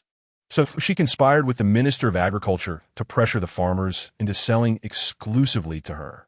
Sheng Zhile assured the minister that if he complied with her demands, she would act as an intermediary to introduce him to the second prince. Upon hearing this, the Minister of Agriculture readily agreed to Sheng Zhile's proposition without a moment's hesitation. Following his intervention, the farmers found themselves compelled to sell their herbs and spices solely to Sheng Zhile. Consequently, if Sheng Zhile desired those ingredients, she would have no choice but to purchase them from Sheng Zhile. After numerous previous frustrations, Sheng Zhile came to a realization. There was no need for her to be in direct opposition to Sheng Zhile. Furthermore, there was no reason to forego potential profit. Her previous life had already demonstrated that Sheng Zhile's fragrant powder business was indeed lucrative, and, as Sheng Zhile prospered, she could also earn a modest profit by following in her wake. Having squandered her dowry in her last attempt at the fragrant powder business, Sheng Zhile now needed funds to procure poria, atractalodes, angelica, clove, and patchouli. She thought of Li Baiyuan, who had previously repaid her loan. It was during that time that she discovered he had secretly stashed away a private sum of money. Thus, when she needed financial assistance this time, she directly approached Li Baiyuan. Upon hearing of Sheng Zhishu's request for money, Li Baiyuan's internal alarms went off. She fervently promised, "I assure you, this time it will surely be profitable." Li Baiyuan responded, "You said the same before, yet you ended up losing money each time." This time, however, she was not embarking on her own venture. She was merely following Sheng Zhile and reaping the rewards. Her past experiences had already confirmed that Sheng Zhile's fragrant powder business was undeniably profitable. This time, there will be no unexpected setbacks. Sheng Zhishu insisted. Those were mere accidents. Trust me, this time, we will certainly profit. Li Baiyuan, upon hearing Sheng Zhishu's unwavering confidence, felt a twinge of apprehension that failing to provide the silver might displease him. Gritting his teeth, he relinquished his last savings. Once Sheng Zhishu received the silver, not a single coin remained. She utilized the entirety to procure medicinal herbs and spices, such as poria, atractylodes, angelica dihurica, clove, and patchouli. Sheng Zhile speculated that Sheng Zhishu must have employed some unscrupulous methods to compel the farmers to sell these herbs and spices exclusively to her. She sipped her tea and inquired nonchalantly, "What are the prices?" Sheng Zhishu appeared to be well prepared. She gave a discreet glance to Yu Zhu, who promptly retrieved a small booklet for Sheng Zhile. Upon receiving it, Sheng Zhile opened the booklet to find it contained the prices of various medicinal herbs and spices. A cursory glance revealed that the prices Sheng Zhishu quoted were significantly higher than those offered by the farmers. Unperturbed, Sheng Zhishu remarked, "While the prices may be steep, dear elder sister, you have no choice but to sell to me at this rate." Sheng Zhile closed the booklet and replied, "I shall take some time to consider." Rising from her seat, Sheng Zhishu, with a hint of satisfaction, advised, "Very well, but I would urge you, dear sister, to make your decision promptly. The longer you deliberate, the more likely the prices will escalate." Having spoken, he proudly led Yu Zhu away. Sheng Zhile turned to Aunt Li and said, "Please go and inquire with those herbal farmers to ascertain what has transpired." Upon her return to the Li residence, Sheng Zhishu was greeted with excitement by Li Baiyuan, who exclaimed, "Madam, the second prince has just dispatched a messenger to inform us that he shall grace our home with his presence tomorrow." Upon hearing the news, Sheng Zhishu was overwhelmed with emotion, her eyes brimming with tears. The arrival of the second prince on the morrow would undoubtedly prompt inquiries regarding the jade pendant. In her previous life, she had eavesdropped on a conversation between Sheng Zhile and Li Baiyuan, wherein she learned that Sheng Zhile's biological mother had once assisted the second prince during his time of hardship among the common folk. The second prince had bestowed this jade pendant upon her as a token of gratitude. Coincidentally, she had an aunt who had also studied medicine and had fled home due to dissatisfaction with an arranged marriage. Her mother had mentioned that her aunt had passed away shortly after leaving home, leaving no witnesses to her demise. Should the second prince inquire about the jade pendant, she would simply need to substitute Sheng Zhile's mother with her aunt. It was a flawless plan, devoid of any flaws. In anticipation of the arrival of the second prince, Li Baiyuan commanded a thorough cleaning of the estate, both inside and out. Furthermore, he generously spent a considerable sum to invite the finest chefs from Shitting Tower to his home. All of Li Baiyuan's personal savings had been entrusted to Sheng Zhishu, and the funds for hiring the chefs were acquired through a humble request to his mother, Chun. Coming from a merchant background, Chun was notably frugal and typically reluctant to part with her money. However, upon learning of the second prince's impending visit to the Li residence, she readily provided the funds without further inquiry. With all preparations in place, the hour had grown late. Sheng Zhishu was so filled with excitement that sleep eluded her. After her rebirth, she had opted for a marriage exchange, believing that this decision would grant her the illustrious life once enjoyed by her elder sister.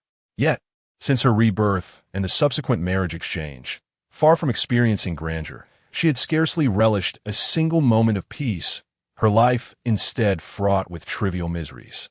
Nevertheless, the pivotal moment that would alter her destiny was imminent. Tomorrow. As long as tomorrow unfolds smoothly, she will, like her elder sister in her previous life, bask in boundless glory. Not only her, but Li Baiyuan was equally exhilarated, unable to find slumber. Although Sheng Zhile could sometimes be unreliable, she had never erred in her predictions regarding the second prince. Thus, when Sheng Zhile proclaimed that he would receive the second prince's patronage and ascend the ranks with ease, he believed her wholeheartedly. By the time the fifth watch arrived, the couple finally succumbed to a deep slumber. In their dreams, each envisioned splendid futures. One dreamt of being favored by the second prince, rising steadily to become a powerful minister in the court, while the other dreamed of being bestowed the title of a noble lady, reveling in unparalleled prestige. Chapter 59. It was this prince who invited her. Those officials who yearned to cultivate a connection with Li Baiyuan eagerly gathered at the Li residence early the following morning upon hearing the news that the second prince would be visiting. They all hoped to seize the opportunity to present themselves before the prince. Similarly, Sheng Zhile received an invitation from the second prince to visit the Li residence.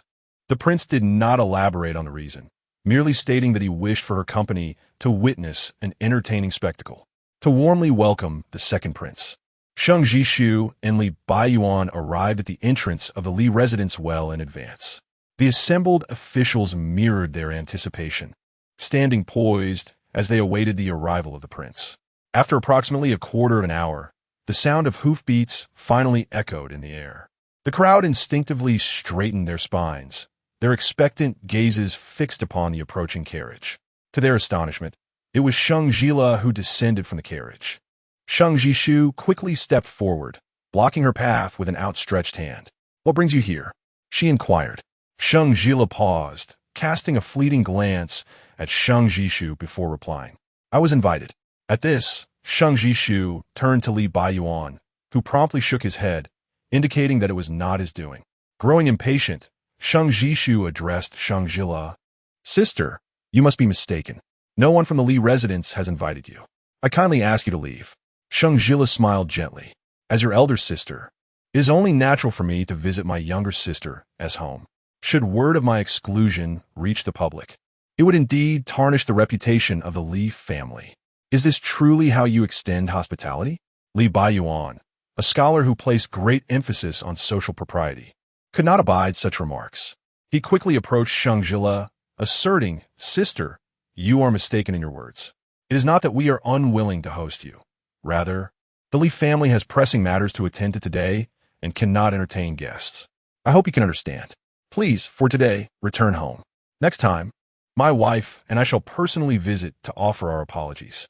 Sheng Zhile, harboring suspicions of an inappropriate connection between Sheng Zhile and Li Baiyuan, felt a twinge of jealousy at the courteousness displayed by Li Baiyuan towards her sister.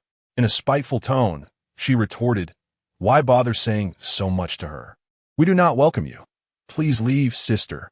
In a previous life, while eavesdropping on a conversation between Sheng Zhile and Li Baiyuan, Sheng Zhile had learned that Sheng Zhile's mother, before her passing, had entrusted her with a jade pendant without revealing its origins. Later, when Sheng Zhile gifted the pendant to Li Baiyuan, the second prince happened upon it and sought out Sheng Zhile, leading her to discover that her mother had once aided the prince. Logically speaking, Sheng Zhile was entirely unaware of the pendant's provenance or its connection to the second prince. However, since the pendant was originally stolen from Sheng Zhile by Sheng Zhile, she felt a sense of unease, fearing that Sheng Zhile's presence might incite unforeseen complications. Thus, she was eager to expel her from the residence. Despite Sheng Zhile's clear declaration that the Li residence did not welcome her, Sheng Zhile remained steadfast, showing no inclination to depart. Sheng Zhile deliberately humiliated, saying, "Eldest sister, are you unwilling to leave because you've heard that the second prince is coming to visit the Li residence today? Are you hoping to elevate your status through this opportunity? How shameless!"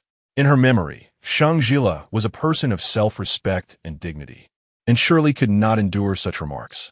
Yet to her surprise, Sheng Zhile's smile only widened in response, seemingly agreeing with her sister's insinuation. She cast a glance at the officials present, contemplating if they too wished to climb the social ladder through this occasion. Upon hearing this, the faces of the officials turned grim. Indeed, they were devoid of shame, seeking to elevate their positions through this opportunity. while they might have felt no discomfort in silence. Being called out left them feeling exposed. Li Baiyuan, noticing the change in the official's expressions, reprimanded Sheng Zhile. "How can you speak like that?" He smiled and offered an apology. "Eldest sister, esteemed officials, my wife lacks refinement and spoke out of turn. I hope you will not hold it against her."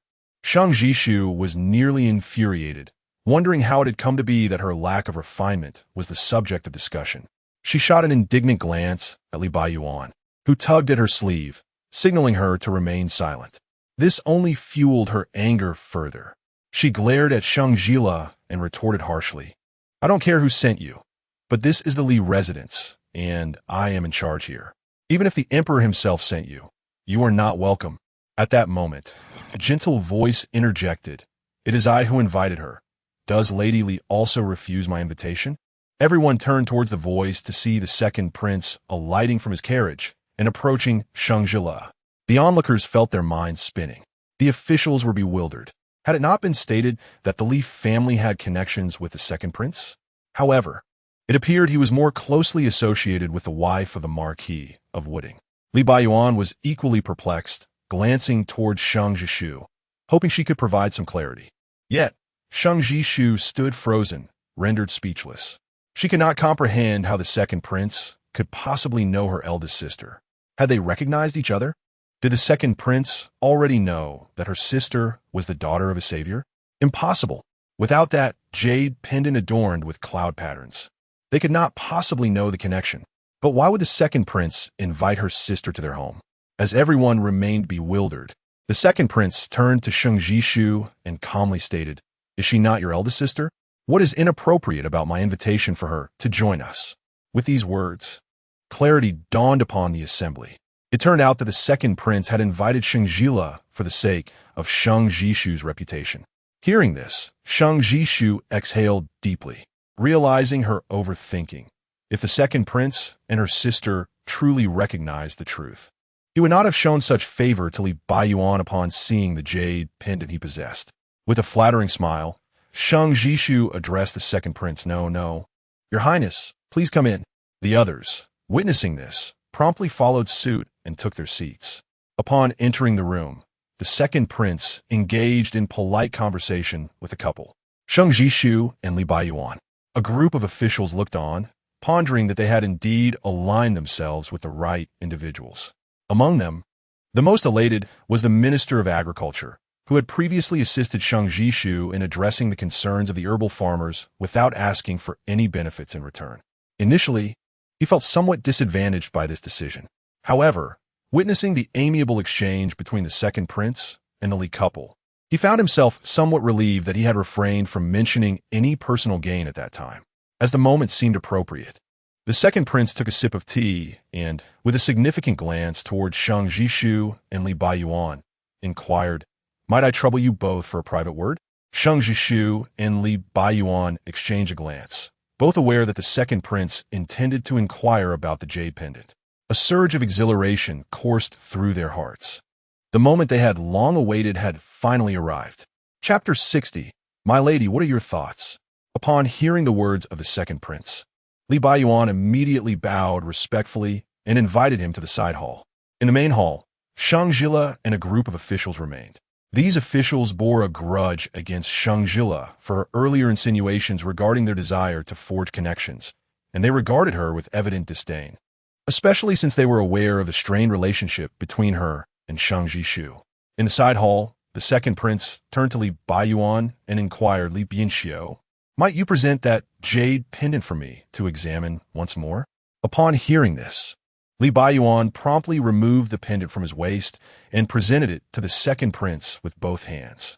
The second prince inspected the pendant before glancing at Sheng Zhile. "Madam Li, I have been informed by Li Bianxiu that this pendant belongs to you." Sheng Zhile could hardly contain her excitement. She stepped forward and, with utmost respect, replied, "It was left to me by my aunt." "Your aunt?" the second prince asked. Eagerly, Sheng Zhile continued, "My aunt once saved a young boy many years ago, and this pendant was a token of gratitude from him. She had no children of her own, and before her passing, she entrusted this pendant to me." "Is that so?" the second prince pressed further. Did your aunt ever mention where she encountered that young boy? Sheng Zhile was momentarily taken aback. She had only overheard a conversation between Sheng Zhile and Li Baiyuan in her previous life, gleaning fragments of information. They had not divulged the location of the second prince's disappearance. The incident of the lost prince was widely known, yet Sheng Zhile had been sheltered within the inner chambers, remaining largely oblivious to the outside world. A cold sweat broke out on her brow as she pondered how to respond. Just then, Li Baiyuan stepped forward to bow to the second prince and stated it was in a place called Yongle Town in Nanxing. He then turned to Sheng Zhile with a slightly affectionate tone, saying, "My dear, do you not often recount this story to me? Look, I've remembered it. Yet you seem to have forgotten." He then addressed the second prince, "Your Highness, my wife has spent her life within the confines of the inner quarters and has not witnessed much of the world. Today, upon seeing your Highness, she has become quite anxious and momentarily forgotten. I hope your Highness will not take offense." While Li Baiyuan was unaware of the specifics of that event, he had indeed heard others speak of the second prince's disappearance, recalling that it had occurred in Yongle Town, Nanxing. Seeing that Li Baiyuan had come to her aid, Sheng Zhile quickly followed his lead, saying, "My husband speaks the truth. I became too nervous upon seeing your Highness. I now recall that my aunt rescued the young boy in Yongle Town." After listening to their words, the second prince remained silent for a considerable time. Sheng Zhile and Li Baiyuan were so frightened that they dared not breathe, their backs drenched in cold sweat. Finally, the second prince spoke. With a smile, he confessed, "To be honest, I was that young boy from years ago. This pendant is a token I left for my benefactor." Upon hearing this, the hearts of Sheng Zhile and Li Baiyuan, which had been suspended in uncertainty, finally found peace. The second prince believed them. Wealth and nobility lay before them. However, the faade must be maintained. Sheng Zhile feigned ignorance, covering her mouth in astonishment at such a remarkable coincidence. If her aunt were to learn that the person she saved all those years ago was none other than the second prince, her spirit would undoubtedly find peace. The second prince, regarding Sheng Zhile's reaction with ambivalence, glanced between her and Li Baiyuan, and in an ambiguous tone remarked, "I did not expect that, Mr. Li and his wife share such affection. Mr. Li certainly remembers the matters concerning his wife well." At this moment, Li Baiyuan had become convinced that Sheng Zhile's aunt was indeed the benefactor of the second prince. He mused that the more favorable his relationship with Sheng Zhile, the greater the chance he would receive the second prince's patronage in appreciation of her aunt's kindness. With this thought, he took Sheng Zhile's hand in his, gazing at her with deep affection, and declared, "A couple is one. There is no distinction between you and me." The second prince rose and said, "Very well, I understand." With that, the trio returned to the main hall. The attending officials observed the trio's demeanor. The second prince appeared unperturbed, while joy radiated from the eyes of Sheng Zhile and Li Baiyuan, leading them to speculate that the three had enjoyed a delightful conversation, perhaps with the second prince bestowing some reward upon the couple. Seated in the main position, the second prince addressed them sternly. "Li Baiyuan, Sheng Zhile, kneel." Taken aback, both Li Baiyuan and Sheng Zhile quickly realized that the second prince might indeed be bestowing a reward upon them, prompting their compliance as they exchanged glances filled with uncontainable joy before kneeling before him. The second prince regarded them with piercing eyes. "Do you understand your crimes?" Li Baiyuan and Sheng Zhile were bewildered. Were they not to receive a reward? Why was he now questioning them? The surrounding officials were equally perplexed. Sheng Zhile leisurely sipped her tea, fully aware that the drama was about to unfold. With a perplexed expression, Sheng Zhile replied, "Your Highness, this subject's wife is unaware." "Unaware?" The second prince's gaze remained sharp. "Then allow me to enlighten you." He produced a jade pendant, inquiring, "Where did you acquire this pendant?" Sheng Zhile was taken aback by the sudden turn of events, but understood that she must adamantly claim the pendant as her own. Only then would the second prince, in gratitude, elevate Li Baiyuan, allowing her to live a life of grandeur. Trembling, she asserted, "This pendant was left to me by my aunt, who once assisted His Highness. Is it not true that His Highness is aware of this?" "I'm well aware." The second prince replied, "I distinctly remember when I was lost in the town of Changle, saved by a kind soul. His gaze turned cold as he looked at Li Baiyuan and Sheng Zhile. Do you comprehend? The place where I was lost was Chang'e. It is the ill-informed who spread rumors of Yongla. If it were indeed your aunt who saved me, she would have had no knowledge of it. Li Baiyuan and Sheng Zhile felt as if struck by lightning. Sheng Zhile fell to the ground, attempting to argue. I merely misspoke. It was truly my aunt who saved His Highness. Do not dare to make excuses. The second prince, who usually appeared gentle and refined, exuded an undeniable aura of authority when enraged. Sheng Zhile was instantly terrified, silenced by fear. At this juncture, Li Baiyuan comprehended the truth. Sheng Zhile had deceived him. The tale of the jade pendant was indeed genuine, yet the individual who had rescued the second prince years ago could not possibly have been Sheng Zhile's aunt. He prostrated himself before the second prince, hastily distancing himself from the matter, exclaiming, "Your Highness, I am innocent." He cast a resentful glance at Sheng Zhile, adding, "I too have been misled by this venomous woman. It is not my fault."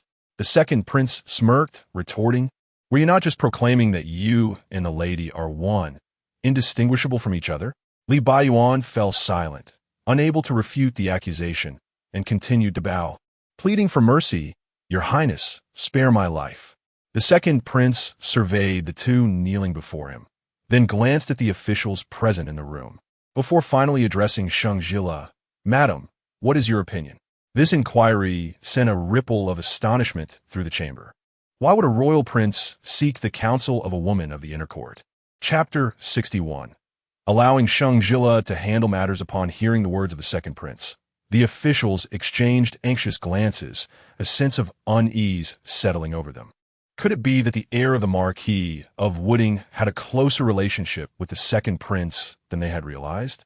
As they recalled the disdainful treatment they had shown Sheng Zhile since their arrival at the Li residence, beads of cold sweat began to form on their foreheads. Li Baiyuan was in the midst of bowing repeatedly and pleading for mercy when the second prince's words left him utterly bewildered. Meanwhile, Sheng Zhile, having lived 2 lifetimes, grasped the truth. The second prince had already uncovered the reality that Sheng Zhile was the daughter of his savior. Yet how could this be? The jade pendant was clearly in her possession. No matter how Sheng Zhile pondered, she could not comprehend the situation, though the truth remained unchanged. The second prince approached Sheng Zhile and presented her with the jade pendant. "Madame heir," he stated, "this pendant was given to your mother, and she has bequeathed it to you, thus it rightfully belongs to you." He cast a glance at Sheng Zhile and Li Baiyuan. "They have stolen your jade pendant. You may decide their fate, and I shall act accordingly." At this pronouncement, the room erupted in uproar once more. Even the most obtuse among them understood that it was Sheng Zhile who had the favor of the second prince, not Sheng Zhile. Sheng Zhile had merely pilfered Sheng Zhile's token in a bid to usurp her identity. As this revelation washed over him, Li Baiyuan was overwhelmed with regret. He recalled that his initial intention in courting the Sheng family was to wed Sheng Zhile. Had he followed through with his original desire, the bright future that Sheng Zhile had once painted, an ascent to the inner cabinet and prominence within the court, would have been realized. Alas, when Sheng Zhile had fallen into the water, it was Sheng Zhile who had extended the olive branch to him. He and his mother, Chun, calculated that since both Sheng Zhile and Sheng Zhile were daughters of the Sheng family, it would be more prudent to marry the seemingly virtuous Sheng Zhile rather than the scandalous Sheng Zhile, who had been seen in an embrace with a man in public. If only Sheng Zhile had not made her initial overture, perhaps he would have chosen to marry Sheng Zhile. A tumult of regret and resentment surged within him. Lamenting his failure to steadfastly pursue Sheng Zhile and resenting Sheng Zhile for her earlier advances, he cast a loathing glance at Sheng Zhile, yet she paid him no mind. Aware that the die had been cast and there was no turning back, she felt as though all her strength had been drained, despairing as she sat on the ground, muttering to herself, "It's over, it's over, it's over." The officials, having grasped the implications of the second prince's words, now understood that the true ally of the second prince was indeed the wife of the heir to the Marquis of Wooding. Reflecting on their previous attitudes toward Sheng Zhile, they became restless, drenched in sweat. They began to seek redemption, vociferously condemning Li Baiyuan and Sheng Zhile as a couple. Madam Li, you hail from an official family. How could you dare to commit such shameless acts? Li, your wife has erred, and instead of reporting her, you conspire with her. You are unworthy of your position. Madam Heir, I support your call for their punishment. I too support this. We all stand with you. Li Baiyuan could hardly fathom that these officials, who had greeted him as a brother in the morning, could so swiftly turn against him, their betrayal cutting him to the core. All eyes in a room were fixed upon Sheng Zhile, awaiting her judgment. He felt a flicker of relief that the second prince had entrusted this matter to Sheng Zhile. As the elder sister of Sheng Zhile, they were kin, and he believed Sheng Zhile would not pursue the matter further, especially to the point of involving the authorities and making it public. As long as he maintained a cordial demeanor with Sheng Zhile, he hoped that Sheng Zhile would overlook the incident of the stolen jade pendant, keeping it discreet and without repercussions for them. He nudged Sheng Zhile's arm, urging her to apologize to her elder sister. However, Sheng Zhile remained in a daze, disregarding his plea. Frustrated, Li Baiyuan shot her a disapproving glance and addressed Sheng Zhile, saying, "Elder sister, your younger sister has acted out of momentary folly and thus committed this foolish act. We are all family, so please show her some mercy." Sheng Zhile's mind was as clear as crystal. She understood well that Sheng Zhile's theft of her jade pendant was not a mere lapse in judgment, but rather a premeditated act. Regardless of their familial ties, Sheng Zhile had never regarded her as family.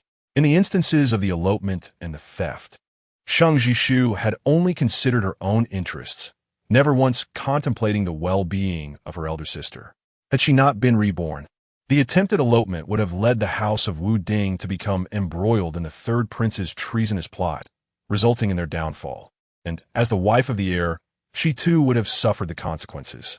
Moreover, the theft of her jade pendant would have robbed her of the life that was rightfully hers. Fortunately, her rebirth had averted these tragedies. It did not absolve Sheng Zhile of her misdeeds. Sheng Zhile gently placed her teacup on the table, lifted her gaze to Li Baiyuan, and spoke slowly, "Brother-in-law, your transgressions extend beyond the mere theft of my jade pendant. You also sought to deceive the second prince. What authority do I possess to grant you leniency?" Turning her attention to the second prince, she continued, "Your Highness, I am but a humble woman of the inner chambers, and I find myself at a loss regarding how to proceed. There are family rules as well as state laws. Perhaps we should entrust this matter to the authorities for a lawful resolution." Her declaration of inability to resolve the matter was, in truth, a strategic retreat. Despite their discord, they were still perceived as family by outsiders, and should she administer too harsh a punishment, she would be subject to criticism for lacking familial compassion. Thus, in terms of both sentiment and reason, she could not impose severe penalties on Sheng Zhile and Li Baiyuan. However, handing Sheng Zhile and Li Baiyuan over to the officials for investigation was an entirely different matter. Not only was theft a grave offense in the Great Rome Kingdom, punishable by severe penalties, but once it was placed in the hands of the authorities, the matter would inevitably become common knowledge. For individuals like Sheng Zhile and Li Baiyuan, who valued their reputation, this would be a far greater humiliation than corporal punishment or fines. Li Baiyuan was well aware of these implications. He knelt before Sheng Zhile, pleading, "Elder sister, I was deceived." He pointed an accusing finger at Sheng Zhile, his eyes filled with resentment, and declared, "All of this was her doing. It has nothing to do with me." Sheng Zhile cast a sidelong glance at Li Baiyuan, pondering to herself, even if Sheng Zhile has indeed deceived Li Baiyuan regarding the jade pendant, should this scheme succeed, the greatest beneficiary would undoubtedly be Li Baiyuan himself. Now that the plan has failed, he wishes to extricate himself entirely from any responsibility, as if such fortune could befall him. She chose to ignore Li Baiyuan's words. Observing her reaction, Li Baiyuan gave Sheng Zhile a push, exclaiming, "You must say something. I have been deceived by you."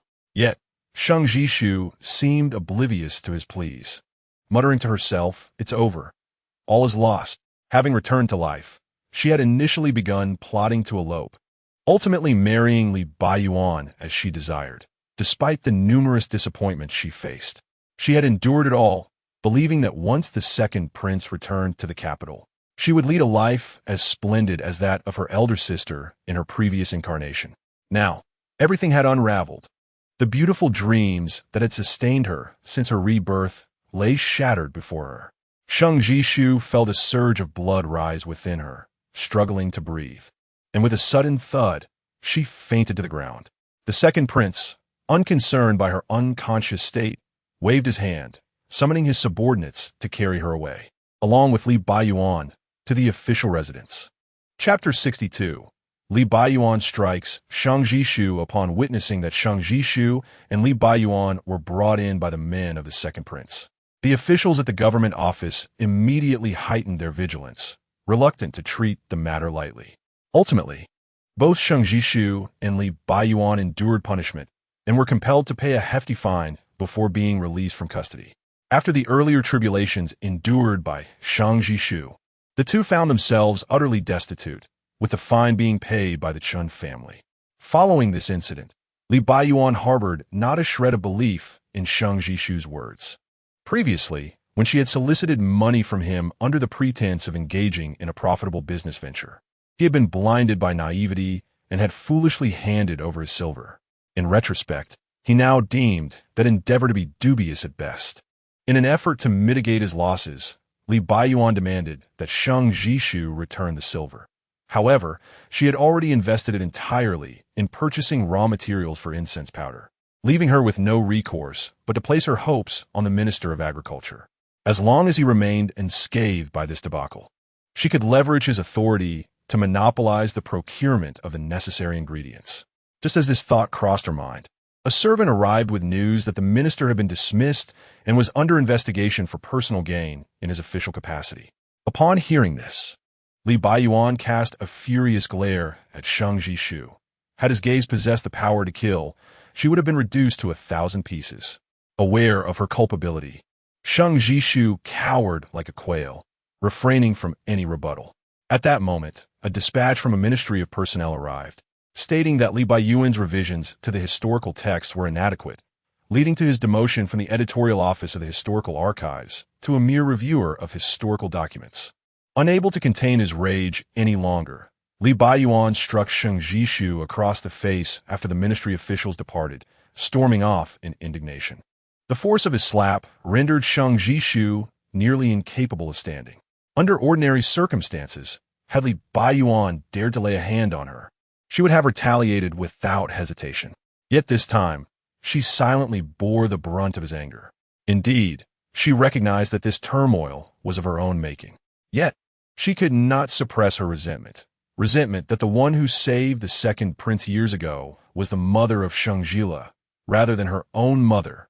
Had it been otherwise, she would not have had to devise such schemes, nor would she have found herself in this dire predicament. Fortunately, her husband was a man of unwavering devotion. In her past life, her elder sister had married into the Li family for years without bearing any children. Yet Li Baiyuan not only refrained from casting her aside, but remained steadfastly loyal, never taking a concubine. Despite the failure regarding the second prince, Li Baiyuan's fidelity meant that she could at least continue to live well with him.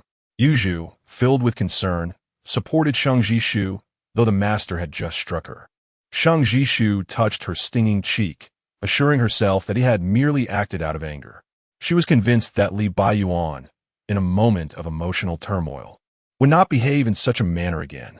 Following the minister's dismissal, the issue regarding the raw material for the incense powder was swiftly resolved. Sheng Zhile promptly established a workshop for the production of incense and even opened a shop selling the powder.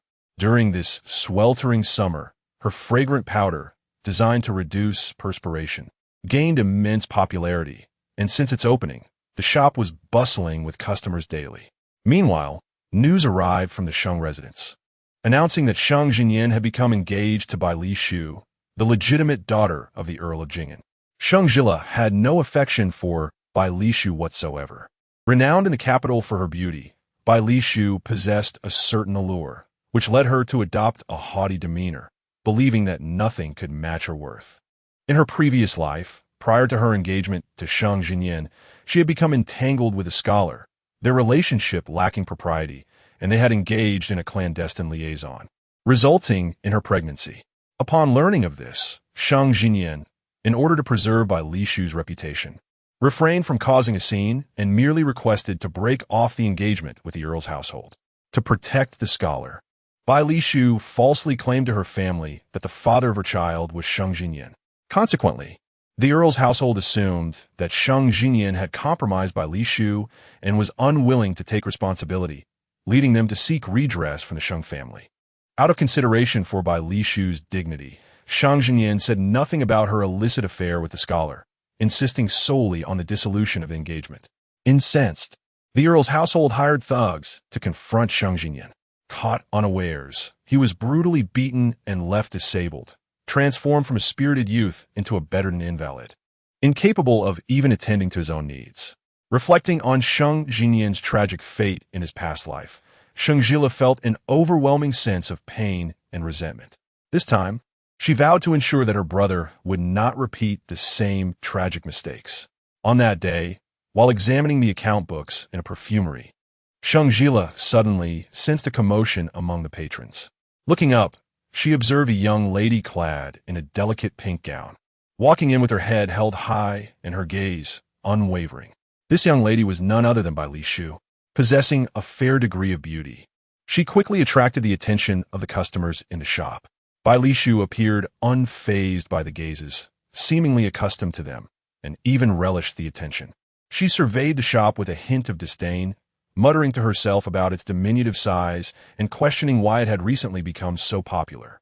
A maid beside her suggested, "Miss, since you are here, why not take a look around?" Bai Li Shu responded curtly, "Fine, let us see." She then began to browse, and, after a moment, she instructed her maid to fetch something, prompting the maid to dash out. Before long, the maid returned, accompanied by Sheng Zhile. Upon entering, Sheng Zhile spotted Sheng Zhile and cheerfully approached her to greet her. Observing this, Bai Li Shu's tone dripped with condescension as she remarked, "So this shop belongs to your elder sister? Why not open a larger one? It looks rather shabby." Without waiting for Sheng Zhile's reaction, she commanded her maid, "I'll take this box, and that box, but not these others." Aunt Li, noticing Bai Li Shu's intent to purchase so much, hurried over to his sister with packing. Once the items were packed, Bai Li Shu showed no inclination to pay. She cast a glance at Sheng Zhile, her meaning unmistakable. She expected him to cover the expenses. This was Bai Li Shu's nature. She held disdain for Sheng Zhile while unabashedly spending his money. In his past life, Sheng Zhile foolishly squandered a considerable sum of money on Bai Li Shu, only to be betrayed by her, ultimately suffering a grievous injury in his efforts to uphold her reputation. In this lifetime, Sheng Zhile is resolute in preventing such occurrences from transpiring again. As Sheng Zhile reaches for his purse, she casts him a pointed glance. Relying on their bond, a mere look from Sheng Zhile suffices for Sheng Zhile to grasp her intentions. He halts his actions and obediently retracts the purse. Although he is perplexed by his elder sister's behavior, he is certain there must be a valid reason behind her actions. Observing this, Bai Li Shu's dissatisfaction is immediately evident, and she turns to Sheng Zhile, inquiring, "Will you heed your sister's words or mine?" Chapter 63. Sheng Zhishu's suspicion of Li Baiyuan. Upon hearing the question, Sheng Zhile responded without a hint of hesitation, "Of course, it's my sister." His financial support for Bai Li Shu was not born from profound affection, but rather because the two were already betrothed. He believed that their union was inevitable, and thus, spending money on her was akin to investing in his future wife. However, if his elder sister disapproved of such behavior, he would refrain from it. Generally, Sheng Zhile adhered to Bai Li Shu's wishes without question, and she took his compliance for granted. Her prideful nature could not tolerate being placed second. When she perceived Sheng Zhile's unexpected behavior, she was incensed and stamped her foot in frustration. "Then you shall no longer seek me out," she declared haughtily before striding out of the shop. Once she had exited, Sheng Zhile inquired, "Elder sister, do you dislike her?" Sheng Zhile's feelings towards Bai Li Shu transcended mere dislike. She harbored a deep-seated hatred. Furrowing his brow, Sheng Zhile asked, "Can you enlighten me as to why?" Sheng Zhile gazed at him and replied, "If you pursue her and invite Miss Bai to the Chengda Mountain Villa for a summer retreat, you will soon understand the reason. In her previous life, It was Bai Li Shu who had proposed a trip to Chengda Mountain Villa, and Sheng Zhile, naively, had paid for the finest room. Ultimately, it was in that very room, reserved by Sheng Zhile, that Bai Li Shu had engaged in an illicit affair with a scholar. Sheng Zhile believed that allowing Sheng Zhile to witness the reality of their relationship firsthand would be far more convincing than merely recounting the tale. As Bai Li Shu walked down the street, she deliberately slowed her pace and whispered to her maid, "Is he following me?" The maid glanced back and, noticing Sheng Zhile hastily pursuing her, replied with a smile, "He is indeed chasing after you." Despite her disdain for Sheng Zhile and her clandestine affair with the scholar, Bai Li Shu believed it was her right to demand his financial support, to summon him at her whim. Seeing him comply only served to enhance her sense of satisfaction. Once Sheng Zhile caught up, he called out to Bai Li Shu. Yet she retorted, "Did you not vow to cease seeking me out?" With a cheerful demeanor, Sheng Zhile interjected, "Do not be upset. In a few days, let us retreat to Chengda Mountain Villa as a gesture of my apology. What say you?" Chengda Mountain Villa was renowned as a summer retreat, favored even by the nobility of the capital. Upon hearing this, Bai Li Shu's expression softened significantly. "Then I demand the finest room." Sheng Zhile acquiesced. "You may choose whichever room you desire." After returning from the government office, Li Baiyuan had not entered Sheng Zhishu's courtyard, opting instead to reside in the study. Though he claimed to inhabit the study, he secretly slipped through the small door each night to visit Chu Miao Yin's chamber. However, he noticed a change in Chu Miao Yin's demeanor. She no longer exhibited the same tender affection as before. He was aware that the Li residence was not impervious to gossip, and Chu Miao Yin must have learned of his consummation with Sheng Zhishu. He embraced Chu Miao Yin and softly said, "I was deceived. It was for our future that I reluctantly consummated the marriage with her." Que Miao Yin forcé d'habiter smile, retorting. "So, should I say, I feel sorry for you?" Observing her demeanor, Li Baiyuan tightened his hold on her and assured, "I promise, it will never happen again. Let's put this behind us, shall we?" Chu Miaoyin scoffed inwardly, recalling Li Baiyuan's past declarations of bringing her home with great fanfare as his rightful wife. She remembered his solemn vows never to consummate with Sheng Zhishu. Ultimately, none of those promises had been fulfilled. If she were to trust him again, she would be the biggest fool in the world. From this moment onward, she resolved not to believe everything he said as she once did. Instead, she would pursue her desires herself. Raising her gaze to Li Baiyuan, she managed a smile devoid of warmth, replying, "Very well."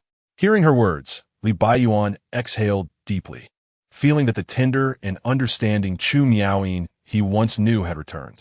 Chu Miaoyin leaned her head on his shoulder, feigning shyness as she asked, "My dear, are you feeling better?" Since the last time he suffered punishment at the official's office, Li Baiyuan had been recuperating and had not shared a bed with Chu Miaoyin. Upon her question, he immediately understood, lifting her chin with his finger and grinning mischievously. "We shall find out."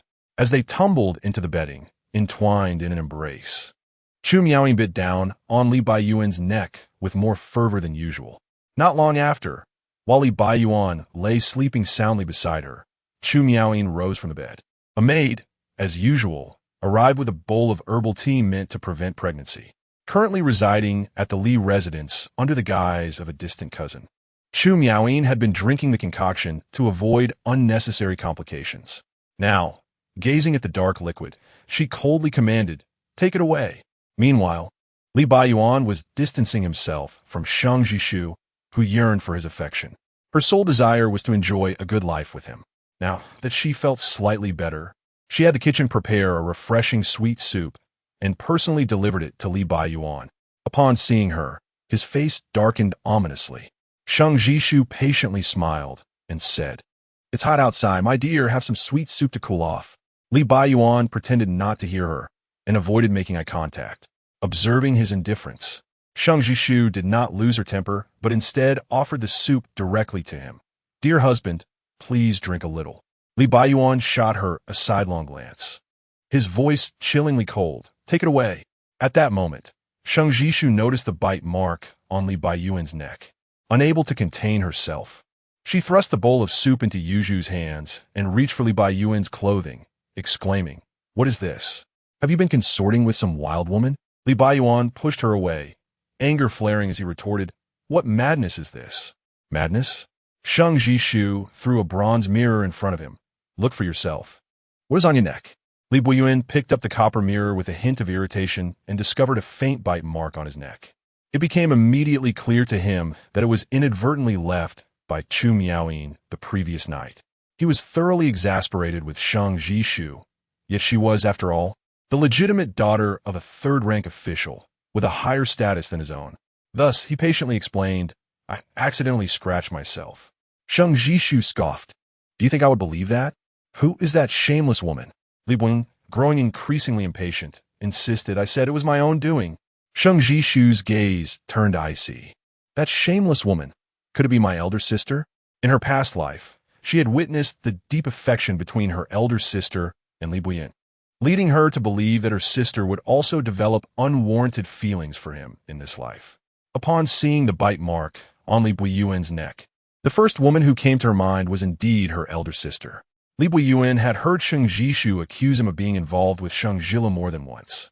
As the person involved, he knew full well that there was nothing between him and Sheng Zhile. However, with Sheng Zhile repeatedly bringing it up, he could not help but wonder, could it be that Sheng Zhile truly harbored inappropriate feelings for him? Chapter 64. Common knowledge after making arrangements with Bai Li Shu. Sheng Zhile dispatched someone to reserve a room at the Qingda Mountain Villa. At this time of year, during the height of summer, the villa was bustling with activity, and all accommodations had been booked well in advance, with vacancies not anticipated for several days. Furthermore, as Bai Li Shu insisted on a specific room, the wait would be even longer. The innkeeper informed them that the earliest available room would not be free for at least 7 days. Sheng Zhile initially contemplated having Sheng Zhile personally uncover the illicit affair between Bai Li Shu and that scholar, thereby sparing her the need for extensive explanations. After all, it was only due to her rebirth that she had become aware of their clandestine relationship. Now, if she were to disclose this to Sheng Zhile, she would be unable to provide any evidence. Faced with such a prolonged wait, Sheng Zhile resolved to reveal the truth directly to Sheng Zhile. Their mother had purchased a residence for Sheng Zhile and Sheng Zhile on the outskirts of the capital, where they would often retreat during the summer months when they were children. After their mother's passing, Sheng Zhile was sent to the countryside for her upbringing, and since her return to the capital, she had yet to revisit that house. With summer in full swing, she invited Sheng Zhile to accompany her to see the property. As they traversed the road to the residence, Sheng Zhile confided in Sheng Zhile about the affair between Bai Li Shu and the scholar. Naturally, she refrained from mentioning her rebirth. She merely stated that she had previously witnessed Bai Li Shu entangled in a dubious relationship with a scholar. While her explanation felt somewhat insipid, Sheng Zhile paused for a moment in surprise before accepting her words, suddenly enlightened. "No wonder my elder sister dislikes her." Sheng Zhile was uncertain about Sheng Zhile's feelings for Bai Li Shu. She cautiously inquired, "What do you intend to do next? What other options are there?" Naturally, one would withdraw from the engagement. Who would willingly don a crown of thorns, fully aware that it is adorned with betrayal? Sheng Zhile was indifferent to the concept of morality. Observing his reaction, Sheng Zhile finally felt a sense of relief. After all, in their previous life, Sheng Zhile ultimately discovered the affair between Bai Li Shu and that scholar. In order to protect Bai Li Shu's reputation, he remained silent, enduring the accusations of having unjustly called off their engagement. His steadfast defense of Bai Li Shu in the past had led Sheng Zhile to worry that he harbored feelings for her. However, it now appeared that when he ended the engagement, his silence regarding Bai Li Shu and the scholar's indiscretion stemmed from his inherent kindness. Unfortunately, his good intentions were met with ingratitude. Rather than expressing gratitude, Bai Li Shu, in her efforts to shield the scholar, caused him to suffer grievous harm. Now that it was clear Sheng Zhile held no affection for Bai Li Shu, the situation became far more manageable. As the siblings engaged in conversation, the carriage arrived at the residence. Upon disembarking and entering the house, Sheng Zhile immediately sensed something amiss. This abode, typically uninhabited, was now shrouded in a thick layer of dust. To her astonishment, the interior was strewn with footprints, and judging by their appearance, they had evidently been made recently. Could it be that a theft had occurred? Sheng Zhile speculated that the remote location of this residence, coupled with its long-standing vacancy, would not be surprising if it attracted the attention of thieves. However, Sheng Zhile countered, suggesting that it is also possible that Miss Bai had visited. Sheng Zhile was perplexed, wondering why he would say such a thing.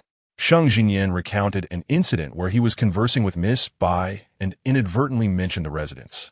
She expressed her desire to escape the sweltering heat by staying there for a few days, prompting him to hand over the keys.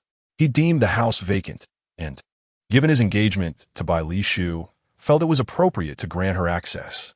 However, Sheng Zhile observed the footprints on the ground, which were evidently made by both a man and a woman. This could indicate that a servant accompanied Bai Li Shu during her visit, but there was also the possibility that it was the scholar who came with her. Knowing Bai Li Shu's character, Sheng Zhile surmised that she could indeed indulge in a clandestine affair within the abode of her future husband. She cast a sympathetic glance at Sheng Zhile and shared her suspicions. Initially, Sheng Zhile had been in high spirits, but upon hearing her words, he was suddenly incensed. Exclaiming in outrage, "How dare they take me for a fool?" Sheng Zhile pondered that Bai Li Shu was indeed treating her brother like a simpleton, taking advantage of him. She believed her beauty would captivate everyone, including Sheng Zhile, leading her to act with such audacity. After discussion, the siblings resolved to return to the capital and discreetly monitor the residence. Within a couple of days, the watchful servant captured a man and a woman entering the house, one following the other. They apprehended the pair, concealing their identities with black cloth bags, and brought them before Sheng Zhile and Sheng Zhile. Without needing to remove the bags, Sheng Zhile recognized that the couple was undoubtedly Bai Li Shu and the scholar. Just then, a servant arrived with news that the heir of the Earl of Jingen sought an audience. Bai Rongshuan, the Earl's son and Bai Li Shu's brother, had been spoiled since childhood, embodying all vices, and was notorious for his ruthless demeanor in the capital. Sheng Zhile recalled vividly that in her previous life, he had sent someone to maim Sheng Zhile. The memory filled her gaze with animosity as she regarded Bai Rongshuan. Unaware of her disdainful look, he approached Sheng Zhile, exclaiming, "At last, I've found you, my future brother-in-law." Living in the same city, Sheng Zhile was well aware of Bai Rongshuan's character and held no fondness for him. Yet, out of respect for Bai Li Shu, he had previously treated Bai Rongshuan with civility. Now that he intended to break off the engagement, he felt no obligation to maintain a cordial facade. Coldly, he asked, "What do you want?" Bai Rongshuan casually draped an arm around Sheng Zhile's shoulders and said, "Today my luck is running low, and I wish to borrow a bit of silver from you, just 1,000 taels." Sheng Zhile had no desire to engage in pleasantries with Bai Rongshuan and replied bluntly, "I have no money." Bai Rongshuan scoffed, "How can that be? You are the legitimate son of the Sheng family. You are also the heir of an earl. Surely you have funds." Sheng Zhile retorted sharply, "And you, too, are without wealth." Seeing this, Bai Rongshuan shifted his focus to Sheng Zhile, casting a scheming glance at her and suggesting to Sheng Zhile, "Your elder sister is the wife of the heir of the Marquis of Wooding. We are all family. Could he not ask her to lend you some?" He pounded his chest and assured, "Rest assured, I will win and return your elder sister to you immediately. I stake my integrity on it." Sheng Zhile, in a fit of urgency, retorted, "I warn you, do not harbor any intentions towards my elder sister." Sheng Zhile stepped forward and smiled at Sheng Zhile, implying that he should remain calm. The Bai siblings truly regarded his younger brother as a cash cow. In her previous life, her brother naively became a source of wealth, only to meet a tragically unfortunate end. In this life, Sheng Zhile would undoubtedly ensure they would not have an easy time. She smiled and remarked, 1,000 taels is no small sum. I do not possess it on me and must retrieve it from the bank." She cast a glance at the two individuals on the ground, shrouded in a black cloth. But at present, she had matters to attend to. Bai Rongshuan followed Sheng Zhile's gaze toward the two on the ground, pondering their identities. Sheng Zhile's voice was calm. He was not a person of significance, merely a couple of illicit lovers sneaking about in my desolate abode. Though Bai Li Shu's head was shrouded in a black cloth, rendering her blind to her surroundings, she discerned her elder brother's voice. She writhed on the ground, emitting muffled sounds of desperately hoping for her brother's rescue. However, Bai Rongxuan could not recognize that the figure on the ground was his sister.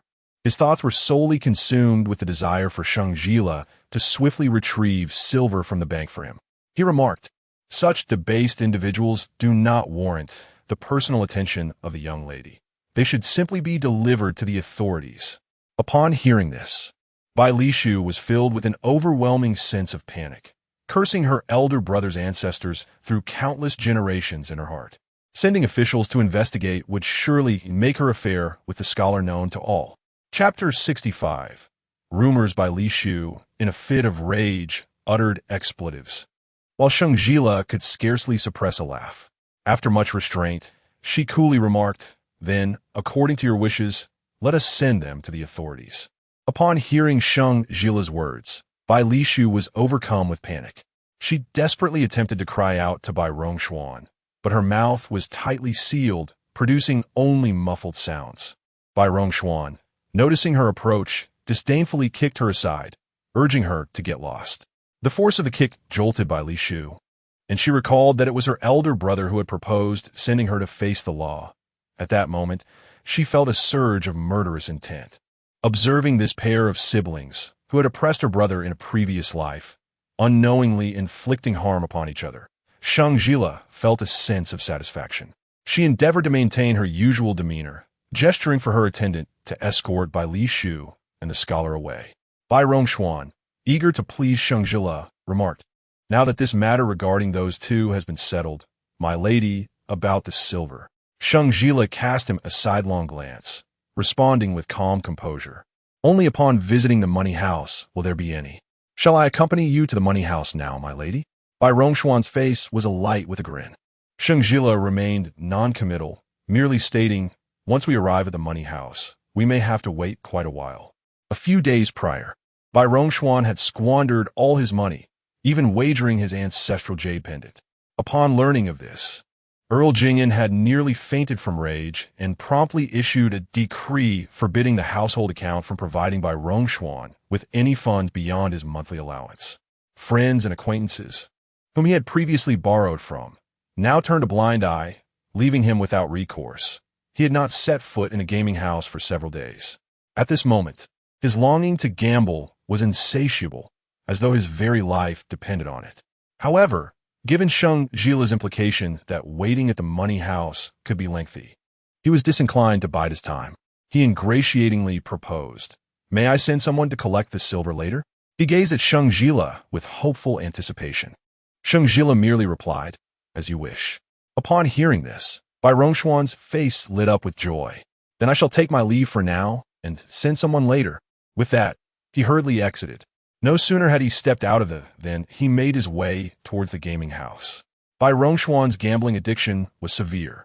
Days without entering a gaming house felt like a death sentence. Now that Sheng Zhile was willing to lend him silver, even before it was in his possession, he was consumed with the urge to gamble once more. Upon entering the gaming house, he was immediately intercepted by the staff, who, well aware of his financial situation, barred his entry. Undeterred, Bai Rongxuan pushed past them with a swagger, claiming a seat and instructing them to keep a tab, as someone would soon deliver silver to him. The staff, familiar with the empty promises of gamblers, regarded his words as mere hot air, resolutely insisting that he either produce silver or leave. Seated in that place, Bai Rongxuan's gambling addiction could no longer be contained. He boldly proclaimed, "If no one brings me silver shortly, and I lose without funds to cover my debts, then it matters not whether it be my hands or feet that are severed." The gamblers, upon hearing his words and recognizing his status as the heir of the Earl's residence, considered the possibility that someone might indeed bring him silver, and thus reluctantly allowed him to join the gaming table. Eagerly, Bai Rongxuan beckoned to others, Come, let the games begin." At the whole residence, after Bai Rongxuan departed, Sheng Zhile expressed his discontent, saying, "Eldest sister, he is not a good person. If you lend him silver, you may never see it again." He could not comprehend why. Given that she intended to sever ties with the Bai family, she would still lend money to Bai Rongxuan. Sheng Zhile, with a sly smile, replied, "Which word did I utter that indicated I would lend him silver?"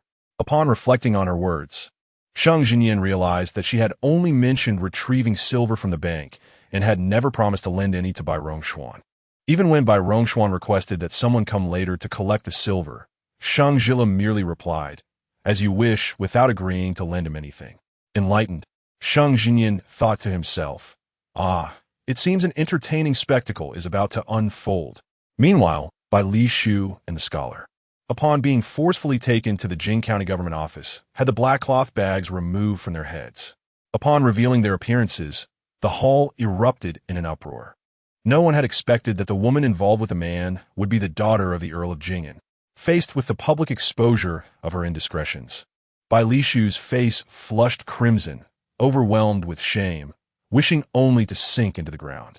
Sheng Zhile informed her that the residence was seldom visited, which is why she had brought her companion, Chen Ming, in there. Previously, they had frequented that place several times without incident, so it was utterly unforeseen that they would be caught this time. The Earl of Jingen soon learned of the matter, having recently been infuriated by Bai Rongshuan. Now, with Bai Li Shu embroiled in such scandal, he nearly fainted from the shock. Anger aside, he could not afford to ignore the situation. After all, Bai Li Shu was the legitimate daughter of the Earl of Jingen, and her disgrace reflected upon his household, with her still unmarried and entangled in such scandalous affairs.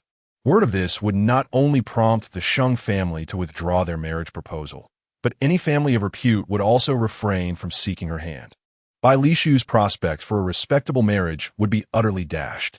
Furthermore, the Earl of Jingen's household would lose its standing in the capital. In a frenzy, the Earl rushed to the Jing County government office. After ascertaining the details, he quickly formulated a plan. He instructed Bai Li Shu to maintain that she had merely gone to the residence to escape the heat and had encountered Chen Mingen, asserting that they had no relationship whatsoever. Though the Bai family's title was inherited, the Earl of Jingen currently held only a nominal position and was not a significant figure in the court. However, his long-standing connections with the powerful and influential in the capital, along with his noble title, afforded him some respect from the county magistrate, who was merely a low-ranking official. Thus, the case was settled according to his narrative. Bai Li Shu was spared by the Earl of Jingen, yet Chen Mingen was not so fortunate. He was accused of trespassing into a private residence, subjected to corporal punishment, and sentenced to 5 days of confinement. He yearned to seek help from Bai Li Shu, but before he could utter a sound, a rag was shoved into his mouth. The Earl of Jingen approached him, his voice a low, menacing whisper, "If you wish to survive, keep your mouth tightly shut." Confronted by the Earl's fierce gaze, Chen Mingen immediately fell silent. Watching him endure such punishment filled Bai Li Shu with profound sorrow. Chen Mingen, with his handsome features and slender form, exuded an air of refined elegance, effortlessly articulating his thoughts, embodying the very essence of her romantic ideal. She genuinely harbored feelings for him. Alas, despite years of diligent study for the imperial examinations, Chen Mingen had only attained the rank of a successful candidate, devoid of wealth or influence. As the legitimate daughter of an earl, only a family as esteemed as the Sheng clan would be deemed worthy of her. Yet, she held no affection for Sheng Zhile, although he hailed from a scholarly family. He lacked intellect and was known for his brawling and troublemaking. Despite his recent attempts at restraint, in her eyes, Sheng Zhile remained a boor, unworthy of her regard. Thus, while she was betrothed to the Sheng family, she continued to maintain an ambiguous relationship with Chen Mingen. With the Earl of Jingen by her side, Bai Li Shu dared not show any sign of her distress. The news of the case swiftly reached the marquis, where Sheng Zhile was incensed. After all the uproar, this was the outcome. Sheng Zhile, however, remained remarkably calm, offering a gentle smile. "Do not rush. The matter is far from over. Such a scandal, no matter how powerful the Earl of Jingen might be, could not remain concealed. Moreover, he lacked the capability to control the gossip that would circulate among the citizens of the capital. In matters of romance and scandal, public speculation often proves more tormenting than official judgments. Additionally, there is no wall that does not let the wind through. As long as Bai Li Shu and that scholar continue their clandestine interactions, the truth will inevitably surface. The upcoming rendezvous at the Chengda Summer Resort in 7 days presents a splendid opportunity. Chapter 66. Breaking off engagement as soon as Sheng Zhile finished speaking. The doorman came to report that a servant from the Earl of Jingen's household had come to seek an audience. The servant, upon seeing Sheng Zhile, bowed respectfully and stated his purpose. "Madam, my young master has sent me to collect the silver." Sheng Zhile, taken aback, replied with surprise, "Collect silver? When did I promise to lend money to your family's heir?" The young servant was taken aback and looked up at Sheng Zhile, but he replied, "However, my lord stated that the lady would lend him silver and sent me to collect it." Sheng Zhile, with an impassive demeanor, responded, "It is possible that your master has misunderstood. I have never stated that I would lend him any silver. Please convey this clarification to him." The servant, merely a messenger, realized that with such a definitive statement from Sheng Zhile, obtaining any silver was surely futile. He then bowed and took his leave. At the gambling house, Bai Rongxuan's eyes were bloodshot, yet he continued to gamble with reckless abandon. Upon seeing the servant return empty-handed, he pulled him aside and exclaimed in frustration, "Where is the silver? Didn't you go to fetch the silver?" The young servant's voice trembled as he spoke, for the young master's wife had stated that she did not agree to lend any silver to the young master. Bai Rongxuan was filled with fury. What? She clearly. Bai Rongxuan CC reflected for a moment and realized that Sheng Zhile had indeed never mentioned lending him money.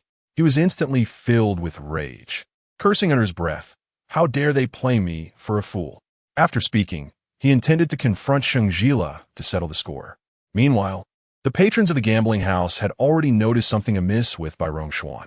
They had clearly heard him instruct his attendant to fetch money, only for the attendant to return empty-handed.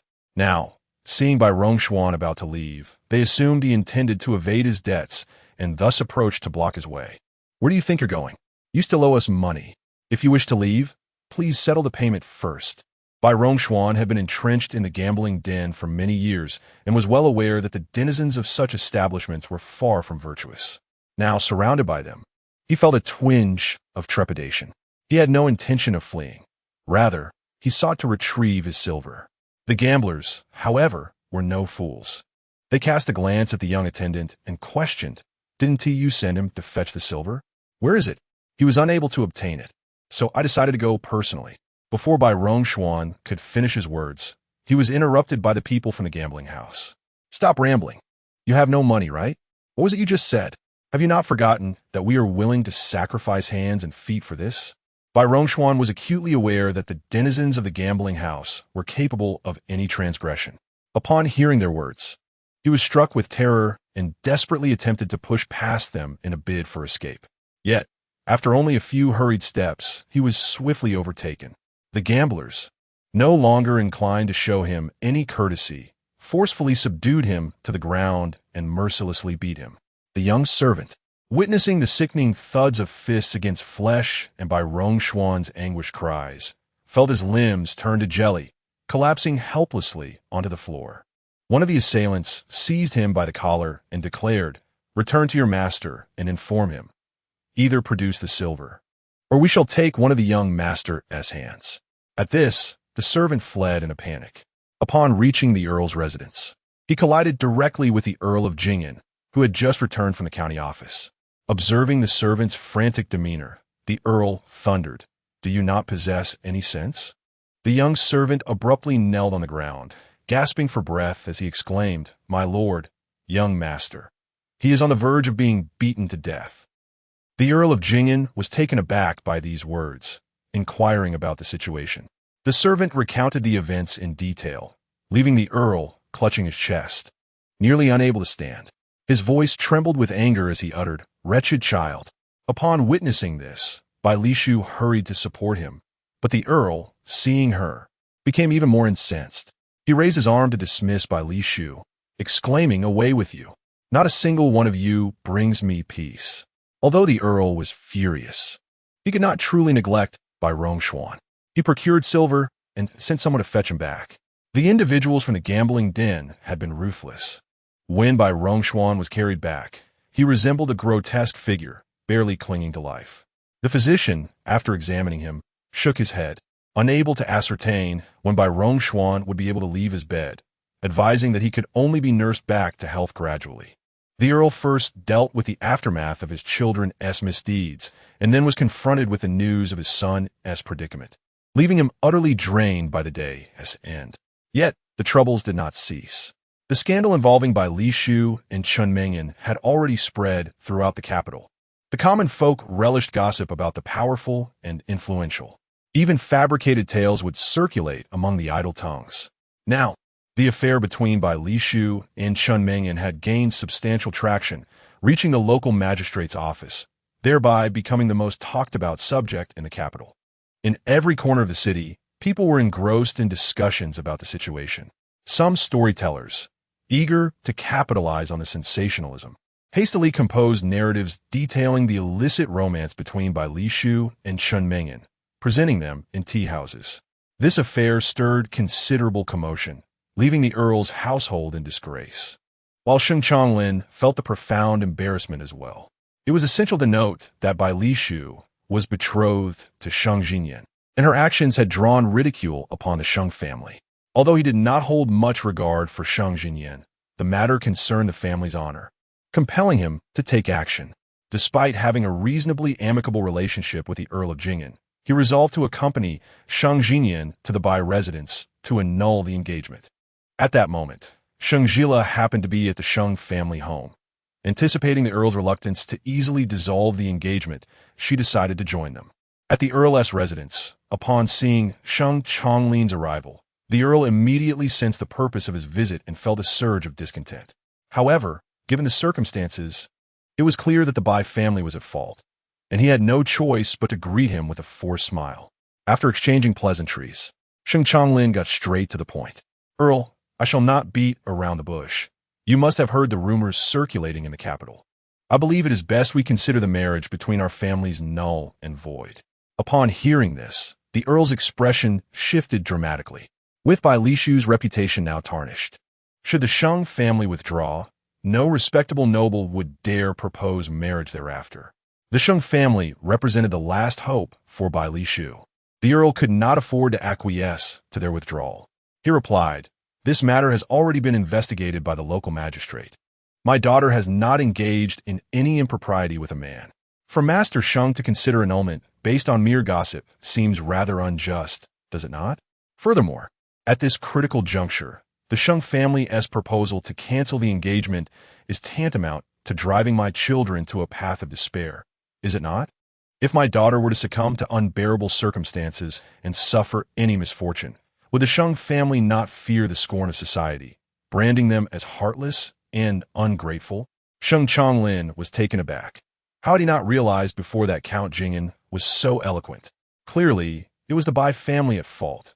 Yet with his words, it had transformed into an accusation of the Sheng family being heartless and ungrateful. However, when the Jing County Yamen concluded the case, it was indeed stated that Bai Li Shu had not engaged in illicit relations with any outside man. He wished to refute this assertion, yet found himself at a loss for words, and could only stubbornly retort, "The affairs of the Bai family's daughters have spread far and wide. Is it true that the Earl of Jingen remains unwavering? Has it spread widely outside that someone witnessed my daughter in secret rendezvous with a man? Surely, that cannot be the case. People outside say that you favor your concubine excessively and are harsh towards your eldest daughter. Is there any truth to these claims? Since the passing of Sheng Zhile's mother, Sheng Zhile has indeed favored the Wang family, even sending his eldest daughter, Sheng Zhile, to the countryside for her upbringing." The words of Earl Jingen struck directly at his vulnerabilities. Although he was enraged, he found himself unable to refute them. Observing this, Earl Jingen asserted with conviction, "In any case, if your Sheng family cannot provide a valid reason, my Bai family shall not consent to the dissolution of this engagement." Chapter 67. The bride price of 10,000 taels. In truth, the Earl of Jingen was reluctant to call off the engagement for another reason. When the initial betrothal was arranged, Bai Li Shu, confident in her beauty, demanded an exorbitant bride price of 10,000 taels. Sheng Zhile, seeing that the other party hailed from an aristocratic family, gritted his teeth and acquiesced. Now, should the Sheng and Bai families truly sever their ties, that bride price would undoubtedly have to be returned, and the Earl felt a pang of regret. At that moment, Bai Li Shu's personal maid rushed in, tears streaming down her face, exclaiming, "It's terrible! It's terrible!" Miss is about to throw herself into the lake. The Earl, upon hearing this, sprang up from his chair in alarm. What on earth is happening? The maid knelt on the ground, sobbing as she explained. Miss was perfectly fine until she heard that the Sheng family intends to break off the engagement, and now she insists on throwing herself into the lake. The Earl glared at Sheng Zhile and the others. "Look at the calamity you have caused. If anything were to happen to my daughter, I shall not let this matter rest lightly." With that, he hastened towards the rear courtyard. Sheng Changlin was beside himself with anger.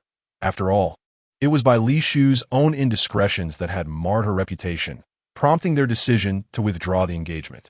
Their reasons were entirely justified. Yet in this uproar, the Sheng family had been painted as the villains. Frustrated and irate, he commanded, "Quick, let us see what is happening." As they approached, they feared that if Bai Li Shu truly took such a drastic step, the Sheng family would be unjustly accused of driving her to despair over the broken engagement. Sheng Zhile shared in the concern. Was it truly impossible to rescind this arrangement? However, Sheng Zhile remained unruffled. If Bai Li Shu were genuinely intent on ending her life, she would have quietly done so long ago, rather than creating a scene for all to witness, waiting for others to intervene. Upon reaching the courtyard, they saw Bai Li Shu poised to leap into the lake, declaring, "Let me die." Her maid clung to her desperately, pleading, "Miss, please don't." Even as Sheng Zhile and the others drew closer, the two continued their struggle. Bai Li Shu understood all too well that with her reputation in shambles, no gentleman from a reputable family would ever wish to marry her, save for Sheng Zhile. Thus, she felt compelled to hold tightly to him. Since their engagement, Sheng Zhile had always acquiesced to her requests and was even willing to pay the 10,000 taels bride price to marry her. It was clear he harbored feelings for her. As she noticed Sheng Zhile approaching, her eyes reddened, and feigning sorrow, she turned to him, saying, "If you do not believe in me, what is the point of my existence? I might as well die." With that, she again made to jump into the lake. The maid, quick-witted, immediately blocked her. The Earl of Jing'an stepped forward to restrain her, tears brimming in his eyes. "Oh, foolish girl, why must you be so misguided?" He cast a fierce glare at Sheng Zhile and the others. "Is it truly your intention to force her into the lake before you will believe her?" Sheng Changlin felt utterly stifled. How had Bai Li Shu's desire to jump into the lake transformed into an accusation against the Sheng family for coercing her? Yet, he dared not voice his thoughts, fearing any misstep might provoke Bai Li Shu further. Sheng Zhile calmly took a few steps forward, addressing the Earl of Jing'an. "Your reasoning, my lord, is fundamentally flawed." With so many pairs of eyes present, it was evident that it was Lady Li Shu herself who wished to plunge into the lake. The Sheng family did not coerce her. If Earl Jing'an insists on attributing this blame to our Sheng family, we shall seek justice even in Kaifeng. Observing Sheng Zhile's resolute demeanor, Earl Jing'an's previously arrogant attitude softened somewhat. "If your family had believed in the innocence of my children and had not insisted on breaking the engagement, how could my daughter have ever contemplated such an act?" Sheng Zhile's gaze flitted between Earl Jing'an and Bai Li Shu as she inquired. "According to Earl Jing'an, are we to understand that Lady Li Shu and that scholar are blameless?" Both Earl Jing'an and Bai Li Shu felt a twinge of guilt under Sheng Zhile's scrutiny, with Bai Li Shu awkwardly diverting her gaze elsewhere. Earl Jing'an, stubbornly retorting, declared, of course. Observing his brazen demeanor, Sheng Zhile remained unperturbed and countered. "But is there any evidence to substantiate this claim?" Earl Jing'an protested. "Madam, are you not being excessively unreasonable? How does one prove such matters?" In response, Bai Li Shu feigned another attempt to leap into the lake, exclaiming, "Let me die."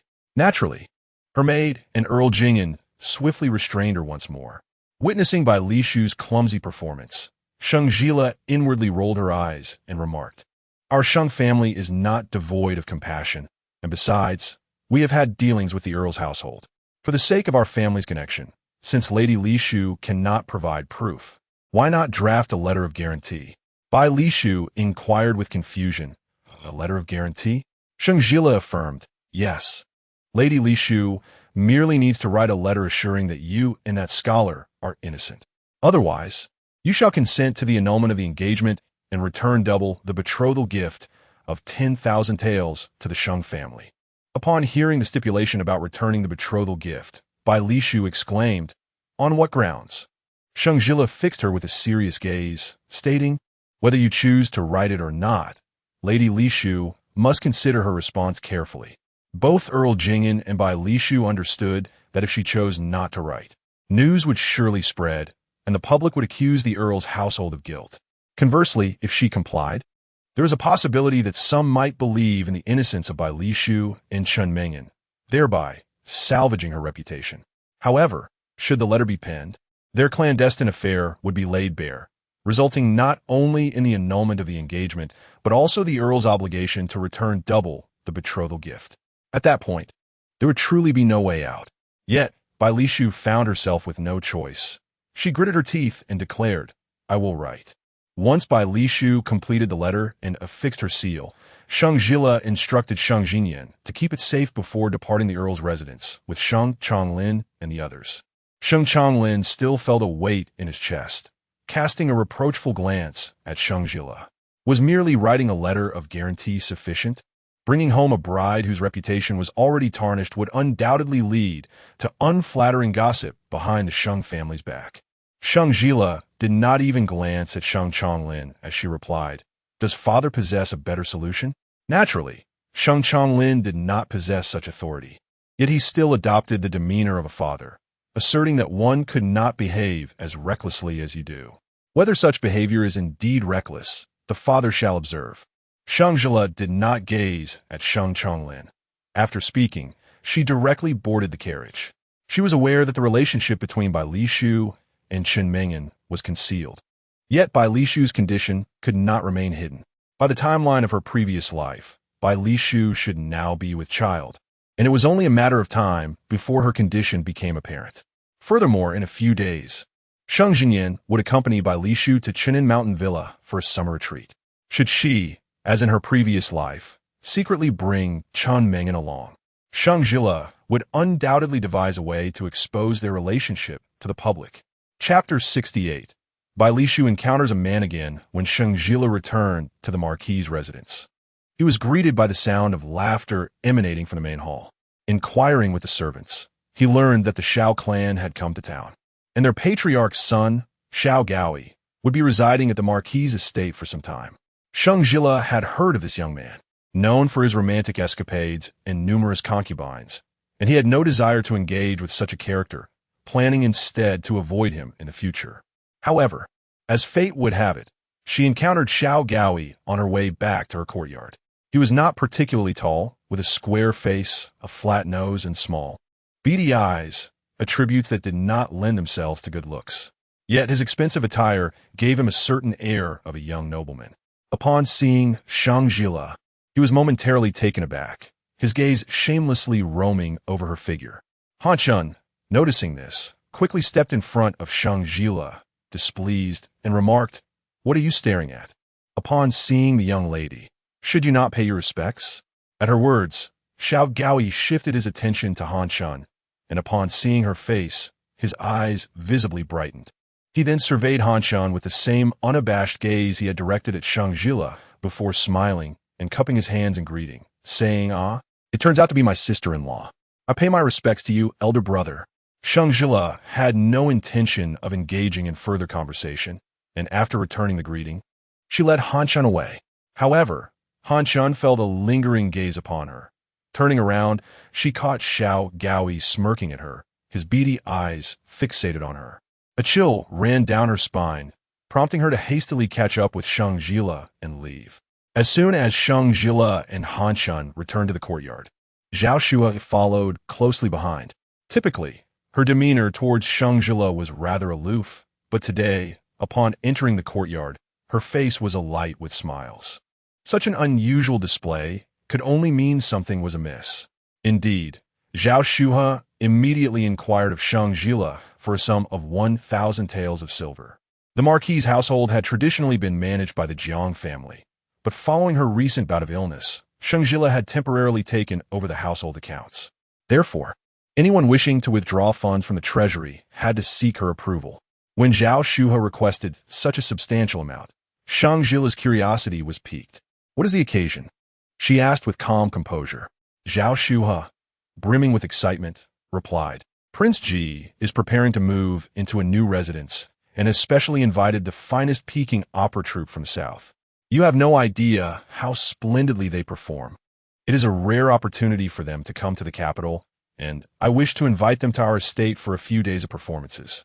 Zhao Shuhe had loved opera since childhood and had previously enjoyed performances by this troupe, which made her eager to see them again.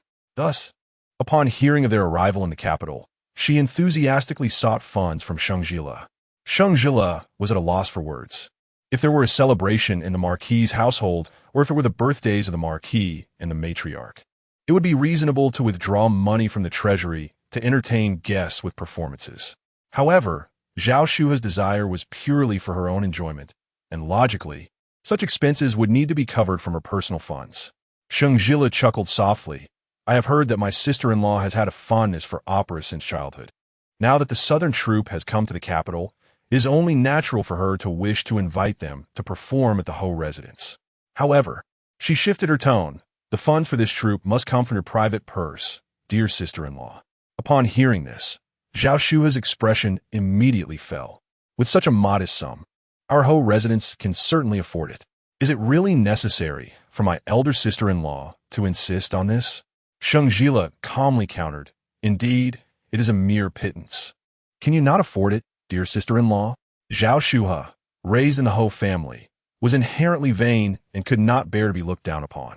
Sheng Zhile had deliberately chosen her words to provoke her, and indeed, upon hearing them, Zhao Shuhe retorted, "Of course I can afford it. After all, I hail from a noble family. How could I possibly be unable to spare such a sum?" Sheng Zhile smiled slightly. "Then it is settled. When you do invite the troupe to the Ho residence, do send someone to inform me, so that I may join in the merriment." With this, Zhao Shuhe realized that the funds were unlikely to be forthcoming and stormed off in anger. Once outside the courtyard, she seethed with indignation, exclaiming, "That country girl truly has the audacity to act as the mistress." Her close maid echoed her sentiments. Indeed, one wonders what the old lady was thinking to entrust the household affairs to her. As for you, the second lady of the Ho family, it would be far more fitting for you to oversee the household. At this, Zhao Shuhe's eyes darkened. Meanwhile, Chun Mingyan was finally released from the county jail after several days. Bai Li Shu had intended to greet him upon his release, but was stopped by Earl Jingyan, who forbade her from going. "You are not to go, not only today, but henceforth you are not to see him again, nor have any further dealings with him." They had labored to force the Sheng family to withdraw their engagement, and if Bai Li Shu could successfully marry into the Sheng family, as long as she behaved herself, her past liaison with an outsider would gradually fade from public memory. However, if she were to continue entangled with Chun Mingyan and the Sheng family discovered it, Bai Li Shu had already signed a letter of guarantee. At that point, they would have no grounds to prevent the Sheng family from breaking the engagement, and the Earl's house would have to return the hefty dowry of 10,000 taels. Bai Li Shu understood this logic well. Yet, her heart genuinely belonged to Chun Mingyan, and now that he had suffered in prison, her concern was profound. Just after agreeing with Earl Jingyan not to see Chun Mingyan again, she secretly slipped out of the residence. She was fully aware of the gravity of the situation. Her intent was not to secretly meet him, but simply to catch a distant glimpse of him. She instructed the coachman to stop the carriage some distance from the Chen residence, then lifted the curtain, only to see Chun Mingyan limping homeward, his hair disheveled, clothes soiled, a far cry from his usual elegant demeanor. The sight caused her heart to ache sharply. Nevertheless, she resisted the impulse to alight from the carriage. Though her affections lay with Chun Mingyan, the man she intended to marry was one like Sheng Zhile, a scion of an official family. Now, Sheng Zhile has begun to harbor suspicions about her, and she can no longer maintain any connection with Chun Mingyan. Bai Li Shu feels an overwhelming reluctance in her heart, yet she resolves to leave resolutely. Just as she prepares to depart, she suddenly notices a carriage halting at the entrance of the Chun residence, from which emerges a young maiden of exquisite charm. Bai Li Shu recognizes her as the second young lady from the family of the Minister of Rights. She is aware that this young lady, much like herself, harbors affections for Chen Mingyan. However, Chen Mingyan's heart belongs to her, leading Bai Lishu to disregard the second young lady entirely. With a disdainful glance at the second young lady, Bai Lishu scoffs inwardly, deeming her utterly deluded. To her astonishment, Chen Mingyan unexpectedly alters his previous demeanor, engaging amicably in conversation with the second young lady, who ultimately assists him into the Chen residence. A surge of fiery jealousy engulfs Bai Lishu's heart. Gritting her teeth, she descends from the carriage, only to be hastily restrained by her maid, who exclaims, "Miss, you mustn't go. What if the Sheng family finds out?" Witnessing Chen Mingyan in the company of another woman, Bai Lishu's jealousy has clouded her judgment. Consumed by the desire to confront Chen Mingyan for an explanation, she no longer concerns herself with the potential repercussions from the Sheng family. Chapter 69. The Summer Resort. Disregarding her maid's objections, Bai Lishu disembarked from the carriage, intent on rushing into the Chen residence. Just as she was about to do so, a woman passed by. This woman, noticing Bai Lishu's unfamiliar face and peculiar demeanor, cast several curious glances in her direction. It was precisely this woman's gaze that quelled the surge of jealousy within Bai Lishu, restoring her composure. She realized that it was imperative she remain unseen at that moment. Shielding her face with her sleeve, she hastily climbed back into the carriage and instructed the driver to depart. Although Bai Lishu had left the Chen residence, her thoughts were consumed by the image of the second miss of the Taichung Temple's minor official assisting Chen Mingyan into the house, leaving her heart in turmoil. After Bai Lishu's carriage had vanished from sight, Sheng Zhile and Han Chun emerged from around the corner. Han Chun, with a look of regret, lamented that it was such a pity, as they had been so close. Today marked Chen Mingyan's release from prison, and Sheng Zhile had anticipated that Bai Lishu would be unable to resist the urge to visit. She had deliberately instructed Han Chun to establish connections with a maidservant of the second miss of the Taichung Temple, intending to leak this information to provoke Bai Lishu into a frenzied confrontation at the Chen residence. If chaos ensued, the relationship between Bai Lishu and Chen Mingyan would inevitably be exposed. However, she had not expected Bai Lishu to maintain her composure at the last moment. Nevertheless, Sheng Zhile remained undeterred, confident that in a couple of days, Bai Lishu would accompany her brother to the summer resort in Chengde, presenting another opportunity. Sheng Zhile said to Han Chun in the next few days, "Find an opportunity to inform the maidservant of the second miss of the Taichung Temple that I have reserved 2 additional rooms at the Chengde summer resort, which I wish to transfer at a reduced price." It was the height of summer, the peak season for the resort, where many dignitaries sought to book rooms but found them fully booked. Previously, when Sheng Zhijian made reservations, she had instructed him to secure 2 extra rooms. She had learned that the second miss of the Taichung Temple was also interested in escaping to the resort, but had been unable to secure accommodations. If she were to hear of this, she would undoubtedly want the rooms, which are conveniently adjacent to Bai Lishu's. As anticipated, the day after Han Chun conveyed this information to the maidservant of the second miss, the latter sent someone with silver, expressing her desire to take the extra rooms offered by Sheng Zhile. This was precisely what Sheng Zhile had hoped for. She accepted the silver nonchalantly and provided the room numbers and check-in dates to the maid. 2 days later, Sheng Zhile and Sheng Zhijian arrived at the Chengde summer resort as planned. Sheng Zhile encountered Bai Lishu once more. In the past, Bai Lishu had always carried herself with an air of superiority, but today she appeared utterly disheartened. Sheng Zhile understood that she was undoubtedly preoccupied with the matters concerning Chen Mingyan and the second miss of the Taichung Temple. Yet, she feigned ignorance, and the group agreed to settle into their rooms before exploring the resort together. As Sheng Zhile had suspected, for the entirety of 2 days, Bai Lishu was consumed by thoughts of Chen Mingyan and the second miss of the Taichung Temple.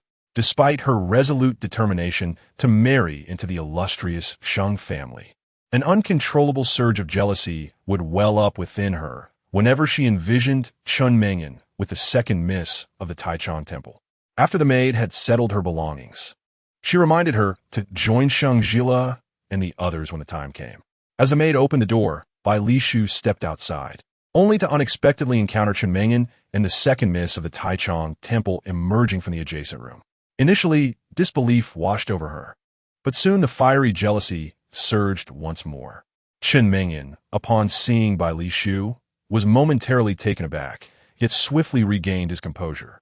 The second miss of the Taichung Temple, upon spotting Bai Li Shu, donned a triumphant smile, deliberately linking her arm with Chen Mingyan's as she greeted Bai Li Shu with feigned cheerfulness. Bai Li Shu's expression fluctuated between shades of blue and purple, revealing her distress. Ignoring her entirely, Chen Mingyan departed with the second miss of the Taichung Temple. Sheng Zhile observed this scene, yet feigned ignorance as she strolled through the manor with Bai Li Shu. Throughout their walk, Bai Li Shu appeared lost in thought. Casting a glance at Han Chun, Sheng Zhile subtly prompted her to speak. I heard from a maidservant attending the second miss of the Taichung Temple that her young lady is soon to be engaged to young Master Chun. Sheng Zhile responded in feigned surprise. Is that so? No wonder I saw them together here to escape the summer heat. Turning to Bai Li Shu, she continued, Sister Li Shu, I must apologize for my earlier misunderstanding regarding your relationship with young Master Chen. As she spoke, she discreetly observed the changes in Bai Li Shu's demeanor. Logically, such words should have delighted Bai Li Shu, yet her mind was consumed with images of Chen Mingyan alongside the second miss of the Taichung Temple, leaving her utterly disheartened. Ultimately, she said nothing, merely offering Sheng Zhile a smile that was more reminiscent of sorrow than joy. After wandering the manor for a while, Bai Li Shu could no longer contain herself. She feigned illness and excused herself back to her room. Sheng Zhile made no effort to detain her, instead advising her to rest well. Once in a secluded spot, Bai Li Shu instructed her maid to summon Chen Mingyan to her chamber. The maid hesitated, but as Bai Li Shu was her mistress, she complied. Back in her room, Bai Li Shu felt restless, uncertain if Chen Mingyan would indeed come. After a while, a knock at the door finally broke the silence. The maid opened the door, and Chen Mingyan stepped inside, prompting the maid to discreetly leave and close the door behind her. Upon seeing Chen Mingyan, a wave of grievance washed over Bai Li Shu, compelling her to demand, I heard you are to be engaged to the second miss of the Taichung Temple. Why didn't you tell me? Chen Mingyan regarded her coldly, retorting, Did you inform me of your engagement to young Master Sheng in advance? Despite years of diligent study, Chen Mingyan had failed to excel in the imperial examinations, leaving him disheartened, yet unwilling to surrender. Thus, he sought to elevate his status through marrying the daughter of a noble family, which had been the underlying reason for his previous earnest attempts to win Bai Li Shu's favor. He had initially believed that Bai Li Shu genuinely harbored feelings for him. Even when Bai Li Shu became engaged to the Sheng family, he thought it was merely the will of Count Jing'an, and that Bai Li Shu was opposed to it. However, in the court of Jing County, he came to understand her true sentiments. To deny their connection, Bai Li Shu could bear witness to his wrongful accusations, endure his torture, and witness his imprisonment. Perhaps her feelings for him were sincere, yet when it came to a critical juncture, she considered only her own interests. Thus, he turned his affections towards the second miss of the Taichung Temple, whose lineage, though not as illustrious as Bai Li Shu's, at least showed a willingness to marry him. In contrast, Bai Li Shu would never deign to wed a humble man like him. He looked at Bai Li Shu and coldly remarked, We both know this is the best outcome. Bai Li Shu recognized the truth in Chen Mingyan's words.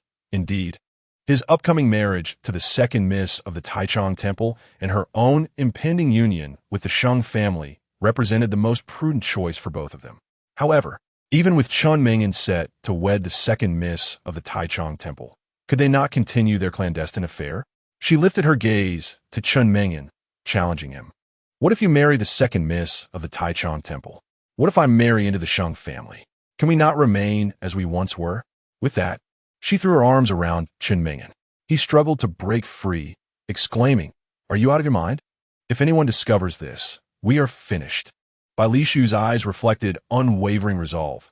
Then we simply won't let anyone find out. Chen Mingyan's eyes flickered with hesitation, clearly stirred by her words. As they locked eyes, they succumbed to their passions, embracing each other fervently. Chapter 70. The Summer Resort 2. Unbeknownst to Bai Li Shu, shortly after she returned to her chamber, Sheng Zhile and Sheng Zhinian stealthily followed her back. Sheng Zhile's room was situated high above, affording her a clear view of Bai Li Shu's door from her window. She watched intently as a maid led Chen Mingyan into Bai Li Shu's room, and when the maid emerged to stand guard outside, It became evident to her that the two were engaged in a clandestine rendezvous. With a covert glance toward Han Shun, Han Shun understood the unspoken cue and led two young servants outside. They positioned themselves by the window of Bai Li Shu's chamber, igniting the pre-prepared firewood and using fans to direct the thick smoke into the room. Within the confines of the chamber, Bai Li Shu and Qin Mingyan were enveloped in their intimate moment. It was only when they detected an unusual disturbance that they realized the room was filled with smoke. Just then, a voice outside cried out, "The water is flooding. Run!" Startled, Bai Li Shu and Qin Mingyan hastily grabbed garments and prepared to flee. Suddenly, Bai Li Shu recalled a crucial consideration and grasped Qin Mingyan's arm. "If we dash out now, our relationship will be exposed." Upon hearing her words, Qin Mingyan halted. After losing hope for the imperial examination, his only aspiration was to ascend the social ladder by marrying a lady of the gentry.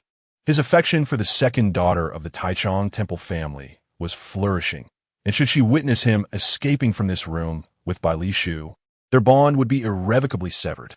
Bai Li Shu harbored similar trepidations. Should she flee with Qin Mingyan, the Sheng family would undoubtedly withdraw their marriage proposal. Furthermore, her reputation would be irreparably tarnished, leaving her unable to secure a suitable match. Ultimately, she would be left with no choice but to marry Qin Mingyan. Although she harbored feelings for him, she could not overlook his humble origins.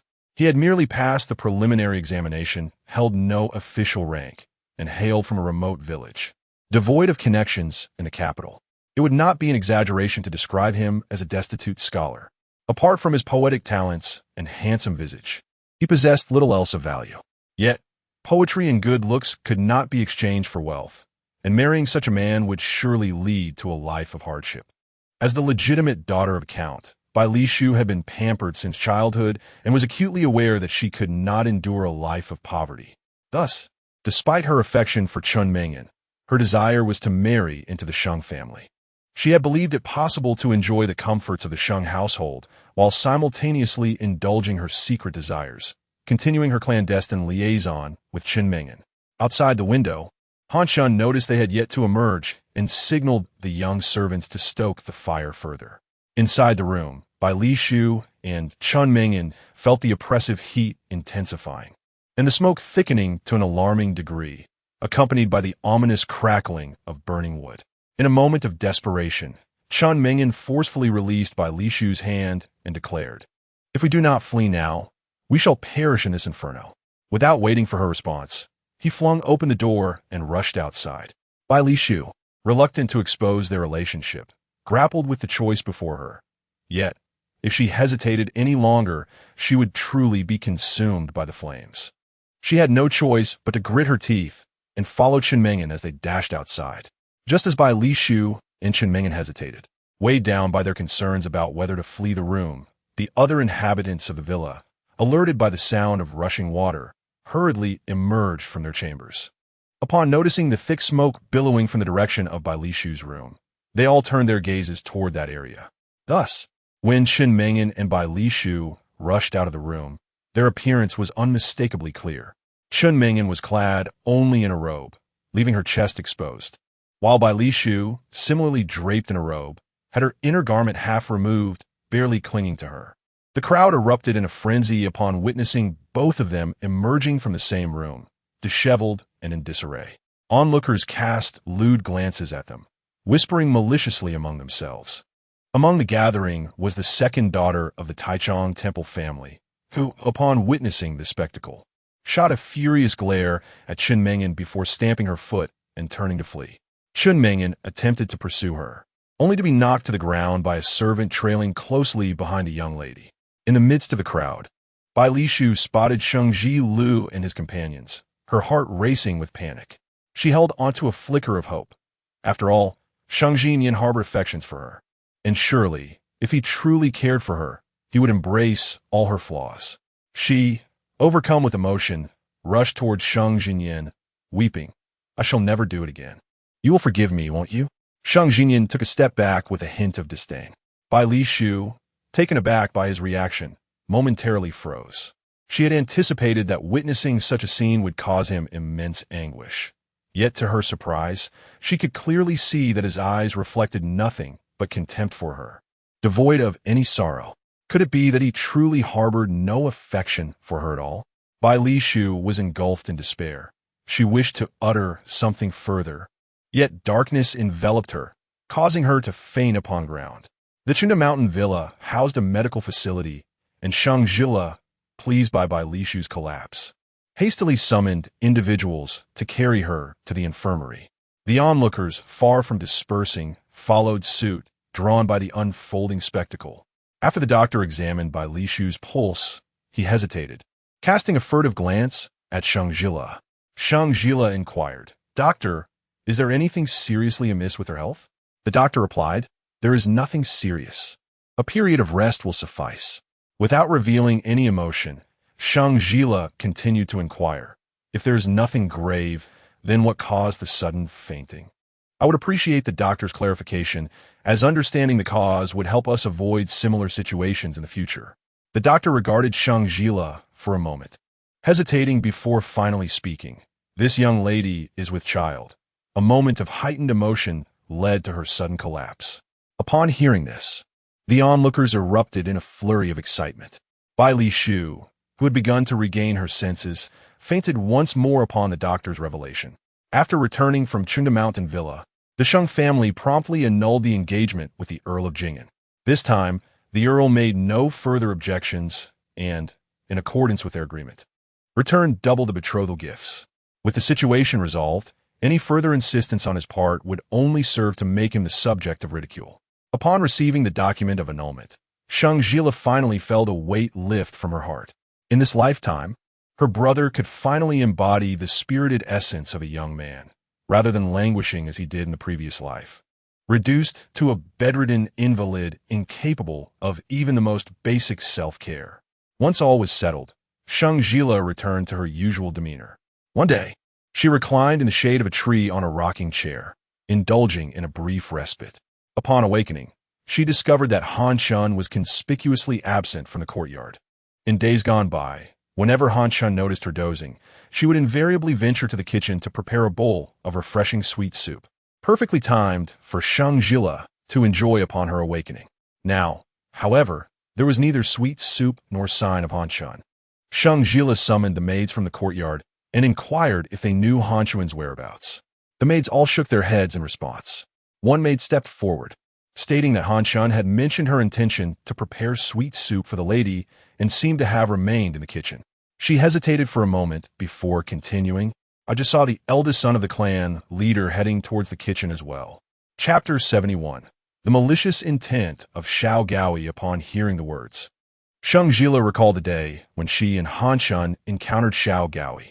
The look he cast upon Han Shun sent a chill down her spine. She swiftly gathered a few trusted maids and servants and hurried towards the kitchen. Before reaching the kitchen, she heard Han Shun's panicked voice emanating from within. "Let go of me. If you continue like this, I will scream for help." Immediately following, Xiao Gaoi's somewhat lascivious voice echoed, "Go ahead and shout. But think carefully. If this matter gets out, it won't affect me at all, yet your reputation will be ruined. Besides, you are merely a lowly maid, while I am the legitimate eldest son of the Xiao clan. Who do you think people will believe?" Upon hearing this, Sheng Zhile rushed to the kitchen door and kicked it open. She beheld Xiao Gaoi attempting to embrace Han Shun, who was struggling fiercely against him. Taken aback by the sudden intrusion, Xiao Gaoi halted his actions and stared in astonishment at the doorway. Seizing the opportunity, Han Shun dashed out and hid behind Sheng Zhile. With an icy glare, Sheng Zhile confronted Xiao Gaoi. "What is your intention, cousin?" Regaining his composure, Xiao Gaoi shamelessly replied with a grin, "I was merely hungry and came to see if there was anything to eat in the kitchen. I happened to run into this little maid and was just exchanging pleasantries with her." Recognizing the absurdity of Xiao Gaoi's words, Sheng Zhile understood that he would never readily admit to any wrongdoing. She turned to Han Shun, placing her hands on the maid's shoulders with concern. "Han Shun, please you tell me." Overwhelmed with shame and anger, Han Shun found herself at a loss for words. Sheng Zhile encouraged her patiently, "Do not be afraid. If you have grievances, voice them. I will stand up for you." With tears welling in her eyes, Han Shun looked up at Sheng Zhile, ready to speak, but upon noticing Xiao Gaoi's dark gaze, she ultimately shook her head in silence. Xiao Gaoi's earlier remarks held a kernel of truth. Should today's events come to light, it would merely be a fleeting scandal for him. For men, a few dalliances rarely lead to substantial repercussions. However, for women, the situation is starkly different. Even if Xiao Gaoi's advances were thwarted today, should word get out, Han Shun would undoubtedly face disgrace, subject to scorn and scrutiny, which could severely impact her prospects of marriage in the future. Such is the harsh reality for women in this world. Moreover, given the disparity in their statuses, even if she chose to speak out, the Xiao family would hardly penalize Xiao Gaoi severely for the actions of a mere maid. He would likely face only a mild reprimand. Even if Han Shun's mistress were willing to support her, the presence of the marquis would complicate matters. If her mistress sought justice on her behalf, it might only serve to further irritate the marquis, who already harbored little affection for her family. After careful contemplation, on chat ultimately chose silence. In such circumstances, it was not for Sheng Zhile to coerce her into speaking. With a heavy heart, Sheng Zhile addressed Xiao Gaoi. If you are hungry, simply send someone to the kitchen to fetch you something to eat. As she spoke, a hint of menace crept into her tone. This was the Duke's residence, governed by its own rules, and her cousin had no right to roam freely and act at will. Xiao Gaoi feigned a smile and replied, "Sister-in-law speaks wisely. I shall take note." With that, he exited the kitchen, casting a furtive glance at Han Shun as he passed. Han Shun lowered her head, unable to meet his gaze, and instinctively shifted behind Sheng Zhile. Once Xiao Gaoi had departed, Sheng Zhile advised Han Shun to keep her distance from him, urging her to call for help should he persist in his unruly behavior. "Rest assured, I will always stand by you," she assured. Han Shun, touched by her words, nodded with tears glistening in her eyes. With matters settled, Sheng Zhile supported Han Shun back to her courtyard. Meanwhile, Zhao Shuhe had witnessed the entire exchange. An knowing smile graced her lips. To her surprise, the bond between the mistress and her maid appeared quite strong. Jiang Shi had entrusted Sheng Zhile with the management of the Duke's household, yet she felt a lingering resentment due to Sheng Zhile's lesser lineage. Until now, she had struggled to devise a plan to supplant her. However, after witnessing today's events, inspiration struck her. Following the incident, Xiao Gaoi seemed somewhat subdued, and with Han Shun avoiding him, there were no further disturbances in the following days. Outside, news circulated about by Li Shu and Chun Mengen's impending nuptials. Sheng Zhile felt no astonishment at this revelation. The affair at China Mountain Villa had become common knowledge, their scandalous liaison leading to an unexpected pregnancy, making marriage a necessity. Nevertheless, even if they wed, their reputations lay in ruins, and they would forever live in disgrace. As Han Shun tidied the room beside Sheng Zhile, she shared the latest gossip. "I heard that Chun Xiaocai's mother came from the countryside to the capital, and upon discovering that Miss Bai is pregnant, decided against any bridal gifts or celebrations." Sheng Zhile responded, "Sister Li Shu has always been proud and ambitious. Surely she would not acquiesce to such a hasty arrangement for her marriage." Naturally, she would not. It was said that she had a fierce confrontation with Chun Xiaocai, nearly wreaking havoc upon his family. Yet, despite this, Chun Xiaocai's mother remained unyielding. Sheng Zhile understood that Chun Mengen's mother, having realized by Li Shu's condition, believed she had secured her hold over her. Even without gifts or a wedding feast, Bai Li Shu would have no choice but to marry her son. Han Shun continued, ultimately, the Earl of Jing'an, out of consideration for Miss Bai's dignity, provided both funds and efforts to prepare the bridal gifts and arrange the wedding feast. "Did you know?" she exclaimed, that Chun Xiaocai's mother, lacking any shame, demanded that the Earl's residence furnish a new house for Chun Xiaocai and Bai Li Shu as their marital home. Han Shun lamented, "With such a mother-in-law, Miss Bai's future will undoubtedly be fraught with difficulties." Sheng Zhile concedes to the notion of an indulgent spring, while Bai Li Shu has lived a life of luxury and privilege since her childhood. Now, being married into the impoverished Chen family and faced with a mother-in-law who holds her in such disdain, her future days are bound to be fraught with hardship.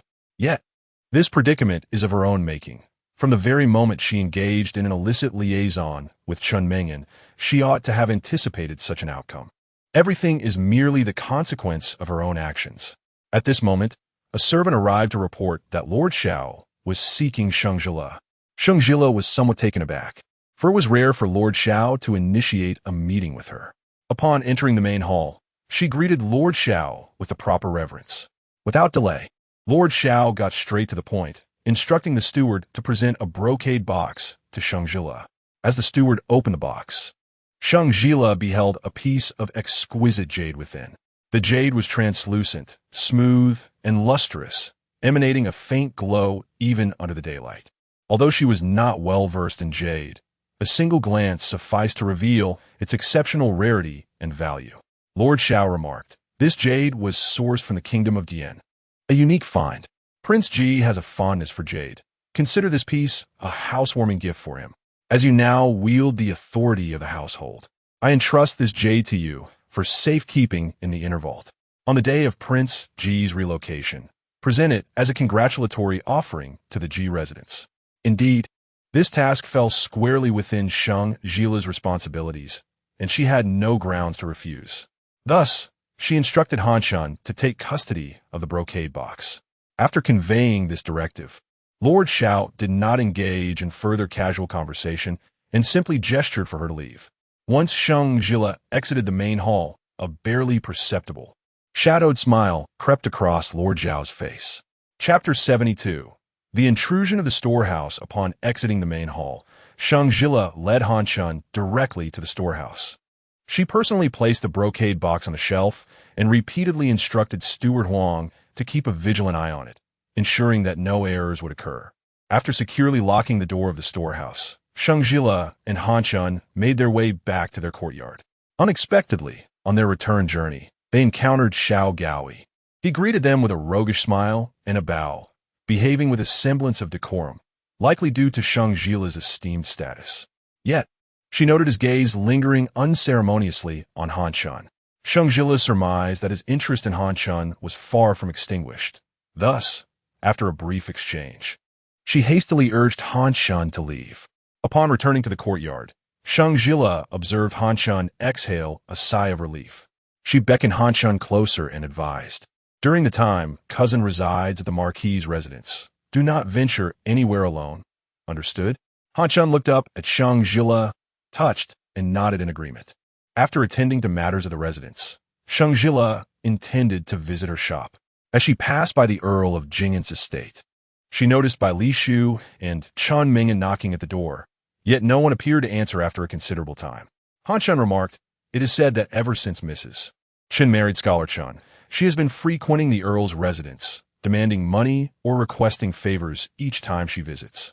The Earl is thoroughly exasperated with them, and has directly told Mrs. Chen that since she has married into the Chen family, she belongs there and should live well with them, advising her not to return unless necessary." His words implied a desire to sever ties with Mrs. Chen. Sheng Zhile understood that the Earl of Jingen was not merely irritated with Bai Li Shu. His previous efforts for her demonstrated his genuine affection for his daughter. Even if he were truly vexed by her frequent visits over trivial matters, it would not warrant completely cutting off relations. His actions suggested that Bai Li Shu and Chen Mingen's conduct had indeed tarnished their reputations. As the legitimate daughter of the Earl, Bai Li Shu's actions inevitably reflected on the family. And the Earl, though loving, recognized that minimizing her interactions with the estate was essential to safeguard its reputation from scandal and gossip. He chose the latter over his daughter's desires.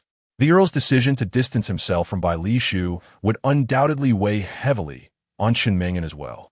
After all, his aspirations had long been to align himself with a powerful family, hoping to leverage that connection for his own advancement. Now, with the Earl severing ties with Bai Li Shu, those ambitions would remain unfulfilled. Seeing Bai Li Shu and Chen Mingen still knocking with no sign of a response from the Earl's residence, Han Shan shook her head and continued, "They truly lack foresight. If they wish to see the Earl, they ought to choose a more auspicious day." At this juncture, she turned to Sheng Zhile with a mysterious glint in her eye and inquired, "Madam, do you know? It is said that the heir of the Earl of Jingen, having suffered a loss at gambling, attempted to evade his debts and was subsequently beaten by the gambling house's enforcers. After being brought back and nursed for a time, while his wounds have largely healed, he now walks with a limp, likely to rely on a cane for the remainder of his life. In his previous existence, Sheng Zhile had committed no wrongdoings. He even safeguarded by Li Shu's dignity, yet he was mercilessly crippled by the very individual he had once defended. Now, the wheel of karma has turned, and it is his turn to reap the bitter fruits of his past actions. Sheng Zhile remarked, "The kingdom of Darong stipulates that individuals with disabilities cannot inherit titles. Does this not mean the heir of the Earl of Jing'an must be replaced?" Han Chen replied, "Indeed, it is said that the Earl of Jing'an has been greatly troubled by this matter. With Madame Chen visiting at this time, it is even less likely he will pay her any heed. Regarding the misfortunes of this family, Sheng Zhile could only say it was a case of self-inflicted suffering. She did not linger on the matter, directing her carriage straight to her shop. Upon reviewing the accounts, she discovered that the shops under the Ho family's name were largely profitable, and her own perfume shop had doubled its revenue. Compared to her previous life, Sheng Zhile felt that her current existence was infinitely better. After assessing the shop's business, Sheng Zhile returned to the Sheng residence with Han Chen. Upon their arrival at the entrance, they found Manager Huang from the treasury anxiously waiting. Seeing Sheng Zhile's return, he hastily approached the carriage, exclaiming, "Madam, you have finally returned." Manager Huang was a composed individual, and Sheng Zhile rarely witnessed him in such a flustered state. She inquired, "What has happened?" Manager Huang replied, "While I was recording accounts in the treasury today, I suddenly heard noises from the storeroom. So I rushed over, and in an instant, I seemed to catch sight of a shadow leaping over the wall." Sheng Zhile asked, "Are you suggesting that the storeroom has been robbed?" Manager Huang answered, "It appears not. When I arrived, the storeroom's main door was still locked. However, I cannot shake off a sense of unease, so I hurried to inform you, madam." Sheng Zhile found the situation rather peculiar, yet without any leads from Manager Huang. She simply stated, "Let's first inspect the storeroom." Upon reaching the storeroom, she carefully examined the lock, which appeared intact with no signs of tampering. She retrieved her key, unlocked the door, and found the contents seemingly undisturbed. Her greatest concern was the exquisite jade intended for Prince Ji. Upon reaching the shelf, she found the brocade box resting securely in its original place. It seemed the storeroom had not been robbed after all. To be prudent, she instructed Manager Huang and Han Chen to cross-reference the inventory against the account books to ascertain that nothing was indeed missing. After spending approximately half a day, they finally completed the verification, confirming that everything in the storeroom was accounted for. Manager Huang breathed a sigh of relief, realizing it was merely his aged eyes playing tricks on him. Had someone truly intruded, it was unlikely they would leave empty-handed. He bowed to Sheng Zhile, saying, "Madam, I sincerely apologize for causing you unnecessary trouble due to my momentary lapse." Sheng Zhile replied, "It is of no consequence. You were merely fulfilling your duty." As the three individuals exited the storeroom and were about to lock the door, Sheng Zhile suddenly recalled that the exquisite jade nestled within the brocade box seemed to be misplaced. She re-entered the storeroom. Huang the steward and Han Chen exchanged puzzled glances but followed Sheng Zhile inside. Approaching the shelf where the brocade box was situated, Sheng Zhile examined it closely and confirmed her memory was indeed accurate. When she had placed the box, it had been perfectly aligned, yet now it was evidently askew. She removed the box from the shelf and slowly opened it, only to discover that the precious jade within had been shattered. Chapter 73. Xiao Gaoi's unyielding thief's heart. Han Chuan's eyes widened in horror as she beheld the shattered jade within the ornate box, letting out a piercing scream. How could the jade be in such a state? She exclaimed in panic. The steward, Huang, could hardly believe his eyes, exclaiming, "How is this possible?" It was perfectly intact when it was placed inside.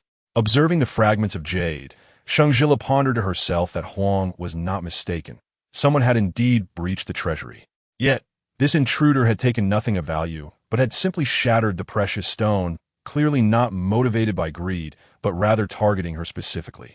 This exquisite jade had been entrusted to her by Lord Xiao himself, who had implored her to safeguard it diligently. Now, with its destruction, the blame would inevitably fall upon her. Had she remained oblivious and inadvertently presented the shattered jade to Prince Ji on his housewarming day, the consequences would have been dire. However, even if she confessed the truth to Lord Xiao now, she could not escape punishment. Han Shun, filled with trepidation, remarked, "Madam, this is meant as a congratulatory gift for Prince Ji's housewarming. What shall we do now that it is broken? If the Lord finds out, he will surely punish you." After a moment of contemplation, Sheng Zhile instructed Han Shun and Huang, "Let us treat today's events as if they never occurred. You must pretend you are unaware that the jade has been broken and refrain from alarming anyone else in the household. With a few days remaining before Prince Ji's housewarming, let us visit the jade shops outside and see if we can procure a similar piece." As Han Shun was Sheng Zhile's personal maid, she naturally complied with her wishes. Huang, being the steward of the marquis estate, feared for his own accountability in light of these developments and felt greatly troubled. Lacking any clear course of action, he too acquiesced to Sheng Zhile's plan. After issuing her orders, the trio exited the treasury with feigned nonchalance. However, as they made their way back to the courtyard, Han Shun's expression remained one of concern. "Madam, what if we cannot find a suitable replacement?" She fretted. Lord Shao mentioned that this jade was procured from the kingdom of Dian and is one of a kind. It may be exceedingly difficult to find something similar in the capital's jade shops. Sheng Zhile, aware of this fact, sought to reassure Han Shun, saying, "Let's first embark on our search and see what we can uncover." In the days that followed, Han Shun and Huang scoured the jade shops throughout the capital, yet their efforts yielded naught. Eventually, Huang discreetly summoned Sheng Zhile aside and, lowering his voice, said, "Madam, I know a skilled artisan who can replicate any object with remarkable precision. I have taken the liberty of asking him to create a piece akin to the original jade." He presented her with another ornate box, adding, "Please take a look at what he has fashioned." As Sheng Zhile gazed at the jade within the box, she noted that, upon casual inspection, it was nearly indistinguishable from the genuine article. Huang continued, "This friend of mine possesses extraordinary craftsmanship. Only an expert would be able to discern its authenticity." However, Sheng Zhile closed the box and returned it to Huang, who appeared perplexed. She explained, "Prince Ji is quite enamored with jade. No matter how lifelike your friend's work may be, it is unlikely to escape his discerning eye." Huang, feeling a pang of guilt, admitted, "You are correct, madam. I have indeed underestimated the complexity of the situation." Beside her, Han Shun was on the verge of tears, feeling utterly helpless. What should they do? At present, Sheng Zhile had no viable solution, yet she firmly believed that every problem, regardless of its nature, would eventually yield to resolution. She consoled Han Shun, saying, "Do not despair. Where there's a will, there's a way." Despite the gravity of the situation weighing heavily on her mind, Sheng Zhile managed to mask her concerns from others. In contrast, Han Shun, with her innocent disposition, wore her emotions openly on her face, and any observant person could discern that she was troubled. On this particular day, she was accompanied by several maidservants, transporting fine fabrics delivered from the shop to the storeroom. Midway, however, Xiao Gaoi emerged unexpectedly, aware of his dubious intentions. Han Shun turned to leave upon seeing him. Undeterred, Xiao Gaoi shamelessly pursued her and blocked her path. "Don't go. Do you not wish to assist your mistress?" Han Shun looked up at him, questioning, "What do you mean?" With a smug grin, Xiao Gaoi replied, "I possess what you seek." He added with a hint of intrigue, "If you desire it, follow me." Without waiting for her response, he turned and walked away. The other maidservants, well aware of Xiao Gaoi's character, urged Han Shun, "Sister Han Shun, do not heed his words. Let us depart quickly." Yet Han Shun stood frozen, her gaze fixed on Xiao Gaoi's retreating figure, and asked, "Are you telling the truth?" Without glancing back, he replied, "You will find out if you come." He paused, turning his attention to Han Shun. "I am the legitimate heir of the Xiao clan. What is it that I lack?" Upon hearing this, Han Shun seemed to resolve herself, handing the fabric to the other maidservants and hastily following Xiao Gaoi. The other maidservants were taken aback by her actions and rushed to inform Sheng Zhile. Upon hearing their account, Sheng Zhile was filled with both anger and concern. Xiao Gaoi, a notorious wastrel, was known for indulging in extravagance and had no knowledge of precious stones. There was no way he possessed what Sheng Zhile sought. Han Shun had undoubtedly been deceived. In a flurry, she retrieved a small dagger for self-defense and, in a state of urgency, led the young servant boys and maidservants outside. The maidservant who had been with Han Shun recalled the direction they had taken with Xiao Gaoi and guided Sheng Zhile to a secluded, abandoned room in the backyard. Before they approached, they could already hear Han Shuan's cries from a distance. "You tricked me. Let go of me." Xiao Gaoi's lewd voice echoed. "You are truly adorably Navi. Come, give me a kiss." Upon hearing this, Sheng Zhile immediately commanded the young servants to kick the door open. Once inside, they found Xiao Gaoi holding Han Shun tightly, who was struggling desperately. With an icy tone, Sheng Zhile ordered, "Seize him and bind him." Xiao Gaoi, lacking any skill or intellect, was swiftly subdued and tied up by the young servants. Han Shun hurried to Sheng Zhile's side, her clothes torn and disheveled. Filled with fury, Sheng Zhile commanded, "Strike him." Just as the young servants prepared to act, Xiao Gaoi shouted defiantly, "I dare anyone to lay a hand on me. My father is the clan leader of the Xiao family. Even your lord must show him respect. If you dare to strike me, you are courting death." Upon hearing his words, the servants exchanged glances, paralyzed by trepidation, hesitant to take action. Observing this, Sheng Zhile unsheathed her dagger and strode purposefully toward Xiao Gaoi. Rather than displaying fear, Xiao Gaoi merely chuckled. "Sister, do not fault me for neglecting to forewarn you. If you were to injure me over a mere maid, how would you justify your actions to the marquis? At that juncture, you might find it difficult to ensure your own safety." Han Shun intervened, grasping Sheng Zhile's arm, and urged, "Madam, let it be. Xiao Gaoi is the son of the Xiao clan's patriarch, and the marquis shares a kinship with the clan leader. In such an incident, the marquis would not concern himself with the fate of a mere maid. Even if Xiao Gaoi were in the wrong, the marquis would undoubtedly protect him. Should you truly harm Xiao Gaoi, the marquis would likely be enraged, and you would surely face repercussions. Moreover, as a woman of the inner chambers, if she were to commit such a shocking act of violence, it would undoubtedly tarnish her reputation." Xiao Gaoi, anticipating that Sheng Zhile would not dare to harm him, laughed even more brazenly. Not only he, but everyone in the room believed that Sheng Zhile would not have the audacity to inflict harm upon him. To their astonishment, Sheng Zhile appeared to disregard their warnings entirely.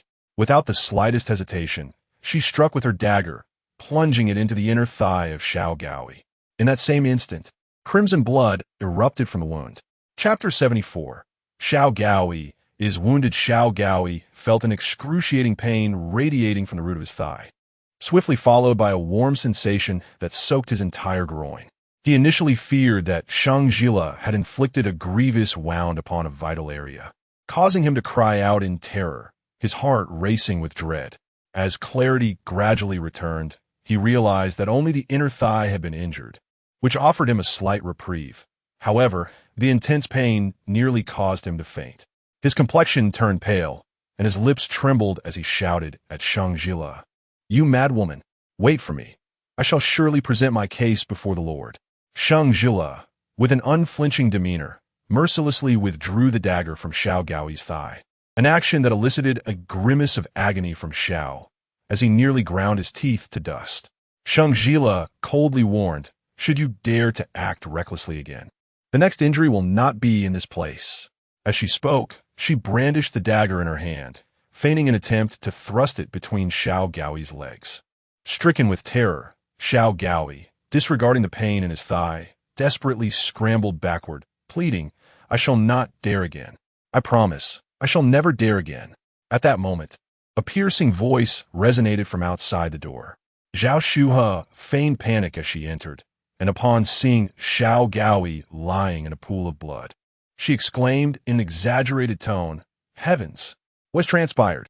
She turned her head and saw the dagger, still dripping with blood, in Sheng Zhile's hand. Startled, she covered her mouth and exclaimed, "Elder sister-in-law, could it possibly be you who did this?" "My heavens, he is our cousin, the son of the chief of the Xiao clan." "Elder sister-in-law, you truly possess remarkable audacity." Sheng Zhile, her demeanor unruffled, confessed, "It was I who acted. Yet my cousin lacked discretion, attempting to impose himself upon my maid first. With no other recourse, I was compelled to strike him." Zhao Shuhe replied coldly, "Save such words for our parents." She cast a glance at Xiao Gaoi, unable to suppress a shake of her head. "However, given the severity of your cousin's injuries, It seems unlikely that this matter will resolve amicably. Sheng Zhile responded with calm assurance. I shall bear the burden of seeking forgiveness from our parents, sparing you any concern. With that, she supported Han Shun and declared, let us depart. Observing their retreating figures, a smile danced upon Zhao Shua's lips. The events of the day had been orchestrated entirely by her design. Xiao Gaoi, known for his flirtatious nature, had previously attempted to impose himself upon Han Shun in the kitchen, and his thoughts had lingered on her since that encounter. However, following the incident, Han Shun had grown wary of him, and he found himself without an opportunity to act. Zhao Shua had been keenly aware of all that transpired. As Sheng Zhile maintained her composure, Zhao Shua devised a plan to exploit those close to her. She had discreetly instructed her own maidservants to observe Han Shun and extract information from her. Han Shun's vet made it effortless for Zhao Shua to ascertain that she and Sheng Zhile were entangled in some predicament, searching for a certain item. While the specifics of their quest eluded her, it sufficed for Zhao Shua's purposes. Feigning casualness, she relayed this information to Xiao Gaoi, who, upon hearing it, felt a surge of mischief.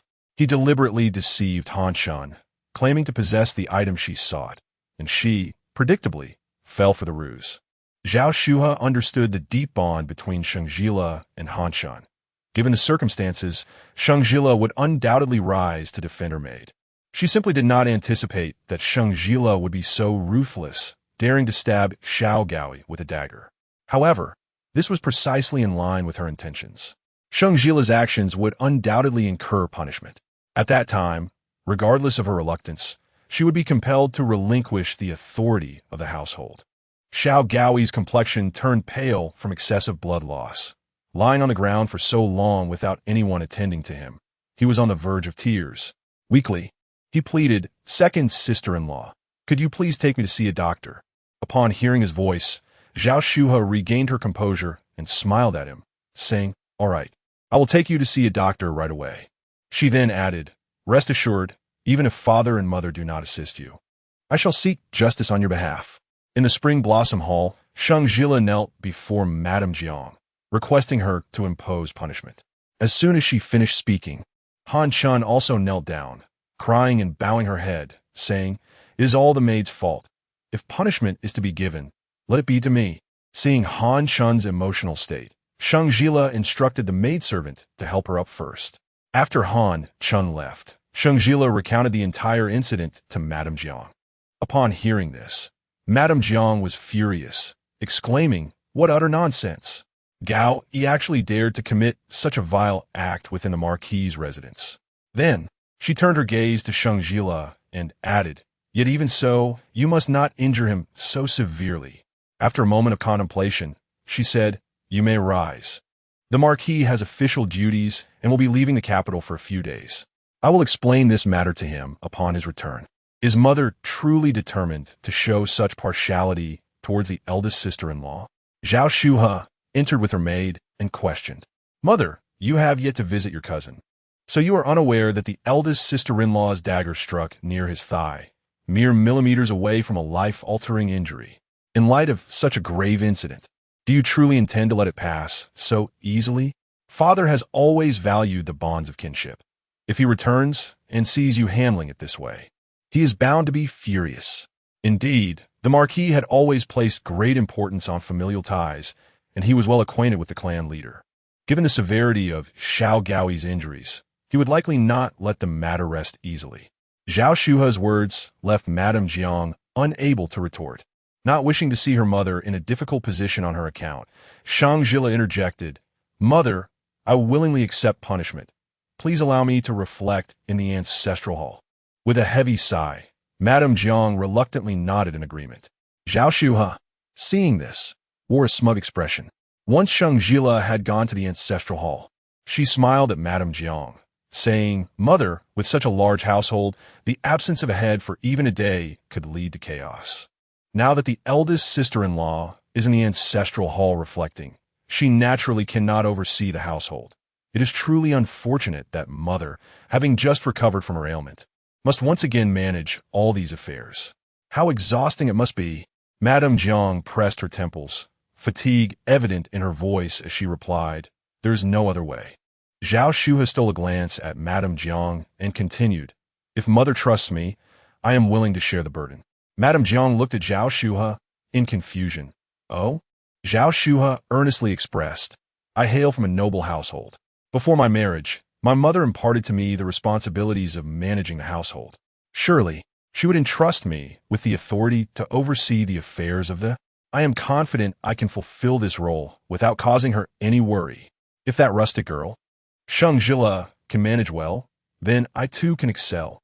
Upon hearing her words, Jiang Shi glanced at Zhao Shuhe, observing the fervent anticipation in her eyes.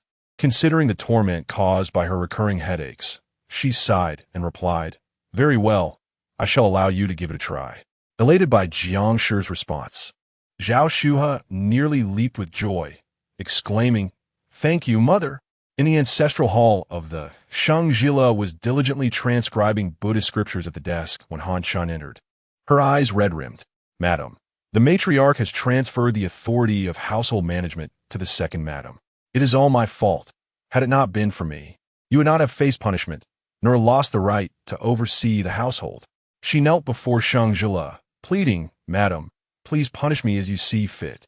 Sheng Zhile helped Han Chun to her feet, saying, "Rise, there is no need for self-reproach. The matter of household management was a decision I urged my mother to make." Han Chun looked up, her face a portrait of confusion. "I do not comprehend, my lady."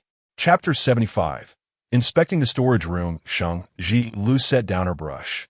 Turning her gaze towards Han Chun, she remarked, "The congratulatory gift for Lord G's housewarming has shattered, and I have yet to find a perfect replacement."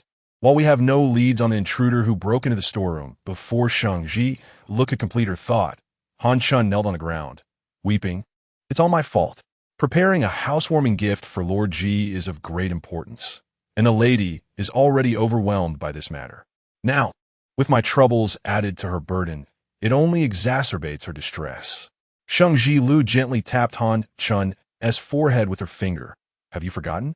Your sister-in-law is now the steward of the marquis, and thus, the matter of the gift naturally falls under her purview." Han Chun's expression brightened as she wiped her tears with her sleeve, her eyes sparkling with the realization that, according to the lady's intention, being punished might indeed be a fortuitous outcome. Sheng Zhile smiled. Indeed, it is a fortunate turn of events. When she first learned of Han Chun being deceived by Xiao Gao Yi, an idea sparked in her mind. As the son of the clan leader, Xiao Gao Yi held a prestigious position. As a daughter-in-law of the marquis, Sheng Zhile had to consider Xiao Gao Yi's status in such matters. At most, she could protect Han Chun and leave the situation to be resolved by the head of the marquis, Lord Xiao. She could not take action against Xiao Gao Yi. Being merely a lowly maid, Han Chun could hardly expect Lord Xiao to advocate for her. He would likely consider the familial ties and would only offer a few verbal warnings to Xiao Gao Yi. Reporting to the authorities was utterly out of the question. Such scandals concerning the reputation of clan members would never be permitted to reach the public eye. Thus, it was clear that, regardless of the circumstances, Xiao Gao Yi would evade the punishment he rightfully deserved, which explained his unbridled arrogance. Coincidentally, this incident coincided with Lord G's housewarming gift. Sheng Zhile sought retribution, directly injuring Xiao Gao Yi. She knew that her actions would undoubtedly lead to punishment and could even result in the loss of her stewardship. Yet, this was precisely what she desired. Before Zhao Shu arrived at Chunhua Hall, she had conveyed her intentions to Jiang Shi, indicating that she did not require any favoritism. Since Zhao Shu was intent on seizing control of the household, let her have it. If she were to obtain the stewardship of the marquis at this moment, the responsibility for Lord G's housewarming gift would naturally fall upon her. Han Chun realized the cause and effect of the situation and began to smile with delight, praising Sheng Zhile's cleverness. However, she soon appeared troubled, expressing her concerns. But the lady is transferring the stewardship to the second madam, and during the handover, she will need to examine the storeroom against the ledger. What if she discovers that the congratulatory gift for Lord G has shattered? There are so many items in the storeroom, she may not inspect each one meticulously. Sheng Zhile replied. Han Chun, still uneasy, questioned what if. Meanwhile, Zhao Shu having received Jiang Shi's appointment, could hardly wait a moment longer. She promptly sought out Steward Huang, urging him to present the ledger for the handover process. Consequently, Sheng Zhile was summoned to the storeroom, where Zhao Shu he instructed her two maids to meticulously inventory the storeroom against the ledger. Her gaze fell upon Sheng Zhile, and in a sardonic tone, she addressed the two maidservants. Pay careful attention, lest any errors arise. I shall not spare you. The two maidservants, well aware of Zhao Shu's difficult temperament, worked diligently, afraid to show even a hint of negligence. Han Shun observed from the side, her heart racing as she noticed the two maidservants counting with such seriousness, causing cold sweat to bead on her forehead. Casting a wary glance at Sheng Zhile, she found her maintaining her usual calm demeanor, devoid of any sign of panic. After approximately an hour, the inventory was nearly complete, and finally, the maidservant holding the ledger glanced at it and announced, "One piece of exquisite jade from the Dian Kingdom." The maidservant tasked with inspecting the items retrieved the ornate box containing the jade from the shelf and declared, "It is indeed present." She proceeded to return the box to its place. Just as the maidservant with the ledger was about to mark it, Zhao Shu interjected, "Hold on. This is a congratulatory gift for Lord G's new residence. I require a thorough inspection." She instructed the inspecting maidservant, "Open it for me." The maidservant complied, preparing to unveil the box. At that moment, Steward Huang emerged, addressing Zhao Shu, "Second madam, there are at least 1,000 items in this storeroom. If we must open each one for inspection, we shall be busy until nightfall. The contents have been managed by myself and the young mistress, who has commanded regular inventories, ensuring minimal errors. In my humble opinion, it would be unnecessary to open them all." Zhao Shu cast a sidelong glance at Steward Huang, retorting, "I did not intend to examine every single item in such detail. How much time would that consume?" She regarded Huang and then looked at Sheng Zhile, suggesting, "Your sudden interjection raises suspicion. Could it be that you and my elder sister-in-law have something to hide?" Steward Huang, now sweating profusely, hastily defended himself. "That is unfounded. Second madam, please do not wrongfully accuse me and the young mistress." Zhao Shu pressed on, "If there is nothing to fear, why the trepidation at my meticulous scrutiny?" Turning to Sheng Zhile, she continued, "I am merely adhering to protocol. Surely, my elder sister-in-law would not fault me for being thorough?" Sheng Zhile smiled gently, "Of course not. Sister-in-law may conduct the inspection as she sees fit. It is prudent to clarify responsibilities today so that we may avoid entanglements in the future. This is beneficial for us all." Zhao Shu replied with a cold smile, "I appreciate your understanding, elder sister-in-law." She then commanded the maidservants, "Open it." Han Shun, drenched in cold sweat, understood all too well that if the maidservant unveiled the box and revealed the shattered congratulatory gift for Lord G, her mistress would face dire consequences. Currently, her mistress was already being punished in the ancestral hall for injuring Xiao Gaoi.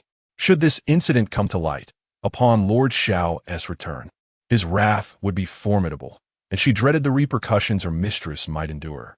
As she watched the maidservant slowly unveil the ornate box, she felt as though her legs might give way beneath her. Upon opening the ornate box, they found the exquisite jade piece intact within. Han Shun, witnessing this, felt the anxiety that had lodged in her throat finally ease. Just as the maid was about to place the box back, Zhao Shu approached and took the jade in her hands for a closer inspection. Han Shun's heart once again leaped in her throat, silently imploring, "Please, let nothing go awry." After scrutinizing the jade for a moment, Zhao Shu remarked, "Indeed, it is beautiful. It is worthy of the jade from the kingdom of Dian." With that, she returned the jade to the box, instructing the maid to secure it properly. The maid placed the box back on the shelf, while another maid, tasked with bookkeeping, marked the entry in the ledger. At last, Han Shun's anxious heart could finally rest. Meanwhile, Sheng Zhile and manager Huang exchanged a discreet glance, their expressions inscrutable. After painstakingly accounting for over half the day, the two maids completed their inventory of the storeroom, which aligned perfectly with the ledger's records. Zhao Shu, with a sarcastic tone, addressed Sheng Zhile, "The accounts have been settled.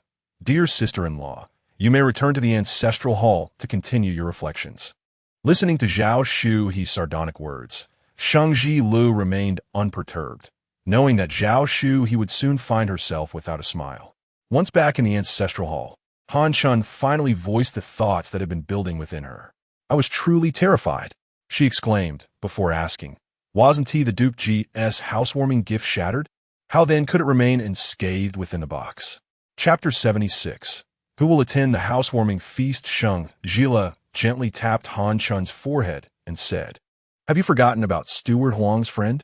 Han Chun suddenly realized, oh, that piece of jade earlier was a counterfeit crafted by Steward Huang's acquaintance. Sheng Zhile chuckled. "So you finally understood?" Han Chun, feeling somewhat embarrassed, touched her head and replied, "I am rather dull-witted, you see.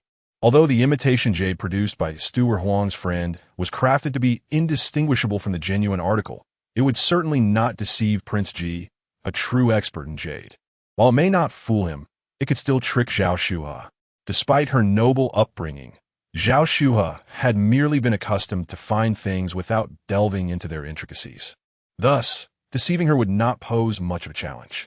Han Chun seemed to ponder this, yet her expression remained troubled. The immediate concern might have passed, but on the day of Prince Ji's housewarming, should that jade be revealed as a fake, the second madam would inevitably place the blame upon them. "Who said we were to gift that piece of jade to Prince Ji?" Sheng Zhile replied with a mysterious smile. "I have already instructed Steward Huang to seize the opportunity to swap this counterfeit jade for the shattered piece. During today's inventory handover, countless eyes will witness the exchange. I will present the complete and intact housewarming gift to my sister-in-law, and thereafter, if the jade shatters, it shall be of no concern to me." At this, Han Chun finally smiled, realizing that neither the marquis nor Prince Ji could lay blame upon the madam. "This truly resolves everything." "Not quite," Sheng Zhile interjected. "When the truth about the broken jade surfaces, knowing my sister-in-law's temperament, she will undoubtedly shift the responsibility onto the individual who brought the gift. Therefore, the person attending the feast must be none other than my sister-in-law herself, to avoid implicating anyone else." At that moment, Xiao Jichuan hurriedly entered, weary from his travels. "I heard from Mother that you have been punished to reflect here. Come, let me accompany you to plead your case before her." In contrast to Xiao Jichuan's urgency, Sheng Zhile remained composed. "Please take a seat, young master, and allow me to explain the situation to you." Xiao Jichuan, preoccupied with official duties, was likely unaware of the recent occurrences within the household. Sheng Zhile recounted everything to him in detail. After a lengthy silence, Xiao Jichuan finally spoke. "I had no idea so much had transpired in the manner these past few days." He looked at Sheng Zhile with a hint of guilt. "Madam, you have worked hard. As husband and wife, we should stand united. My focus on official matters has left you to bear the burden alone, and for that, I am at fault." Sheng Zhile responded, "You speak too soon, young master. You have not been entirely unhelpful. In fact, I have a small task that I would like your assistance with." Xiao Jichuan furrowed his brow slightly. "What is it?" Sheng Zhile smiled knowingly. "Accompany me in a little performance." In the following days, Xiao Jichuan did not return to his quarters, but stayed with Sheng Zhile in the ancestral hall to reflect. When Jiang Shi heard the servants mention this matter, she hurried to the ancestral hall to inquire further. Zhao Shuha, having also caught wind of the situation, followed Jiang Shi to the hall. Xiao Jichuan addressed Jiang Shi, saying, "As husband and wife, we are meant to be united. Since my wife has been punished, I, as her husband, should accompany her in this." Jiang Shi, visibly anxious, replied, "It warms my heart to see such unity between you two. However, the banquet at Duke Ji's residence is about to commence, and with the marquis currently absent from the estate, it is ill-advised for me, having just recovered from illness, to venture out. If you remain here in the ancestral hall, who will attend the banquet?" Xiao Jichuan spoke resolutely. "Mother, I have already made my intentions clear. My wife will reflect in the ancestral hall for a few days, and I shall accompany her during this time." Jiang Shi frowned. "Is this not placing your mother in a difficult position?" After saying this, she turned to Sheng Zhile and implored, "Daughter-in-law, you have always been sensible. Please persuade Jichuan." Before Sheng Zhile could respond, Xiao Jichuan preempted her, stating, "This is my own decision. At this point, he embraced Sheng Zhile's shoulders and continued, "I kindly ask mother not to make it difficult for my wife." Sheng Zhile was taken aback by Xiao Jichuan's gesture. Jiang Shi was indeed correct. Given the current situation of the marquis, it was appropriate for Xiao Jichuan to attend the banquet at Duke Ji's residence. Yet, if he were to go and Duke Ji were to publicly unveil the congratulatory gift he had presented, he would inevitably become the subject of derision among the many guests at the banquet. At that moment, Zhao Shuhe could easily shift the blame onto Xiao Jichuan, claiming that the precious jade had only shattered after it had come into his possession. To sidestep such an occurrence, Sheng Zhile devised a plan for Xiao Jichuan and herself to feign a deep marital bond and thus evade the situation. She initially believed that their performance would merely require a few affectionate words, completely unprepared for Xiao Jichuan's boldness. Although surprised, she did not dwell on it and internally mused, "The heir is truly adept at this."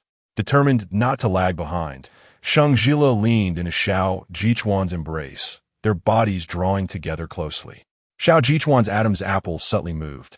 Jiang Shi observed the two, feeling both gratified by the apparent progress in their relationship and exasperated by Xiao Jichuan's lack of discernment, finally exclaiming, "Are you two trying to drive me to despair?"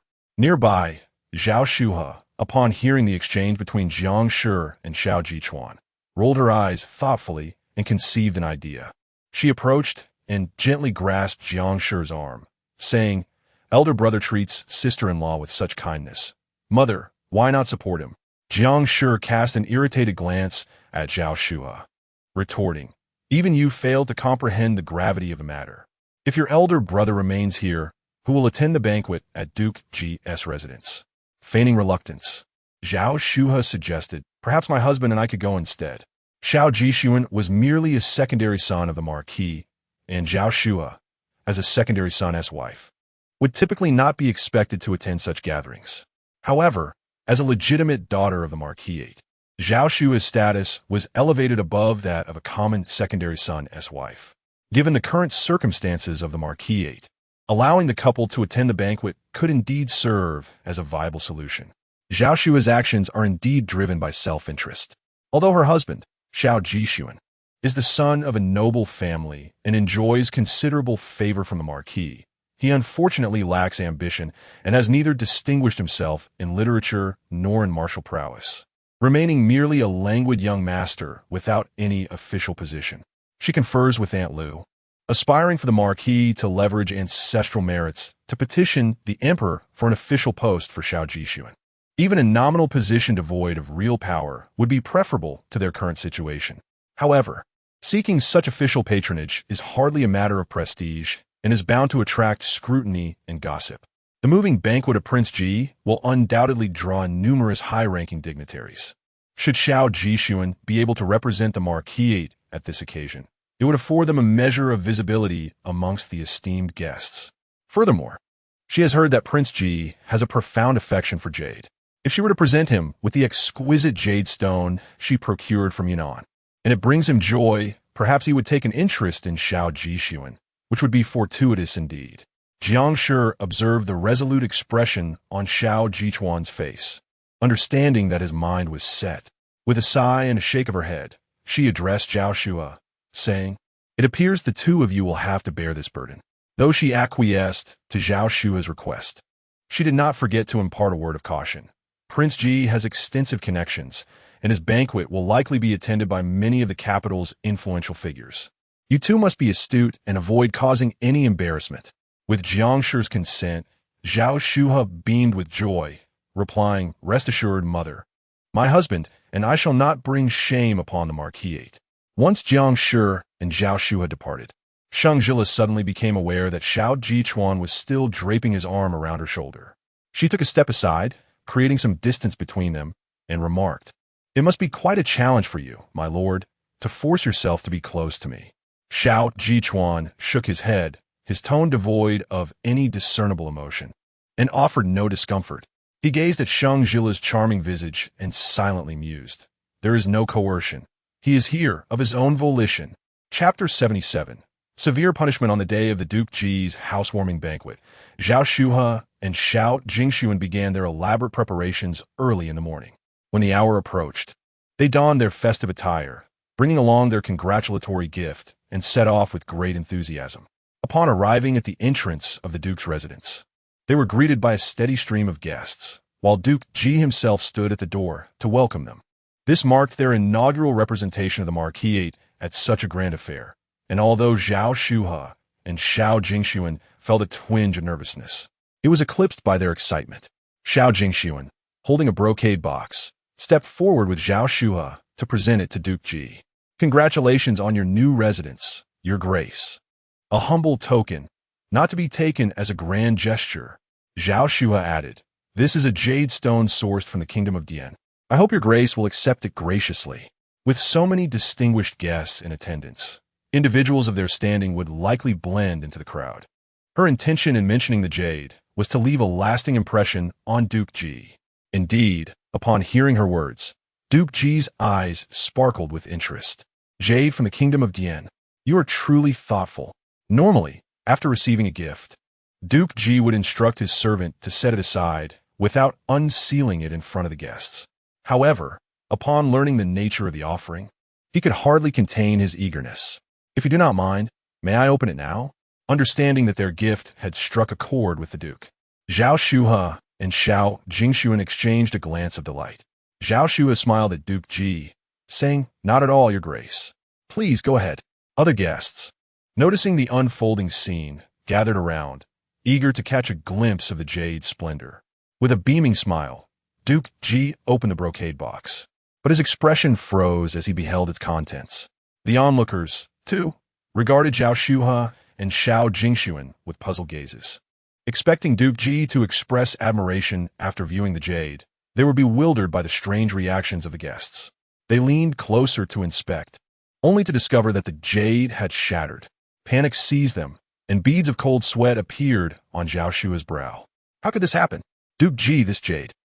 Her words faltered, and she struggled to articulate a coherent explanation. Her initial instinct was to place the blame on Sheng Zhile, but she recalled that the jade had been intact during their handover just days prior, witnessed by many. It was impossible to attribute the fault to Sheng Zhile.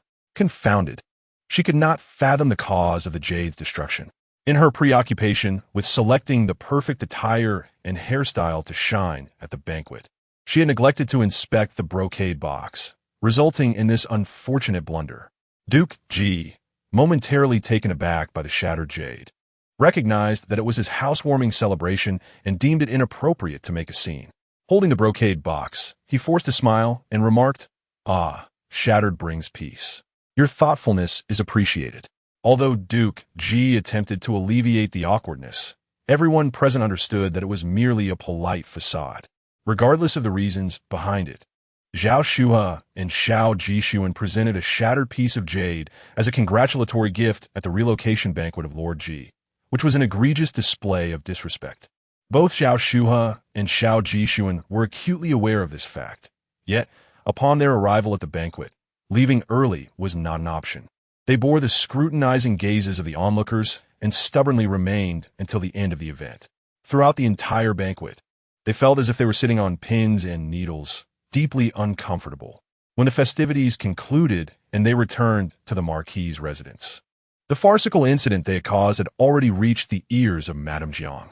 Thus, upon their return, Madame Jiang awaited them in the main hall. With a stern voice, Madame Jiang commanded, "Kneel."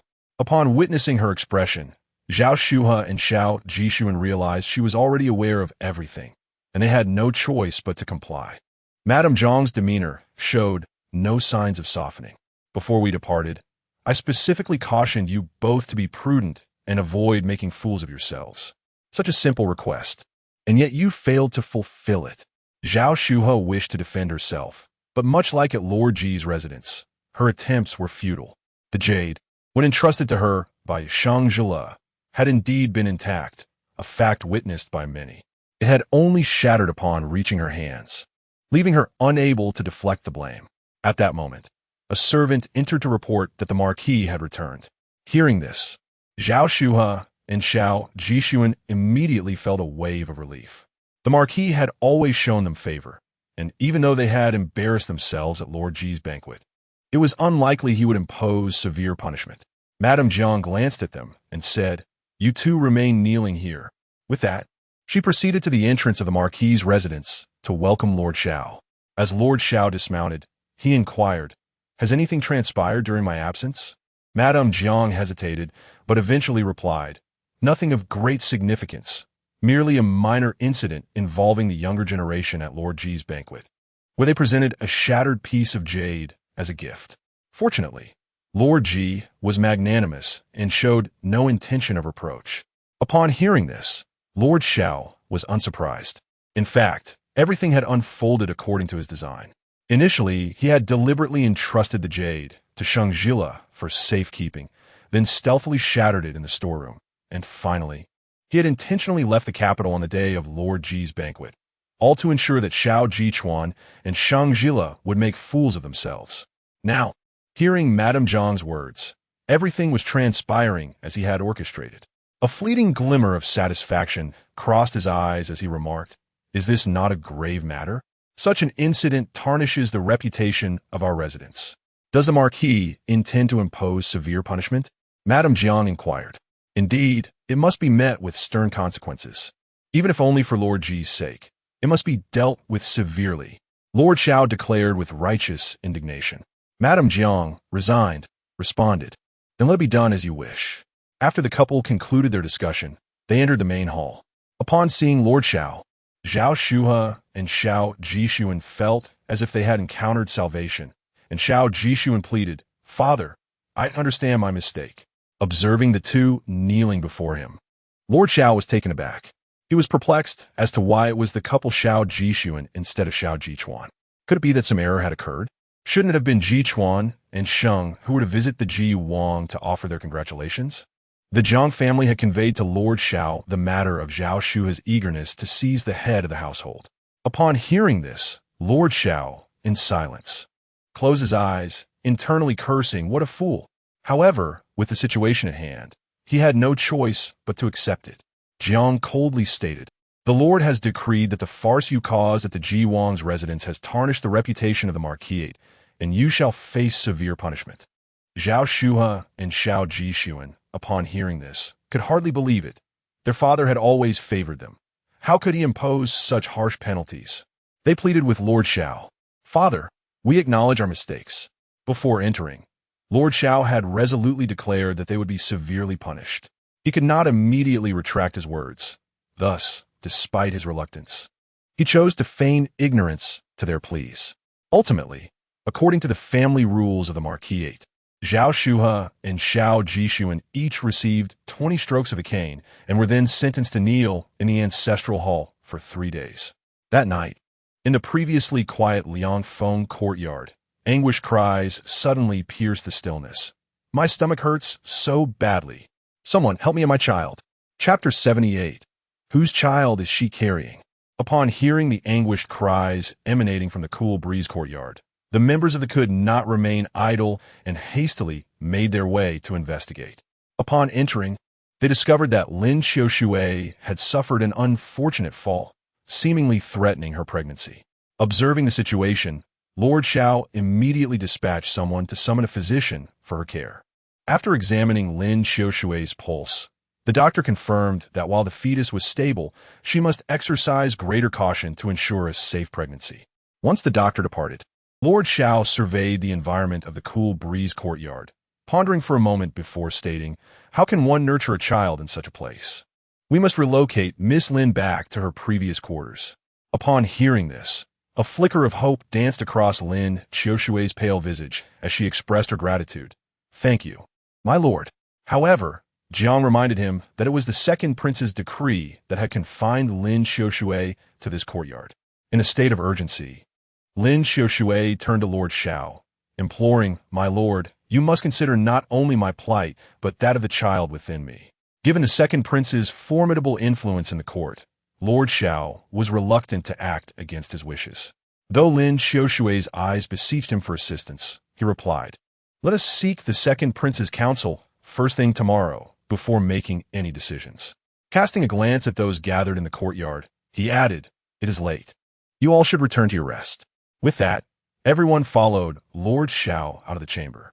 At the doorway, Lord Shao turned to glance at Lin Xiushui, who lay on the bed, and advised, "You two should retire for the night." Lin Xiushui, filled with trepidation, feared that the second prince would be unwilling to grant her release. Suddenly, she recalled something and anxiously called out, "My lord, when you consult the second prince, please mention my elder brother, my father, and my second brother." The following morning, Lord Shao promptly visited the residence of the second prince. He recounted the events of the previous night at the Cool Breeze courtyard, carefully crafting his words to convey a sense of grave peril, as if a tragic fate had been narrowly averted. After a moment of silence, the second prince reflected on the matter. While he regarded Lin Xiushui unfavorably, he could not overlook the valor of her family. Now, she was the last remaining scion of the Lin lineage, and he could not bear the thought of extinguishing their bloodline entirely. He instructed Lord Shao, "Bring Miss Lin out and ensure she is well cared for. We must guarantee the safe delivery of her child."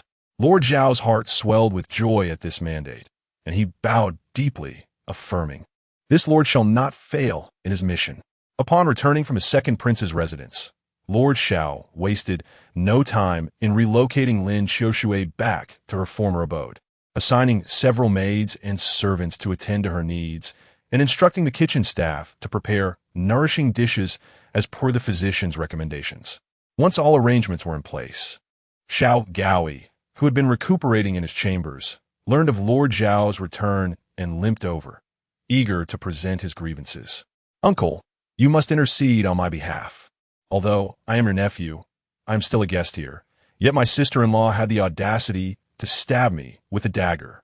Xiao Gaoyi's exclamation was met with shock, lacking context, and Lord Zhao's fury ignited at the revelation. He slammed his hand upon the table, exclaiming, "How dare she act in such a manner? This is utterly outrageous." Summon Sheng Zhile had long anticipated such an outcome. Undaunted, she followed the servants into the courtyard of Lord Shao. Upon seeing her, Lord Shao exclaimed in anger, "I ask you, is it you who inflicted the injury upon Gao Yi's leg?" "Indeed," Sheng Zhile replied calmly. "However, my actions were not without cause." She recounted the incident wherein Xiao Gao Yi had attempted to take liberties with Han Chun, detailing every aspect. Lord Shao, familiar with Gao Yi's character, discerned the truth from her words. Displeased that Gao Yi had failed to conduct himself with decorum even within the confines of the marquis, he cast a disapproving glance in his direction. Feeling somewhat guilty, Gao Yi hastily defended himself. "She is merely a lowly maid. Even if I were to take her into my chambers, there would be no need for you to stab me." Without so much as glancing at Gao Yi, Sheng Zhile responded, "This matter has already been addressed by my mother." Gao Yi, dissatisfied, retorted, "Is a few days of reflection in the ancestral hall truly sufficient punishment? It seems far too lenient. My wound still aches. If you believe the punishment to be too lenient, then by all means, you may retaliate." Sheng Zhile replied nonchalantly. As the wife of the heir to the marquis and Gao Yi's sister-in-law, she knew he would not dare to stab her even if he had the inclination. Understanding this, she spoke with confidence. Gao Yi wished to impose a harsh penalty upon her, yet he dared not act upon her suggestion to retaliate. Frustrated, he turned to Lord Shao, saying, "Uncle, do you see her attitude?" Sheng Zhile then addressed Lord Shao.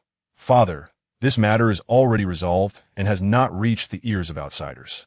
Neither Gao Yi's reputation nor that of the marquis has been tarnished in the slightest. However, should Gao Yi persist in his grievances, I cannot guarantee that Han Chun will remain unperturbed. One cannot predict the extent of the ensuing chaos. As a guest in the marquis, Gao Yi's actions would inevitably reflect upon its reputation." Sheng Zhile made her position clear. While her wounding of Gao Yi was excessive, she had already faced repercussions. It was in everyone's best interest to conclude the matter amicably, thus preserving both Gao Yi's dignity and the marquis's honor. Realizing the implications, Lord Shao turned to Gao Yi and stated, "What Sheng has done was indeed excessive, but she has suffered consequences for her actions. Let this matter come to a close." Gao Yi, unwilling to concede, attempted to argue further, but was silenced by Lord Zhao's rebuke. "Your mischief may be tolerated on occasion, But if you continue to act recklessly within the marquis, do not blame me for being unsympathetic as your uncle." Noticing Lord Zhao's growing irritation, Gao Yi fell silent, chastened. In the deep of night, within the marquis, a figure stealthily entered Lin Qiushui's courtyard. Sensing the presence of an intruder, Lin Qiushui rose from her bed, lit a candle, and illuminated the room, revealing none other than Lord Zhao. Lin Qiushui's eyes glistened with tears as she sorrowfully called out, "My lord." Upon noticing the swell of her abdomen and the tears threatening to fall, Lord Zhao softened his tone, saying, "I have caused you distress during this time." "I am not the one distressed," Lin Qiushui replied, lowering her gaze to her belly and gently caressing it. "It is the child who bears the burden." Lord Zhao also turned his attention to her protruding belly, a tender smile gracing his lips as he assured her, "Rest assured, I will provide only the best for our child." Indeed, the life growing within Lin Qiushui was his own offspring. Chapter 79. The heir of the marquis at that time. He was on a royal tour to the south when he unexpectedly encountered the beloved daughter of his subordinate, Lin Qiushui. Moved by her plight as a solitary orphan, he decided to bring some essential household items to visit her. Deeply grateful, Lin Qiushui invited him to stay for dinner. During the meal, they reminisced about her father, and as the evening progressed, they indulged in a few too many drinks, leading to an unforeseen lapse in judgment. To his astonishment, that singular encounter resulted in Lin Qiushui becoming pregnant. Initially, he thought it sufficient to take her back to the marquis as a concubine. However, the significant age difference posed a risk of public scandal, with whispers of an old bull taking a young calf. More troubling was the fact that Lin Qiushui was the daughter of his subordinate, a connection that would undoubtedly invite malicious gossip. In an effort to preserve his reputation, he devised a plan. He would arrange for Shao Jichuan to marry Lin Qiushui as his lawful wife. This solution would not only provide Lin Qiushui with a proper home, but also ensure that the child she carried would not be deemed a lowly illegitimate offspring, but rather the legitimate heir of the marquis, capable of inheriting his title. Naturally, he preferred his own bloodline to succeed him over that of Shao Jichuan and Sheng Zhile. After sharing his thoughts with Lin Qiushui and explaining the benefits, she, possessing a keen intellect, readily agreed. His insistence that Shao Jichuan take Lin Qiushui as his wife stemmed from this very reason. However, he never anticipated that the second prince would complicate matters, leading to Lin Qiushui being imprisoned in the Cold Wind courtyard instead of becoming the lawful wife she desired. The marquis had initially intended to use the incident with the broken jade to punish Sheng Zhile, thereby facilitating Lin Qiushui's rise. But he was taken aback when Sheng Zhile managed to evade consequences. Nevertheless, he had successfully extricated Lin Qiushui from her confinement, and he was resolute in his determination to ensure that her unborn child would become the legitimate heir of the marquis. Gently, he placed his hand on Lin Qiushui's belly, vowing to provide the best for their child. Lin Qiushui sighed, expressing her concerns. "Alas, my belly grows day by day. Yet the heir still refuses to take me as his lawful wife. Will our child truly be recognized as the heir of the marquis?" The marquis gazed thoughtfully at her burgeoning belly, acknowledging, indeed, it has grown quite large. Lin Qiushui offered a somewhat forced smile in response. Looking up, the marquis said to her, "We cannot afford to delay any longer. It is imperative that our child is born with a proper title, not as an illegitimate offspring. If Jichuan is unwilling to take you as his wife, then you shall first be his concubine." Anxiously, Lin Qiushui protested, "But if that happens, our child will be born as a mere illegitimate grandson." "Do not fret, just listen to me," the marquis reassured her. "Being a concubine is only a temporary measure. As the head of the marquis, I will ensure that you eventually attain the status of a lawful wife." Listening to the words of Lord Zhao, Lin Qiushui finally let out a sigh of relief. Lord Zhao was indeed correct. As the head of the family, there was little he could not accomplish within the confines of the marquis's residence. With a smile, she responded to Lord Zhao, "Then I shall defer to your arrangements." In Yifeng courtyard, Sheng Zhile and Shao Jichuan had yet to retire for the night. Upon Lin Qiushui's exit from Liangfeng courtyard, Sheng Zhile surmised that the marquis's household would soon be engulfed in turmoil once again. She turned to Shao Jichuan and remarked, young master, until we ascertain the identity of the father of Miss Lin's child. This matter shall remain unresolved. Could you dispatch someone to her hometown for inquiries? Shao Jichuan replied. If the lady does not speak, I too had the same intention. Rest assured, I shall arrange for someone to go tomorrow. Sheng Zhile now relied on the competence of Shao Jichuan's subordinates to locate the child's father, thus averting much potential trouble. After discussing the matter with Shao Jichuan, an unusual silence enveloped them. Shao Jichuan glanced at Sheng Zhile somewhat awkwardly and stated, If the lady has no further matters, I shall return to my study. Please wait a moment, young master, Sheng Zhile interjected. Just as Shao Jichuan was rising from his seat, he paused, still half standing, upon hearing her words, and sat back down. Sheng Zhile met his gaze and inquired, If your father were to employ the same tactics again, pressuring you to marry Miss Lin, would you comply? Meeting Sheng Zhile's eyes, Shao Jichuan firmly declared, I would not. Previously, he had consented to take Lin Xiaoshui as a concubine out of respect for her father's kindness, unwilling to see the last remnants of the Lin family line become illegitimate. However, upon bringing Lin Xiaoshui to the marquis' residence, he discovered that she was not a docile woman. More importantly, he realized that he could not bear to see his own wife suffer indignities. He cast a fleeting glance at Sheng Zhile, quickly diverting his gaze, assuring her, Rest assured, I shall not allow you to endure any more grievances on this matter. With that, his ears turned crimson, and he promptly rose, hastening from the room. Once he had departed, Han Shan approached and whispered to Sheng Zhile, Has the young master become shy? Rarely had Sheng Zhile witnessed Shao Jichuan in such a state, and a smile involuntarily graced her lips as she replied, Why concern ourselves with such things? Quickly, off to bed with you. The following day, Lord Shao summoned Shao Jichuan to the study to discuss the matter of taking Lin Xiaoshui as a concubine. Shao Jichuan resolutely stated, Father, I cannot agree to this. Lord Shao, displeased, retorted, Have you forgotten the Lin family's kindness? Can you bear to let their last bloodline become illegitimate? Shao Jichuan pondered for a moment before responding, I have not forgotten. I shall repay the Lin family as kindness. Hearing this, Lord Shao's expression softened slightly. By marrying Miss Lin and granting legitimacy to the child she carries, you would repay the Lin family in the best possible manner. Father, that is a grave misjudgment. Shao Jichuan replied, The best way to repay the Lin family is to discover the identity of the father of Miss Lin's child and reunite their family.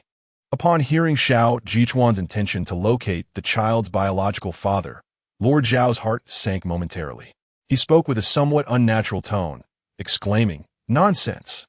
That man has already abandoned Miss Lin.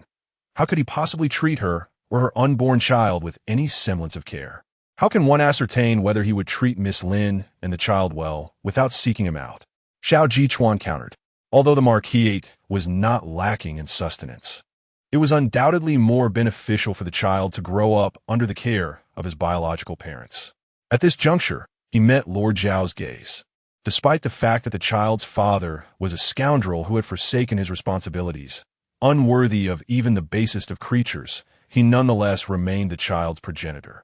Hearing Shao Jichuan disparage the child's father filled Lord Shao with indignation. However, the fact that this man was the child's biological father must remain confidential.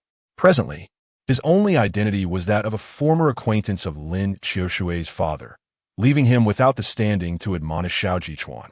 A wave of frustration surged within him, and he felt a darkness envelop him, nearly causing him to falter.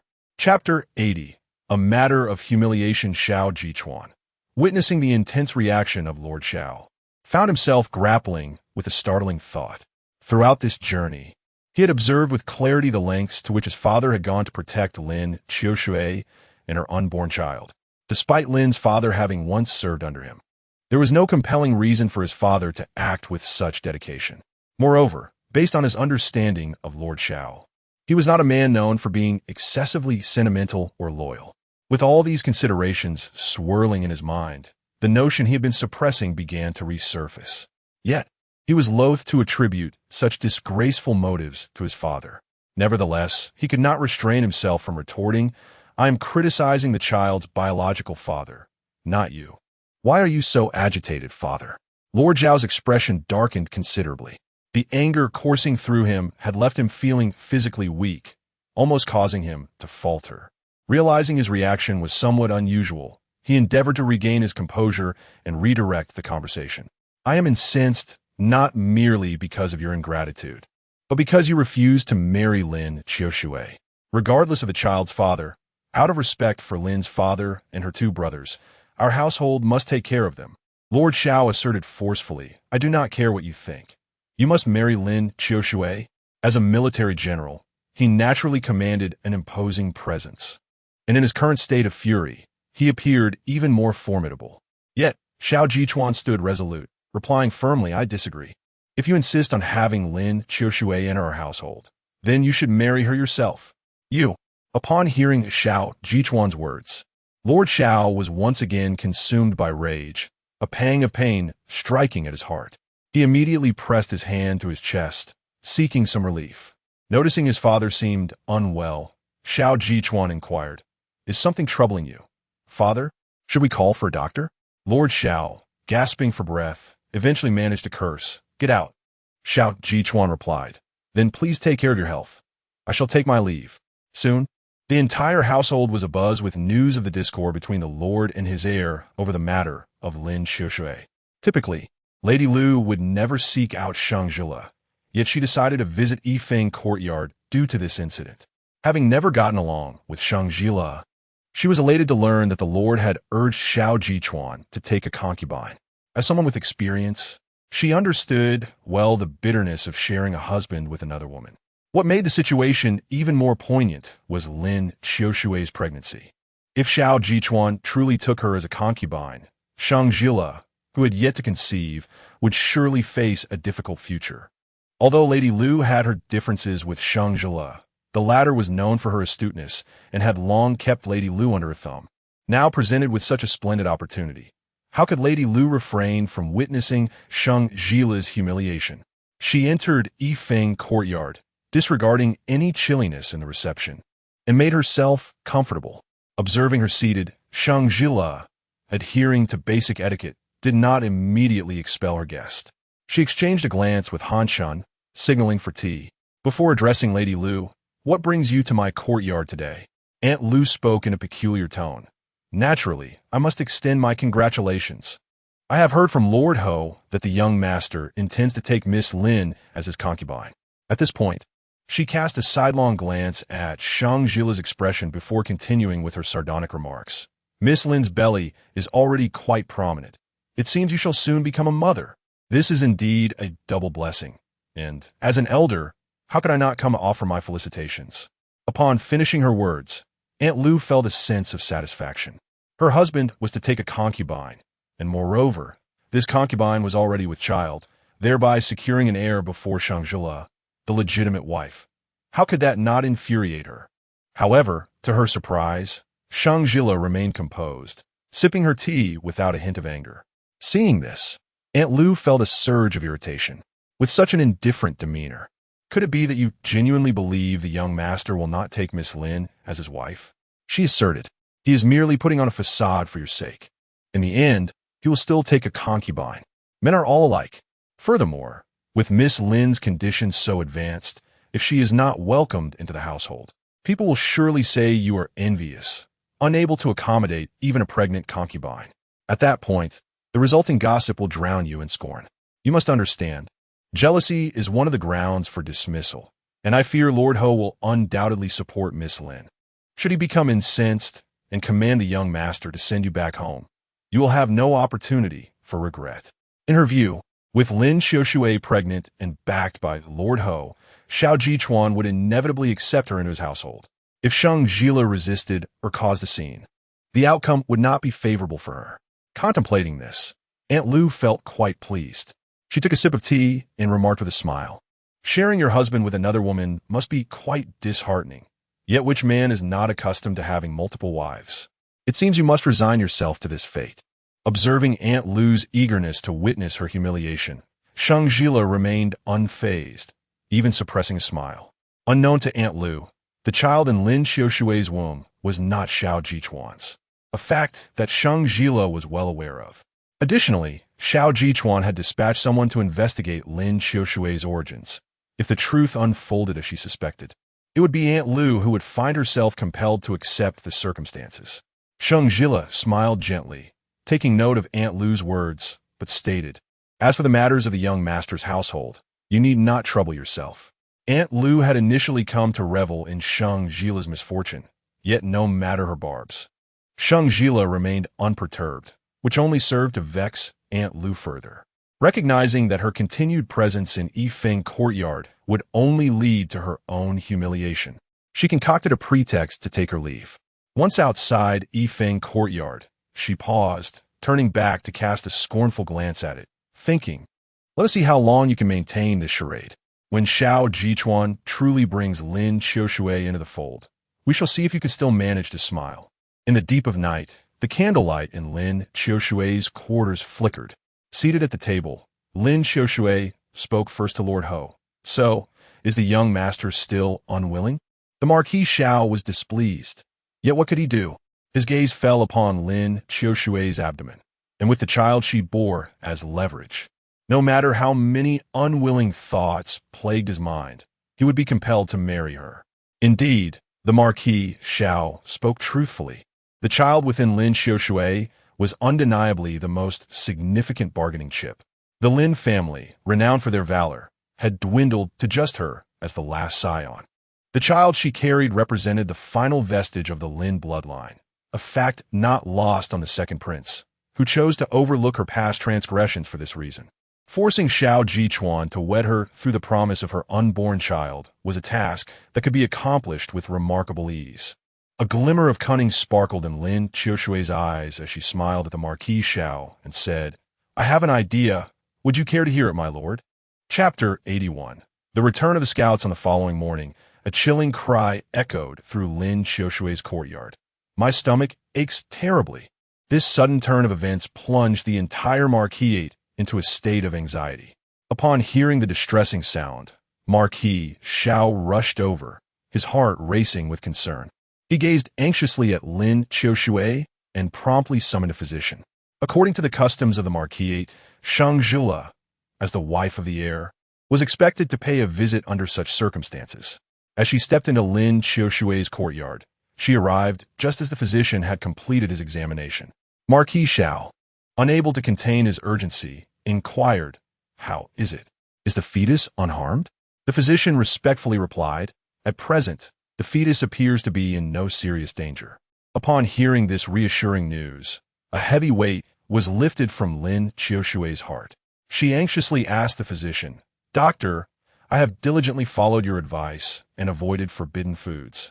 Why has this happened?" The physician furrowed his brow, pondering for a moment before responding, "Do not fret, my lady.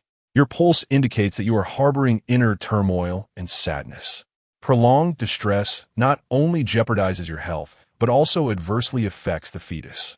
With a grave demeanor, he added, "If you wish to ensure the safety of your child, you must cultivate a joyful spirit. Otherwise, the birth may not proceed smoothly." With that, he shook his head, clearly filled with regret and concern for the situation. Marquis Shao, visibly anxious, looked at Lin Qiushui and asked tenderly, "What troubles your heart? Speak freely, and I will do my utmost to fulfill your wishes. The paramount concern is the well-being of your child." Lin Qiushui raised her head slightly, a soft sigh escaping her lips as a trace of sorrow graced her features. Her voice, tinged with melancholy, conveyed the weight of her despair. "I desire nothing for myself. I am indifferent to my own plight or suffering. However, my child is soon to enter this world, and yet, to this day, he lacks a rightful name." At this point, her emotions surged, her voice rising and becoming somewhat hoarse as she cried out, "It is all my fault. I have doomed the last vestige of the Lin family's lineage to enter this world as a bastard. It is entirely my error, entirely my fault." Seeing her distress, Marquis Shao hurriedly approached, gently urging, "Do not become agitated. Be cautious of your condition." Upon hearing his reminder, Lin Qiushui immediately endeavored to rein in her emotions, taking several deep breaths in an attempt to regain her composure. The marquis was right. She must not allow her agitation to affect the child within her. As she murmured to herself, her head lowered in sorrow, she gently caressed her rounded abdomen, tears welling in her eyes. With a choked voice, she lamented, "Yet every time I ponder the plight of this child, I cannot suppress the anguish within me." At this juncture, she feigned a breakdown, swiftly turning her head while using her sleeve to wipe away non-existent tears. Lord Zhile, with a gentle demeanor, comforted Lin Xiaoxue, saying, "Do not overthink this matter. I shall handle it on your behalf. You need not worry about anything. Just focus on nurturing the life within you."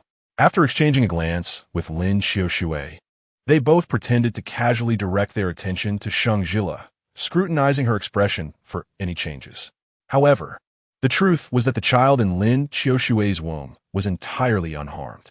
They had merely invested some money to enlist a doctor to stage this charade.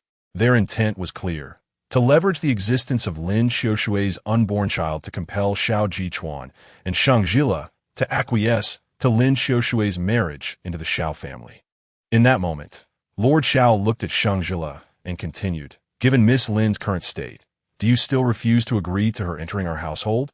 Upon hearing Lord Zhao's words, Sheng Zhile pondered inwardly. So this is where they have been waiting for her. Having lived 2 lifetimes, Sheng Zhile had never borne a child, and was unaware if a pregnant woman could truly miscarry due to emotional distress. Yet she could discern that Lin Xiaoxue exhibited no signs of melancholy. Since Zhao Shuhe was penalized due to the relocation of Prince Ji, the authority over the household had reverted to her. Thus she was fully cognizant of Lin Xiaoxue's daily meals. Over the past few days, she had been provided 3 hearty meals a day, with a bowl of bird's nest soup as a nightly delicacy. With such ample nourishment, how could one possibly feel despondent? The pretense was poorly executed. Observing the current situation, it was evident they had colluded with the physician who had come to diagnose. Even if Sheng Zhile were to uncover the truth, she lacked the evidence to confront them directly. Her only hope at this moment was that those dispatched by Xiao Jichuan to investigate could ascertain the true father of the child within Lin Xiaoxue. As she calculated, the individuals sent to visit Lin Xiaoxue's hometown should soon be returning. If she could just endure a few more days, they would undoubtedly bring back news. Contemplating this, Sheng Zhile responded, "This matter still requires discussion with the heir." Seeing Sheng Zhile unwilling to yield, Lord Zhao's fury ignited, and he declared, "If anything were to befall Miss Lin's unborn child, I shall hold you solely accountable." With a glance at Lin Xiaoxue's rosy complexion, Sheng Zhile mused, "It would be strange if anything were to happen." In the days that followed, Lin Xiaoxue would occasionally cry out in unbearable abdominal pain. Sheng Zhile, fully aware of the charade, knew Lin Xiaoxue would never dare to jeopardize her unborn child. Thus she allowed her to continue the performance. As time passed, whispers began to circulate among the masses, branding her as ruthless and devoid of compassion, casting doubt upon her character. Fortunately, Xiao Jichuan had dispatched scouts, who eventually returned. The 2 men dismounted from their steeds and were promptly escorted to Yifeng courtyard by Xiao Jichuan. Upon entering, they immediately knelt on the ground. One among them, his face etched with remorse, lowered his head and spoke, "Your Highness, I have spent several days investigating in Miss Lin's hometown, yet I have been unable to ascertain the identity of the biological father of the child she carries." After delivering this report, he and his companion clasped their fists in unity, exclaiming, "We implore your Highness to impose a punishment." Upon hearing this, Sheng Zhile felt a wave of disappointment wash over her. Although she had an inkling of who the father of Lin Xiaoxue's unborn child might be, the mere thought was too shocking to voice without concrete evidence. She had hoped that these 2 men would uncover some clues in Lin Xiaoxue's ancestral home. But to her dismay, they had found nothing of value. How much longer would this farce involving Lin Xiaoxue continue? Chapter 82. For her to utter the name of the child as father at that moment, Sheng Zhile heard a commotion emanating from Lin Xiaoxue's courtyard. She inquired of a maid who had just returned from outside, "Is Miss Lin complaining of stomach pains again?" The maid respectfully replied, "Yes, madam. Miss Lin has even sent someone to summon the doctor." "A doctor?" Upon hearing the maid's words, Sheng Zhile pondered thoughtfully, and suddenly a plan sprang to her mind. She raised her gaze to the maid and said, I have been feeling unusually fatigued these past few days. Please wait outside Miss Lin's courtyard. When the doctor finishes examining her, invite him to Yifeng courtyard. The maid, having received her orders, bowed and departed. Xiao Jichuan asked, Are you thinking of approaching the doctor? He furrowed his brow, but the doctor cannot determine who the father of Miss Lin's child is. Sheng Zhile smiled and replied, He need not diagnose it. It suffices that he cooperates. I have a method to make Miss Lin reveal the identity of the child's father herself. After some time, Sheng Zhile finally heard the noise from Lin Qiushui's courtyard subside. Shortly thereafter, the maid returned, leading the doctor who had attended to Lin Qiushui. Sheng Zhile instructed the maid to step out, leaving only herself, Han Chun, and the doctor in the room. To put the doctor at ease, she refrained from broaching the main topic immediately and instead asked him to check her pulse as per protocol. After examining her, the doctor remarked, Madam, your health appears largely unaffected. However, you have been excessively fatigued of late. I shall prescribe some tonics to replenish your vitality. Sheng Zhile withdrew her wrist, smiling. I appreciate your efforts, doctor. As the doctor wrote the prescription, Sheng Zhile casually inquired, Is Miss Lin all right? Upon hearing her question, the doctor's pen trembled, nearly marring the script, but he quickly regained his composure, replying, Miss Lin seems to be perpetually melancholic. If this continues, the health of her unborn child may be jeopardized. Still, Sheng Zhile remained unperturbed. With a smile, she said, To be honest, I possess some knowledge of medicine myself. I see a healthy glow on Miss Lin's face. She does not appear to be a person in despair. Might the doctor have misdiagnosed her? No sooner had she finished speaking than Han Chun placed a heavy bag of silver before the doctor. The fact that this doctor could be swayed by Lin Qiushui's wealth indicated his avarice. Winning over such a man was straightforward. One merely needed to offer him sufficient silver. The doctor stared at the bag of silver for a moment in astonishment, then raised his eyes to Sheng Zhile, who merely smiled without elaborating further. He was no fool. He quickly understood that Sheng Zhile had a request.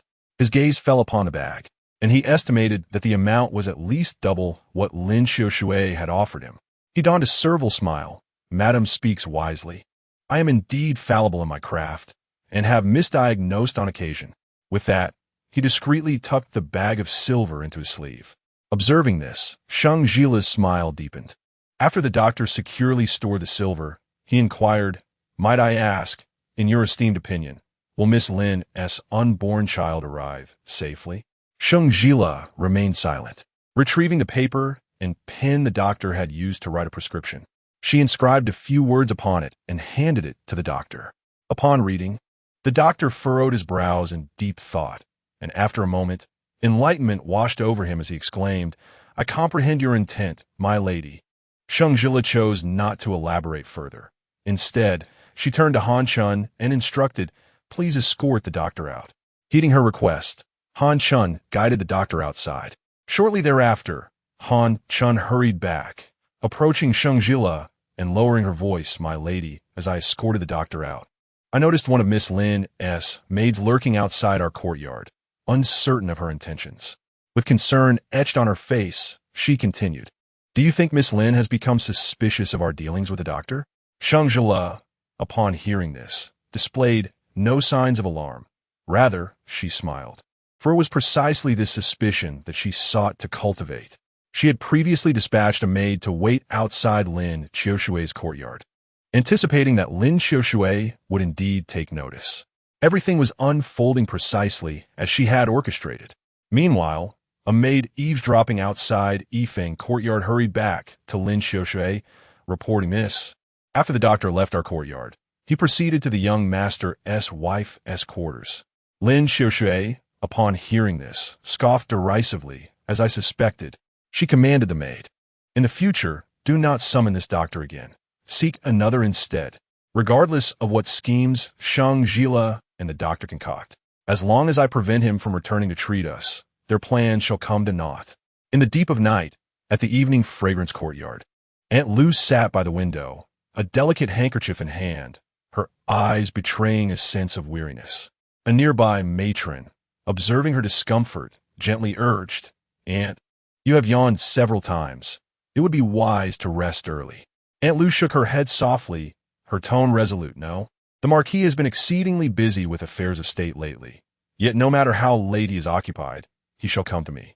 I must wait a little longer. With that, her eyes sparkled with anticipation as she fixed her gaze on the entrance. As the minutes ticked by, a faint sound of footsteps eventually graced her ears. Aunt Lou's heart leaped with joy, and she rose instantly, rejuvenated by the prospect of his arrival. Moments later, Lord Zhile entered the room with a measured stride. Aunt Lou hurried to greet him, taking his outer robe as she exclaimed, "Marquis, you have finally arrived. Were you delayed again by matters of state today?" Lord Zhile's expression was somewhat unnatural as he replied, "Naturally. What else could it be?" Oblivious to the fleeting unease that had crossed his features. Aunt Lou urged him to sit, saying, "You must be exhausted, my lord. Please, take a seat and rest. Allow me to massage your shoulders." Lord Zhile gently patted her hand, expressing, "You have worked hard." Upon hearing Lord Zhile's words, Lady Lu's face nearly blossomed with joy. It was no hardship for her to serve the Lord. It was indeed a blessing for her. She and Lord Zhile shared a mutual affection, their hearts entwined. Although he was ultimately compelled to marry Lady Jiang as his official wife, the Lord had once made a promise to her that aside from Lady Jiang, he would not take another woman as his wife. Over the years, he remained true to his vow, for apart from her and Lady Jiang, he truly did not wed any other woman. In truth, when Lord Zhile took Lady Jiang as his wife, there were suitors who sought her hand in marriage as his primary consort. However, having heard the Lord's promise, she ultimately declined their proposals, choosing instead to be a concubine in the Lord's household. As a concubine, she would always be considered inferior to the official wife in status. Yet, she did not regret her choice, for she knew that the Lord held her dear in his heart. Chapter 83. My Lord, please save our child in the ensuing days.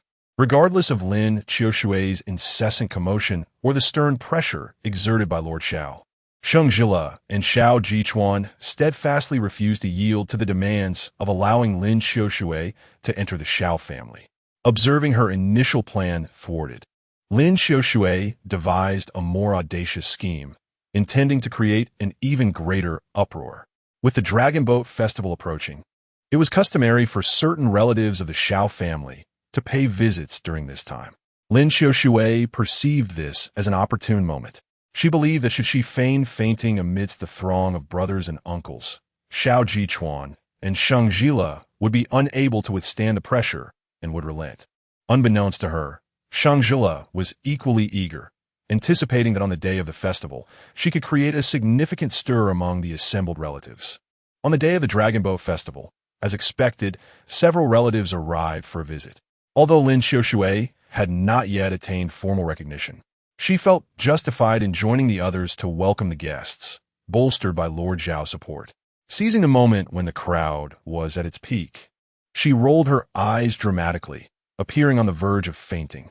Lord Zhile, quick to react, caught her before she could collapse onto the ground. He swiftly turned to a nearby servant, instructing him to urgently summon a physician. The servant, understanding the gravity of the situation, hurriedly departed without a moment's delay. Following closely behind him was the maidservant who had been attending to Lin Qiushui, having been instructed by her mistress to ensure that a different physician was summoned this time, avoiding the one previously bought off by Sheng Zhile. To guarantee that there were no oversights, Lin Qiushui had insisted that the maid personally go, thus avoiding any potential missteps. Naturally, Sheng Zhile and Xiao Jichuan noticed the maid discreetly trailing behind the servant. Exchanging a knowing glance, Xiao Jichuan narrowed his eyes and signaled to a guard nearby.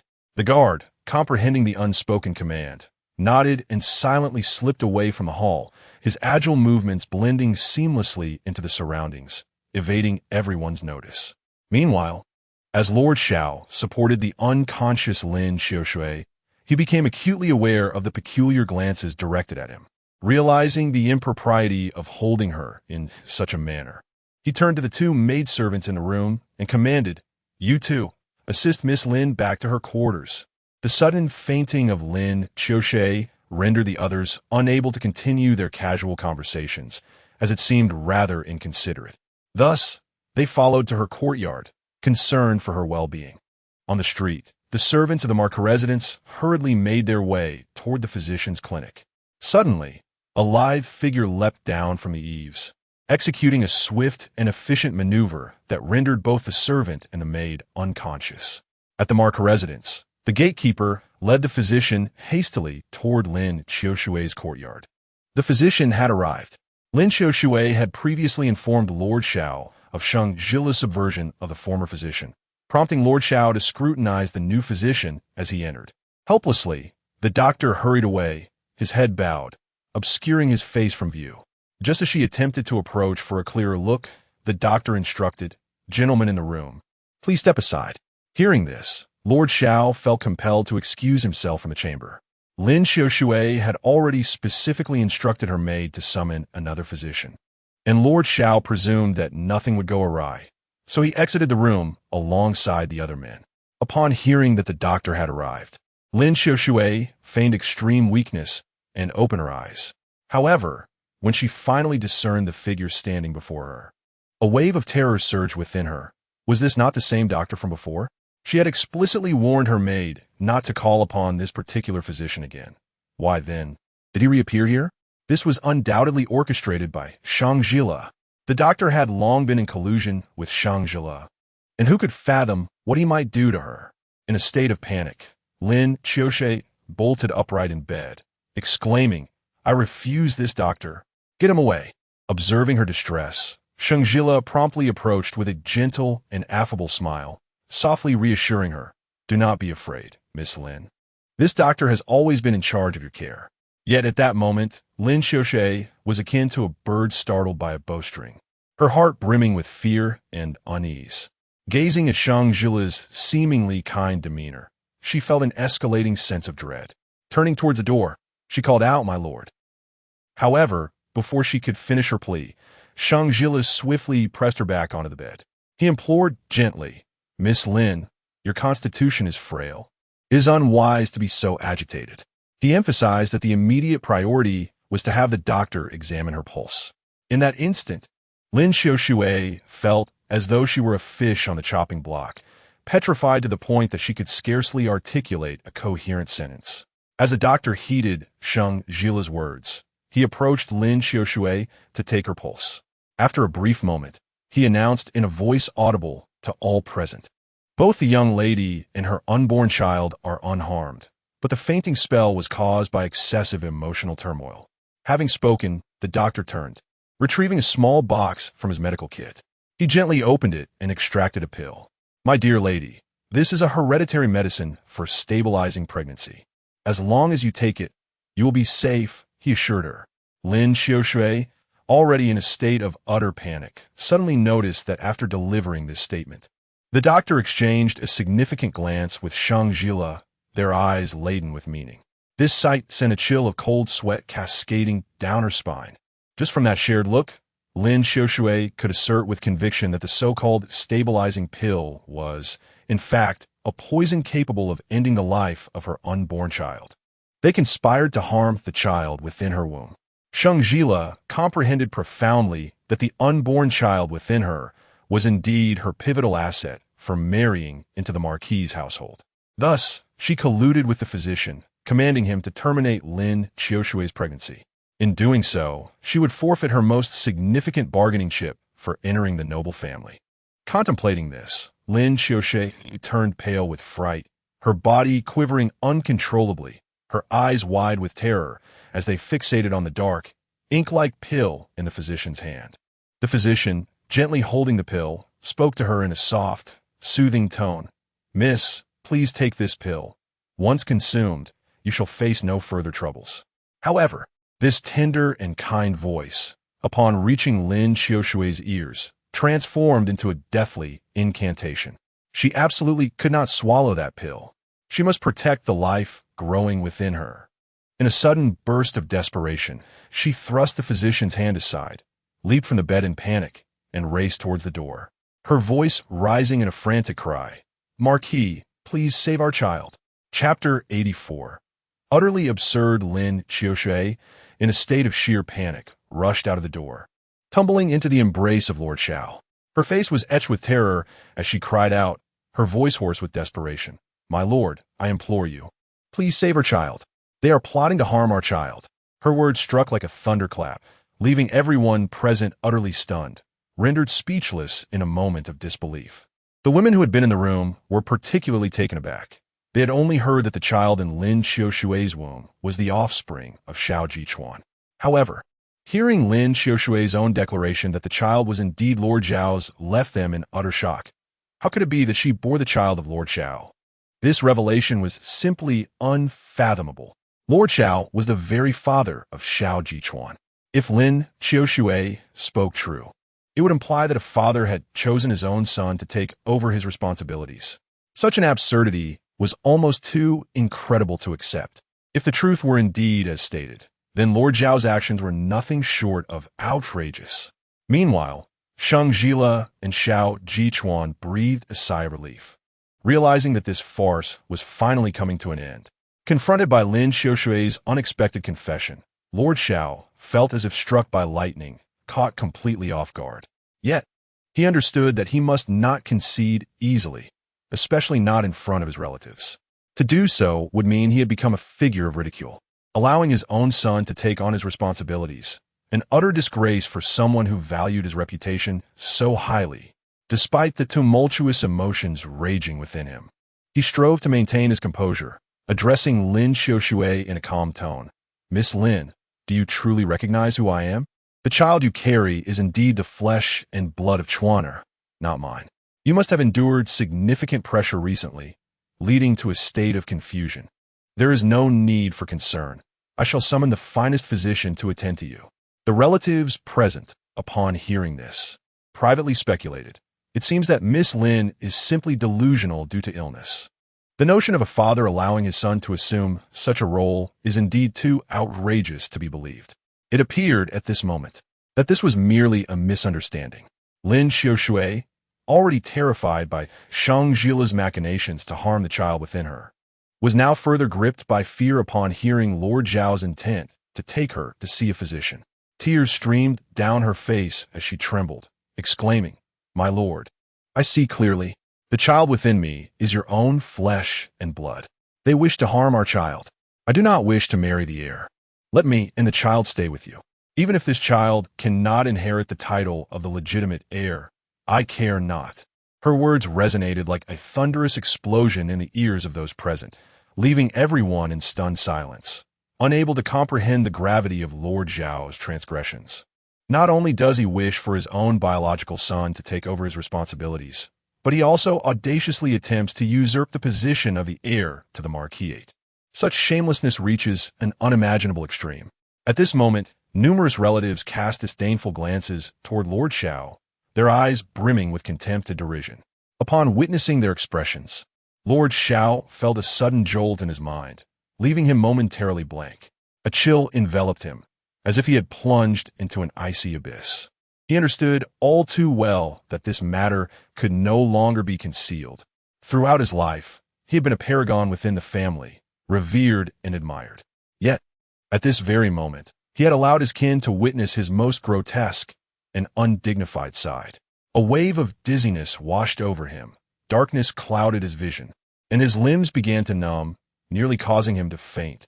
Nevertheless, he managed to hold himself upright, resisting the urge to collapse. But what was the use?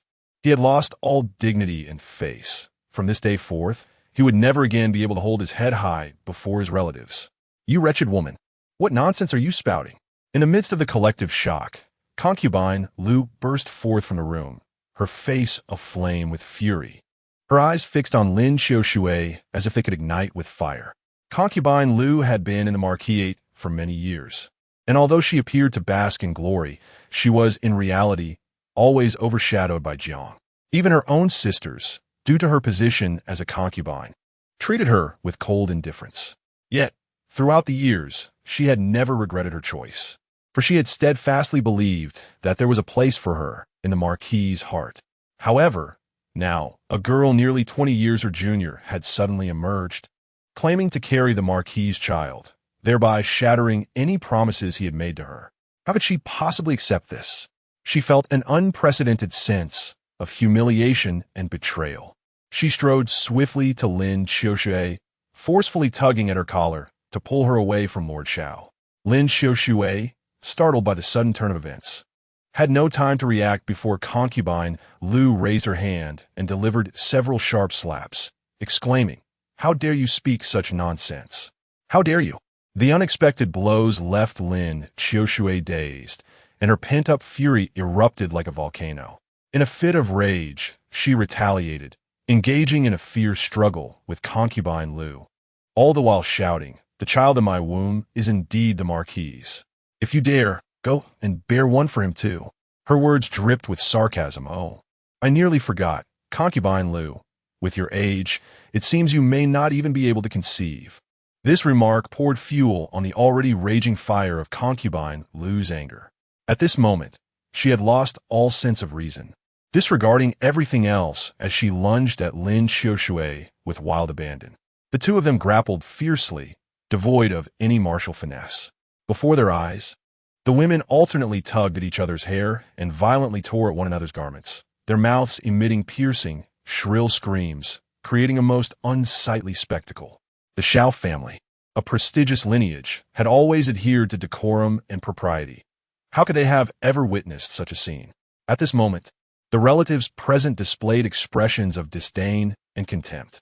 Lord Xiao, who placed great importance on his reputation, felt utterly humiliated as his kin had been subjected to two farcical incidents within a single day, leading to a profound sense of shame. In a surge of emotion, the disorienting sensation of blackness clouded his vision, and dizziness once more enveloped him, while his limbs began to numb and betray him. He intended to command the maidservants to separate Lin Xiaoshui and Aunt Lu. Yet the words that escaped his lips were incomprehensible even to himself. With no time to ponder the reason behind this, he collapsed to the ground with a resounding thud. Chapter 85. The abdomen appears significantly larger than that of an average expectant mother. Lord Xiao, a military official renowned for his robust health, suddenly fainted, startling everyone present. Observing this distressing situation, Lady Jiang swiftly commanded that the lord be carried back to the courtyard. Fortunately, the physician who had previously treated Lin Xiaoshui had not yet departed, and Lady Jiang decisively instructed him to examine Lord Xiao. However, Lin Xiaoshui, standing nearby, voiced her discontent, loudly proclaiming, "This physician lacks medical ethics. He must not treat the lord. We ought to seek a more capable healer." Lady Jiang shot her an admonishing glare and retorted, "If something were to happen to the lord while we fetch another physician, could you bear the responsibility?"